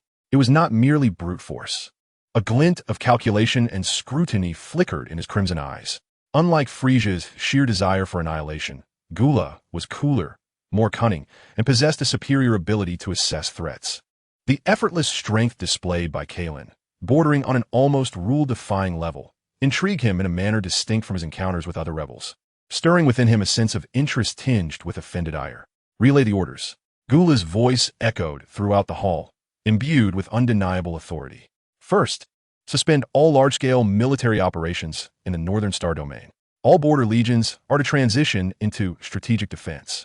This command caused a slight stir among the shadowy figures. Clearly taken aback, it essentially acknowledged the Extreme Flow's current de facto control over that star domain. Second, initiate the Phantom Protocol. I wish to know everything about this Kailan, his origins, his power structure, his vulnerabilities, all pertinent information. Third, Gula's gaze once again fell upon the luminous silver area on the star map, a cruel and icy smile curling at the corners of his mouth. Notify them that it is time to take action. Inform those lurking in the shadows that a crack shall be opened in the gates of the Imperial Treasury, targeting the core members of the Extreme Flow and Kailan himself. I demand to see results. The figures in the shadows bowed in unison, silently accepting their orders, then vanished into the darkness as if melting away. Gula redirected his gaze toward the star chart, fixating on the brilliant silver, as if attempting to penetrate its very essence. Kailan, the stream of ultimate intent, he murmured, savoring these names. The game had only just commenced. Do you presume that by securing a minor victory, You can unsettle the vast expanse of the starry ocean. I shall enlighten you on what it means to encounter the gaze of an emperor. A chilling intent to kill, like an invisible venom, began to brew within the heart of this cosmic sovereign, quietly spreading across the boundless starry sea in accordance with his will. Chapter 33. Echoes of Time and Space. In the depths of the extreme intense stream's headquarters, Kailan sat cross-legged in a tranquil chamber. Beneath him lay a meditation mat sculpted from a solid piece of tranquility jade, capable of condensing cosmic energy. He was not in a deep state of seclusion, but rather in a profound introspective state, his mind delving inward, guiding a subtle essence originating from his spiritual roots and the secret scroll of creation by the King of Realms, slowly nourishing his meridians and energy core. The energy formed by a foundational battle power of 1 billion circulated within him like a vast nebula, each breath harmonious and full, reaching the pinnacle of what a mortal could conceive. However, Kailan could distinctly sense the invisible barrier, the boundary between levels of existence and dimensions of cognition. This barrier was indestructible, not to be breached merely by the accumulation of energy. As his mind immersed in the delicate perception of this barrier, a faint yet remarkably clear tremor emerged unexpectedly, akin to a stone cast into a tranquil lake, rippling from the very depths of his life's source. This was not a fluctuation of energy, nor a physical vibration, but rather an echo seemingly arising from the fabric of time and space itself. Provoked by a grand rule being violently stirred, Kailan abruptly opened his eyes, a flicker of astonishment and understanding flashing within his profound gaze. He instantly severed his connection with the energy within him, elevating all his senses to their utmost potential, akin to the most intricate radar, striving to capture the temporal ripples that traversed the vast starry sea from an infinitely distant realm. The echo bore an ineffable complexity of information. A sense of completion emerged. As if a grand cycle had reached its conclusion, a long entangled cause and effect severed in this moment. A heroic sacrifice, imbued with resolve and release, akin to stars extinguishing themselves to illuminate the darkness. A nascent vitality, on the ruins of an ending, burgeoned with even greater potential, breaking through the surface. Additionally, there lingered a faint yet tangible resonance with the divine essence within him, the eruption and eventual silence of the breath of the gods. Though this intricate information remained nebulous, Kailan grasped its source almost instantaneously. "Earth, the share a game," he murmured, his gaze seemingly penetrating the walls of the tranquil chamber, piercing through the atmosphere of Lixing, traversing the cold vacuum of countless light years, landing upon that distant, azure planet. He could hear the familiar yet foreign essence of Sun Wukong, flickering like a candle in the wind, ultimately extinguishing, merging with the land that had birthed and nurtured him. He could sense the overwhelming power emanating from Sun Gohan, a force that transcended even that of his father, infused with sorrow and responsibility, marking the dawn of a new guardian. An era had come to a close. The tale of Son Goku, after the splendor of Namek and the crisis brought forth by the androids, reached a poignant and fulfilling conclusion at this moment. Kailan stood quietly, absorbing it all, his heart stirred only by a peculiar sensation of witnessing history unfold. He had never contemplated intervening. Their destinies and battles belonged to them alone. He had his own path to tread, formidable adversaries to confront, and his own cosmos to conquer. Yet at this moment, in a secluded corner of the silent universe, as he felt the reverberations of the battle that would determine the fate of Earth, an ineffable sense of destiny quietly emerged. It was as if two parallel lines, never meant to intersect, after enduring countless twists and grandeur, achieved a kind of synchrony at this very juncture in time, the year 767 of the Age of Gods. On one side of the universe, the ultimate technique he had forged had just vanquished formidable foes, gaining renown throughout the cosmos, his influence at its zenith. On the other side, the warriors of Earth, having endured fierce battles and paid the ultimate price, had safeguarded their homeland. Two distinctly different legacies, beneath the same starry sky, had each reached a pinnacle in their own right. The echoes that transcended time and space gradually subsided, ultimately dissipating within the cosmic background radiation as if they had never existed. Kailan slowly withdrew his perception and closed his eyes once more. Yet his heart was clearer than it had ever been. His narrative, intertwined with that of Son Goku and the Z fighters of Earth, resembled two astral trajectories, each in motion, undisturbed by the other. However, the temporal echoes of this moment served as a silent coordinate, affirming his place within this grand cosmic narrative. His journey had no conclusion. The pinnacle of mortal existence was not his terminus, and merely touching the divine dimensions was but a beginning. The stillness of the chamber returned to absolute silence, save for the vast energy within Kailan, flowing like a sea of stars, awaiting its next transformation and leap. Chapter 34. Whispers of the Dimension. The temporal echoes brought forth by the Cell Games were akin to a stone cast into the lake of Kailan's heart, leaving behind a surface more crystalline and profound once the ripples faded. The finality tinged with sacrifice and rebirth, originating from Earth, felt like an intangible baptism, allowing him to scrutinize the layers of his existence and the path ahead with greater clarity. The mundane struggles and expansions of power seemed shrouded in a distant veil before the insight of that moment. They were not rendered insignificant. Rather, he had ascended to a higher vantage point from which to observe. A foundational battle power of 1 billion was merely the bedrock of his standing in the material universe. Not the end. His spirit once more delved into the remnants of the secret scroll of creation from the clan of stargazers. Unlike before, this time he sought not merely to interpret the ancient symbols and texts, but endeavored to listen. Listen to the whispers etched deep within the stone slab, transcending eons of time and dimensions. Within the tranquil chamber, energy is isolated.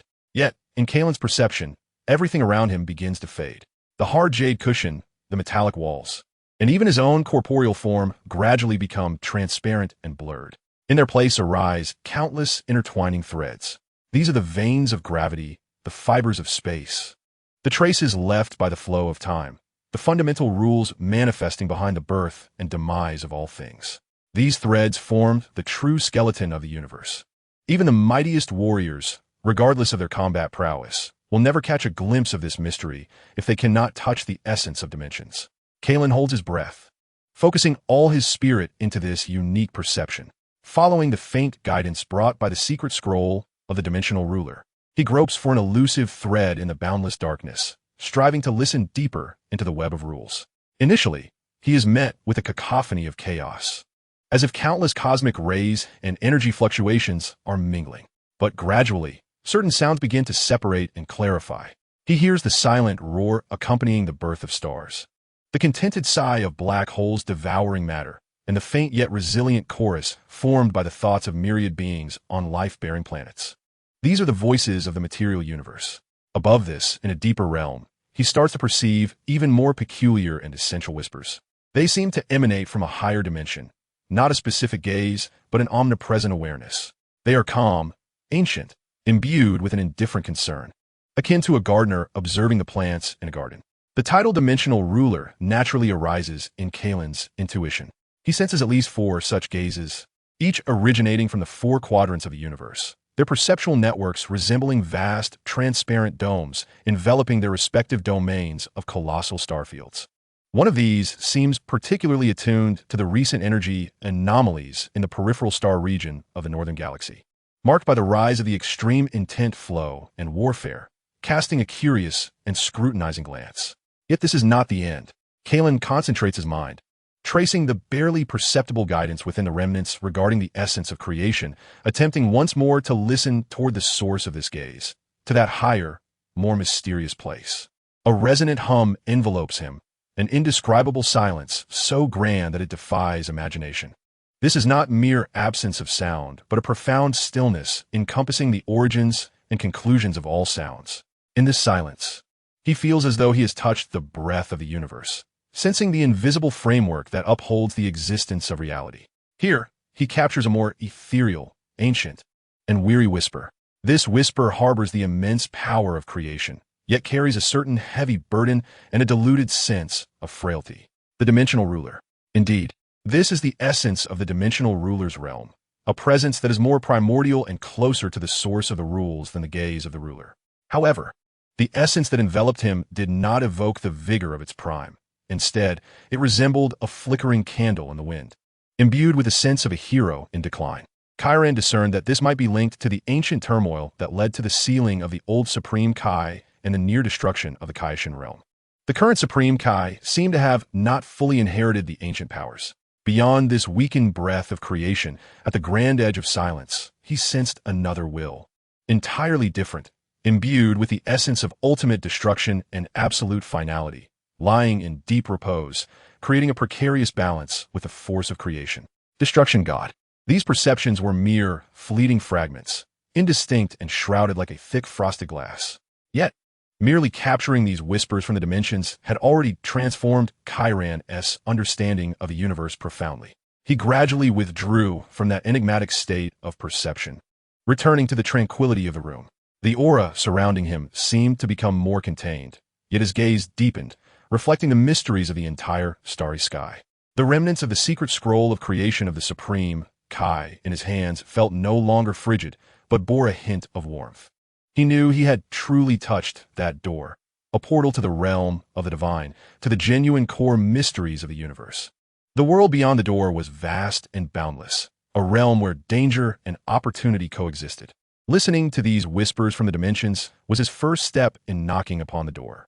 The road ahead was long, yet its direction had never been clearer. Chapter 35. The Path to the Divine Realm. Kailan stepped out of the tranquil chamber and ascended to the highest observatory of the headquarters. The artificial atmosphere of the star-shattering facility became thin here, facilitating observation, as the resplendent Milky Way unfurled unabashedly against the velvety backdrop of the cosmos, magnificent and profound. He gazed downwards. Once a desolate planet, it now sparkled with lights, countless structures dotting the earth like stars, while ships glided through the navigable lanes, trailing luminous streams. The headquarters of the extreme intent flow had become the pulsating heart of this burgeoning star domain. He could feel the vibrant aura emanating from innumerable disciples in their cultivation, perceive the bustling thoughts of the administrative center managing various affairs, and discern the faint glimmers of hope and stability transmitted from the newly affiliated planets in distant star realms. All of this arose from him, from a struggle for survival on Beast King Planet to the foundational reconstruction of Artisan God Planet. From the cunning acquisition of the Dragon Balls on Namek to the solitary quest along the path of creation. From the first glimmers of brilliance on Limestone Planet to the direct confrontation with the Gula Empire, 22 years of cosmic odyssey unfurled like a magnificent tapestry in his heart. Now, he stood at the pinnacle of the mundane. With a foundational battle power of 1 billion, mastery of the Zhou Tian tunnel technique, self-created combat techniques tested in real battles, and a formidable force commanding a significant territory, his name resonated throughout the northern galaxy. In terms of personal martial prowess and the might of his followers, he had attained heights that countless beings across the universe could only dream of throughout their lifetimes. Were he another, he might have long been content, reveling in the dominion and power he wielded. Yet Kailan's gaze had long pierced through the opulence before him, reaching into the depths of the starry sky, toward dimensions unattainable by mere mortals. The whispers of these dimensions continued to reverberate within the depths of his soul. The scrutiny of the King of Worlds, the frailty of the Supreme Kai, the dormant presence of the God of Destruction, all constituted a far grander, more perilous, and infinitely more alluring stage. The mundane struggle for supremacy had become, to him, akin to a child's play with sand. Defeating Gula or conquering additional galaxies would not yield any substantial elevation. The invisible barrier not only impeded energy, but also formed a chasm separating life forms from realms of cognition. His path had never been confined to the bloodline of the Saiyans or the throne of a cosmic emperor. Rather, his journey was one of pursuing ultimate meaning, exploring the principles of the cosmos, and transcending all known limits. The remnants of the secret scroll of creation provided him with direction. The roots of his essence nurtured his potential, and the experience of heeding the whispers of dimensions clarified his forthcoming objectives: to coalesce divinity, construct a divine persona, and step into the realm of the gods. This was not merely an enhancement of combat prowess, but a metamorphosis of the very essence of life, a transition from adhering to rules to comprehending and ultimately influencing them. He understood that this endeavor was no simple feat. The guidance from the scroll was obscure and enigmatic, and the true legacy of the divine had long been lost or hidden in certain desolate realms. The path ahead was undoubtedly fraught with thorns, with the potential of confronting ancient and terrifying entities. Yet, his resolve remained unwavering and fearless. This body, having reached the pinnacle of mortal existence, this immense reservoir of energy, this nascent force of influence, and the divine qualities that had begun to germinate within him were all the foundation and sustenance for his ascent on this arduous path to divinity. He slowly raised his hand, palm upward, as a trace of chaotic divine energy quietly emerged, pulsating gently, resonating faintly with the myriad stars and the higher dimensions shrouded in mystery. His earthly journey had reached a temporary conclusion. He whispered to himself, as if making a solemn vow, his voice merging with the rustling, starry winds. Subsequently, his gaze sharpened, as if capable of piercing through the fabric of reality. It was time to knock upon the gates of the divine realm. His figure gradually faded atop the stargazing platform, ultimately dissipating like starlight. He departed from the star forge unnoticed, akin to his initial arrival in this sea of stars, silent and unobtrusive. Yet, the banner of the extreme intent flowed high in this star domain, and his legend continued to be recounted across countless civilizations. Meanwhile, his true self had embarked on a new odyssey, advancing toward the path of the divine realm, replete with the unknown and the magnificent. Chapter 1. The Descent of the Starfire. The pulse of Earth had never been so feeble. The war with Cell, though concluded in victory, had left a landscape marred and desolate. Cities lay in ruins, the ground was riddled with cracks, and the air was thick with dust and decay. The once vibrant essence of the planet resembled the faint breaths of a dying patient, delicate and ephemeral. The reconstruction efforts are slow and arduous. The Z-fighters, exerting their utmost, can barely maintain order and vitality within the survivors' enclave, a profound sense of helplessness shrouding the hearts of all who are aware. Bulma stands on the terrace of Capsule Corporation's highest floor, gazing at the distant, dusky horizon, her once vibrant blue eyes now clouded with an inescapable worry. She has just concluded yet another report regarding a conflict ignited by the struggle for clean water sources. The technology of the universal capsule can conjure homes and vehicles, yet it cannot summon flowing rivers or lush forests. Earth, once a vibrant blue gem in the cosmos, is swiftly fading. At that moment, although the alarm did not sound, all those with the ability to sense energy, Goku, Vegeta, Piccolo, Kailan, and others, simultaneously raised their heads towards the sky. A vast, gentle, yet profoundly deep energy signature was approaching Earth in an incomprehensible manner. Unlike an invader, it bore a tranquil and all-encompassing rhythm. Yet the sheer magnitude of its energy made Vegeta tense up, his pupils constricting. "It's here," Piccolo exclaimed gravely, his green figure soaring into the sky first. In the next instant, the air above the outskirts of West City rippled like water. There were no violent explosions or blinding lights. A sleek, matte silver spacecraft elegantly glided through the ripples, silently hovering in place. Though modest in size, it emanated a technological pressure far superior to that of Frisia's menacing warships. The Z-fighters quickly assembled, standing ready. Goku wore a look of curiosity, while Vegeta exhibited unmasked vigilance and scrutiny. The entryway of the spacecraft opened silently, a light ramp extending to the ground. 3 figures emerged. At the forefront was a young man clad in a simple white training outfit, his posture upright, with black hair and eyes, and a handsome, gentle countenance. A faint, reassuring smile graced his face, and his clear gaze seemed to reflect the entire sky. Most striking was the aura surrounding him. It was not imperceptible, but so natural, like breathing or a gentle breeze, perfectly blending into the environment, even causing the parched earth beneath to seem to awaken with a hint of life. Behind him were 2 women. To his left stood one with a cool demeanor, her ears subtly reflecting small scales, her eyes holding the ancient wisdom of nature, Ayla. To his right was another, her gaze sharp, clad in a form-fitting technological combat suit, with data halos shimmering around her wrists, Suri. "Relax, everyone. We bear no ill intent," the young man spoke, his voice calm, yet resonating clearly in each person's ears. "My name is Kieran. We hail from the realm of extreme intent, having sensed that this planet has recently endured a traumatic catastrophe. We come in hopes of offering assistance within our capabilities." "Assistance?" Krillin could not help but interject, a note of confusion in his voice. "How do you know we need help?" Kailan offered a faint smile, his gaze sweeping over the parched earth and sparse vegetation below. The planet's lament echoed through the cosmic tapestry. The decline of life represents the gravest loss to civilization. He gently raised his hand, palm facing upwards. A soft, emerald-hued particle coalesced in his palm before drifting downwards, merging into a small patch of lifeless scorched earth.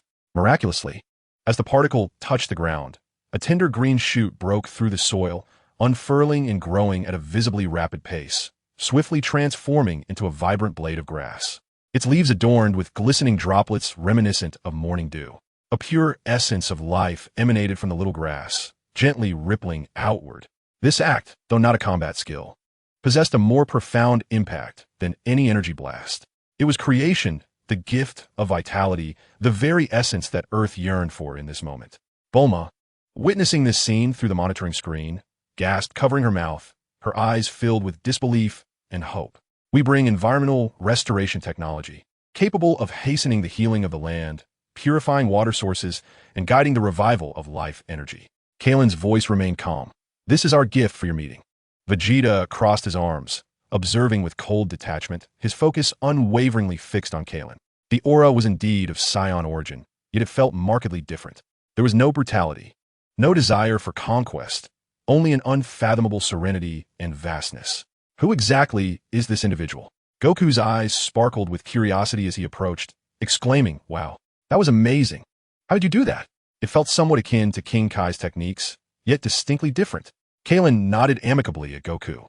The principle involves the guidance of life, energy, and microscopic reconstruction of matter. If you are interested, we can engage in a deeper discussion later, Mr. Goku. He accurately addressed Goku by name, clearly not uninformed about them.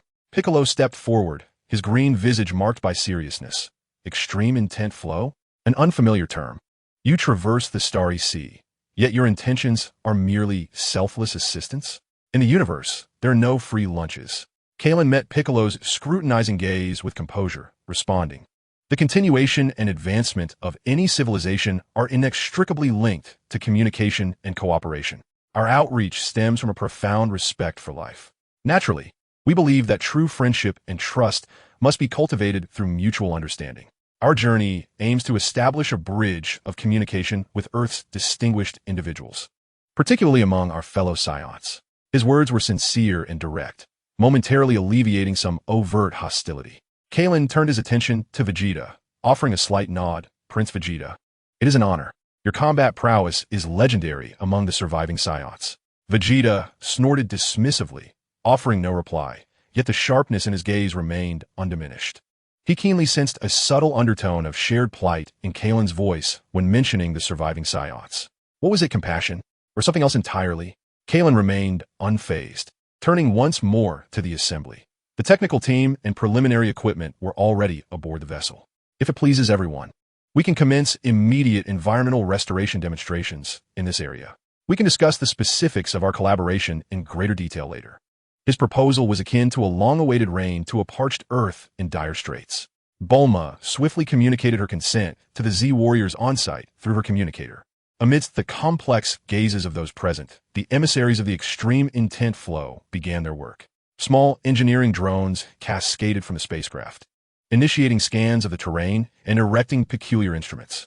A gentle luminescence radiated from the instruments, and wherever it passed, the cracked earth appeared to be smoothed by an invisible hand, rejuvenating and becoming vibrant once more, with even a hint of green tenaciously breaking through. The light of hope shone for the first time so palpably on this scarred land. However, as Vegeta gazed at Kailan's serene silhouette, his doubts intensified. What purpose lay hidden behind this seemingly selfless gift, emanating from a shared source yet shrouded in profound mystery? Was there truly an alternative path for the Saiyans beyond mere combat and conquest? The spark had descended. Would it ignite the embers of destruction or herald the dawn of rebirth? Chapter 2. The Question of Civilization. The environmental restoration technology of extreme intent flow, with its almost miraculous efficacy, swiftly won over even the most obstinate skeptics within mere hours. The designated demonstration area on the outskirts of West City had undergone a remarkable transformation. Charred remnants and cracked soil were supplanted by soft, fertile earth, while verdant sprouts emerged in abundance, swaying gracefully in the breeze and exuding a rich vitality. An efficient water purification system was operating on a nearly parched riverbed, transforming murky, stagnant water into crystal clarity at a visibly rapid pace, with eager fish fry visible as they swam within.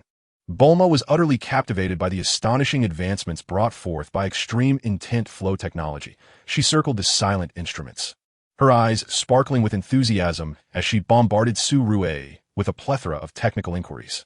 Although Su Rue possessed a cool demeanor, she generously shared insights into concepts far surpassing Earth's current theories, such as energy field resonance and material sequence guidance. Meanwhile, Goku, Krillin, and others marveled at the swiftly rejuvenating greenery, Gohan even crouched down, delicately touching a newly sprouted dandelion to feel the vigorous life pulsating beneath his fingertips. Only Vegeta and Piccolo maintained their calm scrutiny. Piccolo assessed the strategic implications and potential risks of this technology, while Vegeta fixated intently on Kailan. This self-proclaimed Saiyan's aura resembled an endless ocean, tranquil on the surface, yet concealing immeasurable energy and precision. The shared bloodline resonated faintly, yet Vegeta felt not warmth, but a primal instinctual wariness and a hint of irritation at being overshadowed. He, Prince Vegeta, a pure-blooded Saiyan elite, found himself feeling a sense of insignificance before fellow kin. Remarkable technology.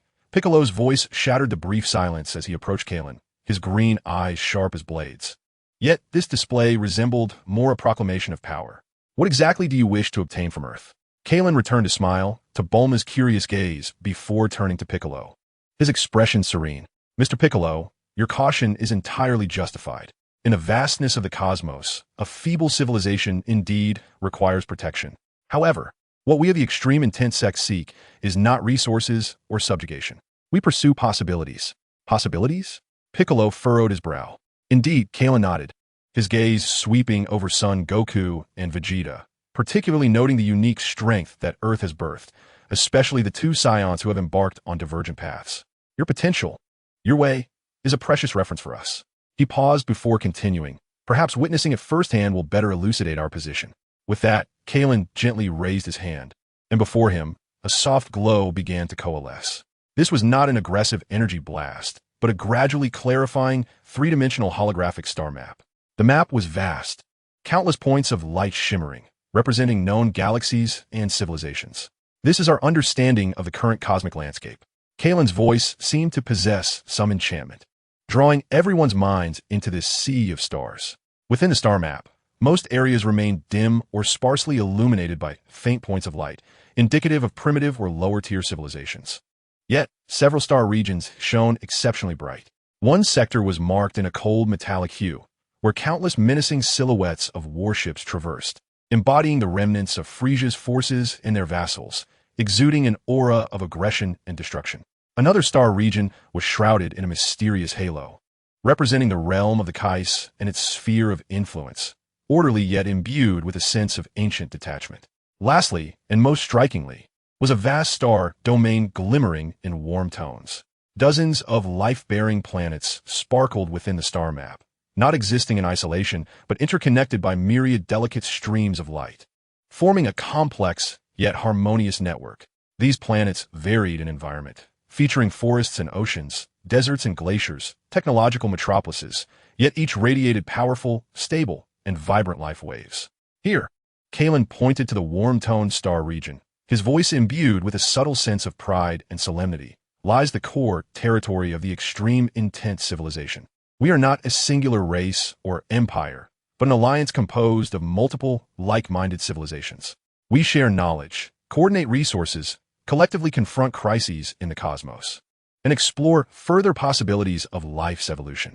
The star map swirled, magnifying one particular planet. Beneath the immense ecological dome, one can observe a harmonious coexistence of diverse races. Witness the orderly ascent and descent of sleek spacecraft within the advanced starport, and behold verdant training grounds where even children engage in intricate energy guiding practices. This tableau stands in stark contrast to the brutal conquests of the Frisia force and the detached realm of the Kailan, illustrating a markedly different trajectory of civilizational development, not one of plunder or isolation, but of co-construction and shared prosperity.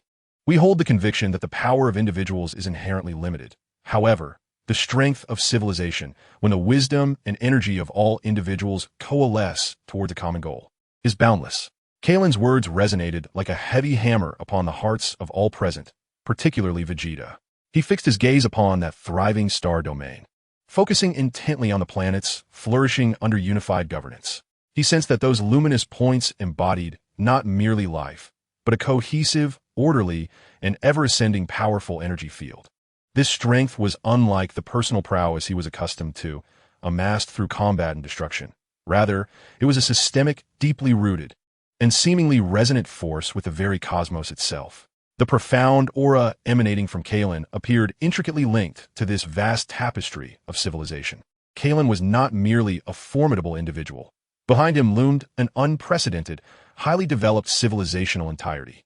Thus, Kailan retracted the star map, redirecting his attention to the Z-fighters, ultimately resting his gaze on Vegeta's contemplative visage. "We have come," he proclaimed, "to extend an invitation to Earth, to each of you, especially to our compatriots of Saiyan lineage, to understand us and, in the future, consider joining this alliance dedicated to guardianship and development. We offer to assist in healing Earth's wounds and are eager to help uncover its potential." What he cast forth was not merely a lifeline, but an invitation to the vast starry expanse, a monumental proposition regarding the future of civilization. Silence enveloped the gathering. Bulma's eyes sparkled with visions of unknown technologies and a promising future, while Son Goku scratched his head, seemingly perplexed by the concept of an alliance, yet sensing its significance. Piccolo fell into deep contemplation, weighing the pros and cons, the risks involved. Vegeta, however, clenched his fists, his knuckles whitening with exertion. Kailan's demonstration, his words, and the power that both resonated from and transcended him felt like a key attempting to unlock a door he had never envisioned. Could the Saiyan path genuinely diverge from destruction and conquest? Could individual strength indeed coexist with a flourishing civilization, even complementing it? With a scoff, he shattered the silence, his gaze piercing as it landed on Kailan. "Flowery words and pretty pictures do not resolve any issues. I require first-hand verification of your strength and your path." Kailan was not taken aback by Vegeta's almost confrontational stance. Instead, he smiled slightly. "Of course, Prince Vegeta. Practice is the sole criterion for testing truth. We welcome you at any time. The tapestry of civilization has unfurled, and the seeds of the narrative have been sown. Earth, a planet that has just wrested itself from the brink of annihilation, is poised to confront a cosmic landscape and a path of choices far grander than previously imagined." Chapter 3. The Cornerstone of Family. Kailan did not linger long on Earth. After entrusting the exemplary restoration efforts to a technical team led by Su Rue, he extended a more compelling invitation to the Z warriors, beckoning them to the mothership of the Extreme Intent Flow delegation, situated in low Earth orbit, for an informal exchange. Bulma almost immediately leapt aboard the spacecraft, followed closely by Sun Wukong, whose curiosity was piqued. Piccolo, exercising caution, opted to join them, while Vegeta, with a dismissive snort, transformed into a streak of light and followed suit. He was eager to discern what Kailan and his extreme intent flow were truly concealing. The interior of the mothership was not the cold, hard metallic labyrinth one might envision, but rather a space suffused with gentle illumination and fluid curves. The air was fresh, imbued with a faint sweetness characteristic of plants. They were led to a spacious, circular hall, devoid of traditional seating, instead featuring suspended energy platforms. At its center, a meticulously detailed miniature star map rotated slowly, surpassing the earlier display by Kailan in intricacy. However, the most striking aspect was not the high-tech surroundings, but rather the 6 figures awaiting them. 6 women, each exuding a unique yet equally extraordinary aura. They did not deliberately project their power, yet the confidence and composure emanating from their mastery in their respective domains created an intangible force field, prompting Wukong and the others to instinctively temper their informality as they entered the hall. Ella, from Beast King Star, stood beside a woman clad in a light green gown, adorned with delicate leaf patterns at her ears, nodding in acknowledgement. The woman's gaze was warm, seemingly imbued with the vitality of the forest. Su Rue swiftly approached another woman, tall and clad in a utilitarian engineer's outfit, equipped with multifunctional tactical goggles, engaging in a hushed conversation. The latter possessed a sharp gaze, swiftly scanning the data streams projected in the air. The remaining 4 were equally distinctive.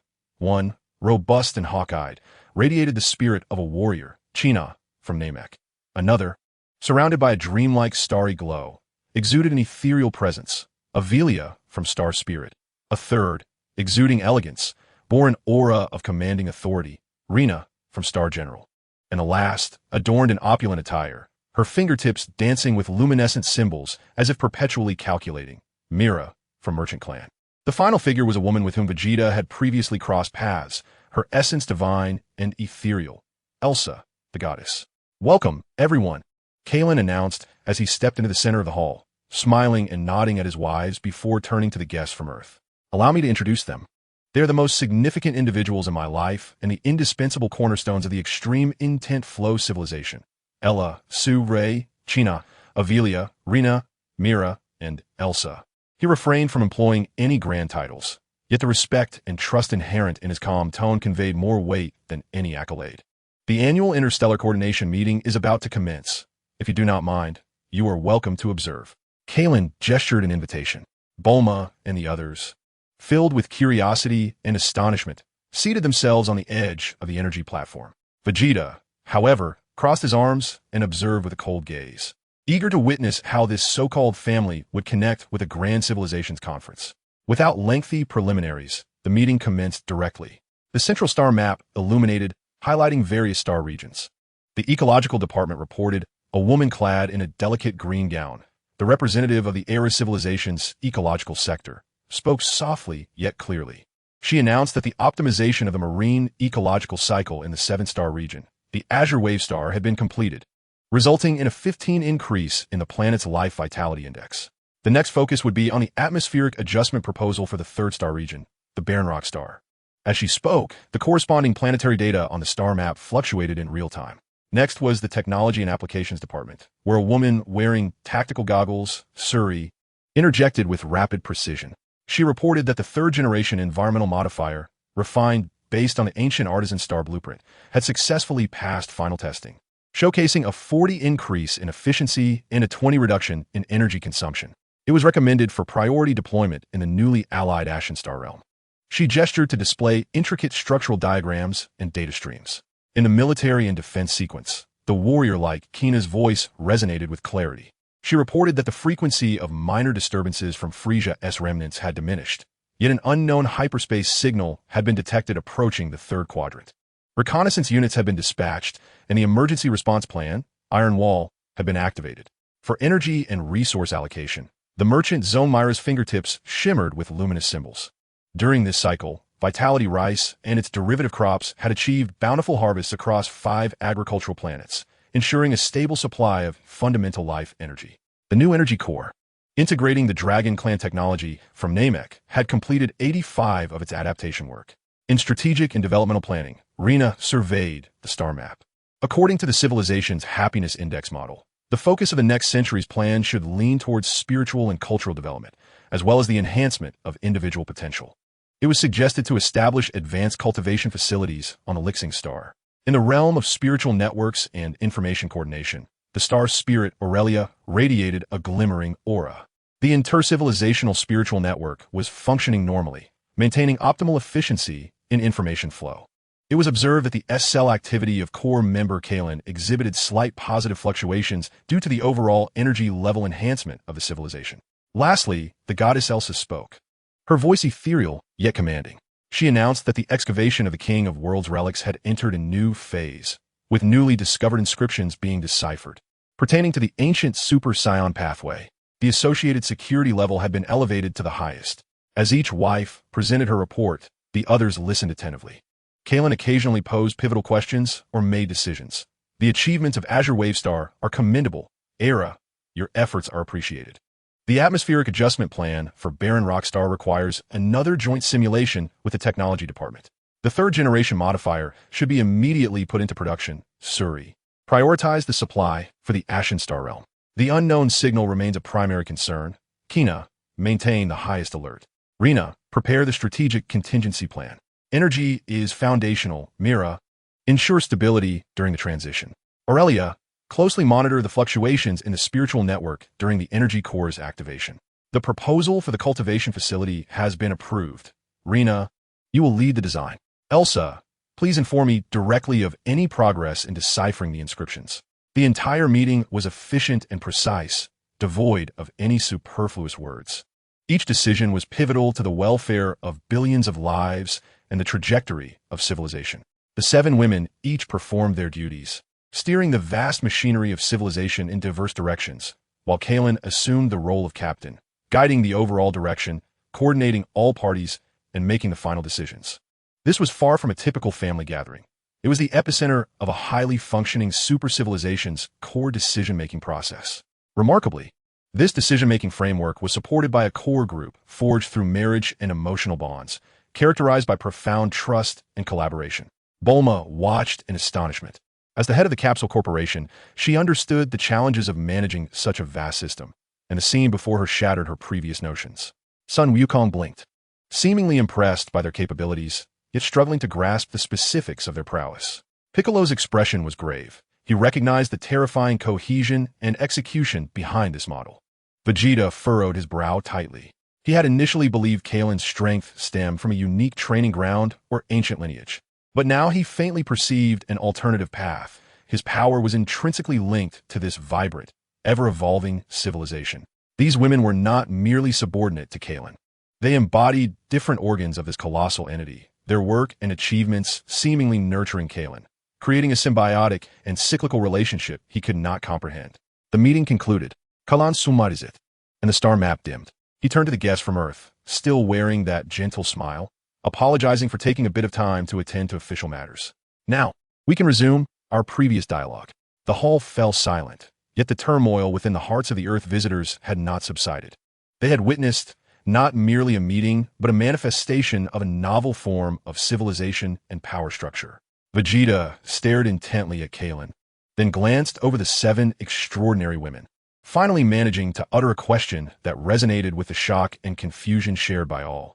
Is the power you speak of built upon this? Kailan met his gaze with composure, even with a hint of solemnity. Indeed, Prince Vegeta, they, along with all they represent, are the foundation of my strength and the very essence that allows the extreme intense civilization to exist. A solitary strongman can annihilate planets, but only a united civilization can forge galaxies. Chapter 4, Rational Choice.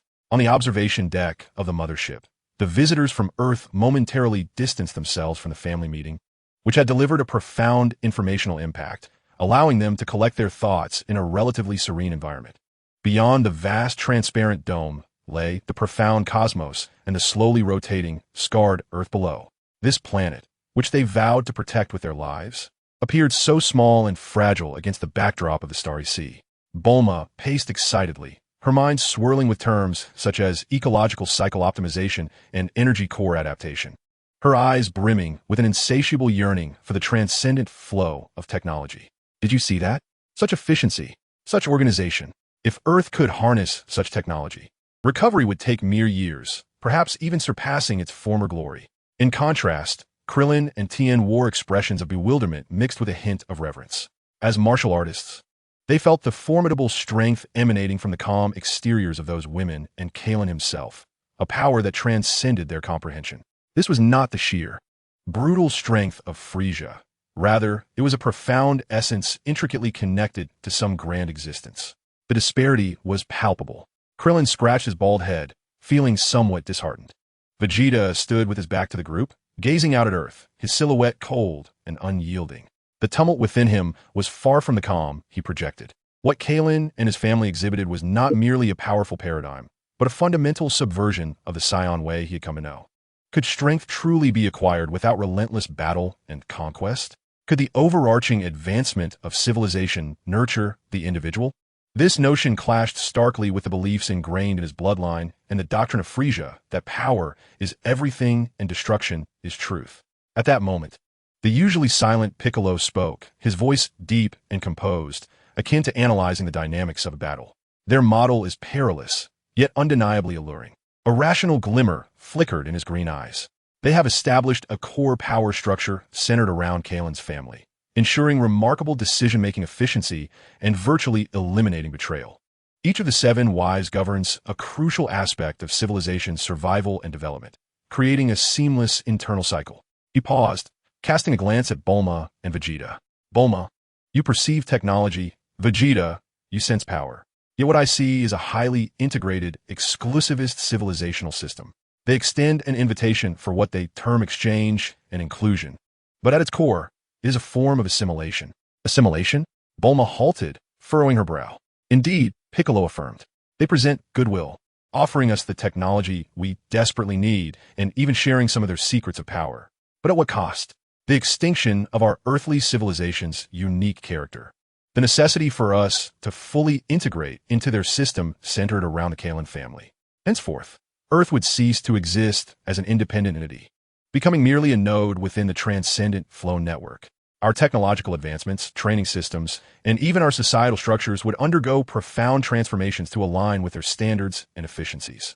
A profound silence enveloped the observation deck, Piccolo's analysis dousing some of Bulma's blind enthusiasm, prompting Krillin and the others to recognize the complexities of the situation. So, what should we do? Should we refuse them? Krillin asked, concern evident in his voice. But given Earth's current predicament, refusal signifies our continued struggle in the quagmire, facing future threats potentially more terrifying than Sheru alone. Piccolo calmly elucidates that acceptance, on the other hand, promises immediate and substantial assistance, albeit at the risk of losing one's identity in the long run. His gaze ultimately settles on Vegeta's retreating figure. The crux lies in our choices and our ability to retain our core amidst assimilation. This, perhaps, is intricately linked to Kailan's true intention behind the invitation and the potential of the Saiyans. Piccolo's words illuminate the dilemma before us and subtly tilt the scales of decision toward Vegeta's side. At that moment, Kailan's silhouette appeared silently at the entrance of the deck, adorned with that refreshing smile, as if the meeting that determined the fate of countless planets had merely been casual banter. How are your considerations progressing? His gaze swept across the assembly, finally resting on Vegeta, who had turned to reveal a face etched with complex emotions regarding the invitation to the core domain of the extreme intent flow. Bulma parted her lips, eager to speak. Yet she turned her attention to Vegeta and Piccolo instead. While the allure of technology was undeniable, she comprehended the risks Piccolo had articulated. Vegeta met Kailan's gaze, his dark eyes calm, yet seemingly capable of piercing through the turmoil and doubts within him. He despised the sensation of being seen through, and even more, the sense of powerlessness that came with needing others' assistance. However, Piccolo's analysis, coupled with his deep-seated yearning for the truth of power, ultimately subdued his pride. He needed to ascertain the source of Kailan's strength. He sought to validate whether the so-called path of civilization truly led to a higher realm. Remaining on Earth, adhering to a regimented training regimen, might yield strength, yet it could never reach the level Kailan exhibited. There lay a riddle he must unravel. Vegeta scoffed, shattering the silence, his voice laced with his characteristic arrogance, though it bore less of the previous pure hostility and more of an inquisitive tone. I wish to see with my own eyes just how much power your proud foundation can truly support. Do not disappoint me, Kailan. He neither stated acceptance nor rejection, yet this near-challenging proclamation unmistakably conveyed his stance. He, Vegeta, had resolved to embark on the journey. Kailan was not taken aback by Vegeta's response. He nodded with a smile. You shall not be disappointed, Prince Vegeta. The extreme intent flow welcomes visitors genuinely pursuing the essence of power. He then turned his attention to Bulma and Piccolo. Miss Bulma, we welcome technical exchanges at any time. Mr. Piccolo, your insight is commendable. The extreme intent flow does not seek to obliterate uniqueness, but aspires to nurture diversity within a shared framework, something you might witness firsthand in the future. Ultimately, after a brief discussion, Vegeta was designated as the primary representative to accompany Kailan to the core domain of the extreme intent flow. Bulma remained on Earth to initiate preliminary technical coordination with Suri's team, while Piccolo stayed behind to oversee and manage any potential developments. Sun Wukong had initially wished to join the expedition, yet he was compelled to remain behind by Bulma, who cited the need for assistance with rebuilding at home. Thus, he could only watch with longing, muttering that he would certainly participate next time. Rational deliberation, the pursuit of power, and considerations for the future of civilization converged to shape this decision. Earth, in its innocence, was poised to take its first step towards profound contact with advanced interstellar civilizations. Meanwhile, Vegeta, filled with skepticism and yearning, embarked on a journey to explore an alternative divine path for his kin. He sought to uncover whether the Saiyan bloodline, beyond destruction, could indeed nurture other possibilities. Chapter 5, Farewell to Home. The decision had been made. Departure was imminent. Kailan did not linger in the communal areas of the mothership, but instead invited Vegeta to his private quarters for the final preparations before their voyage. In contrast to the overall simplicity and efficiency of a mothership, this chamber exuded a vibrant sense of life, resembling a cozy home. The walls were adorned with a variety of artistic creations, featuring realistic depictions of starry seas, abstract luminescence, and lively forest scenes. Shelves displayed peculiar artifacts and fossils from distant planets, while a soft blanket lay across the energy-simulated floor. In one corner, A meticulously tended ecological zone flourished with several rare plants that emanated a gentle glow. At this moment, the room was abuzz with activity. Kailan's 7 wives were present, no longer assuming their roles as authoritative department heads for meetings, but rather resembling ordinary women preparing provisions for a family member about to embark on a journey. Among the items were high-concentration life essence extract from the oceanic forests of the Azure Wave planet, capable of swiftly restoring vitality in critical moments. Ella carefully placed several vials filled with a verdant luminescence into a designated compartment of a multifunctional satchel, her movements graceful and rhythmic. The navigation system had been upgraded to the latest star charts, incorporating the hyperspace turbulence prediction algorithm recently developed by myself and Surue, allowing for the avoidance of 99.8 of potential risks. Myra's fingertips shimmered as she seamlessly embedded a silver device, no larger than a button, into the inner side of the satchel's shoulder strap. Her actions precise and efficient. Kina neatly folded a pristine white training outfit into the satchel, the fabric subtly shimmering. This was woven from moonlight fibers cultivated by the elders of Namek and our latest synthesized energy-conductive material, offering greater adaptability and resistance to extreme environments than the attire he currently wore. Her tone was still brisk, but her gaze held a hint of concern. Aurelia cupped her hands, and a soft, nebula-like radiance gradually flowed into the satchel. This was the blessing of the star spirits, designed to maintain a clearer connection within the spiritual network and to soothe turbulent energies to some extent. As the glow merged, the surface of the satchel seemed to shimmer with barely perceptible starlight. Rena handed over an ancient metal badge, inscribed with the emblem of the extreme intent flow, featuring a streamlined design encircling the stars. By bearing this badge, all military facilities and training grounds within the core star domain would grant you the highest level of access. If troubles arose, displaying it would command the unconditional obedience of nearby patrol fleets. Her tone carried the authority of a commander, yet also encompassed a steadfast support. Su Rue conducted a final inspection of the overall structure of the pack, nodding in approval. The energy circuit had passed self-diagnosis. The internal space was stably folded, capable of accommodating the supplies of a small base. The emergency survival kit and the universal environmental transformer were placed at the outermost layer. Elsa did not produce any tangible items. Instead, she approached Kailan, extending her index finger to gently press against his brow. A fleeting flash of pure golden light appeared. May the wisdom and insight of the divine legacy accompany you, helping you to see through the fog and discern the essence. Her voice was ethereal, imbued with a sacred blessing. Kailan smiled, allowing them to tend to him, his gentle gaze sweeping over each of his wives.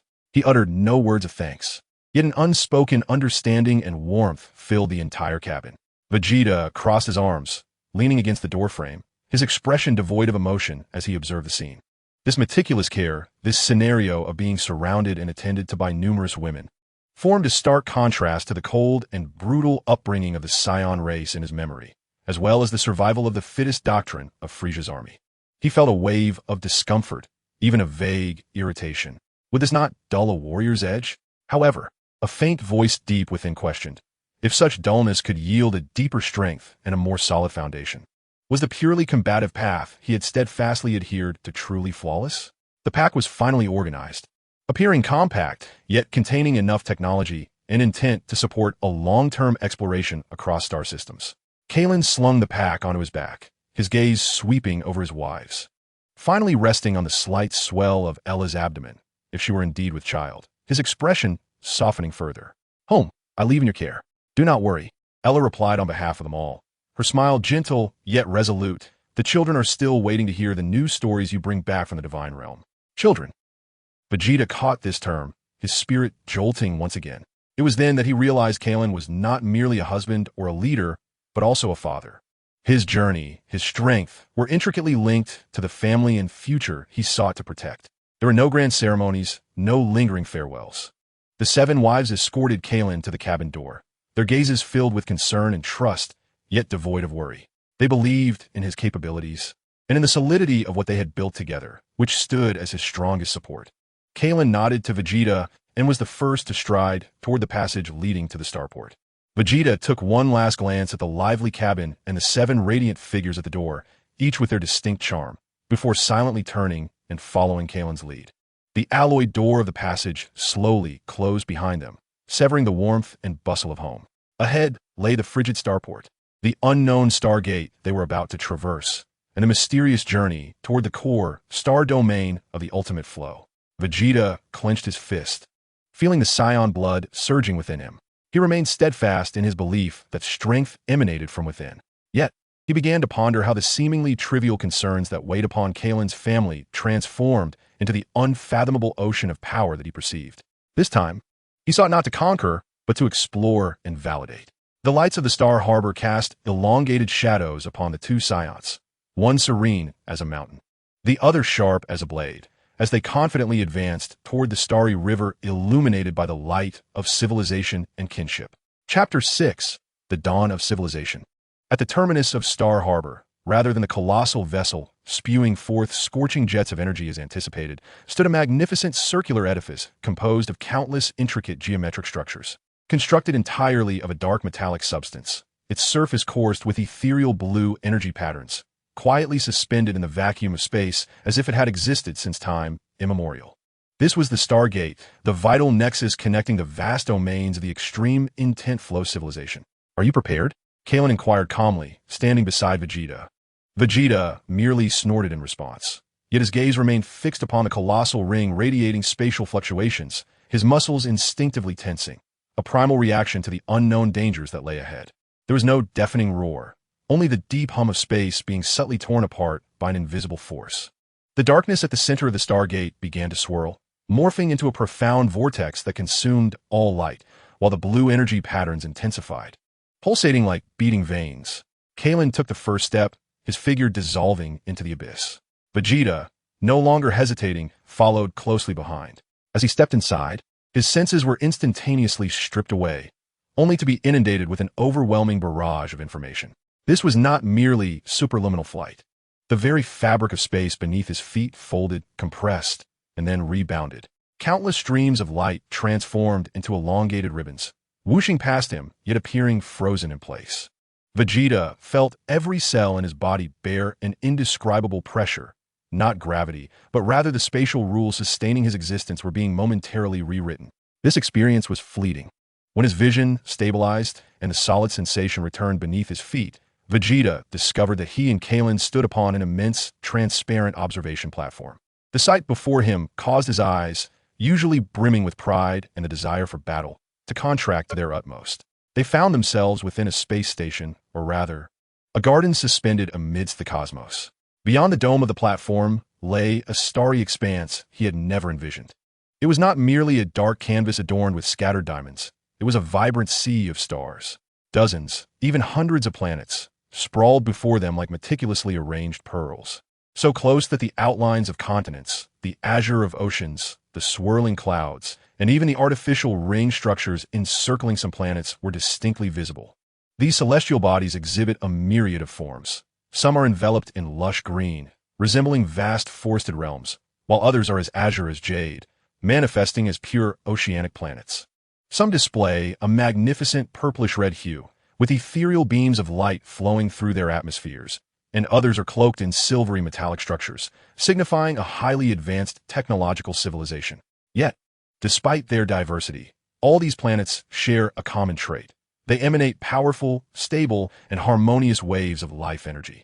This energy is not the wild, chaotic breath of nature, but rather a guided and refined essence, akin to a meticulously tuned symphony, collectively forming a grand, warm, and creatively vibrant energy field that permeates the entire star domain. One can observe, amidst these planets, countless tiny points of light moving in a regulated manner. These are transport ships and passenger vessels traversing the expanse. In the distance, colossal ecological transformation facilities are injecting vapor and greenery into a somewhat desolate planet. Aurora-like streams of mental network signals serve as invisible ties, intricately connecting all the planets. This is a completely tamed and integrated star domain, a super-civilizational entity operating efficiently under a unified will, or perhaps a unified ideology. Each planet is not an isolated island, but rather a functionally diverse organ within this vast, living entity. Welcome to the core star domain of the extreme intent flow. The Concerto Star Domain. Chiron's voice resonated nearby, tinged with a subtle pride. Here lies the cradle and cornerstone of our civilization. Vegeta remained silent. his gaze intensely sweeping over the flourishing planets. He sensed an astonishingly high concentration of cosmic energy, remarkably gentle and readily absorbable by living beings. Perhaps this is what Kailan referred to as the environmental influence on S cells? What profoundly shook him was his perception of the myriad of varying energies residing on those planets below. Among them were some remarkably powerful individuals, with a few energy signatures that even posed a sense of threat to him. Yet, these formidable presences coexisted peacefully on their respective planets, devoid of conflict or chaos, as if adhering to a higher order. "How have you accomplished this?" Vegeta finally inquired, his voice betraying an unintentional dryness. He referred to the stability with which these ecologically diverse planets coexist at such close proximity, and more significantly, the incredible order that unites countless powerful beings and civilizations. It is not conquest, but rather fusion. It is not coercion, but guidance. Kailan gazed out at the sea of stars, his expression profound. "We provide technology, restore ecosystems, establish equitable communication protocols, and share knowledge and security assurances. When different civilizations realize that the benefits of joining this collective far exceed the confines of isolation, and when they experience the tangible advantages brought by peace and development, voluntary integration becomes a natural outcome." He gestured toward a distant planet undergoing transformation. "Look there, the Dawn Project, an ancient planet, once on the brink of death, is being revitalized through extreme intent flow technology. When the environment stabilizes and life begins to thrive once more, the indigenous inhabitants will become our new kin, and their culture will infuse vibrant hues into our existence. This is our path, not one of plunder and destruction, but of creation and symbiosis." Vegeta remained silent. The Frieza force ruled through fear and might, while the king of the other world remained aloof, seldom intervening. Yet, the path of the ultimate flow was one entirely foreign to him. It forged an irresistible alliance through tangible benefits, a promising future and formidable protection, ultimately merging them into a cohesive whole. He recalled the aura of Kailan, intricately intertwined with civilization, and the 7 wives each fulfilling their roles. At this moment, standing here, he finally grasped a vague understanding of the source of such power. The strength of an individual may indeed possess its limits. However, when a highly advanced civilization consolidates all its knowledge, resources, and the potential of countless lives in one place, what it cultivates is a form of power that borders on the divine. Kailan's strength does not merely stem from himself, but from the living, breathing, ever-growing sea of civilization that stands behind him. Vegeta inhaled deeply, the air rich with life energy from the core star region filling his lungs. The Saiyan blood coursing through him seemed to awaken with vigor in this environment. His pride remained unshaken, his fighting spirit undiminished. Yet in this moment, he had to concede that Kailan, along with the civilization he represented, had unveiled a new definition of strength to him. The exploration had only just begun. The secrets of this starry sea and the truths of ancient inscriptions awaited his personal unraveling. Chapter 7. The Suppression of Laws. The radiance of the star gate gradually faded behind them. Kailan did not linger at the space station, but led Vegeta aboard a small shuttle, navigating toward a specific planet deep within the star realm. "Our first destination is Xingyi," Kailan explained, "one of the special training planets in the core star region of the ultimate flow, and the place that most vividly embodies our energy control philosophy." The shuttle passed through the force field barrier of the starport, entering the very heart of the Concerto star realm. Experiencing the starry sea up close, Vegeta could better appreciate the omnipresent, gentle, yet formidable life energy field. Unlike King Kai's planet, which concentrated vitality in a single point, this energy was evenly dispersed through the void, akin to the nourishing sunlight and rain that sustains all things. Soon, a dusty yellow planet came into view. It was relatively small, devoid of significant bodies of water or vegetation, its surface marred by craters and intertwining canyons, appearing rather unremarkable. Yet Vegeta keenly sensed that this planet emitted an unusually strong gravitational pull, or perhaps a kind of constraining force field, and was teeming with vitality. The shuttle smoothly penetrated Xingyi's atmosphere. As it crossed an imperceptible boundary, Vegeta's body suddenly felt a weighty descent. This was not merely an increase in gravity. It was a comprehensive suppression of laws emanating from all directions. It seemed as though the entire spatial structure of the planet had grown denser, with the air transforming into a viscous liquid, requiring an expenditure of strength many times greater than usual for each movement. More intriguingly, the vital energy coursing within him felt as if it were shackled by invisible restraints, its flow becoming sluggish, and the desire to release it from his body was fraught with challenges. How does it feel? Kailan's voice remained steady, seemingly unaffected. The core of the Lixing was an ancient regulatory device of laws. It did not merely increase gravity, but rather amplified the viscous nature of the space and the inertia of energy in this locale. Here, the outward expression of power was severely restrained, yet the demands for control over that power were elevated to an extreme. Vegeta gritted his teeth, striving to adjust his body and breath in an attempt to acclimate to this aggravating environment. He attempted to coalesce a simple energy sphere at his fingertips. But as soon as the luminous orb began to take shape, it violently fluctuated and then vanished with a soft pop, dispersing only a chaotic stream of energy. Oof. Mere trifles, Vegeta scoffed. Yet within, he felt a chill. This environment seemed tailor-made to restrain the Saiyan's habitual expenditure of energy. The transport vessel descended at the edge of a vast canyon. As the hatch opened, the overwhelming sense of suppression became even more pronounced. At that moment, Vegeta's gaze was drawn to a scene unfolding below in the canyon. A few children, appearing no older than 5 or 6, clad in simple garments, were playing in a clearing at the canyon's base. They ran and jumped, their movements seemingly effortless under such immense pressure. What caused Vegeta's pupils to constrict was the sight of one child, who, with both hands held aloft, was stabilizing a translucent blue energy sphere that rotated slowly in his palms, its internal structure clearly visible, with no hint of leakage or fluctuation. Another child floated half a foot above the ground, eyes closed, surrounded by a faint yet precisely flowing energy field that aided him in resisting the omnipresent suppression.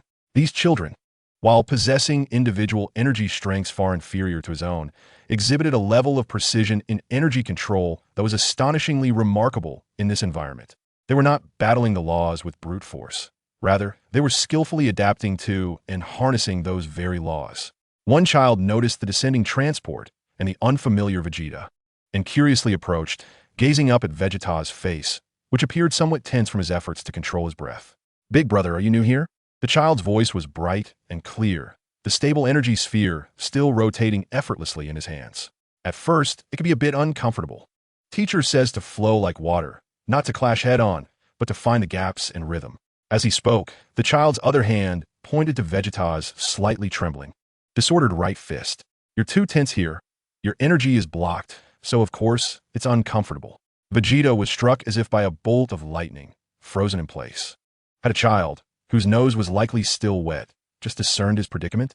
Moreover, the child had articulated the very issue he was striving to resolve. He turned sharply to Kailan, his eyes brimming with disbelief and a sense of profound shock. Kailan smiled gently at the child, expressing gratitude for his reminder. "Thank you, little warrior. Let us proceed to the training grounds." The child nodded obediently, clutching his energy ball as he dashed back to his companions. They had been training in such an environment since childhood? Vegeta's voice was somewhat hoarse. "Indeed," Kailan calmly affirmed. "Not only on Lixing, but within the realm of extreme intent flow, precise energy control is a fundamental aspect of education for all citizens. Different planets, different environments, correspond to various levels of control training. Strength is essential, yet the efficient and precise application of every ounce of power, eliminating unnecessary waste and self-harm, forms the cornerstone of our strength system." He gazed at Vegeta, his eyes profound. "Prince Vegeta, you possess an unparalleled talent for power and an instinct for combat. But have you ever calculated the ratio of energy that your full-force strike truly delivers to the target, compared to the energy you expend? In the protracted nature of battle, those dissipated energies, the subtle damages inflicted upon your meridians due to insufficient control, have they ever compounded to become a potential factor in your defeats or predicaments?" Vegeta fell silent, having never contemplated this question. The philosophy of the Saiyans had always been to pursue greater and more explosive energy output. Control? As long as one is strong enough, one can crush everything. Yet at this moment, on this peculiar planet, confronted by a child's precise control, the deeply ingrained beliefs began to show cracks for the first time. Power could indeed be understood and utilized in this manner. The suppression of Lixing not only affected his body, but also began to influence his heart, which revered absolute power. Kailan gestured invitingly. "Let us proceed. Our first lesson commences at the elementary training ground ahead." We shall begin with how to make our breath as natural as inhalation and as precise as the tips of our fingers. Vegeta inhaled the dense air, taking heavy steps forward. This time, in his gaze, alongside reluctance and challenge, there flickered an unprecedented glimmer of curiosity. Chapter 8. The Truth of Bloodlines. The elementary training ground on Lixing resembled an open-air amphitheater, with a practice area at its center and tiered observation platforms surrounding it. Kailan did not hasten to initiate Vegeta's training. Instead, he led him to an adjacent building. The style here starkly contrasted with the rugged, ancient atmosphere outside, embodying the simplicity and precision of futuristic technology. Soft, cool light cascaded from the ceiling, illuminating various peculiar instruments within. While the air was tinged with a faint scent of energy, liquid mingled with disinfectant. This was the Life and Potential Analysis Center of Lixing. To comprehend strength, one must first understand oneself, Kailan stated as he approached a sleek, streamlined device topped with a complex, circular detector, especially concerning our Saiyan bloodline. The latent power within is far more profound than we typically perceive. Vegeta crossed his arms, casting a cold, scrutinizing gaze around him. He instinctively rejected this reliance on machinery, believing that the essence of Saiyan power lay in combat and breakthroughs, not in data and analysis. However, the display of the Starry Child, along with Kailan's unfathomable strength, quelled his impulse to retort immediately. This is the high-dimensional life information field resonance scanner, Kailan succinctly explained, disregarding Vegeta's skepticism. It can analyze the fundamental energy structure and genetic activity of living beings, particularly the vital S cells essential for Saiyans. S cells? Vegeta furrowed his brow. The term somewhat unfamiliar, yet vaguely resonant with a deep-seated perception within his bloodline. A unique cell hidden within the depths of our genes. It serves as the key to transforming into a Super Saiyan and is the cornerstone of our strength. Kailan gestured for Vegeta to stand in the center of the scanning area, as the quantity, activity, and resonance intensity of these cells directly determine the heights we can achieve. Vegeta scoffed but complied, eager to discern the gap between himself and Kailan in terms of their ancestral essence beyond the enigmatic foundation of civilization. The circular detector began to revolve silently, casting a gentle golden halo that enveloped Vegeta. He felt a subtle, yet penetrating energy field sweep across his body, delving deep into his marrow, even reaching the level of his soul. Countless streams of intricate data scrolled rapidly on the adjacent screen, forming complex three-dimensional models and energy graphs. Moments later, the scan concluded. On the central display, two highly intricate energy structure diagrams, resembling radiant nebulae, appeared side by side, clearly annotated with values. On the left was Vegeta's and on the right, Kailan's. Vegeta's gaze immediately locked onto the core parameters representing S cell activity and resonance intensity. Vegeta, S cell activity index, 100 baseline units. Kailan, S cell activity index, 307 baseline units. 3 times. Vegeta's pupils constricted suddenly, his fists clenched tightly, knuckles cracking in response. Though he had anticipated this, the stark reality of the cold numbers laid bare before him overwhelmed his imagination. He, the Prince of Science, an elite of pure blood, had been surpassed by such a vast margin at the essence of their lineage?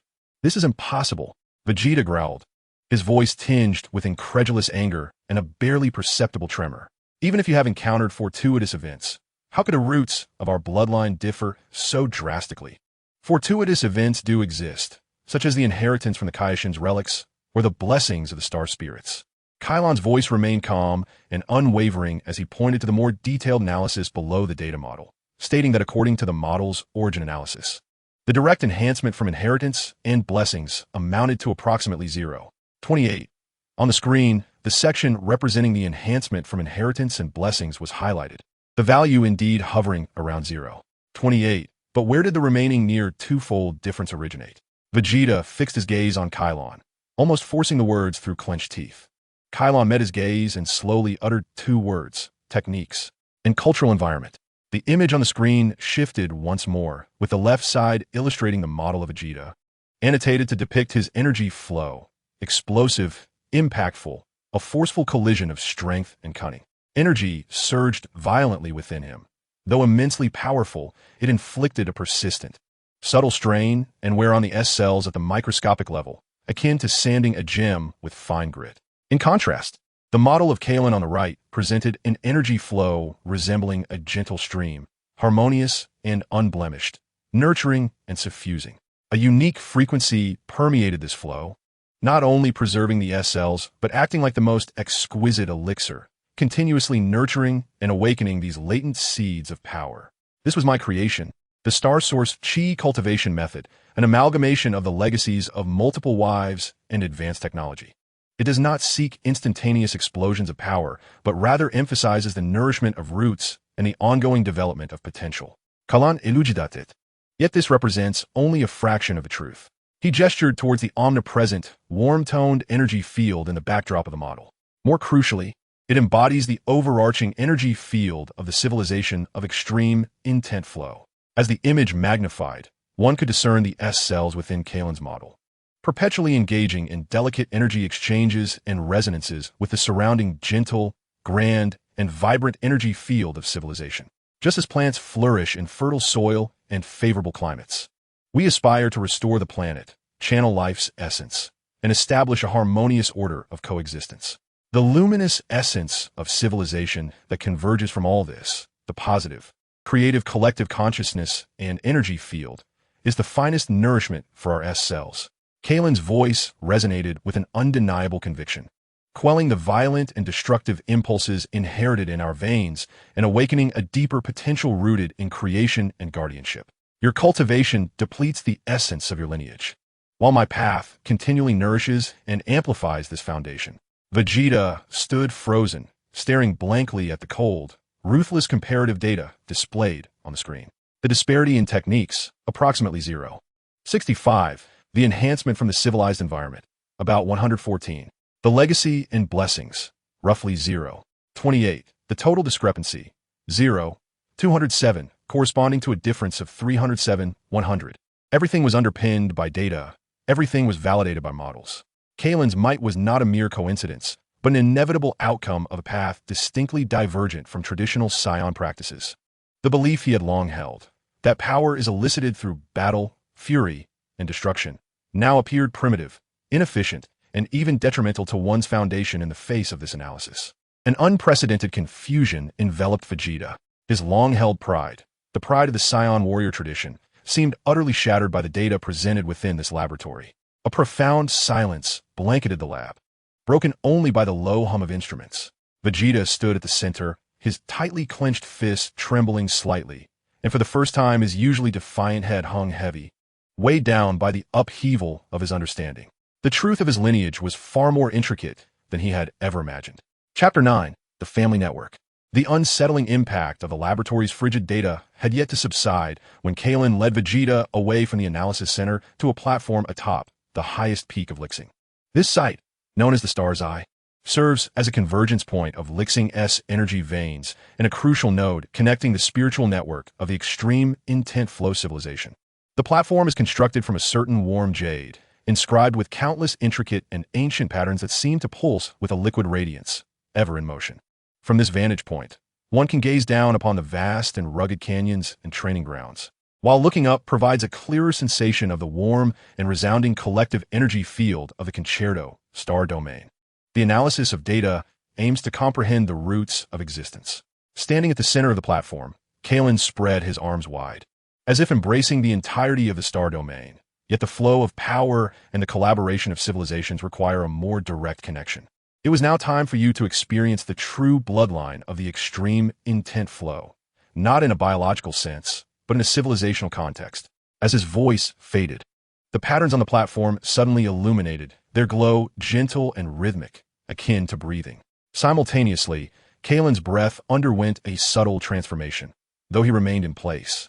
It was as if he instantaneously fused with the planet beneath his feet, the distant sea of stars, and the intangible energy field of civilization. Vegeta keenly sensed that, centered around Kailan, a vast, intangible network, though not composed of energy lines, was being activated, woven from countless thoughts, emotions, data, and the fluctuations of life. In quick succession, 7 distinct and brilliantly clear points of light ignited at the core of this web of consciousness, akin to the Big Dipper encircling Kailan, the brightest sun.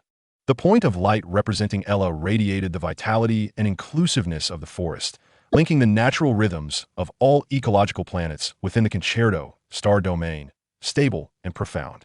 Surue's point of light embodied a torrent of pure logic and data, connecting innumerable research stations, factories, and computational centers, precise and efficient. China's point of light was sharp as a drawn sword, linking the border fleets and major military strongholds, exuding an unyielding will. Avelia's point of light, ethereal as a dream, permeated every corner of the network, serving as the absolute core of information transmission and spiritual coordination. Ruina's point of light encompassed a grand strategic vision, connecting the blueprints of civilization development with the coordination centers of various star domains, calm and far-reaching. Mira's point of light was composed of countless flowing energy symbols, linking the vast economic systems and resource flows, accurate and intricate. Elsa's point of light, sacred and majestic, connected the ancient heritage sites and the order-maintaining system, forming the cornerstone of network stability and direction. These 7 points of light did not exist in isolation. They were engaged in rapid exchanges of information, energy, and will through countless delicate and resilient light streams, both amongst themselves and with Kailan. Each fulfilled its role, overseeing various facets of the colossal wheel of civilization. And through this network, their power and wisdom were intricately bound to Kailan. Vegeta stood, utterly astonished. This is no longer the division of labor based on language and holographic imagery that one might encounter in a conventional meeting. It represents a profound, nearly soulful fusion and collaboration. He could faintly sense that when Su-Rue completed a complex set of data, the results would instantaneously transform into a luminous stream within the network, captured by Mira for resource allocation. When Kina's border fleet detected anomalies, the alert would simultaneously be transmitted to Reina for strategic assessment, while Aurelia would promptly adjust the priority of information flow. All of this transpired in an instant, an efficiency that was utterly breathtaking. Is this what Kailan refers to as a family network? No, it was evidently a living, collective consciousness centered around him and his 7 wives, an intricate civilization of the mind. Do you feel it? Kailan's voice resonated directly within Vegeta's thoughts, calm and clear, no longer conveyed through the vibrations of air. This was not mind control, but a synchronization of consciousness founded on profound trust and shared objectives. They are an extension of my power. I am the embodiment of their will. We share perceptions, bear responsibilities together, and grow in unison. At that moment, a subtle ripple of curiosity and inquiry stirred within the network. Vegeta abruptly turned, sensing a relatively weaker, yet vibrant consciousness cautiously attempting to reach out to him. It was Kailan and Ella's young son, who appeared to be observing this unfamiliar, sharply resonant Saiyan uncle with innocent curiosity through the family network. Shortly thereafter, from another direction, a more composed and inquisitive youthful consciousness, Su-Rue's son, directed its attention toward him, seemingly analyzing Vegeta's energy structure. Vegeta instinctively withdrew his perception. An indescribable complexity of emotions surged within him. This utterly transparent and unguarded mode of connection left him feeling intensely uncomfortable, even fearful. Yet, on the other hand, he could not deny the astonishing efficiency and the unbreakable cohesion that such a connection fostered. He recalled the chilling S-cell activity data, with civilization environmental enhancement at 114. In that moment, he experienced firsthand the source of this enhancement. Kailan and his family were not merely basking in the light of civilization. They were the very source and core of that light, engaging in a continuous exchange of energy and information with the entire civilization through this network. How could his strength not rise in tandem? You are all so completely interconnected. Vegeta's voice carried a hint of dryness. He could scarcely fathom exposing everything, his thoughts and emotions, so openly before others. Trust is the cornerstone of it all. Kailan calmly replied, as I mentioned before, they are my foundation, and this network prevents us from being isolated islands. The individual's confusions can be resolved by collective wisdom, and personal crises are supported by the strength of the entire civilization. This is the path we have chosen. The brilliance on the platform gradually subsided, the vast perception of the network receding from Vegeta's consciousness. Yet the shock within his heart lingered, refusing to be quelled. He witnessed the formidable power of technology, felt the weight of environmental oppression, and uncovered the truth of his lineage. Now he had come into contact with the intricate neural network that underpinned all of this, a network named home and civilization. This divine path was starkly different from all that he had previously known. It did not exalt solitary strength. Rather, it pursued the transcendence of the whole. Vegeta gazed silently at the starry sky, for the first time genuinely contemplating whether the future of the Saiyans could truly rest solely upon a solitary super warrior, or if there existed another possibility. Chapter 10, The First Lesson. The radiance of the platform had entirely faded, and the vast network of perception receded like a tide. Yet, the omnipresent laws of Lixing exerted an even clearer influence upon every inch of Vegeta's body and every breath he took. The density of the environment contrasted peculiarly with the turmoil within him, imparting an unprecedented sense of stagnation and awakening. Kailan turned to him, his expression still inscrutable in its tranquility. The data had illuminated the disparities, and the network had unveiled the system. Now, it was time to personally experience how these differences in this system ultimately manifested in the fundamental and core aspect of control. With a wave of his hand, two unassuming black stones, rough in texture and about a person's height, rose from the edge of the platform, standing quietly as if they were merely the most ordinary creations on Lixing. These were star essence stones, originating from deep within the core of Lixing, possessing an incredibly stable internal structure and exhibiting high levels of inertia and dispersion towards energy. Kailan explained that without compromising their overall structure, one must infuse their breath into the stones and inscribe the most intricate energy patterns they could conceive within them. Vegeta furrowed his brow. This sounded simple, yet under the damned oppression of Lixing, rendering his turbulent energy with the precision of a chisel and infiltrating a stone that was highly insensitive to energy from microscopic manipulation was far more challenging than annihilating a planet in a normal environment. However, Vegeta's pride would not permit him to retreat. A tedious trick, he muttered under his breath, stepping forward and forcefully pressing his right palm against the left star essence stone. Energy surged within him, yet it felt as if he were mired in a quagmire. Gritting his teeth, he compelled a concentrated force from his palm, attempting to breach the stone. The radiance of his energy erupted on the stone's surface, creating a chaotic halo that emitted a jarring friction sound, yet it struggled to penetrate. He could sense that most of the energy was dispersed and absorbed by the stone itself, with only a minuscule fraction forcefully invading its interior, leaving behind rough, scorched, and chaotic markings resembling the claw prints of a beast. Fine beads of sweat trickled from Vegeta's forehead. This simple attempt had rendered him mentally fatigued, far surpassing the toll of a fierce battle. He retracted his hand, observing the nearly imperceptible changes on the stone's surface, his expression darkening. Kailan said nothing, merely approaching another star essence stone. He did not adopt any particular stance, but gently pressed his index finger against the stone's surface. There was no radiance, no sound, and not even a violent fluctuation of energy. Yet in Vegeta's perception, an essence distilled to its utmost, astonishingly gentle, flowed silently like the finest stream, merging seamlessly into the core of the star essence rock. It did not contend against the inertia of the stone. Rather, it resonated at a peculiar frequency, discovering the microscopic fissures of the material structure and gliding effortlessly within. Kailan, with closed eyes, wore an expression of serene focus, his fingertips subtly shifting as if sketching something ethereal. Time passed gradually. Vegeta fixated intently on the rock. Were it not for his formidable perception capturing the exquisite energy weaving occurring within, he might have believed Kailan was doing nothing at all. At last, Kailan slowly withdrew his fingers and gently brushed the surface of the stone. In an instant, the entire star essence rock emanated a soft and pure radiance from within. The stone appeared to transform into translucent amber, revealing within it a complex and exquisite pattern intricately outlined by pure energy, a miniature galaxy. Dozens of luminescent points of varying sizes represented stars, arranged along an enigmatic trajectory, surrounded by finer specks of light symbolizing planets. Nebulae like delicate veils wafted through, and one could even discern the formation of an asteroid belt. The entire structure of this energy galaxy was stable and rich in detail, with each beam of light flowing languidly, forming a self-sustaining cycle, exuding an aura of harmony and eternity. It was not merely a design.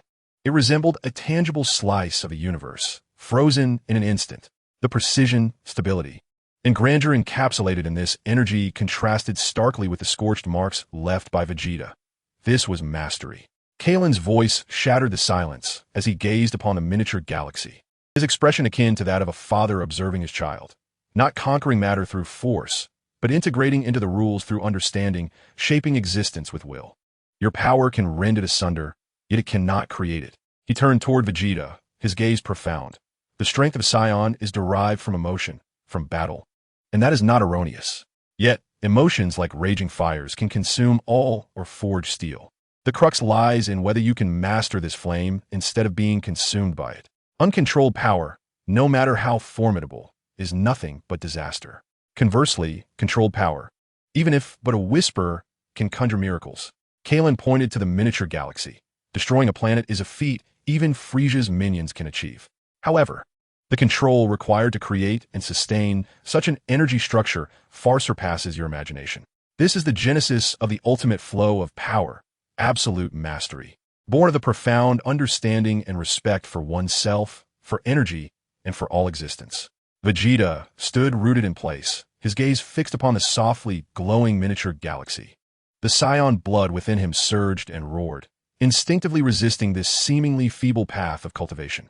Yet reason, born from a series of cognitive upheavals, urged him to recognize that what Kailan demonstrated was an entirely different, yet potentially far more profound, path to power. He recalled the triple disparity in activity within the laboratory, the 7 pivotal points of light, and the stable energy sphere held by the child of the stars.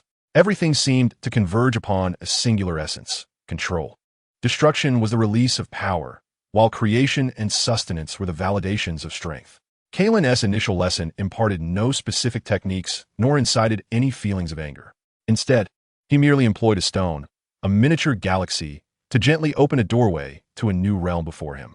The vista beyond was starkly different from all that he had known, yet it radiated an undeniable, truth-like brilliance. Vegeta's tightly clenched fists gradually relaxed. He inhaled the dense air of the starry realm deeply, shifting his gaze from the miniature galaxy to Kailan. His voice low but devoid of direct opposition. What is the next step? Chapter 11. The Transformation of Earth. As Vegeta began to sculpt the first stubborn stone with will rather than brute force beneath the law-constrained skies of the starry realm, the Earth, this battle-scarred blue planet, was quietly undergoing a profound transformation from the outside in.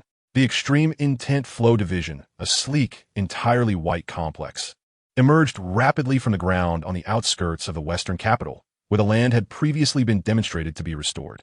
It was devoid of walls, emanating an aura of tranquility and openness that harmonized perfectly with the rejuvenating surroundings. This place became the nexus for the dissemination of cutting-edge technology and concepts on Earth. The first formal delivery consisted not of weapons or spacecraft, but rather of tens of thousands of seemingly unremarkable silver seeds, named Vitality Rice. This was no ordinary crop. Aya, responsible for agricultural technology integration, explained to the gathered global agricultural experts and representatives through a holographic projection, her voice gently and clearly conveyed via a mental network translation. The seeds were embedded with miniature life energy guiding runes, capable of actively absorbing, transforming, and enriching the ambient vital energy, what you refer to as life energy, during their growth. She demonstrated a holographic image, a stalk of vitality rice maturing within mere weeks, its grains full and drooping, exuding a barely perceptible, soft halo of light. Consuming this rice not only alleviated hunger, but also subtly enhanced the consumer's physique, incrementally elevating their life energy levels, delaying aging, and bolstering immunity. Long-term consumption was particularly beneficial for the potential development of children. The news spread like a spring breeze, instantly reaching regions worldwide still grappling with food shortages. Skepticism was, of course, present. However, the large-scale trial planting initiated in the western capital and surrounding areas swiftly dispelled all doubts with astonishing results. On the island where the turtle house resided, Kailan and his friends gazed in awe at the once barren sandy land, now transformed within half a month into waves of golden rice tinged with silver, feeling the palpable revitalization in the air. Indeed, it felt as though even breathing had become much more effortless. Kailan inhaled deeply, his face a canvas of incredulity. Even son Wukong, who was diligently training in the temple, was forcibly summoned by Dan for inspection. Wukong seized a handful of freshly harvested, perfectly steamed energy rice, crammed it into his mouth, and, after a few chews, his eyes sparkled with delight. Delicious. Moreover, he felt a warm, comforting sensation enveloping his body. The taste surpassed that of the mystical beans by leaps and bounds.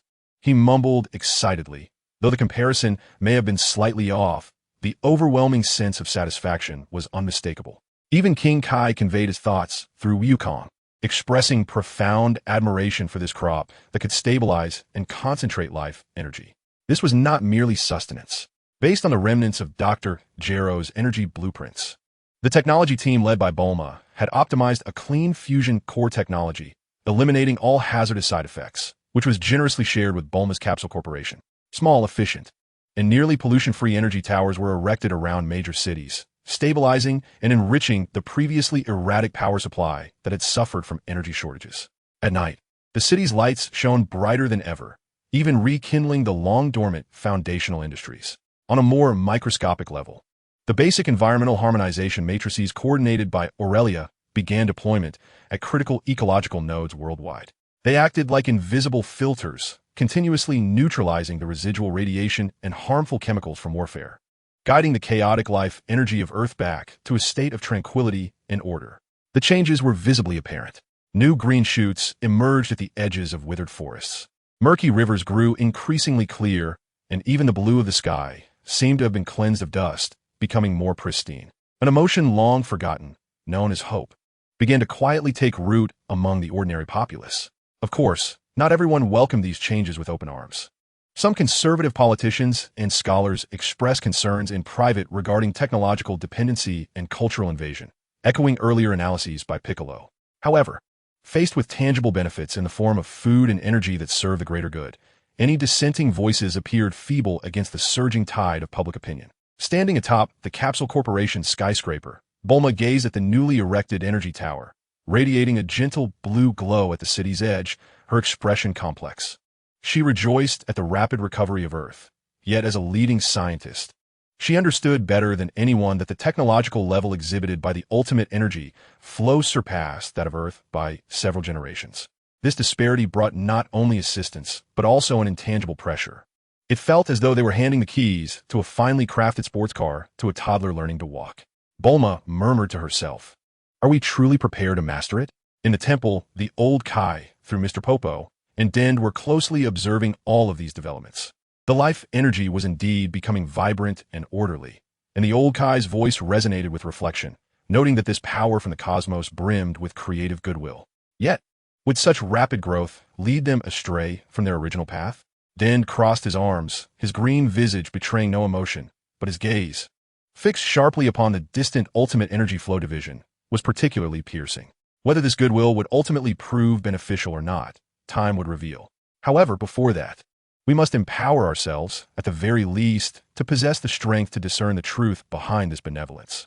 The wheels of transformation have already begun to turn, with hope and doubt entwined like twin souls, quietly flourishing alongside the nascent green shoots in every corner of the globe. The Earth is gently propelled towards an unknown direction by a subtle, yet formidable force. Meanwhile, on the planet of the stars, the resilient Vegeta, sculpting stone under the weight of cosmic laws, remains oblivious to the profound imprints of extreme currents that have silently marked the dining tables and energy sources of his distant homeland. Chapter 12. The Fusion of Technology. In the city of West City, nestled within the underground cutting-edge laboratory of the Universal Company, what was once Bulma's proud kingdom now houses the most avant-garde, even timeless, technological marvels of the Earth. Yet at this moment, the brilliant young president, akin to a child stepping into a candy store for the first time, gazes wide-eyed at a complex and dizzying array of holographic schematics suspended in the center of the lab.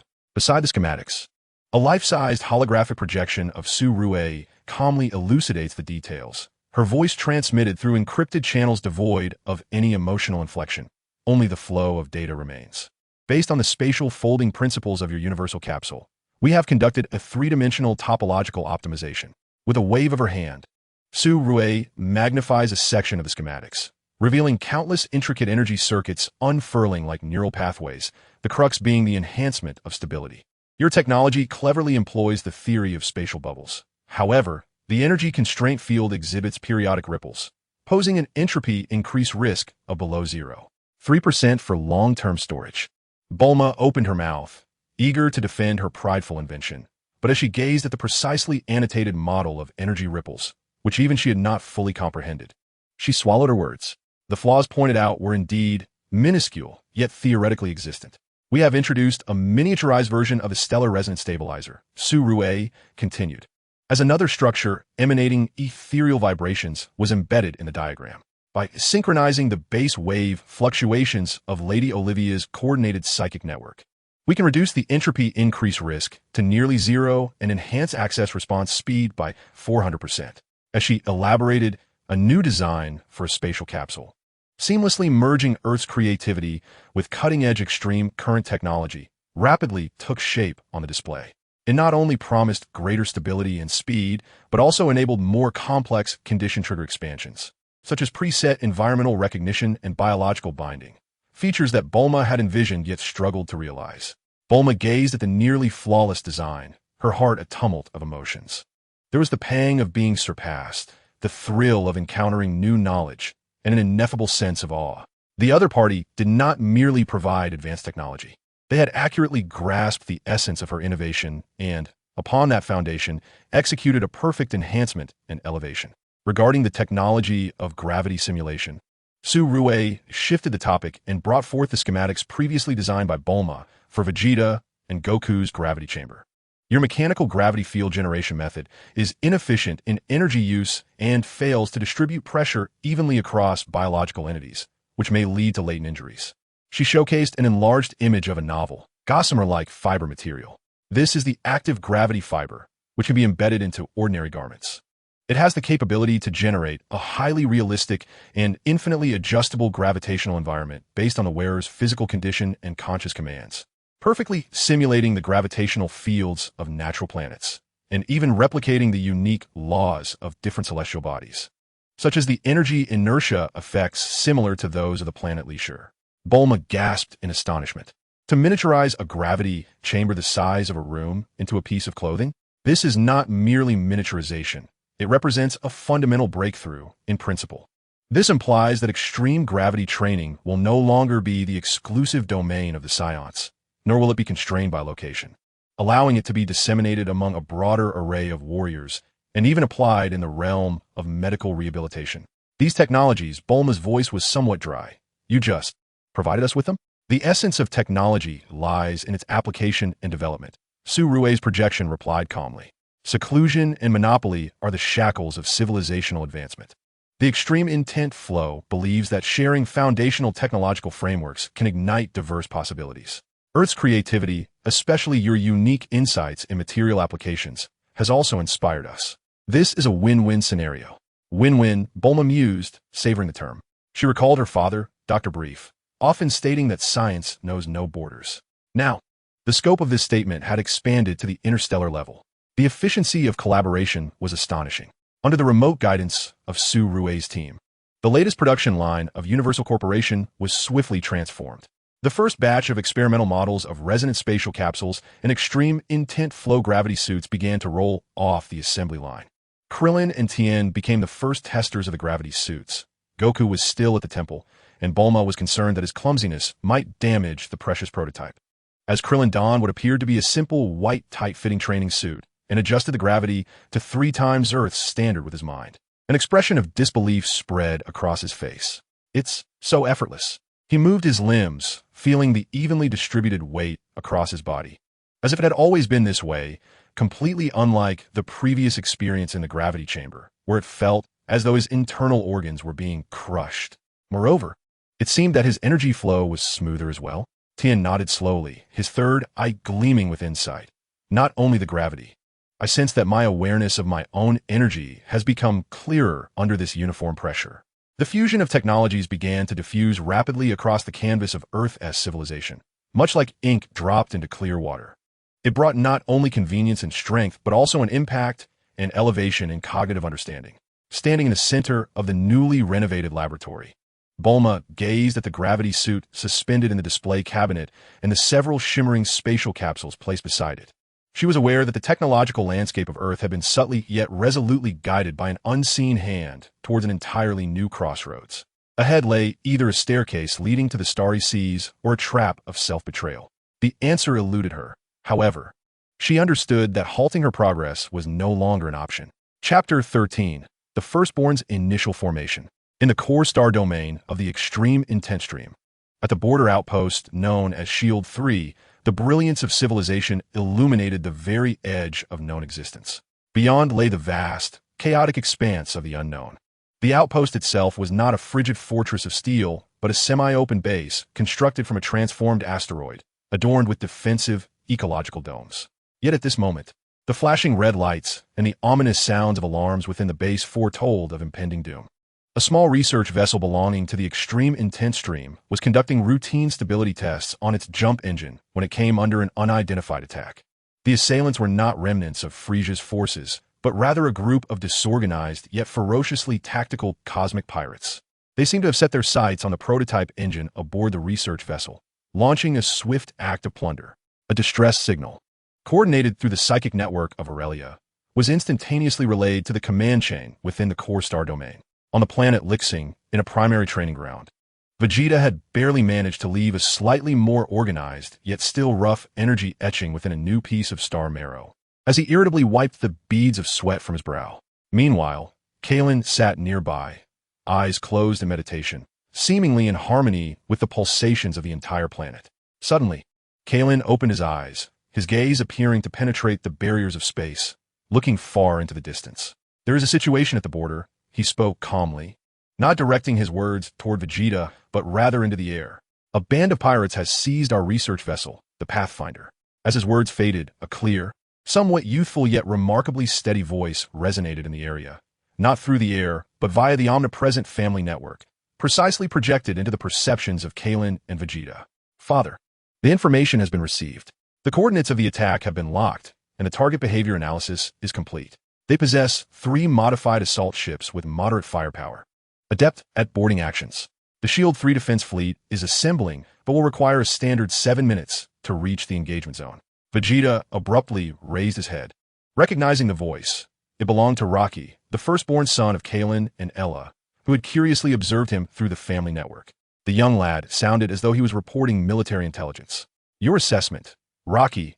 Kailan inquired, his tone unchanging, as if addressing a seasoned commander. Requesting authorization to lead the fledgling squadron in an urgent interception and rescue mission, Rocky declared firmly, exhibiting a decisiveness beyond his years. "We are closest to the incident area and can deploy in a new model of the Falcon-class high-speed interceptor, reaching the battlefield in 3 minutes. Tactical objective, to drive off or incapacitate the enemy vessels and rescue the Pathfinder and its crew." Kailan hesitated not a moment. "Authorization granted.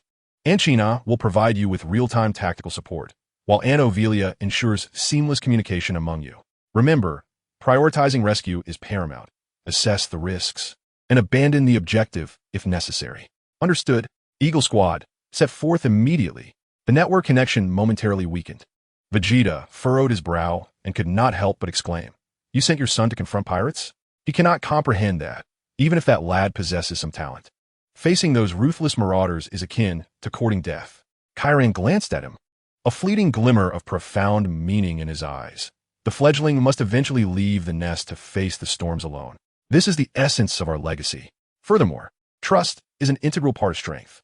Meanwhile, at a military starport on the far side of the Concerto star domain, 3 sleek, Falcon-class interceptors, resembling silver birds in flight, surged forth, their engines exhaling azure flames, like arrows loose from a bow, as they burst from the port and instantly enter hyperspace. Inside the interceptor, 14-year-old Rocky sat calmly at the helm, clad in a specialized lightweight combat suit designed for protection and energy redirection. His gaze was sharp, already reflecting a semblance of his mother Ella's tranquility and his father Chiron's decisiveness. Behind him, the pilots of the other 2 interceptors, youthful yet composed beyond their years, were the children of Su Rue and Mira, tasked with electronic warfare and tactical support respectively. 30 seconds until hyperspace exit. Rocky's voice resonated through the encrypted squad channel. Executing the prearranged plan. Amy, disrupt enemy communications and fire control systems. Kevin, analyze the structural weaknesses of the enemy vessels. Prepare for precise strikes. I will attract the main fire to create a rescue window. Received. Understood. There was no tension, no panic, only a collaboration as precise as finely tuned machinery. The 3-second countdown concluded. Space warped, and the trio of interceptors materialized like phantoms at the periphery of the chaotic battlefield. The pirate's assault vessel was attempting to forcibly dock with the incapacitated Pathfinder. Electronic pulse launch. Amy, daughter of Su Rue, acted first, unleashing an invisible wave of interference that enveloped the pirate fleet, instantly filling their communication channels with piercing static and causing brief chaos in their weapon targeting systems. Lock completed. The energy shield at the engine connection is weakest. Kevin, son of Mira, swiftly reported. First and second targets, disable the engines. Third target, follow me and cover the rescue vessel. Rocky commanded decisively, executing a deft roll with his interceptor, bravely meeting a pirate assault ship that had reacted and was preparing to fire. Dense beams of energy skimmed past the hull, but could not strike the small craft, which performed extraordinary maneuvers under powerful control. The other two interceptors, akin to surgical instruments, unleashed two concentrated blue beams, accurately striking the engine exhaust ports of two pirate vessels. There was no violent explosion, merely the muted sound of engines overloading and extinguishing as the two pirate ships rapidly lost most of their propulsion. The pirates clearly did not anticipate such efficient and precise strikes, especially from three small vessels that appeared to be mere toys. They endeavored to organize a counterattack. Yet amidst the interference of communication and the disruption of formations, chaos ensued. Rocky seized the opportunity, leading the third interceptor to draw the fire of the last operational enemy ship. Meanwhile, a small rescue vessel, which had long been on standby and urgently departed from Shield 3, swiftly approached the Pathfinder to commence the rescue operation. The entire combat process was executed with remarkable efficiency and swiftness, akin to a rehearsal conducted countless times. There were no unnecessary entanglements, no brutal collisions of strength, only precise tactical execution and a definitive advantage in energy control. When the defense fleet of Shield 3 finally arrived, they beheld three incapacitated pirate vessels, along with the Pathfinder and the rescue boat, safely retreating. The three Falcon-class interceptors hovered silently nearby, their hulls unmarred by even the slightest scratch. On Starry Peak, Vegeta, witnessing this scene through the real-time battlefield footage shared by Kailan, processed, lacking intricate details, was enveloped in a profound silence. He observed in those three young warriors not merely strength, but composed intellect, precise judgment, seamless cooperation, and absolute mastery over their own abilities. It was a combat style that flawlessly integrated individual prowess into team collaboration, maximizing its efficacy. Was this the next generation cultivated by the extreme intense school? He recalled his son Trunks, that child diligently training on Earth. An inexplicable emotion stirred within him. Was it urgency? Or perhaps a complex sentiment born from glimpsing another possibility? Kailan's voice softly broke the silence. Now, do you understand? What we pursue has never been the solitary, singular warrior. We cultivate the sparks that can lead civilization and safeguard order. Rocky and his team were indeed the nascent light of this civilization's flame. Chapter 14, The Call of Antiquity. In the initial skirmish at the border, Rocky was akin to a stone cast into the tranquil lake of Vegeta's heart, the ripples far from settling. The combat style that maximally harnessed individual strength and team collaboration clashed with the Saiyan tradition he revered, which relied solely on absolute power to crush all. Yet, it bore an undeniable persuasiveness. However, before he could fully digest this impact, another matter, in a more ancient and mysterious manner, seized all of his attention. Training on Starry Peak continued unabated, with Kailan guiding Vegeta through increasingly rigorous energy control exercises. From inscribing simple energy circuits within the core of Star Essence Rock to attempting to maintain the stability of a minuscule energy structure under extreme suppression of his own aura. The process was tedious and arduous. The repeated failures brought forth a sense of frustration that nearly ignited Vegeta's already volatile temper. Yet, each time he teetered on the brink of explosion, Kailan would invariably draw him back from the edge of chaos with a calm remark or a subtle demonstration of energy guidance, allowing him to perceive a deeper, more harmonious rhythm that resonated with the essence of power behind that control. As Vegeta finally managed to maintain a rudimentary energy vortex under the harsh conditions of the training planet for over 10 minutes without it dissipating, an unprecedented change occurred. This anomaly did not stem from the external environment, but rather emerged from the depths of his own bloodline. A peculiar, almost primordial call resonated within his consciousness without warning.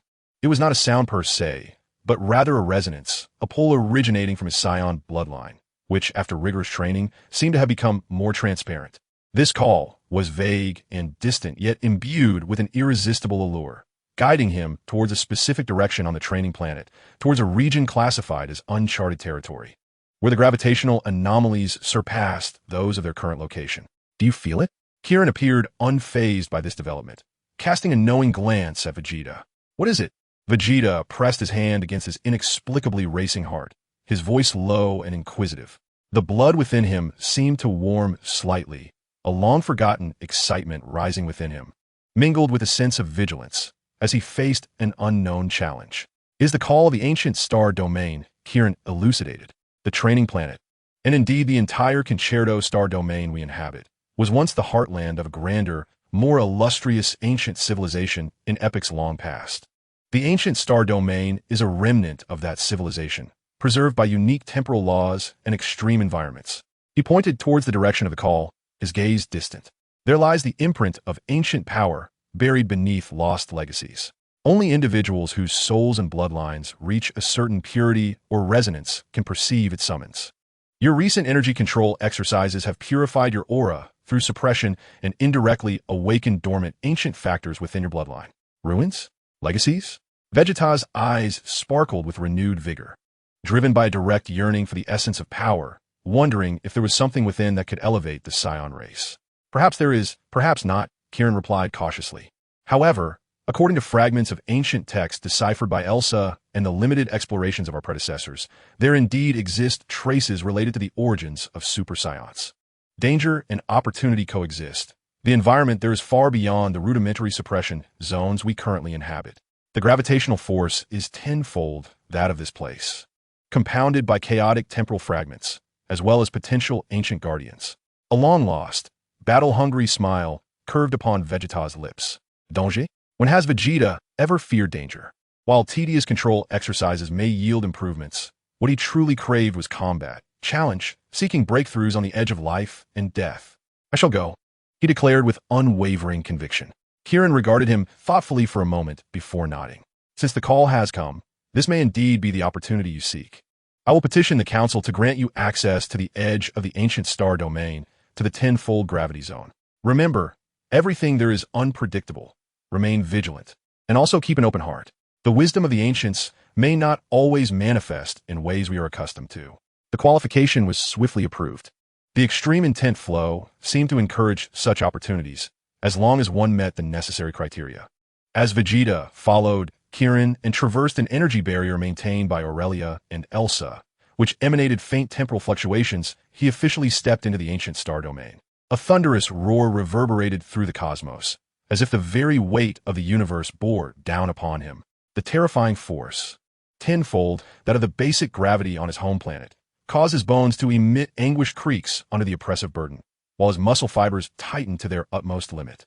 This was not merely an increase in gravity. The air was thick with an ancient, desolate energy turbulence, suffused with a sense of annihilation, relentlessly assailing his protective aura in a bid to shatter his resolve. Gazing around, he beheld a landscape of dark crimson, riddled with bottomless chasms and bizarre peaks twisted like the fangs of a monstrous beast. The sky was an eerie shade of purplish red, devoid of stars. Only an ever-twisting and tearing luminescence. The very fabric of space appeared unstable, with transparent shards occasionally cascading away like glass, revealing a disquieting void beyond.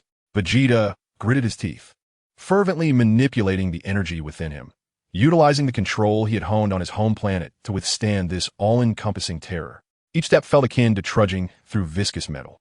Just as he began to acclimate to this suffocating pressure and laboriously advance towards the beckoning call of his bloodline, he halted at the edge of a chasm seemingly cleaved by some colossal force.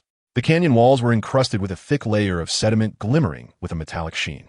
Beneath a section of this ancient, weathered deposit, a small expanse of unusually smooth, deeply hued black stone was revealed. Upon the stone, he discerned strange symbols and patterns that he had never encountered, yet felt as if they were indelibly etched into the depths of his soul. These were not mere words but rather abstract images. A blurred humanoid figure, engulfed not in flames but in luminous streams akin to the veins of stars. A star map. Its connections unlike any he had previously seen, resonating with a primal and potent rhythm, and what appeared to be intricate pathways of energy coursing through one's being, surpassing any technique he had ever comprehended. At the very center, the most prominent of the designs depicted a figure furiously enraged. Its form reminiscent of the Super Saiyan from his memories, yet distinctly different. This being was more robust, enveloped in what seemed to be a fur-like substance materialized from energy, trailing a radiant tail akin to a comet's wake, exuding a savage and domineering presence, as if it could rend the galaxy asunder with bare hands. Ancient inscriptions. In that moment, Vegeta's heart raced with fervor. The call of his lineage reached its zenith here, resonating intensely with the stone tablet. He sensed that what was inscribed upon this monument was far from a mere technique. It was a path, a potential route leading to a deeper, older, and more powerful evolution of the Super Saiyan form. Kirin stood behind him, quietly observing the tablet, then glancing at the trembling Vegeta, who was quaking with excitement and the strain of resistance, and softly remarked, "It seems your first lesson has only just begun. The inscription upon the stone perhaps guides you towards what you have long sought, the true divine path of the Saiyans." Chapter 15. The New Path of Super Saiyans. In the ancient star domain, where gravity is tenfold, each second becomes a brutal trial of will and flesh. Vegeta stands before the venerable inscription, every fiber of his muscles vibrating at a high frequency, resisting the pervasive and terrifying pressure. Sweat beads forth from his pores, only to be evaporated by the chaotic currents of energy. Yet his gaze, akin to two blazing flames, remains fixed upon the enigmatic patterns and symbols. His blood surges, rejoicing, resonating with the stone tablet across the fabric of time and space. He can hear a calling that transcends mere sound, growing clearer, like that of an ancient mentor whispering the tenets of power. Kakarot does not intrude, merely standing quietly by, his own aura contrasting violently with the tumultuous surroundings, yet bizarrely maintaining a semblance of balance, as if he is the sole coordinate of order in this realm of destruction. At last, Vegeta's focus narrows upon the largest of the designs, depicting a figure cloaked in an aura of energy, exuding an air of majesty that rends the galaxies. A Super Saiyan? No, this form is more primal, more tyrannical, brimming with a raw sense of power. Could this be a further evolution of the Super Saiyan? Had the ancient ancestors already ventured into this domain? Desire spreads within him like a wildfire.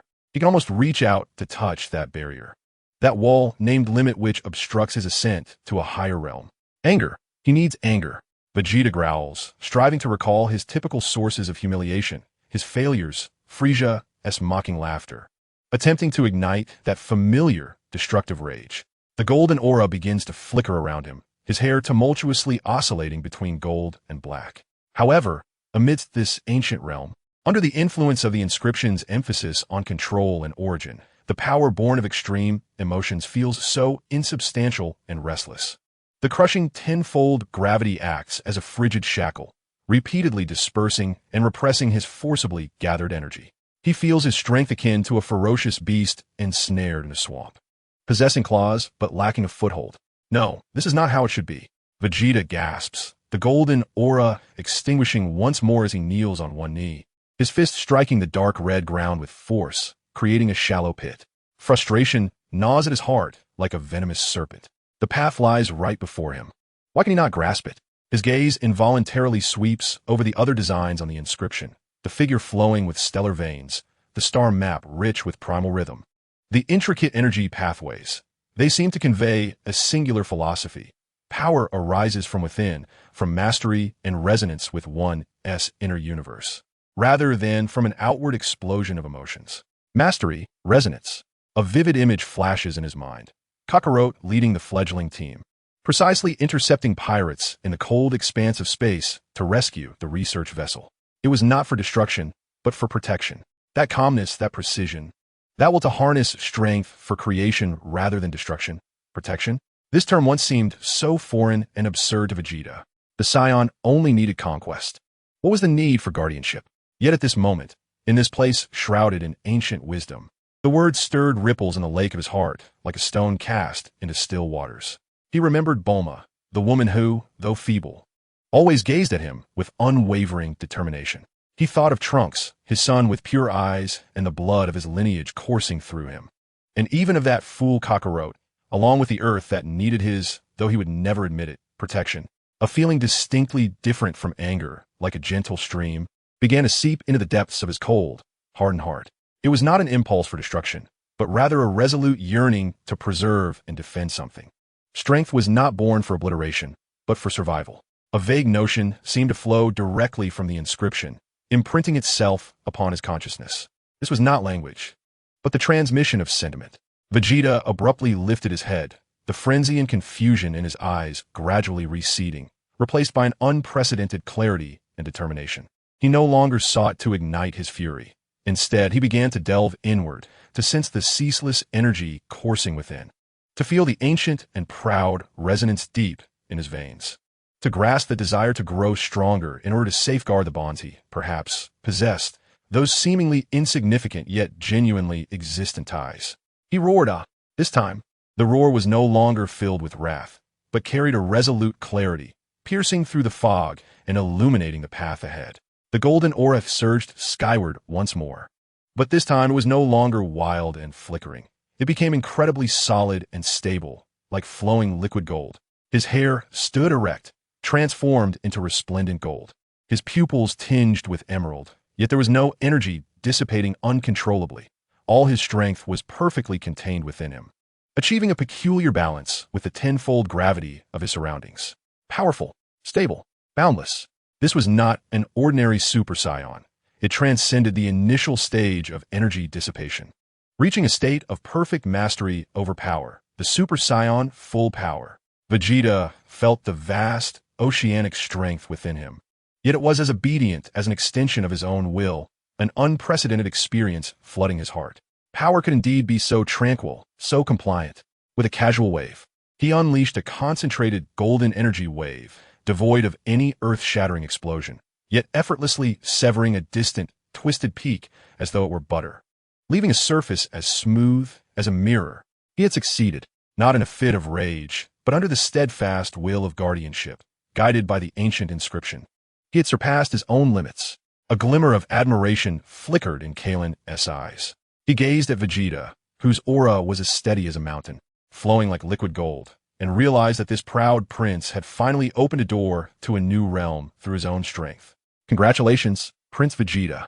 Kailan's voice resonated calmly, acknowledging that you have discovered your own will and embarked on a new path of Super Saiyan as foretold by the ancient inscriptions. This is merely the beginning. Vegeta clenched his fists, feeling the overwhelming yet tamed power coursing through him in his full power state. He gazed at the ancient tablet, then cast his eyes towards the enigmatic starry sky, a confident and expectant smile gracing his lips.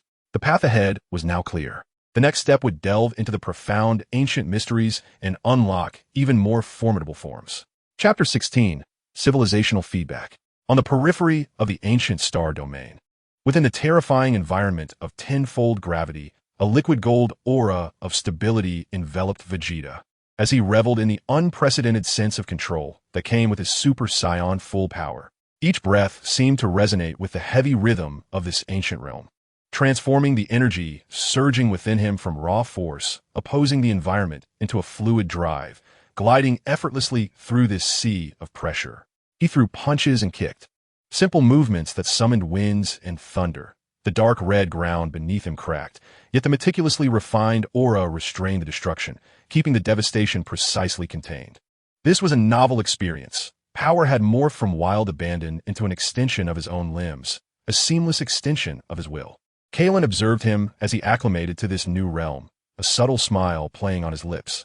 Suddenly, he tilted his head slightly, as if listening to some intangible message. A flicker of understanding flashing in his eyes. It seems that your breakthrough is not an isolated event, Kailan stated, interrupting Vegeta's immersive experience with his newfound power. Vegeta retracted his aura, the golden flames subsiding as he returned to his normal state, though the sharpness and composure in his gaze far surpassed that of before. He furrowed his brow at Kailan, questioning, "What do you mean?" "Follow me," Kailan replied, not directly answering, but instead turning to walk in the direction they had come from. His steps remained unhurried, as if the tenfold gravity were but a gentle breeze. The two traversed the barrier of temporal fluctuations, returning to the relatively gentle suppressive environment of Liftstar. As soon as they stepped out, Vegeta keenly sensed a subtle yet undeniable change in Kailan's aura. The previously unfathomable ocean of energy appeared even deeper and more unified, as if it had merged more closely with the background energy field of the entire Concerto star domain. Instead of heading to the training ground, Kailan led Vegeta directly to the Life and Potential Analysis Center of Liftstar. There stood the high-dimensional Life Information Resonance Scanner once more.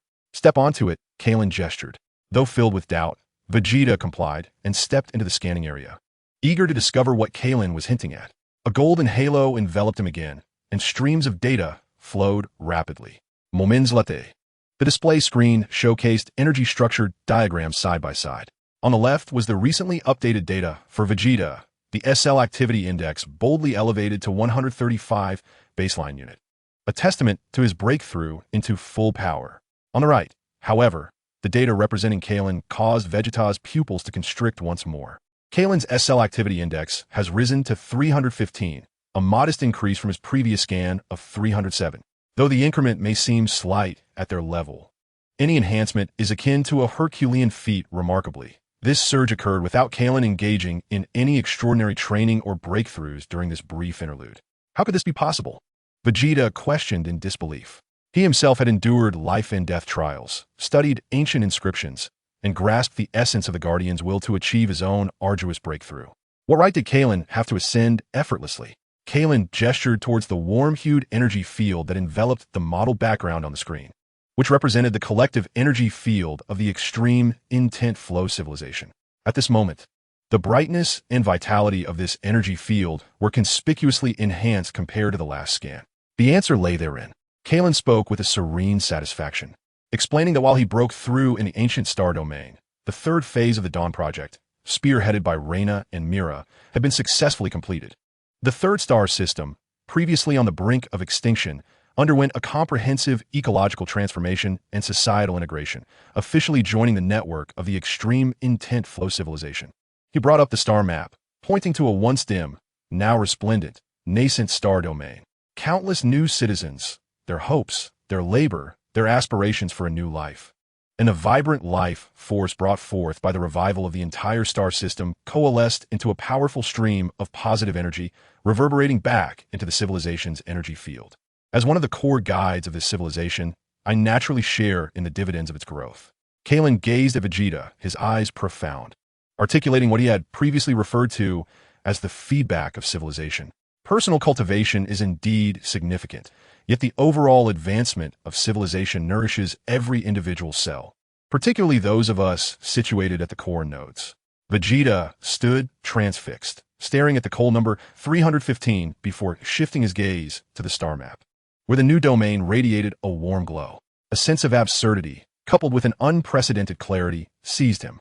He had toiled relentlessly under tenfold gravity to achieve a mere increase to 0.35 in his activity index, while Kailan, simply by saving a star system and embracing billions of beings, had naturally ascended to 0.08. This was not a competition of the same dimension. How could personal arduous training contend with the vast, ever-expanding progress of a flourishing civilization? He finally grasped the profound meaning of the cornerstone Kailan had alluded to. Those 7 wives, that familial network, and the continuously evolving extreme intent flow civilization were not merely Kailan's backdrop. They were intrinsically woven into his strength, an indispensable part of his power's perpetual engine. A wave of powerlessness, intertwined with an unprecedented enlightenment, surged within Vegeta. The absolute martial prowess he sought appeared trivial and solitary in light of a path that intricately bound individual fates to that of civilization. Now, do you still consider the salvation of civilization, the advancement of technology, and the integration of star systems to be mere trivial pursuits? Kailan inquired softly, yet his words bore the weight of 1,000 burdens. Vegeta remained silent, fixating intently on the number 315 and the nascent brilliance on the star map. His pride continued to burn fiercely, yet his understanding had been irrevocably transformed. The path of the Saiyans may indeed not be singular. The path taken by Kailan was one that intricately linked personal divinity with the epic of civilization, a celestial route to enlightenment. Chapter 17, The Family Trial. The renewed activation of Kailan's S cells struck like a silent hammer, driving the concept of civilization as power deeper into Vegeta's consciousness. While he was still processing this profound revelation, the family unit of extreme intent once again demonstrated its extraordinary ability to act beyond the conventional. The discovery of the ancient star domain and Vegeta's successful breakthrough made the upper echelons of extreme intent acutely aware of the immense value and potential risks harbored within that forsaken land. Further exploration was imperative. This time, Kailan resolved that this endeavor would not merely be an exploration between him and Vegeta. It would evolve into a trial for all members of the core family. Their destination was the edge of the ancient star domain, a newly established area for family trials. The environment had undergone preliminary surveys and stabilization processes, merely reducing the frequency of space-time fragment occurrences while gravity and energy turbulence remained tumultuous. It was divided into several zones of distinct characteristics, each corresponding to unique challenges. As Vegeta followed Kailan through the barrier once more, the scene before him starkly contrasted with his solitary exploration prior. 7 wives, along with their elder children, including Rocky, who had just recently embarked on a mission at the border, had gathered here. They were not clustered together, but dispersed into various trial zones by family units. Aurelia's mental network acted like invisible threads, connecting everyone's status to ensure safety and coordination. Isla, accompanied by her young daughter, found herself in an area simulating an extreme and hostile ecosystem. The ground was cracked, and the air was thick with corrosive spores, while bizarre, twisted plants writhed as if alive, attacking. Rather than unleashing overwhelming energy to clear the area, Isla placed her hands upon the ground, emanating a gentle green light. She communicated and guided the exceedingly faint life threads that persisted in this desolate land. Her daughter observed intently, cradling a small, vibrant sphere of energy, attempting to purify a corrupted plant. The girl's gaze was focused, imbued with curiosity and reverence for the essence of life. Suri and her son, Kevin, who participated in the Eagle Squad operation, faced a gigantic ancient portal crafted from an unknown black metal. The portal was adorned with a dizzying array of complex energy circuits and mechanical locks. Data streams flickered rapidly in Suri's eyes as her hands gestured in the air, constructing a model for decryption. Kevin operated several miniature probe robots, scanning for the physical weaknesses within the portal structure. Their communication was succinct and efficient, laden with technical terminology and data analysis, resembling a meticulous scientific endeavor. Hina's area was characterized by extraordinarily chaotic gravity, fluctuating between 20 times normal and plummeting to twice normal, with space subtly distorting. She engaged in practical combat with several children who clearly inherited the warrior's prowess. Their combat style was starkly different from what Vegeta was accustomed to. The energy they wielded was refined, and their movements maintained astonishing precision and efficiency amidst the terrifying fluctuations of gravity. Each strike seemed meticulously calculated, striving for maximum effect with minimal expenditure. Hina acted as the most stringent instructor, continuously correcting the children's angles of force and energy output with subtle adjustments during battle. Meanwhile, Avelia presided over the center, her trials not confined to the physical realm. Her consciousness extended like tendrils, sifting through the relatively chaotic energy flows within the trial zone, while simultaneously fending off the ancient remnants of negative thoughts that could erode the spirit. Her daughter, learning at her side, endeavored to expand her mental perception, attempting to establish a small, stable sanctuary of spiritual clarity under her mother's protection. Rina and Mira's trials were more strategic in nature. They observed the dynamics of all trial areas in real time through a holographic sand table, analyzing data, simulating how family members should collaborate under various scenarios, and strategizing resource allocation. They even devised plans for encountering large-scale ancient guardian legions, determining how to achieve their objectives of obstruction or retreat at minimal cost. Their offspring followed suit, beginning to engage with the macro strategies of civilization. Elsa, accompanied by the slightly older children, ventured close to the area where Vegeta had discovered the inscriptions, though they did not directly touch the core tablets. She guided the children to sense the lingering essence of ancient divinity in the vicinity, interpreting the scattered fragments of runes imbued with special rules, striving to glean the ancient wisdom of order and legacy from them. The entire trial ground resembled a dynamic tapestry, vividly illustrating the educational philosophy of the extreme intent flow core family. The legacies of strength, technology, ecology, spirit, strategy, commerce, and divinity were not imparted through tedious lectures, but demonstrated through parental guidance in an environment that closely mirrored ancient truths, allowing the children to practice and comprehend. Vegeta watched as Rocky, under Elsa's guidance, cautiously enveloped a restless rune fragment with his energy, seeking to understand its internal stable energy structure. He observed a young girl in the ecological zone attempting to purify plants, her life energy glowing increasingly pure. He noted the boy practicing with Kina in the chaotic gravity zone, whose movements became more elusive with each correction. Memories of his training with Trunks on Earth flooded back. Combat was the sole focus. Yet here, they were learning to create, to comprehend, to master, to collaborate, and to become worthy inheritors and leaders of civilization. An indescribable complexity of emotions surged within him. Wonder, realization, and a hint of unspoken envy.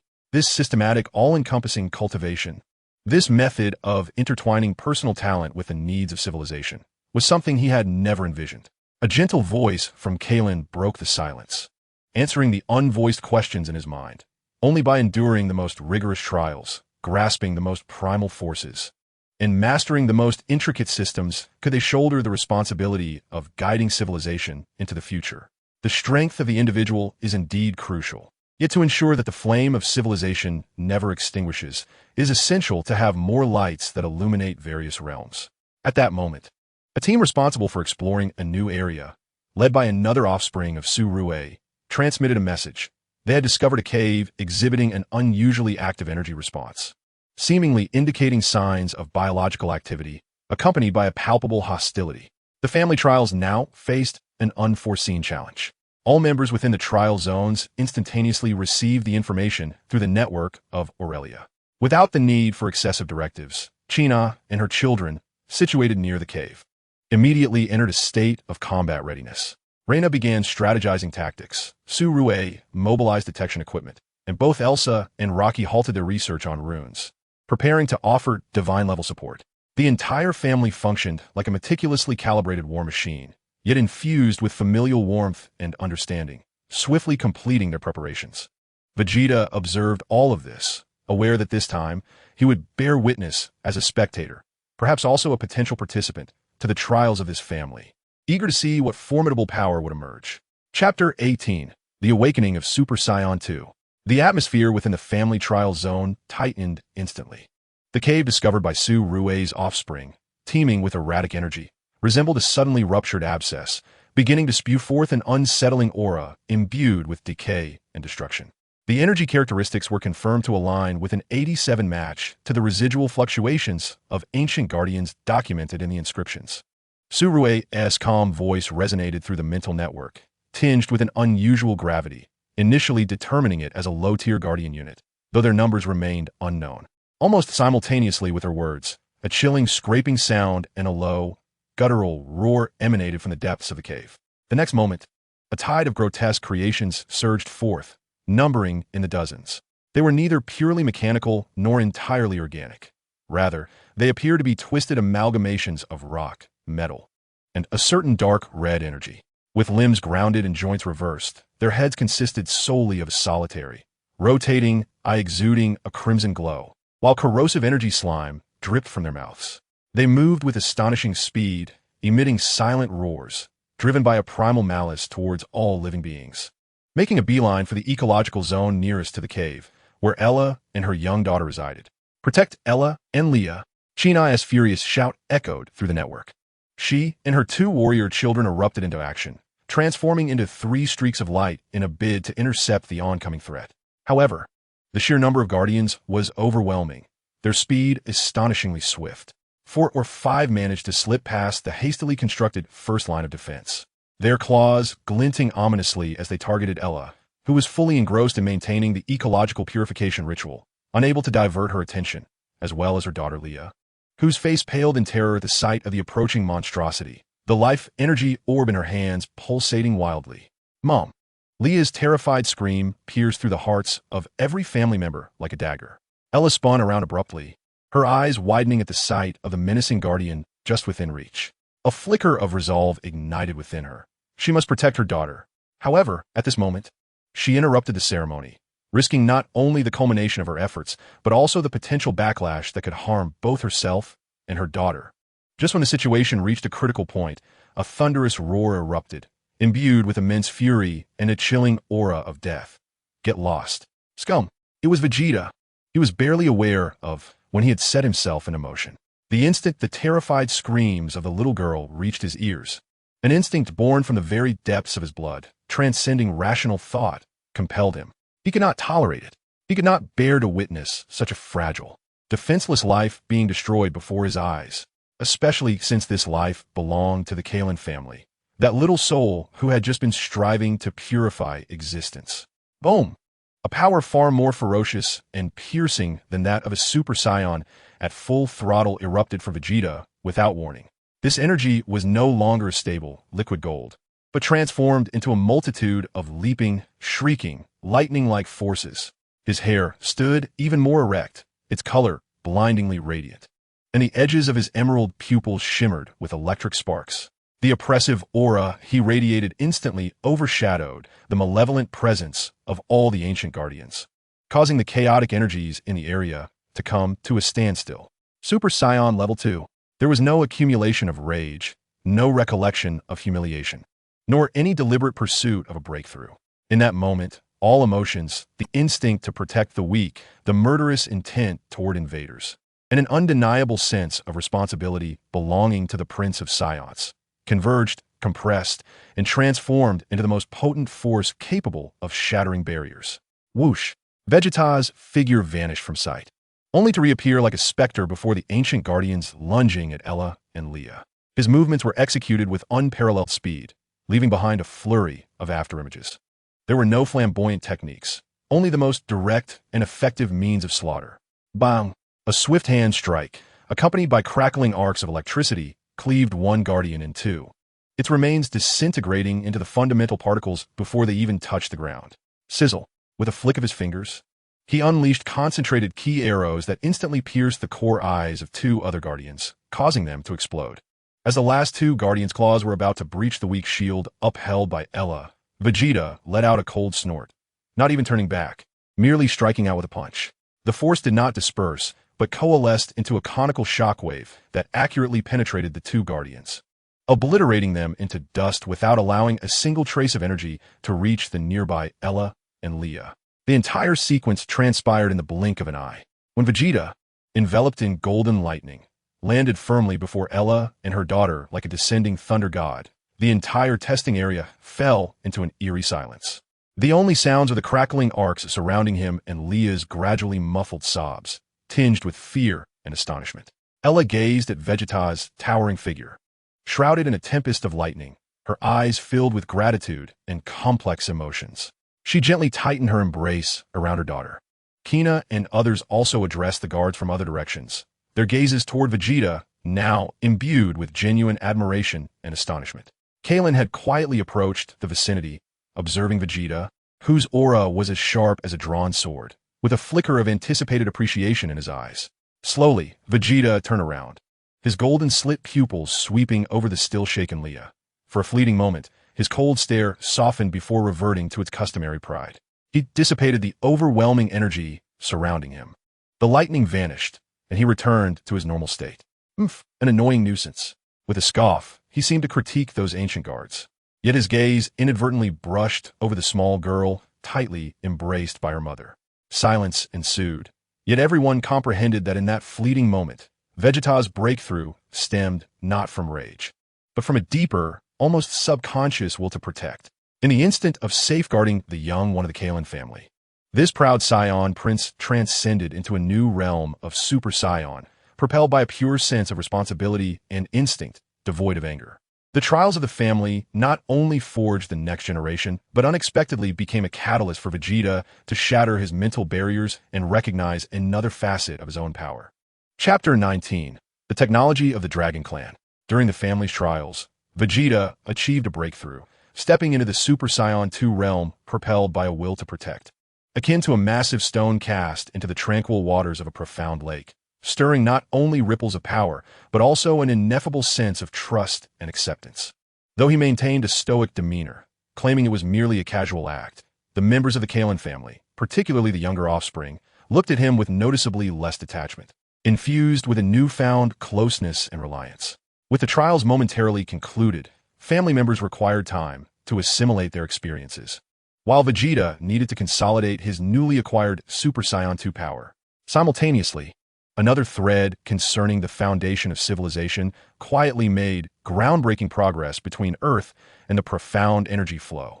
On Earth, within the core laboratory of the Universal Company, Bulma clutched her tousled blue hair, her eyes fixated on two intricately complex energy structure models suspended in midair. One model was a prototype design of an ecological converter, optimized based on the remnants of Dr. Jarrow's research and the fundamental theories of the profound energy flow. The other, just transmitted through encrypted channels by Suri, was marked as Dragon Clan technology, specifically the new configuration of the Life Resonance Module from Namek. "This is madness, pure madness," Bulma murmured, her face glowing with extreme excitement. To harness the collective will of life's prayers as a guiding, programmable energy source, this was nothing short of a rewrite of the foundations of physics. Since the establishment of the profound energy flow division, the connection with Namek had been restored and strengthened. Upon the new Grand Elder, or designated leader, such as Dandy, comprehending the principles of the ultimate flow and the plight of Earth, a careful deliberation led to the decision to share a portion of non-core dragon technology principles. Not the direct methods of creating Dragon Balls, but rather the underlying logic of how to channel and harness the collective will of life to manifest miracles. Before Bulma lay the preliminary application model of this invaluable knowledge. "Su Rue, can you confirm that this wish resonator can couple with our ecological converter?" Bulma exclaimed over the communication channel, her voice slightly hoarse with excitement. "The theoretical model is validated, Ms. Bulma," came Su Rue's calm response. "According to the parameters provided by Mr. Dandy, the essence of Namekian dragon technology lies in attuning to the voice of life and systematically realizing wishes. Our ecological converter offers a framework for the reconstruction of matter and energy, while the Dragon Technology Module can guide the subconscious desires for vitality and prosperity of all life forms on the target planet, including microorganisms, creating a powerful directed current of will. This current will significantly reduce energy dissipation during the transformation process, enhancing efficiency and imbuing the modified environment with a unique affinity for life." "Affinity for life?" Bulma gasped. "Are you suggesting that the transformed environment will spontaneously become more conducive to biological reproduction and evolution, even subtly influencing genetic makeup to better suit the new surroundings? This is a fine-tuning at the level of fundamental laws." Bulma inhaled sharply. "This transcends technology. It approaches the means of a creator." She immediately immersed herself in frenzied work, integrating the Dragon Technology modules as if they were the most intricate plugins with a top-tier ecological converter prototype, conducting adjustments. Countless simulations and parameter refinements followed, including brief trips to Namek for face-to-face discussions with seasoned dragon mages like Dandy. Weeks later, the first prototype of the Dragon Harmony ecological converter, which fused the ultimate flow environmental technology with Namekian dragon principles, emerged through the collaborative efforts of Universal Corporation and elite engineers. It was not a colossal machine.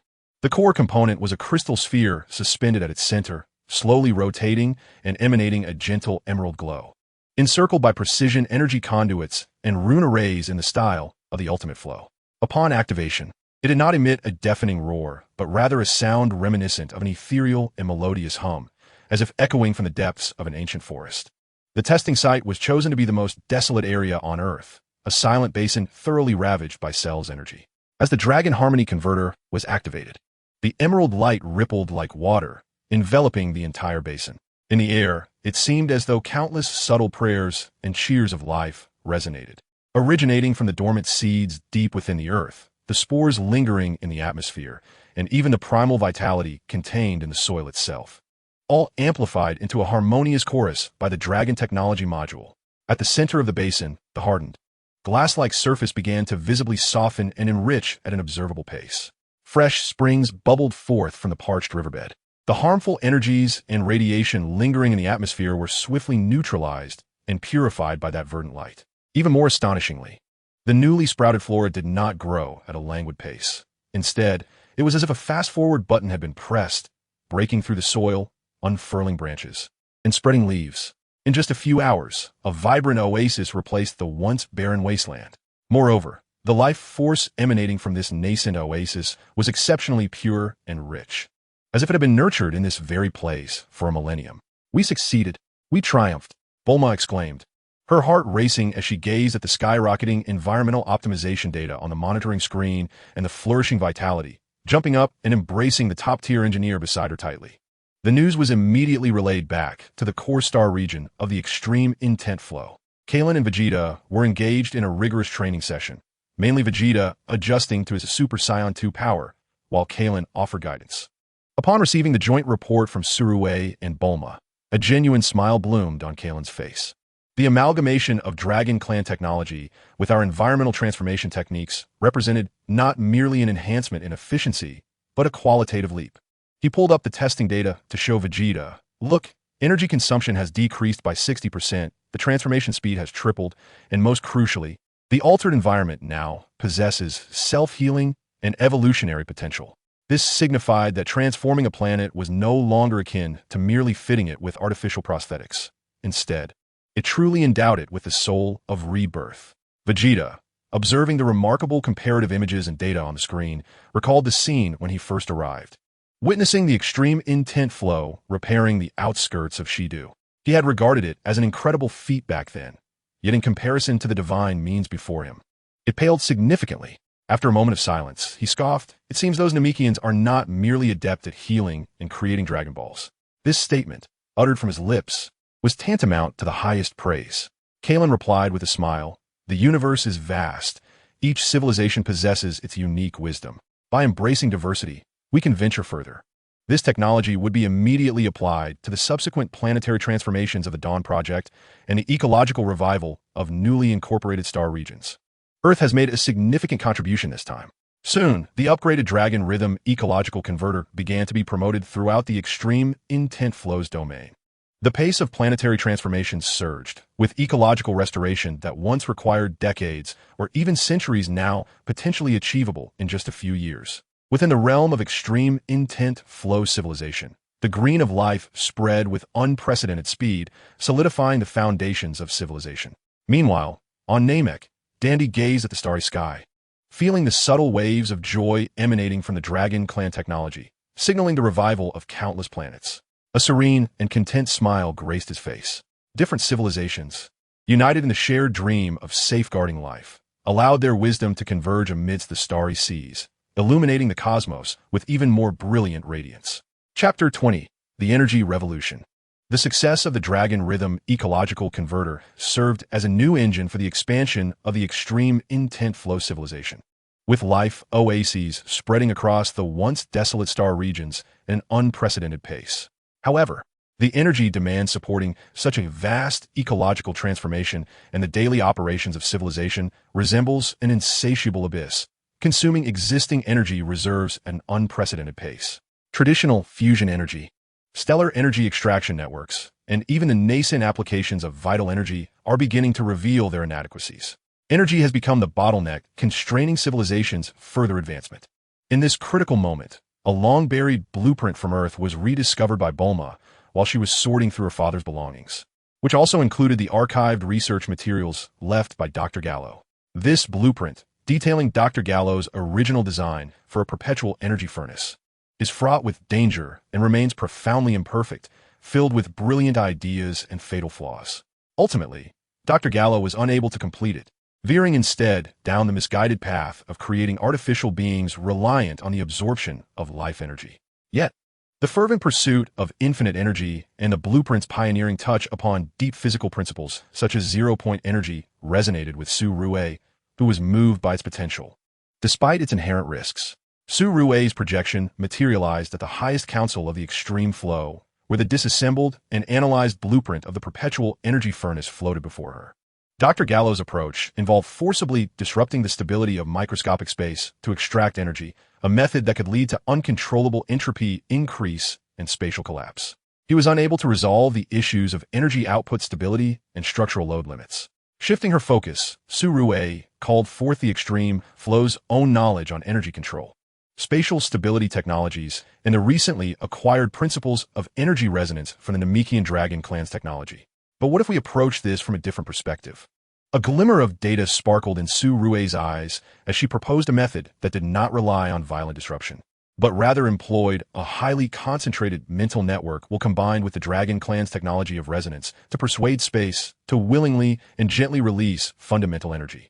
Simultaneously, we would construct a superconductive, ultra-stable energy bearing and conversion structure using our most advanced energy control runes and Star Marrow rock bases.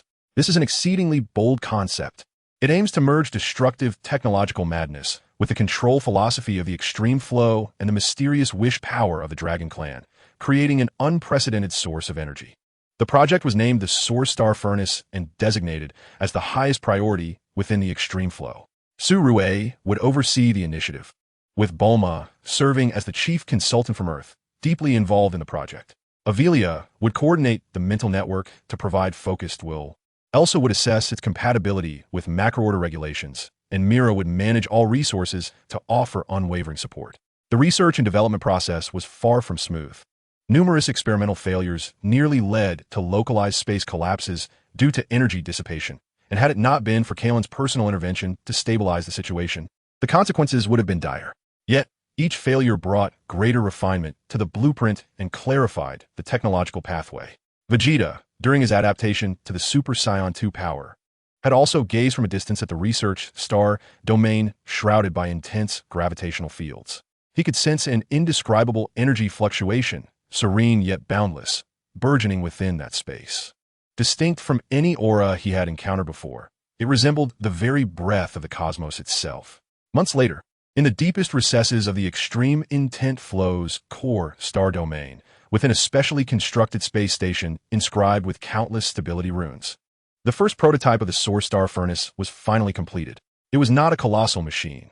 Rather, its core was a complex geometric form, suspended in midair and sculpted from the purest star marrow rock, with liquid light flowing within, radiant like a galaxy. Surrounding this geometric body were 7 layers of energy rings, meticulously crafted from Dragon Clan runes and extreme intent flow technology, rotating gently in reverse. The entire apparatus emanated a tranquil glow, devoid of any energetic turbulence.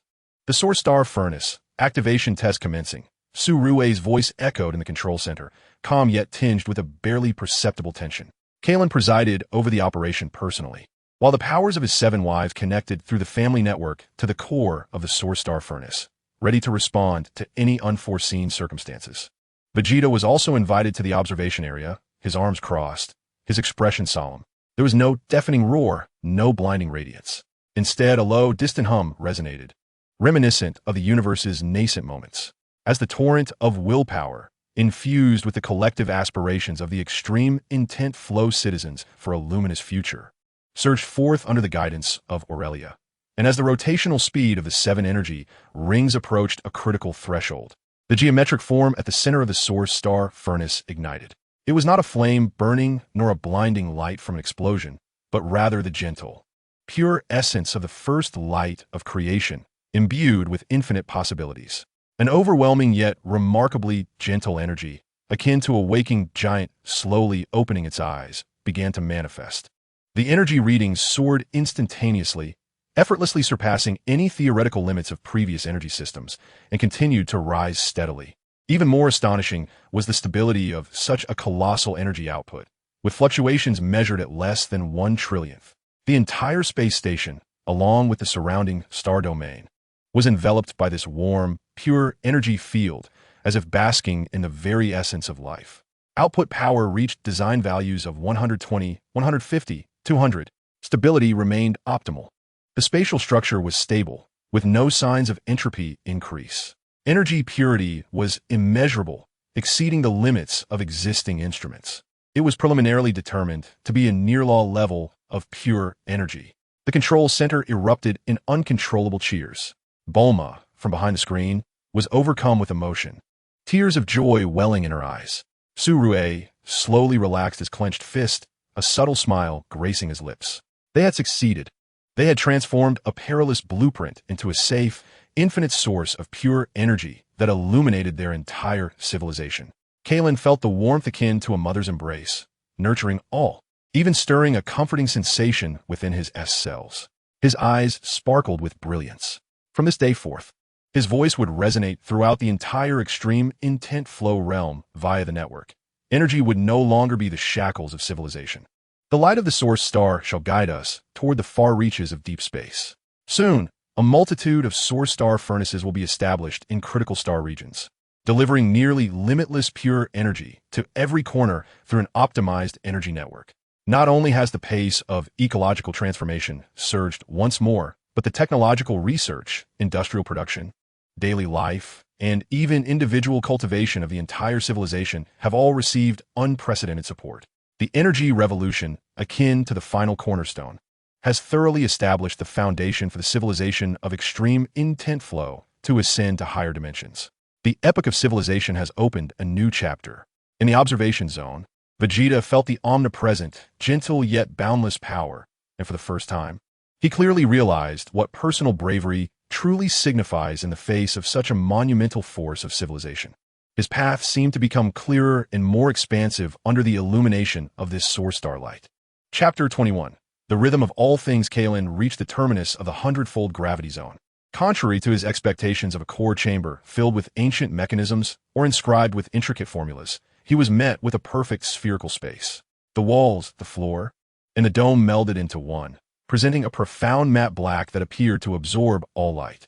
There was no sound, no airflow, and even the passage of time became indistinct. The absolute tranquility felt akin to returning to the primordial void before the birth of the universe. He dispersed the tumultuous energy surrounding him, fully exposing his body to the natural constraints of a hundredfold gravity, relying solely on his meticulously honed physique to endure. His bones emitted subtle creaks, and every muscle fiber was stretched to its limit. Yet, this was precisely what he desired, to strip away all external disturbances and perceive in the pure state. He closed his eyes, his breath elongated and faint, as his mental strength unfurled like countless invisible tendrils, gradually intertwining with the absolute darkness and tranquility. At first, there was nothing, only silence. However, as time progressed, bolstered by the perfect control that granted him insight into his own microcosm, Kailan began to perceive something else. It was not a sound, but a vibration exceedingly faint, as if emanating from an infinitely distant shore, or perhaps stemming from the depths of his own soul. It was ubiquitous, forming the very essence of this spherical space, nay, this relic, and even the foundation of the planet beneath his feet and the star region surrounding it. It pulsed rhythmically, akin to the heartbeat of a slumbering giant, slow, powerful, and imbued with an ineffable grandeur. Was this the pulse of the universe itself? Kailan was struck with awe. He endeavored to adjust his life frequency, allowing the energy flow within each of his cells to mimic and resonate with this ancient rhythm. It was an exceedingly perilous undertaking. Any misstep could lead to his energy system being assimilated and dismantled by this grand pulsation. Yet his mastery over himself had reached an extraordinary level, and his mental resilience was unmatched as he cautiously navigated this delicate adjustment. When his life frequency harmonized with the cosmic pulse in a moment of profound resonance, an unprecedented experience engulfed his soul. He perceived, not merely through his eyes, but through a transcendent awareness that surpassed the senses. The void that once permeated the spherical space was transformed. Countless energy particles, as fine as sand yet radiant as starlight, ebbed and flowed with the ancient rhythm, reminiscent of the tides. They collided, intertwined, and separated, adhering to a profound and succinct law. These energies were alive, possessing a fundamental consciousness, an instinct that gravitated towards order, balance, and existence. The breath coursing through him was intrinsically the same as the ubiquitous cosmic energy surrounding him. They were not opposing forces, but rather two facets of a singular, cyclical whole. He himself was a microcosm of the universe, while the external world represented a grander life. "I understand," Kailan whispered within, as enlightenment flowed through him like a clear spring. Energy was not merely a tool, nor was the universe a mere backdrop. They were one and the same. A symbiotique existence. The essence of cultivation lay not only in the accumulation of energy, but also in comprehending this symbiosis, immersing oneself in the rhythm until one could embody it. At that moment of realization, the entire spherical space trembled gently. The walls, once absorbing light in a matte black, began to fade, revealing intricate patterns that seemed woven from pure light. These patterns were not static. They flickered like breath, perfectly synchronized with the cosmic pulse. At the center of the space, a gentle yet infinitely informative beam of light descended from the void. Within this beam, countless energy particles coalesced, ultimately transforming into a monument, neither metal nor jade, flowing with luminous threads. Upon this monument, there were no distinct images or words, only the ultimate formula representing the zenith of energy transformation and the elevation of life, a manifestation of the Super Saiyan 4th level. Presented directly in its most primordial law form within his perception, Kailan opened his eyes, and deep within his pupils, it seemed as though galaxies swirled and the cosmos ebbed and flowed. He did not immediately attempt to decipher the complex formula. Instead, he stood quietly, breathing in sync with the rhythm of the entire space. He had obtained the key, not from some ancient legacy, but from the very essence of the universe itself. Chapter 22. I am the law. Just as Kailan's fingertips were about to touch the flowing monument of luminous threads, an abrupt change occurred. The energy particles that once harmoniously danced within the spherical space suddenly became frenzied, like a tranquil lake disturbed by a massive stone. The flickering light patterns on the walls shifted to a blinding crimson, emitting a sharp, soul-rending alarm. Intruder detected. Unauthorized life form engaging with core legacy. Initiating ultimate purification protocol. A cold, emotionless, synthetic voice echoed throughout the space. Immediately, the surrounding walls writhed as if melting, giving rise to ancient guardians, their forms entirely black, glimmering with a metallic chill. Their crimson eyes glowed ominously, devoid of facial features, taking on various forms, some resembling multi-armed avatars of war, others akin to colossal metallic aberrations. Yet, without exception, they exuded an aura of chilling, desolate energy, a presence that was palpably unnerving. These entities were not tangible creations. Rather, they were energy life forms coalesced from the very energy of the relics, infused with a sinister directive of annihilation. More terrifying still, their energy properties were of the same essence as this space, granting them near immunity to conventional energy assaults. Boom! The first wave of attack had arrived. Numerous dark red energy beams, unimpeded by spatial distance, struck instantaneously at the very spot where Kailan had previously stood. This was not a mere projection of energy. Encapsulated principles of disintegration and obliteration. Kailan's form wavered as he evaded with a speed akin to teleportation, leaving behind faint black fissures in the fabric of space. Conventional attacks proved futile. The energy was of the same origin. As his mind raced, he swiftly analyzed the situation while dodging. He attempted to unleash a formidable energy wave imbued with flawless Super 3 energy, capable of effortlessly shattering celestial bodies, yet merely caused a slight ripple among the guards, who quickly regained their composure and intensified their assault. The legion of guardians surged forth like a relentless tide, their movements synchronized, striking from unorthodox angles. The intertwining dark red beams formed a net of death, continuously unleashing psychic shocks to disrupt Kailan's will. The entire spherical space transformed into a lethal snare. Kailan darted within, a specter of agility, yet the circumstances grew increasingly dire. His energy was depleting rapidly, while the enemy's numbers appeared inexhaustible. This could not continue. In this critical moment, an epiphany emerged in his mind, a realization of the rhythmic essence of all existence. Energy is a symbiotic life force, and the universe is a grand entity. The self is also a part of this cosmos, a distinct microcosm endowed with its own volition. If the laws of this space dictated the purification of all unauthorized beings, then Kailan abruptly ceased all evasive maneuvers, standing resolutely in the void, facing the oncoming torrent of destruction. Slowly, he spread his arms wide. Thus, in this realm, my will shall be the law. He exuded no aura, nor did he condense any energy. Instead, he channeled the profound resonance of his own microcosm with the expansive universe, fortified by an unwavering will, and projected it outward with tremendous force. An invisible, utterly transparent field expanded silently around him, centered on his being. This field bore no energy fluctuations. It transcended chi and force, manifesting as a definition. As the dark red beams, imbued with qualities of annihilation, entered this field, a peculiar phenomenon occurred. The beams were neither obstructed nor did they explode. Rather, they vanished as if gently erased by an unseen hand, disappearing from the realm of existence itself, not through disintegration, nor through cancellation, but into complete nothingness, as though they had never existed. Following this, the ancient guardians at the forefront charged into the field, their crimson electronic eyes dimming instantaneously. The energy structure that constitutes their bodies, akin to the remnants from which it originates, possesses an almost immortal essence. As if confronted with a supreme command, it begins to disintegrate autonomously. They do not struggle, nor do they scream for the fundamental logic of their existence: slaughter, purification. The execution of orders has been fundamentally negated within this domain. Like a castle built of sand succumbing to the tide, they maintain their forward charge, yet from the edges, they transform into the most minute, primordial particles of cosmic energy, dissipating silently into the air. 1, 10, 100, a surging tide of legions upon touching this intangible boundary. Return to the void. The entire process is hauntingly silent. There are no deafening explosions, no shock waves from colliding energies, only an absolute obliteration at the level of rules.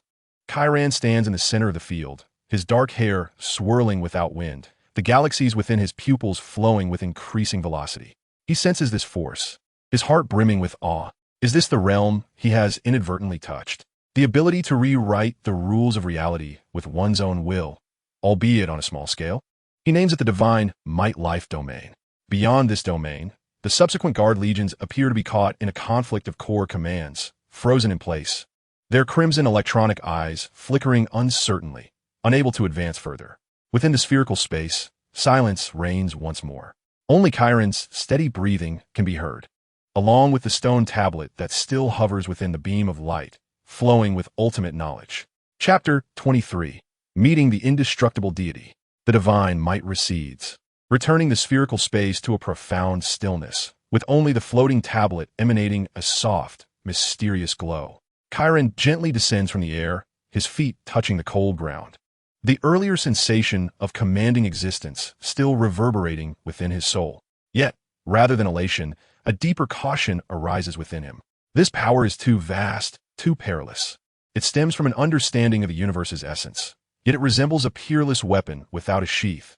One misstep could harm oneself before it ever harms the enemy. Mastery over it is imperative.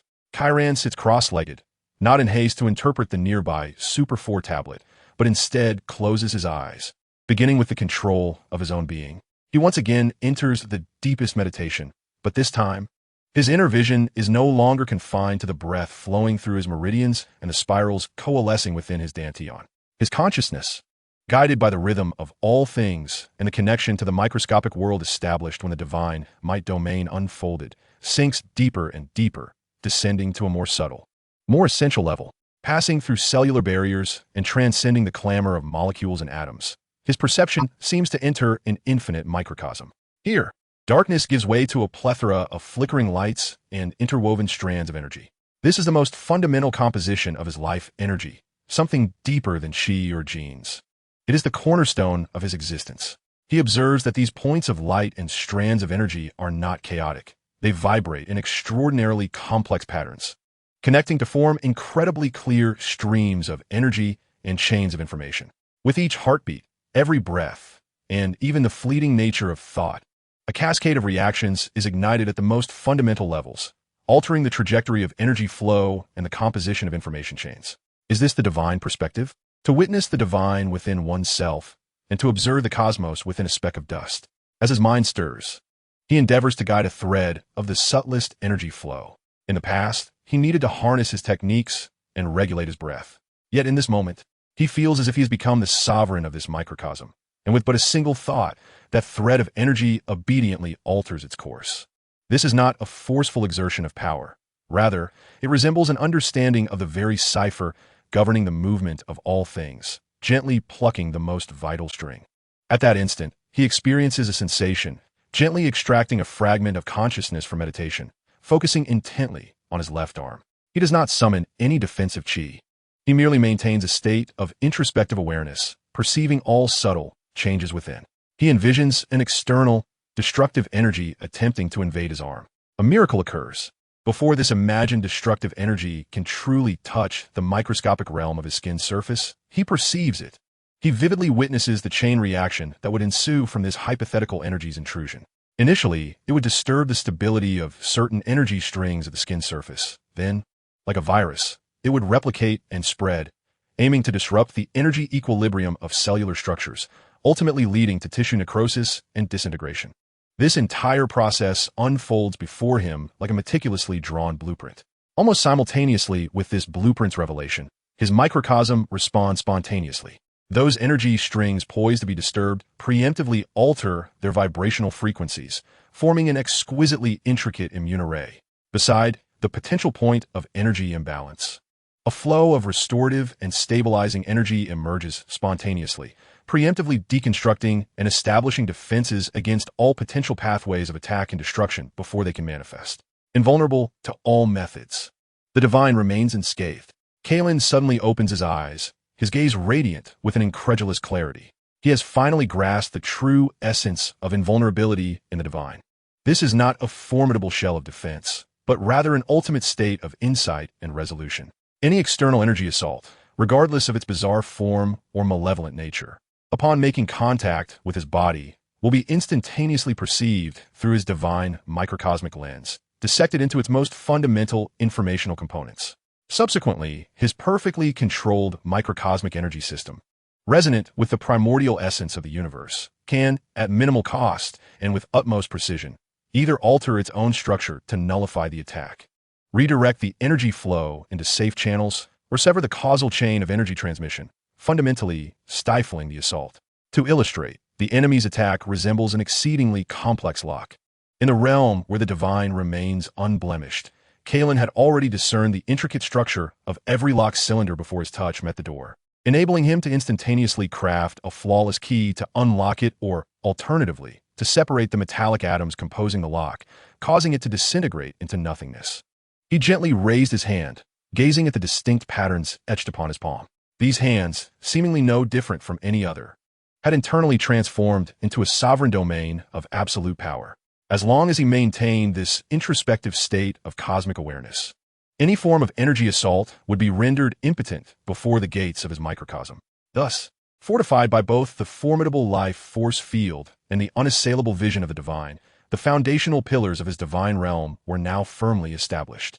His gaze finally shifted towards the ultimate formula of the Super Saiyan fourth stage, which had patiently awaited him. Chapter 24. The Causal Perspective. The formula for the fourth stage of Super Saiyan was imprinted deep within Kailan's perception, akin to a galaxy suspended in the void. It did not consist of specific training steps, but rather a complex array of laws concerning how life energy undergoes dimensional transitions under extreme pressure, addressing the essence of gravity, the cryptic source of the Saiyan lineage, and the profound interplay between will and the material world. Kailan refrained from immediate experimentation, acutely aware that without a solid foundation, even the most intricate formula would be but a castle in the air. His initial task was to thoroughly familiarize himself with the two newly acquired divine abilities, the formidable life force field and the unassailable vision of the divine. He again directed his attention to the periphery of the spherical space. The remnants of ancient guardians remained motionless, their crimson gazes fixated upon him. Yet they were rendered immobile due to the conflict between their core directives and the residual waves of divine might. They had become ready subjects for his trials. With a subtle shift in thought, Kailan consciously retracted the overwhelming aura of pressure emanating from him. Almost instantaneously, the dormant commands for slaughter regained dominance. The red light in the eyes of the guardians flared, transforming into fleeting afterimages, imbued with a ferocity that sought to rend all asunder as they charged towards him anew. Kailan stood resolute, unflinching and unyielding, quietly invoking the principles of the unassailable vision of the divine. Deep within his gaze, the once slowly swirling cosmic illusion accelerated dramatically, becoming sharp and vivid. The world around him was irrevocably transformed. What surged forth was no longer a cold metallic construct, but rather a collection of highly condensed energy, each with an intricately complex internal structure. Every energy circuit, every point of explosive energy during an attack, and even the subtle ripples caused by energy's propulsion through space. All this information crystallized into countless clear and luminous threads. These threads represented the trajectories of energy flow. They were the causes of the impending attacks, ultimately revealing where he would be struck and how he would be harmed. The third guardian on his left side, its energy core would overload in 3 seconds, releasing a stream of high-frequency oscillating particles aimed at his left shoulder. In the right forward sector, the energy fields of 7 guardians would synchronize, forming a composite binding force field in 8 seconds, attempting to restrict his movement. In the upper diagonal, a shadowy sentinel lay in wait, amassing spatial piercing energy, poised to launch a surprise assault from a visual blind spot in a mere 15 seconds. In the forthcoming moments, every trajectory of attack and every variation of energy appeared before him, as if meticulously illustrated in a dynamic tapestry. This was not mere prophecy, but an absolute and precise deduction grounded in a profound understanding of the fundamental causal chain of energy. Kailan moved. His actions remained composed, even imbued with an air of leisurely elegance. With a slight shift of his body, the anticipated high-frequency particle flow grazed past his shoulder. He stepped forward with a premonition, deftly escaping the not yet fully formed composite force field, without even raising his gaze. With a flick of his finger, a finely honed surge of energy was unleashed, striking precisely at the void above. A soft sound echoed, a light thud, as the shadow, Sentinel's energy structure was instantaneously disrupted, causing it to falter from its stealthy state. No longer did Kailan need to rely on speed to contend or on formidable defenses to withstand. He merely intervened at the causal level with the subtlest of adjustments or deftly sidestepped the impending consequences. The guard's tempestuous assaults became riddled with flaws in his eyes, akin to a puppet show delayed beyond comprehension. Yet, it was still insufficient. Kailan whispered, attempting to merge his causal perception with the divine life domain he had just grasped. As another wave of concentrated energy beams surged towards him, he did not entirely evade. Instead, he purposefully allowed a few to enter the minuscule confines of his domain. This time, his insight deepened. Enhanced by the causal vision, he observed how those energy beams, upon entering the divine realm, had their stable energy causal chains forcibly severed and smoothed out by a higher-order rule, like erasing lines from paper with an eraser, clean and without a trace. So, the divine power did not shatter the law through force, but directly negated the very causal existence of the opposing energy at the level of regulation. Enlightenment surged within him. These two abilities, one centered on insight, the other on definition, complemented each other, collectively constructing his defensive and offensive system within the divine domain. He ceased the testing. With a mere thought, the divine domain unfurled silently once more, rendering the remaining ancient guardians into nothingness. Within the spherical space, tranquility reigned at last. Kailan inhaled deeply, feeling the connection between himself and this expanse of existence. Perception, defense, insight, mastery of rules, the pathway to a higher echelon had been laid down. His gaze solidified with unwavering resolve as he plunged fully into the ultimate formula of the fourth stage of Super Saiyan. The final piece of the puzzle of power lay within reach. Chapter 25, Shattering the Void. The formula of the fourth stage of Super Saiyan gradually unfolded within Kailan's mind, akin to the singularity of the Big Bang, harboring boundless mysteries and possibilities. It is not merely a matter of energy accumulation or morphological transformation. It involves a profound rewriting of the gravitational constant at the microscopic level, an orchestrated reconstruction of the feral genes originating from the great ape power embedded deep within the Saiyan lineage, and most critically, the direct interference of will upon the material world. This aspect of willful interference resonates with the divine field that Kailan has just begun to comprehend. Yet it possesses a deeper intricacy, pointing towards the fundamental constituents of the material universe, space and dimension. With absolute power, the veil of reality is torn asunder, paving the way for divine passage amidst the void. The descriptions within the formula are exceptionally arcane, yet Kailan, through his insights into the causal nature of energy and his perception of the cosmic rhythms, subtly grazes the threshold of understanding. He realizes that the concept of tearing the veil of reality does not imply shattering space through brute force. Such an approach is the most rudimentary application. The true enigma lies in comprehending and integrating into the structure of space itself. He closes his eyes once more, propelling the recently awakened causal vision to its zenith. However, this time, his focus shifts from the flow of energy to the very stage upon which that energy exists and transmits, space itself. At first, the panorama remains a tapestry of countless points of light and lines of causation interwoven. Yet, as he adjusts the frequency of his perception to an extraordinarily unique wavelength, deliberately disregarding the dazzling energy phenomena, the underlying hues of the world begin to manifest. He perceives the structure of space, not as a void, but as an intricate, indescribable web woven from innumerable threads of existence that continuously manifest and dissolve. These spatial threads constitute the universe's most stable framework, maintaining the form of the three-dimensional world with unwavering stability. Ordinary attacks, no matter how potent in energy, merely stir ripples upon this web, and cannot shake its foundation. However, within Kieran's causal vision, he sees not only these threads, but also the exceedingly delicate nodes and gaps between them. Some nodes are points of intersection, remarkably resilient, while others reveal areas where the weaving is relatively sparse, forming structural weak points. A realization dawns upon him. The act of shattering the void does not entail violently tearing apart this web. Rather, it involves discovering those natural fissures and momentarily prying them open with one's own strength to create a passageway. With a flicker of thought, he identifies a point a few meters away where the spatial threads are relatively sparse. He refrains from unleashing a massive energy strike. Instead, he channels a minuscule yet highly concentrated breath infused with his divine will, akin to the most delicate probe, precisely penetrating that gap. A faint hum resounds, akin to the gentle plucking of a string. The point of penetration ripples through space as if it were water, forming a portal that accommodates but a single individual, its edges shimmering with silvery luminescence. Beyond the portal, the spherical vista gives way to a bizarre dimension of kaleidoscopic hues and distorted colors. Without a moment's hesitation, Kieran steps through. The sensation is extraordinarily surreal, as if traversing through a kaleidoscope, surrounded by fragmented lights and elongated lines, losing all sense of up, down, left, and right, with only a faint spatial coordinate ahead guiding him onward. The process was remarkably fleeting, almost instantaneously upon his entrance. The exit on the opposite end revealed itself at the destination, quietly unveiling itself at the diagonal of the spherical space.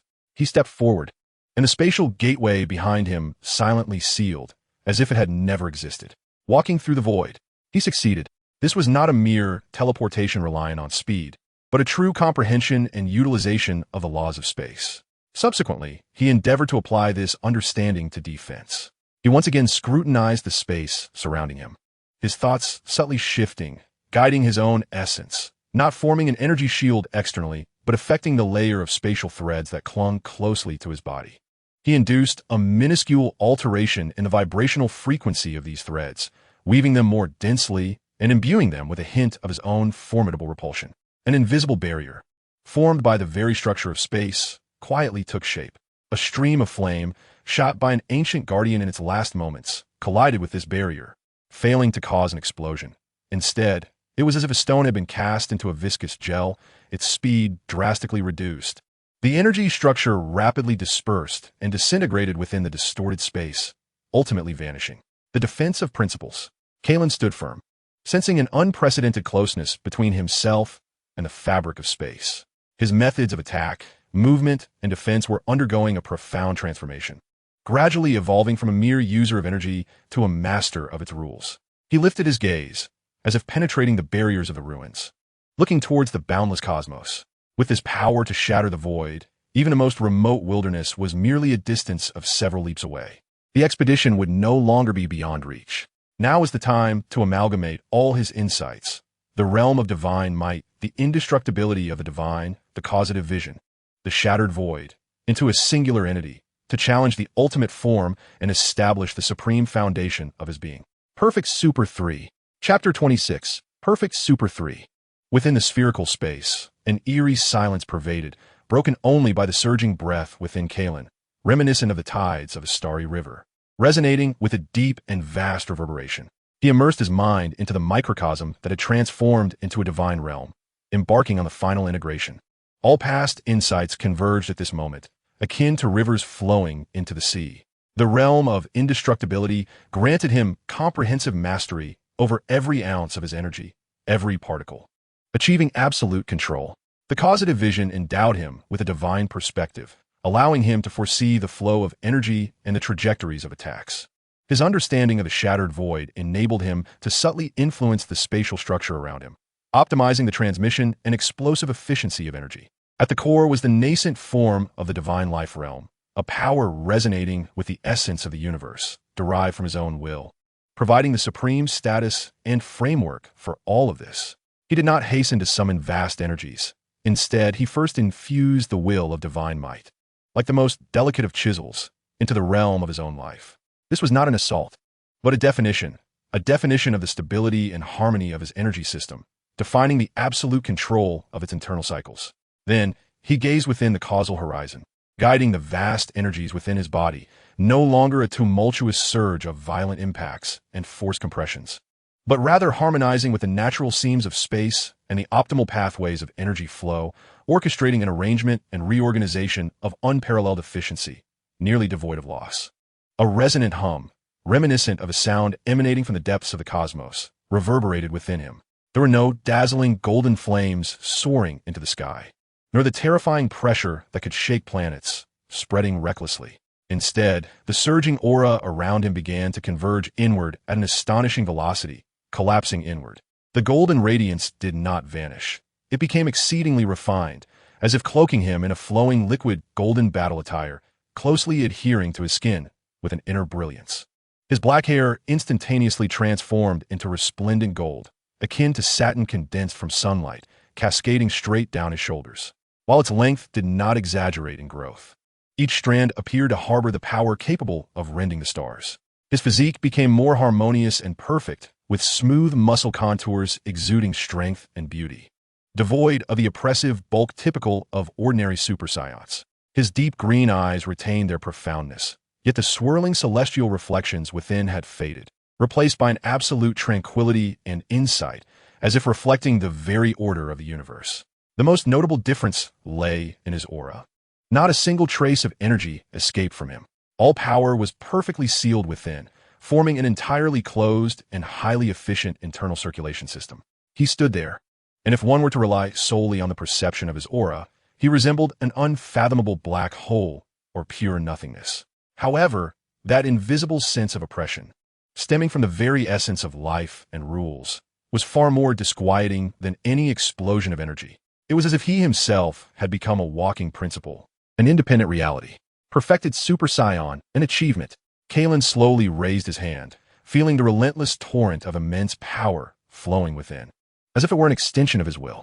In this form, his foundational combat prowess had solidified to an unimaginable height, and crucially, maintaining this state consumed no energy whatsoever.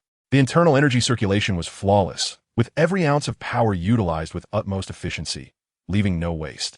As long as he desired, he could remain in this state indefinitely, as natural as breathing. With a subtle shift in thought, he attempted to manipulate the energy. There was no earth-shattering spectacle, just a gentle flick of his fingers, akin to a sword, lightly slicing through the distant void. A minute, nearly imperceptible rift in space silently appeared, and then, under the influence of his will, quickly sealed itself. The force contained within this strike far surpassed any full-powered blow he had previously unleashed as a Super Saiyan. Yet the efficiency of energy utilization was worlds apart, built upon the foundation of divine realm normality, framed by triple energy efficiency and centered on the will of the rules. "This is my path," Kailan whispered to himself, his eyes glimmering with wisdom and serenity. He released his transformation as the golden aura and hair receded like the tide, returning to the seemingly ordinary black hair and black eyes. Yet, the realm of his existence, with its reclusive and unfathomable essence, has undergone a permanent metamorphosis. The foundation has been laid, and the divine domain is initially established. What follows is the task of channeling this power into the vast cosmos, embarking on a journey to create value for the stars through this force. The shadows of desolation and the future of civilization await him. Chapter 27. The Ascension of Civilization.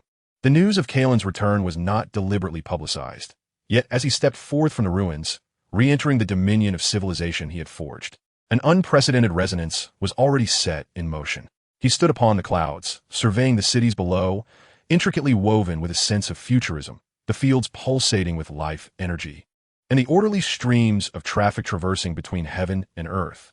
This place was no longer merely a hub of advanced civilization. It resembled a living, breathing entity of immense proportions, as the spiritual totem and source of strength for this civilization. His elevation in the spectrum of existence was akin to casting a boulder into a still pond, sending ripples that spread to every corner of civilization. He released no breath. Yet the perfect foundation of his divine domain, forged through transcendent alchemy, resonated naturally with the collective consciousness and life energy that had accumulated over decades within the civilization. Initially, the changes were subtle. In a classroom, a young student, engrossed in his studies, suddenly found the complex equations before him crystallizing into clarity, thoughts flowing like a spring. In the fields, an elderly farmer crouched down, astonished to witness crops visibly sprouting and maturing at an astonishing pace, releasing an enchanting fragrance. In a laboratory, a scientist, who had struggled for months to overcome a material bottleneck, experienced a sudden epiphany, as if grasping a crucial link. In a hospital, the monitoring devices of a critically ill patient began to miraculously show signs of recovery. Soon, the changes became pronounced, like the long-anticipated spring rain finally pouring down. A wave of invisible yet warm, resplendent, and life-filled energy radiated from the space where Kailan stood, akin to a gentle halo, instantly sweeping across the entire civilization and even extending towards more distant colonized planets. This was not a mere impact of energy, but a collective resonance and elevation of the life spectrum. On the streets, pedestrians instinctively paused, sensing the warm currents surging within them. Years of rigorous training in the arts, scientific living philosophies, and a prosperous, harmonious social environment had already polished their bodies and souls to a state of clarity and potential. In this moment, under the influence of this primordial catalyst, the barrier confining the essence of life was gently pierced.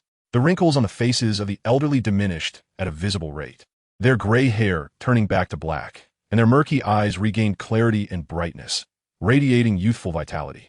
The middle-aged felt their vitality surging, with long-standing injuries from prior training quietly healing, and their perception and control of energy elevated to a new pinnacle. The children exhibit an invigorating vitality, their physical forms embodying perfection. As if they are born practitioners, their affinity for the surrounding energies reaching a level of astonishing profundity.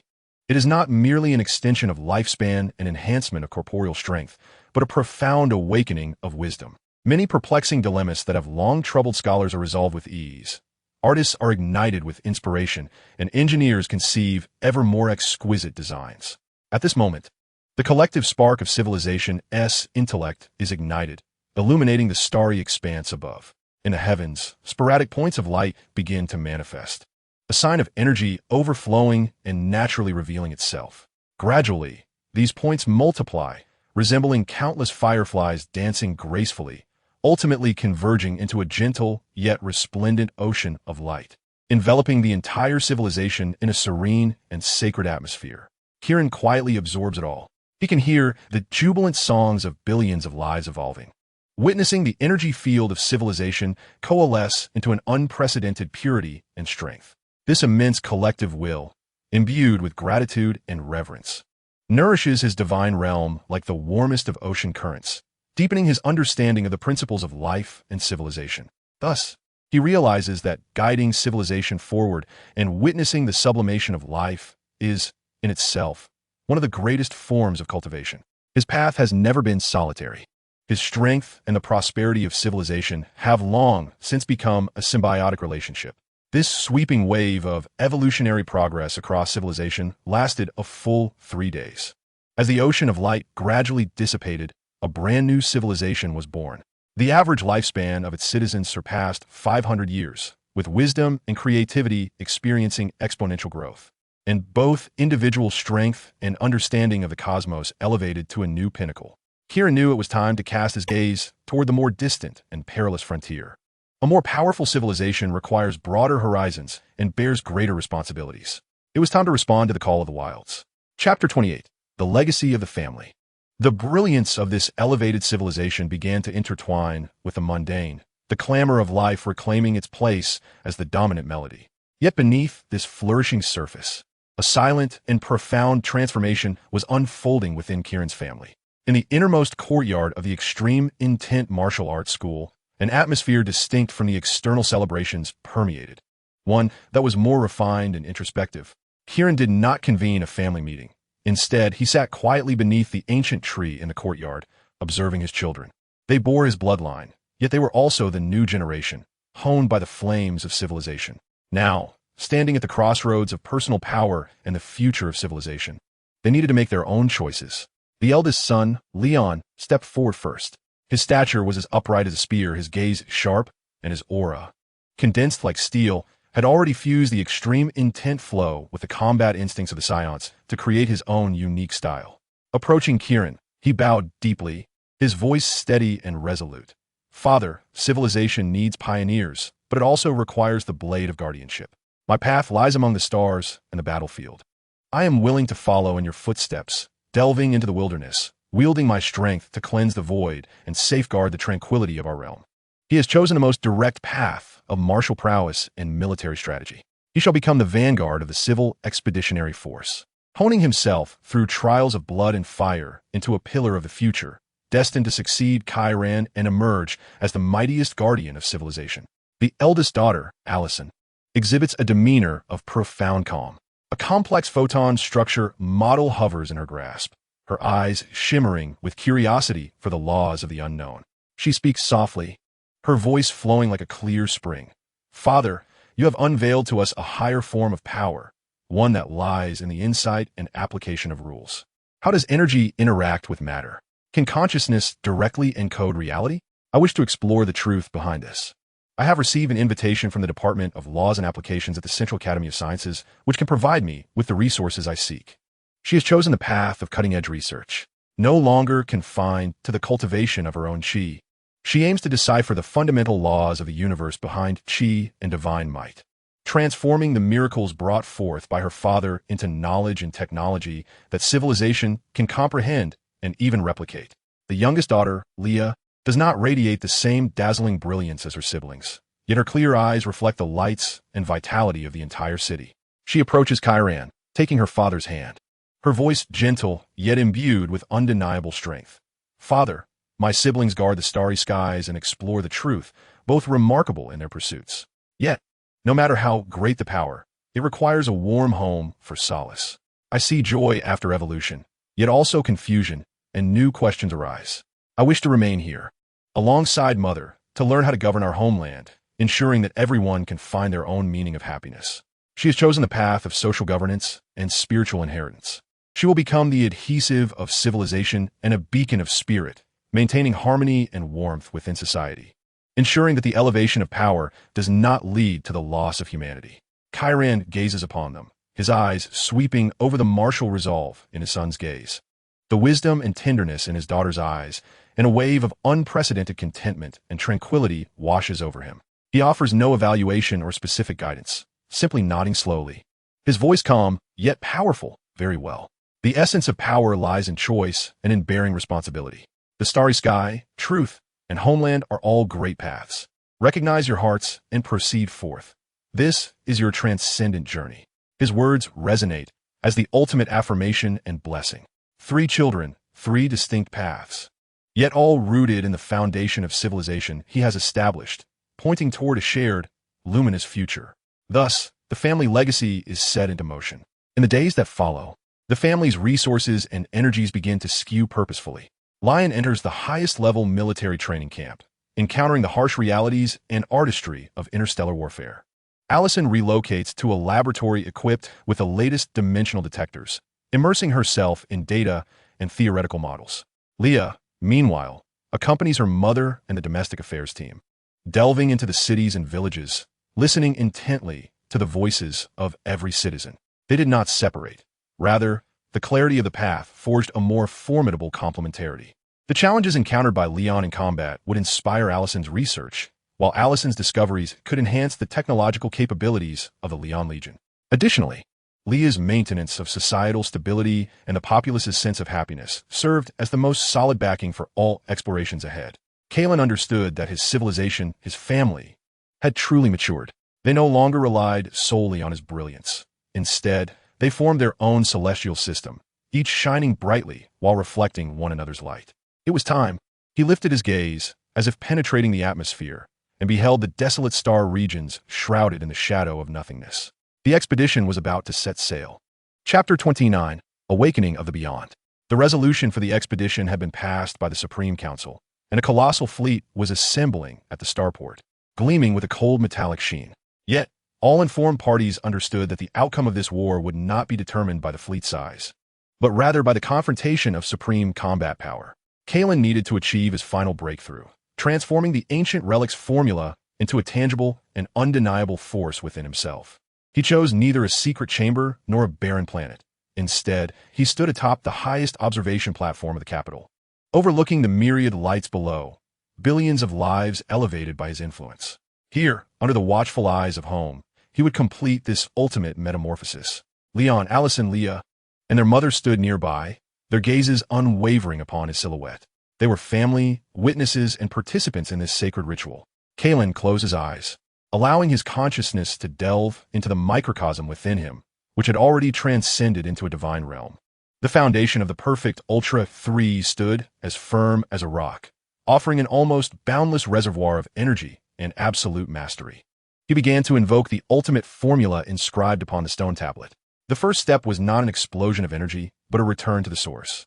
With formidable will, he penetrated the deepest recesses of his bloodline to touch the primal, untamed power that shared its essence with the Saiyans and the great apes. A golden aura enveloped him, not expanding outward, but rather collapsing inward, as if forming a scorching cocoon around his being. His body trembled slightly.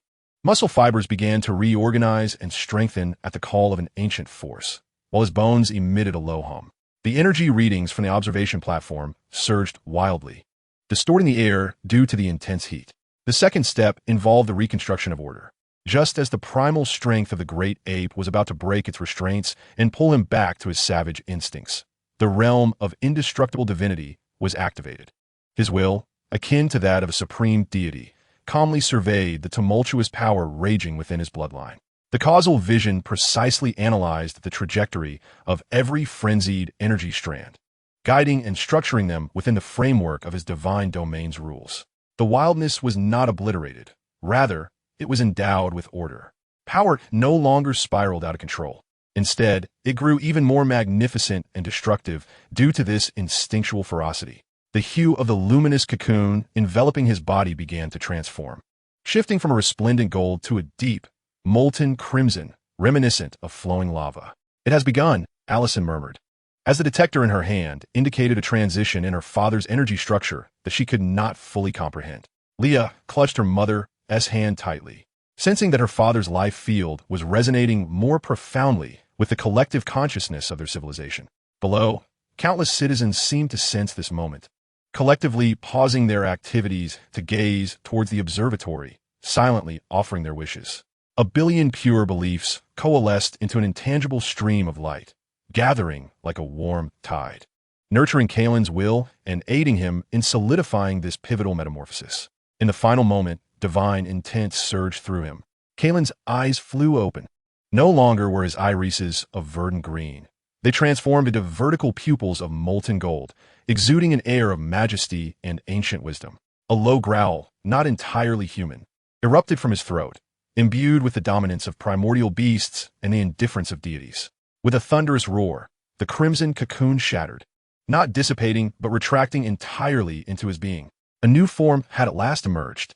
His once golden hair vanished, replaced by long, fiery red locks cascading down to his waist. A dense, glossy black fur adorned his broad chest and muscular arms, exuding a primal sense of strength while harmoniously coexisting with his perfectly proportioned physique, devoid of any bulk. His tail swayed gently behind him, its tip also aflame with vibrant red. No longer did he radiate a chaotic aura. Instead, a thin veil of energy glimmered around him, as if composed of countless delicate red lightning bolts flowing quietly. His breath was completely reined in, yet his life field had undergone a qualitative leap, as if his very presence embodied a living, walking cosmic law. Super Saiyan Level 4, achieved. He slowly clenched his fists, feeling within him a terrifying power capable of shattering stars, yet as manageable as a mere extension of his will. This was a perfect equilibrium, the ultimate synthesis of wildness and divinity, strength and control. Returning to simplicity, he turned to face his family. In his molten gold eyes, the dominance and authority gradually faded, revealing the familiar warmth and resolve. Father, Leon felt the unfathomable yet profoundly intimate pressure, his voice tinged with excitement and reverence. Kailan similet genti, his gaze sweeping over his family before settling on the vast, deep starry sky. My home is here, and the cosmos shall also know my presence. Chapter 30, Dimensional Pressure. The echoes of the Super Saiyan 4 awakening had yet to fully subside when Kailan vanished from the observatory. In the next moment, his towering figure appeared in a desolate asteroid belt, far removed from the boundaries of civilization, with hair like flames and a coat of black fur. His mere presence in the void caused the surrounding space to subtly warp, as if struggling to contain his existence. He needed to ascertain precisely what kind of power would be unleashed when this ultimate form combined with the divine realm. Thus, he commenced, with a mere thought. He did not adopt any particular stance. Instead, he expanded the domain of divine might centered around himself, gradually unfurling it toward the dense cluster of asteroids ahead. Unlike during previous tests, this time the domain incorporated insights from the causal perspective. Within his perception, the asteroid belt transformed from a mere collection of cold rocks and metals into a multitude of causal aggregates sustained by fundamental physical laws of mass, structure, and trajectory. As his divine realm swept through, he witnessed how these chains of causality were influenced by higher-order forces of regulation. There were no explosions, no blinding light. The asteroids encompassed by the domain, regardless of their size, had their existential logic instantaneously rewritten. The atomic interactions that constituted them were nullified, and the gravitational parameters maintaining their orbits were erased. They dissolved like a painting cast into the void, with colors, shapes, and textures vanishing from the edges, reverting to the primordial, meaningless energy particles, silently dissipating into the vacuum. A dense belt of asteroids, with a diameter rivaling that of the moon, was completely erased from the fabric of reality in mere moments, as if no material had ever existed there. The molten gold hue in Kailan's pupils flickered gently. This was not merely destruction. It was an absolute dominion over the prevailing laws of physics. He then raised his hand, pointing toward a distant, isolated, rust-red giant planet. This time, he did not expand the domain. Instead, he focused the causal perspective on the planet's core. Within his sight, the gravitational structure of the entire planet and the causal chains of internal energy flows became vividly apparent. He identified the critical energy nodes that maintained the planet's stability. With a finger poised like a blade, he gently traced a line across the void spanning tens of thousands of kilometers toward those nodes. This was not an outward release of energy, but rather a direct influence on the existence of those nodes through the will of divine might. The distant giant planet trembled violently. Without any external force impacting it, its surface was suddenly marred with immense, unfathomable chasms. The core's energy dimming abruptly, as if the flame had been severed from its source. In profound silence, the entire planet began to disintegrate, fracturing into countless, enormous fragments, akin to a precision instrument that had lost its critical screws, naturally falling apart. The causal severance took effect from afar. Finally, Kailan cast his gaze upon the void itself. He endeavored to merge the domain of divine might with the power of fragmented space, employing the causal perspective for meticulous control. Slowly, he extended a hand, fingers slightly splayed, and then gently clenched. Centered around him, the cosmic space within several light seconds began to emit a deep, burdened groan. The very fabric of space started to twist and fold violently, light bending into grotesque arcs, and physical constants became chaotic and uncertain in that instant. An invisible, colossal cage formed from the distorted space materialized out of thin air, its oppressive presence capable of grinding any intruding matter into dust. This is no longer merely a display of strength, but rather a preliminary mastery of the rules. Within the realm of his will, he possesses the ability to define the direction of gravity, modify the efficiency of energy transfer, and even momentarily create an independent environment governed by its own physical laws. The test has concluded.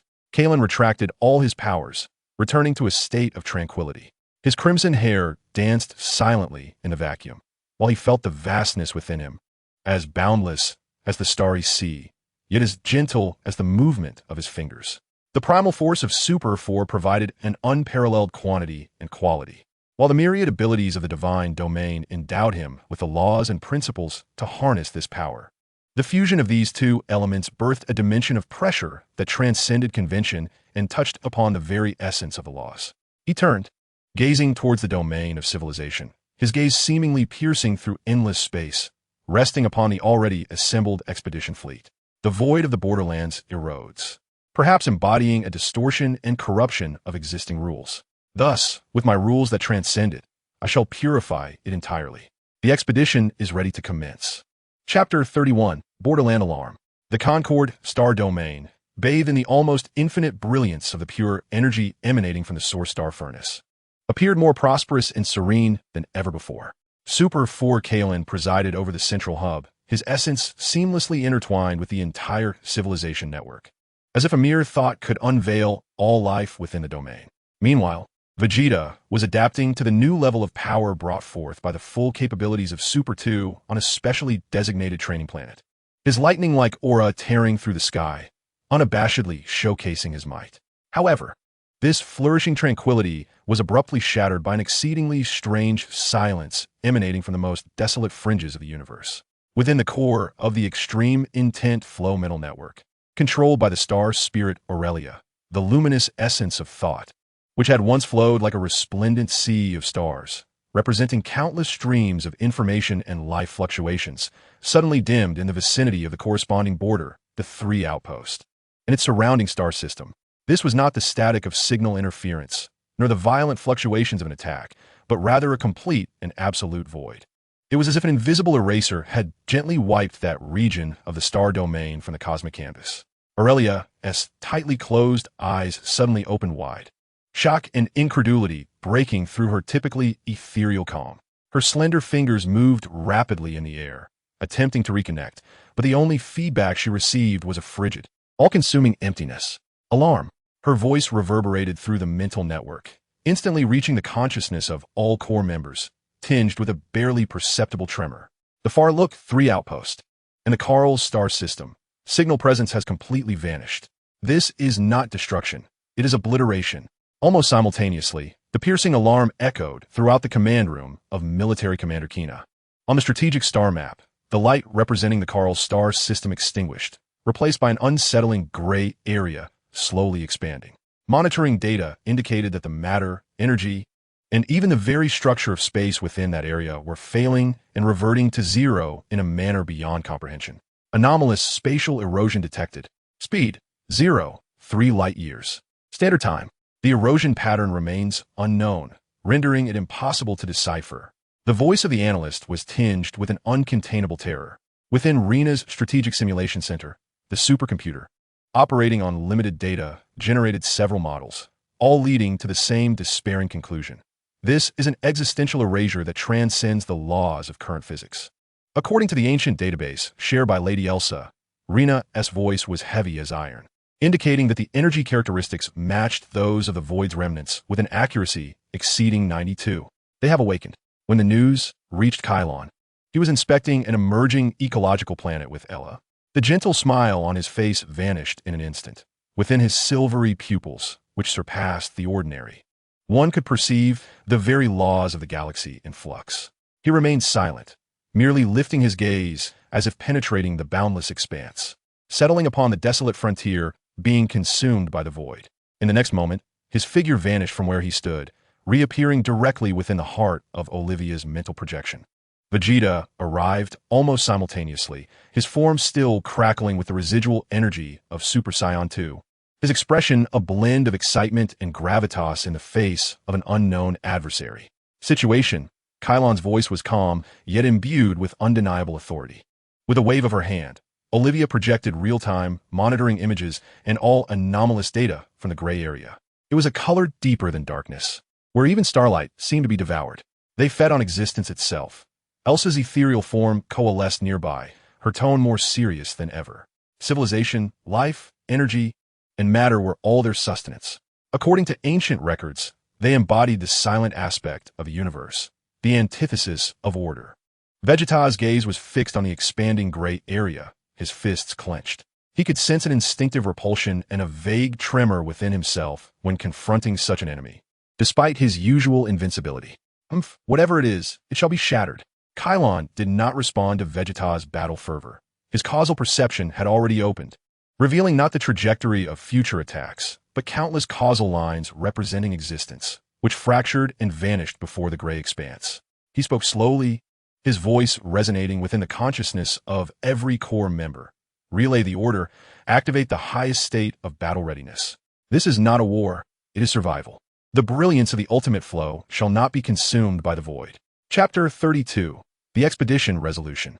The term Void's remnant struck like the deepest ice, instantly freezing the slight relaxation that had arisen among the core members of the ultimate flow due to their recent prosperity. The alarm served as the highest mobilization order.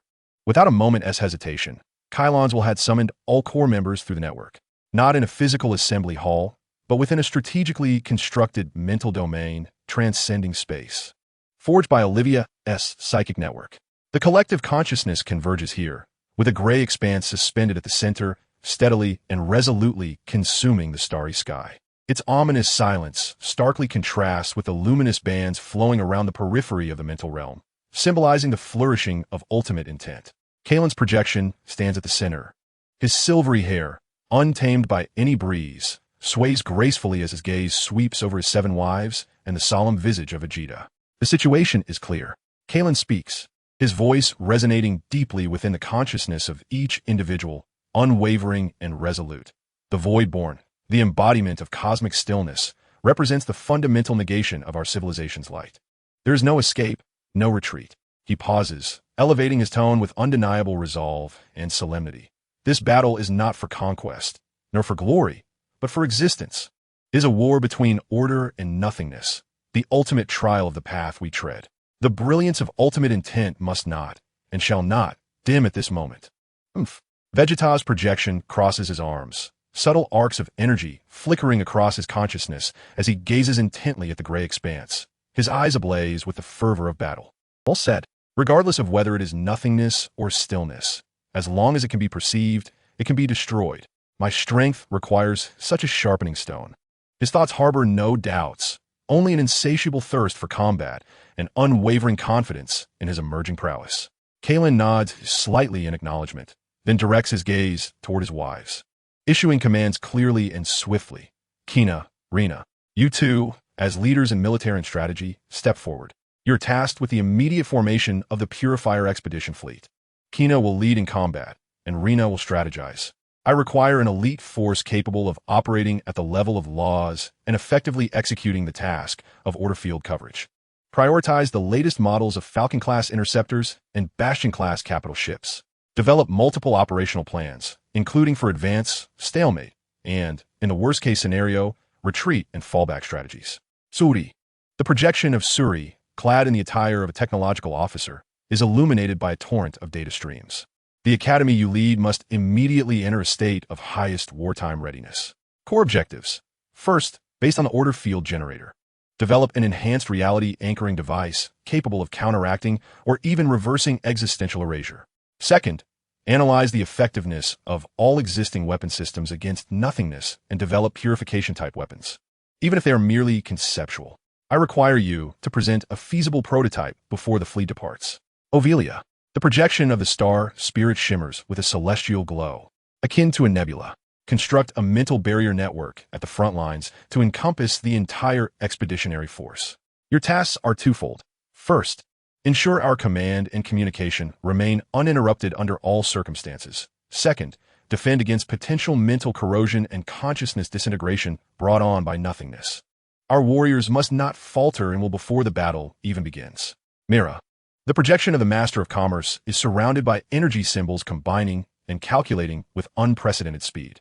All resources within the Alliance shall unconditionally shift towards the expedition plan. Activate all strategic reserves and optimize ultra-long-range supply lines. I shall ensure that the expedition fleet is devoid of any logistical concerns. Ella and Elsa, the projections of the Lord of Life and Order stand united. You are tasked with the aftermath. Kailan's gaze is profound. Ella, investigate the potential for ecological revival in the eroded regions, even if the probability is but 1 in 10,000. Elsa, delve deeply into the ancient tomes, seeking the vulnerabilities of the Void's progeny and whether there exist seals or methods to thoroughly purify its essence. The division of labor is clear, each fulfilling their role with unwavering trust and years of collaboration, resulting in a highly efficient synergy. In this moment, the vast machinery of the Supreme Intent Flow exhibits its pinnacle operational efficiency to confront an unprecedented crisis. Action, Kailan ultimate dejvis. His voice calm, yet imbued with the power to determine the fate of a corner of the universe. The consciousness projections dissipate, each embarking on their respective missions. In the realm of mental imagery, only Kailan and Vegeta remain. And you? Will you sit back here? Vegeta inquires regarding Kailan. Kailan gazes upon the expanse of gray void, his silver pupils seemingly burdened with the weight of an entire civilization. I shall lead the charge. His words establish the final tone for the impending expedition. It is time for the universe to recognize that the radiance of the Supreme Intent Flow can not only foster life, but also dispel the absolute silence of death. Chapter 33. The Initial Battle Against the Void. The Purifier Expedition Fleet, akin to a blade forged from light and will, pierces the tranquility at the edge of the Concerto Star region, venturing into the desolate expanse where even starlight appears sparse and forlorn. The core of the fleet is the flagship, the Light of Order, personally commanded by Kina, surrounded by hundreds of Barrier-class capital ships and agile Falcon-class interceptors, forming a tight formation. The hulls of each warship are adorned with newly inscribed enhancement runes, the prototype of a reality-anchoring matrix developed by Su Rui's team within a limited time frame, emitting a faint yet stable order fluctuation. Vegeta does not remain aboard the flagship. He stands alone at the bow of a specially designed assault vessel, enhanced for engines and sensors, arms crossed. In his Super Saiyan 2 state, the golden aura and lightning coalesce at his surface, leaving only his sharp emerald eyes fixated on the encroaching gray ahead. It is neither cloud nor dust, but rather a visual absence, as if a portion of the universe's backdrop has been clumsily excavated, revealing the heart-stopping, pure void behind it. There is no sound, no energy radiation, merely an all-consuming silence, more chilling than any roar. The Vanguard fleet has entered the designated attack position. Kina's calm voice resonates over the encrypted channel. All units, activate Level 1 reality anchoring, charge energy weapons, and prepare for simultaneous fire according to Plan A1. The command is issued, and the colossal fleet elegantly pivots in the void, the cannon mouths igniting with concentrated luminescence. However, just as the energy is on the brink of reaching the critical point of discharge, an anomaly abruptly arises. The still gray expanse seems to stir as if disturbed by a slumbering giant, ripples appearing on its surface. There were no vessels, no tangible entities, only distorted shadows, akin to translucent jellyfish, drifting forth from the void. They lacked a fixed form, their trajectories erratic and inscrutable, advancing directly towards the fleet. Fire. In an instant, a multitude of searing beams tore through the darkness, cascading like a torrential downpour upon the ethereal shadows. This was a saturation strike potent enough to vaporize stars in an instant. However, the subsequent scene sent a chill through the hearts of all witnesses, including Vegeta. The energy beams, upon making contact with the void shadows, did not explode, did not create shockwaves, nor did they even stir the faintest ripple. The light was absorbed silently, as if a droplet had fallen into a desert. No, more accurately, it was obliterated. Their existence was directly negated, rendered null in the face of that gray abyss.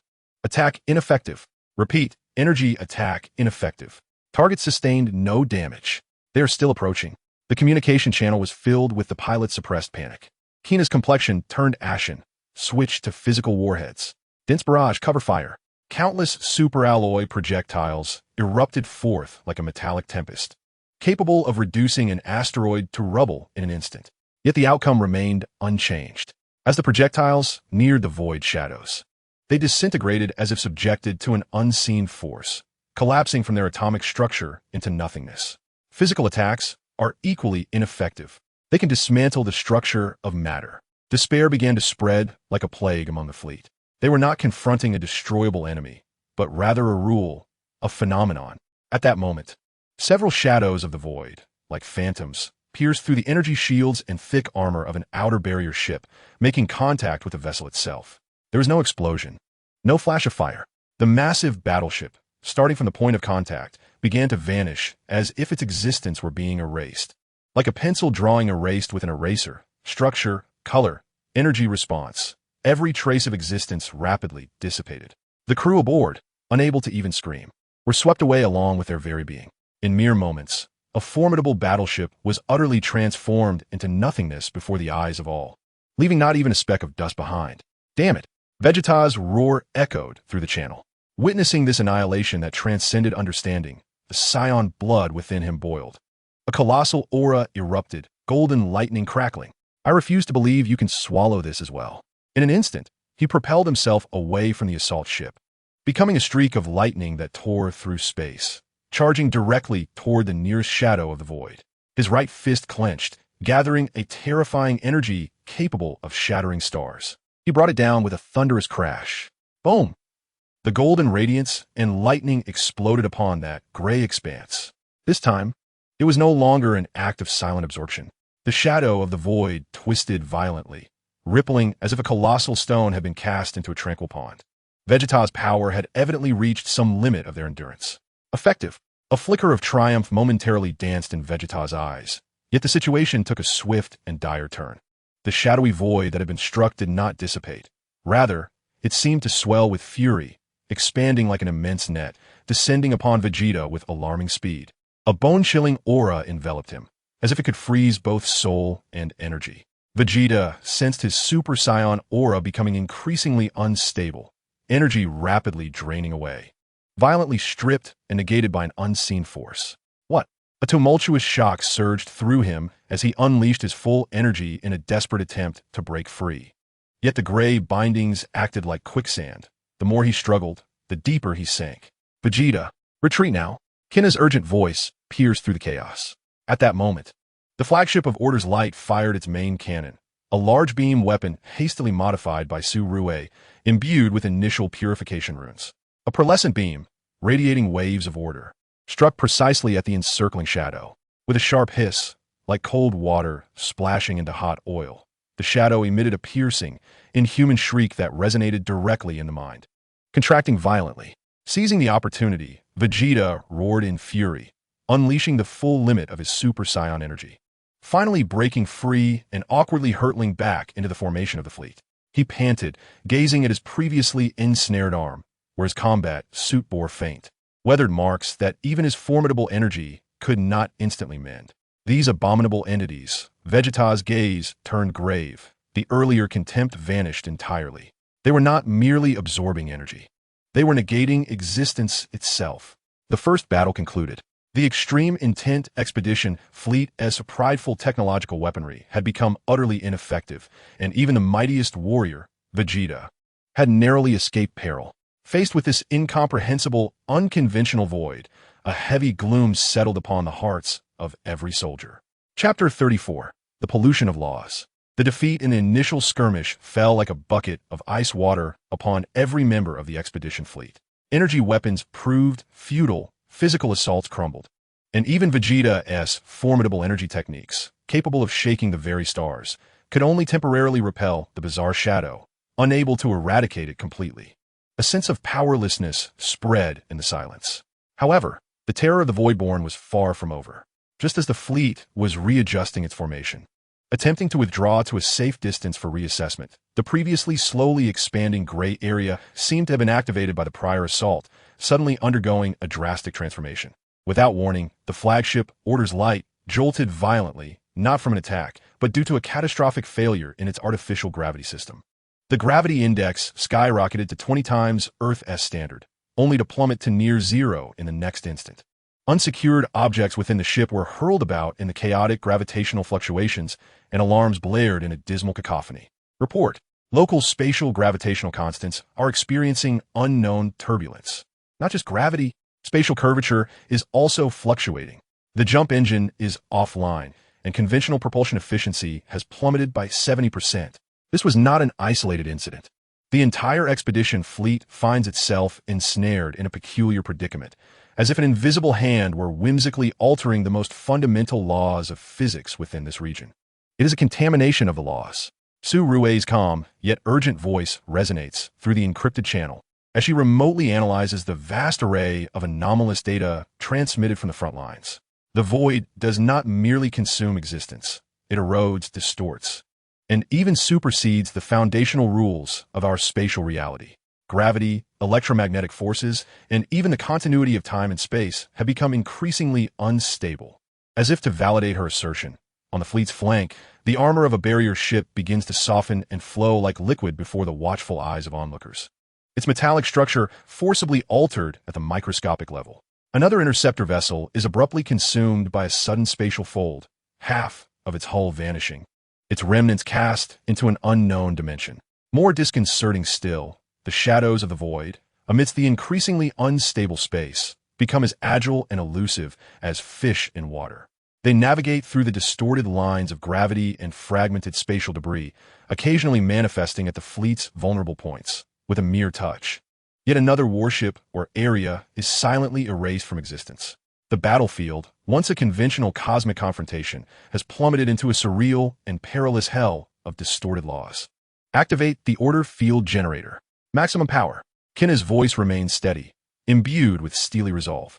The command is issued and centered around the flagship of Order's Light.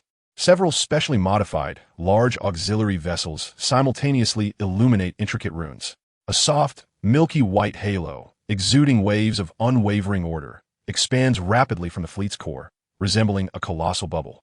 The order field collides violently with the Taint of the Laws. Within the realm covered by the order field, the chaotic gravity is forcibly reverted to standard values. The softened armor solidifies once more, and the fractured space is temporarily smoothed.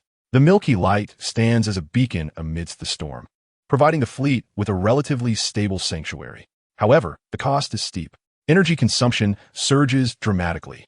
The order field's load has reached a critical threshold of 65 and continues to rise. To maintain the current scope, we can only endure for a maximum of 30 minutes. The shadows of the void gather at the edge of the order field, continuously assaulting its boundaries. The order field acts like alum thrown into polluted waters.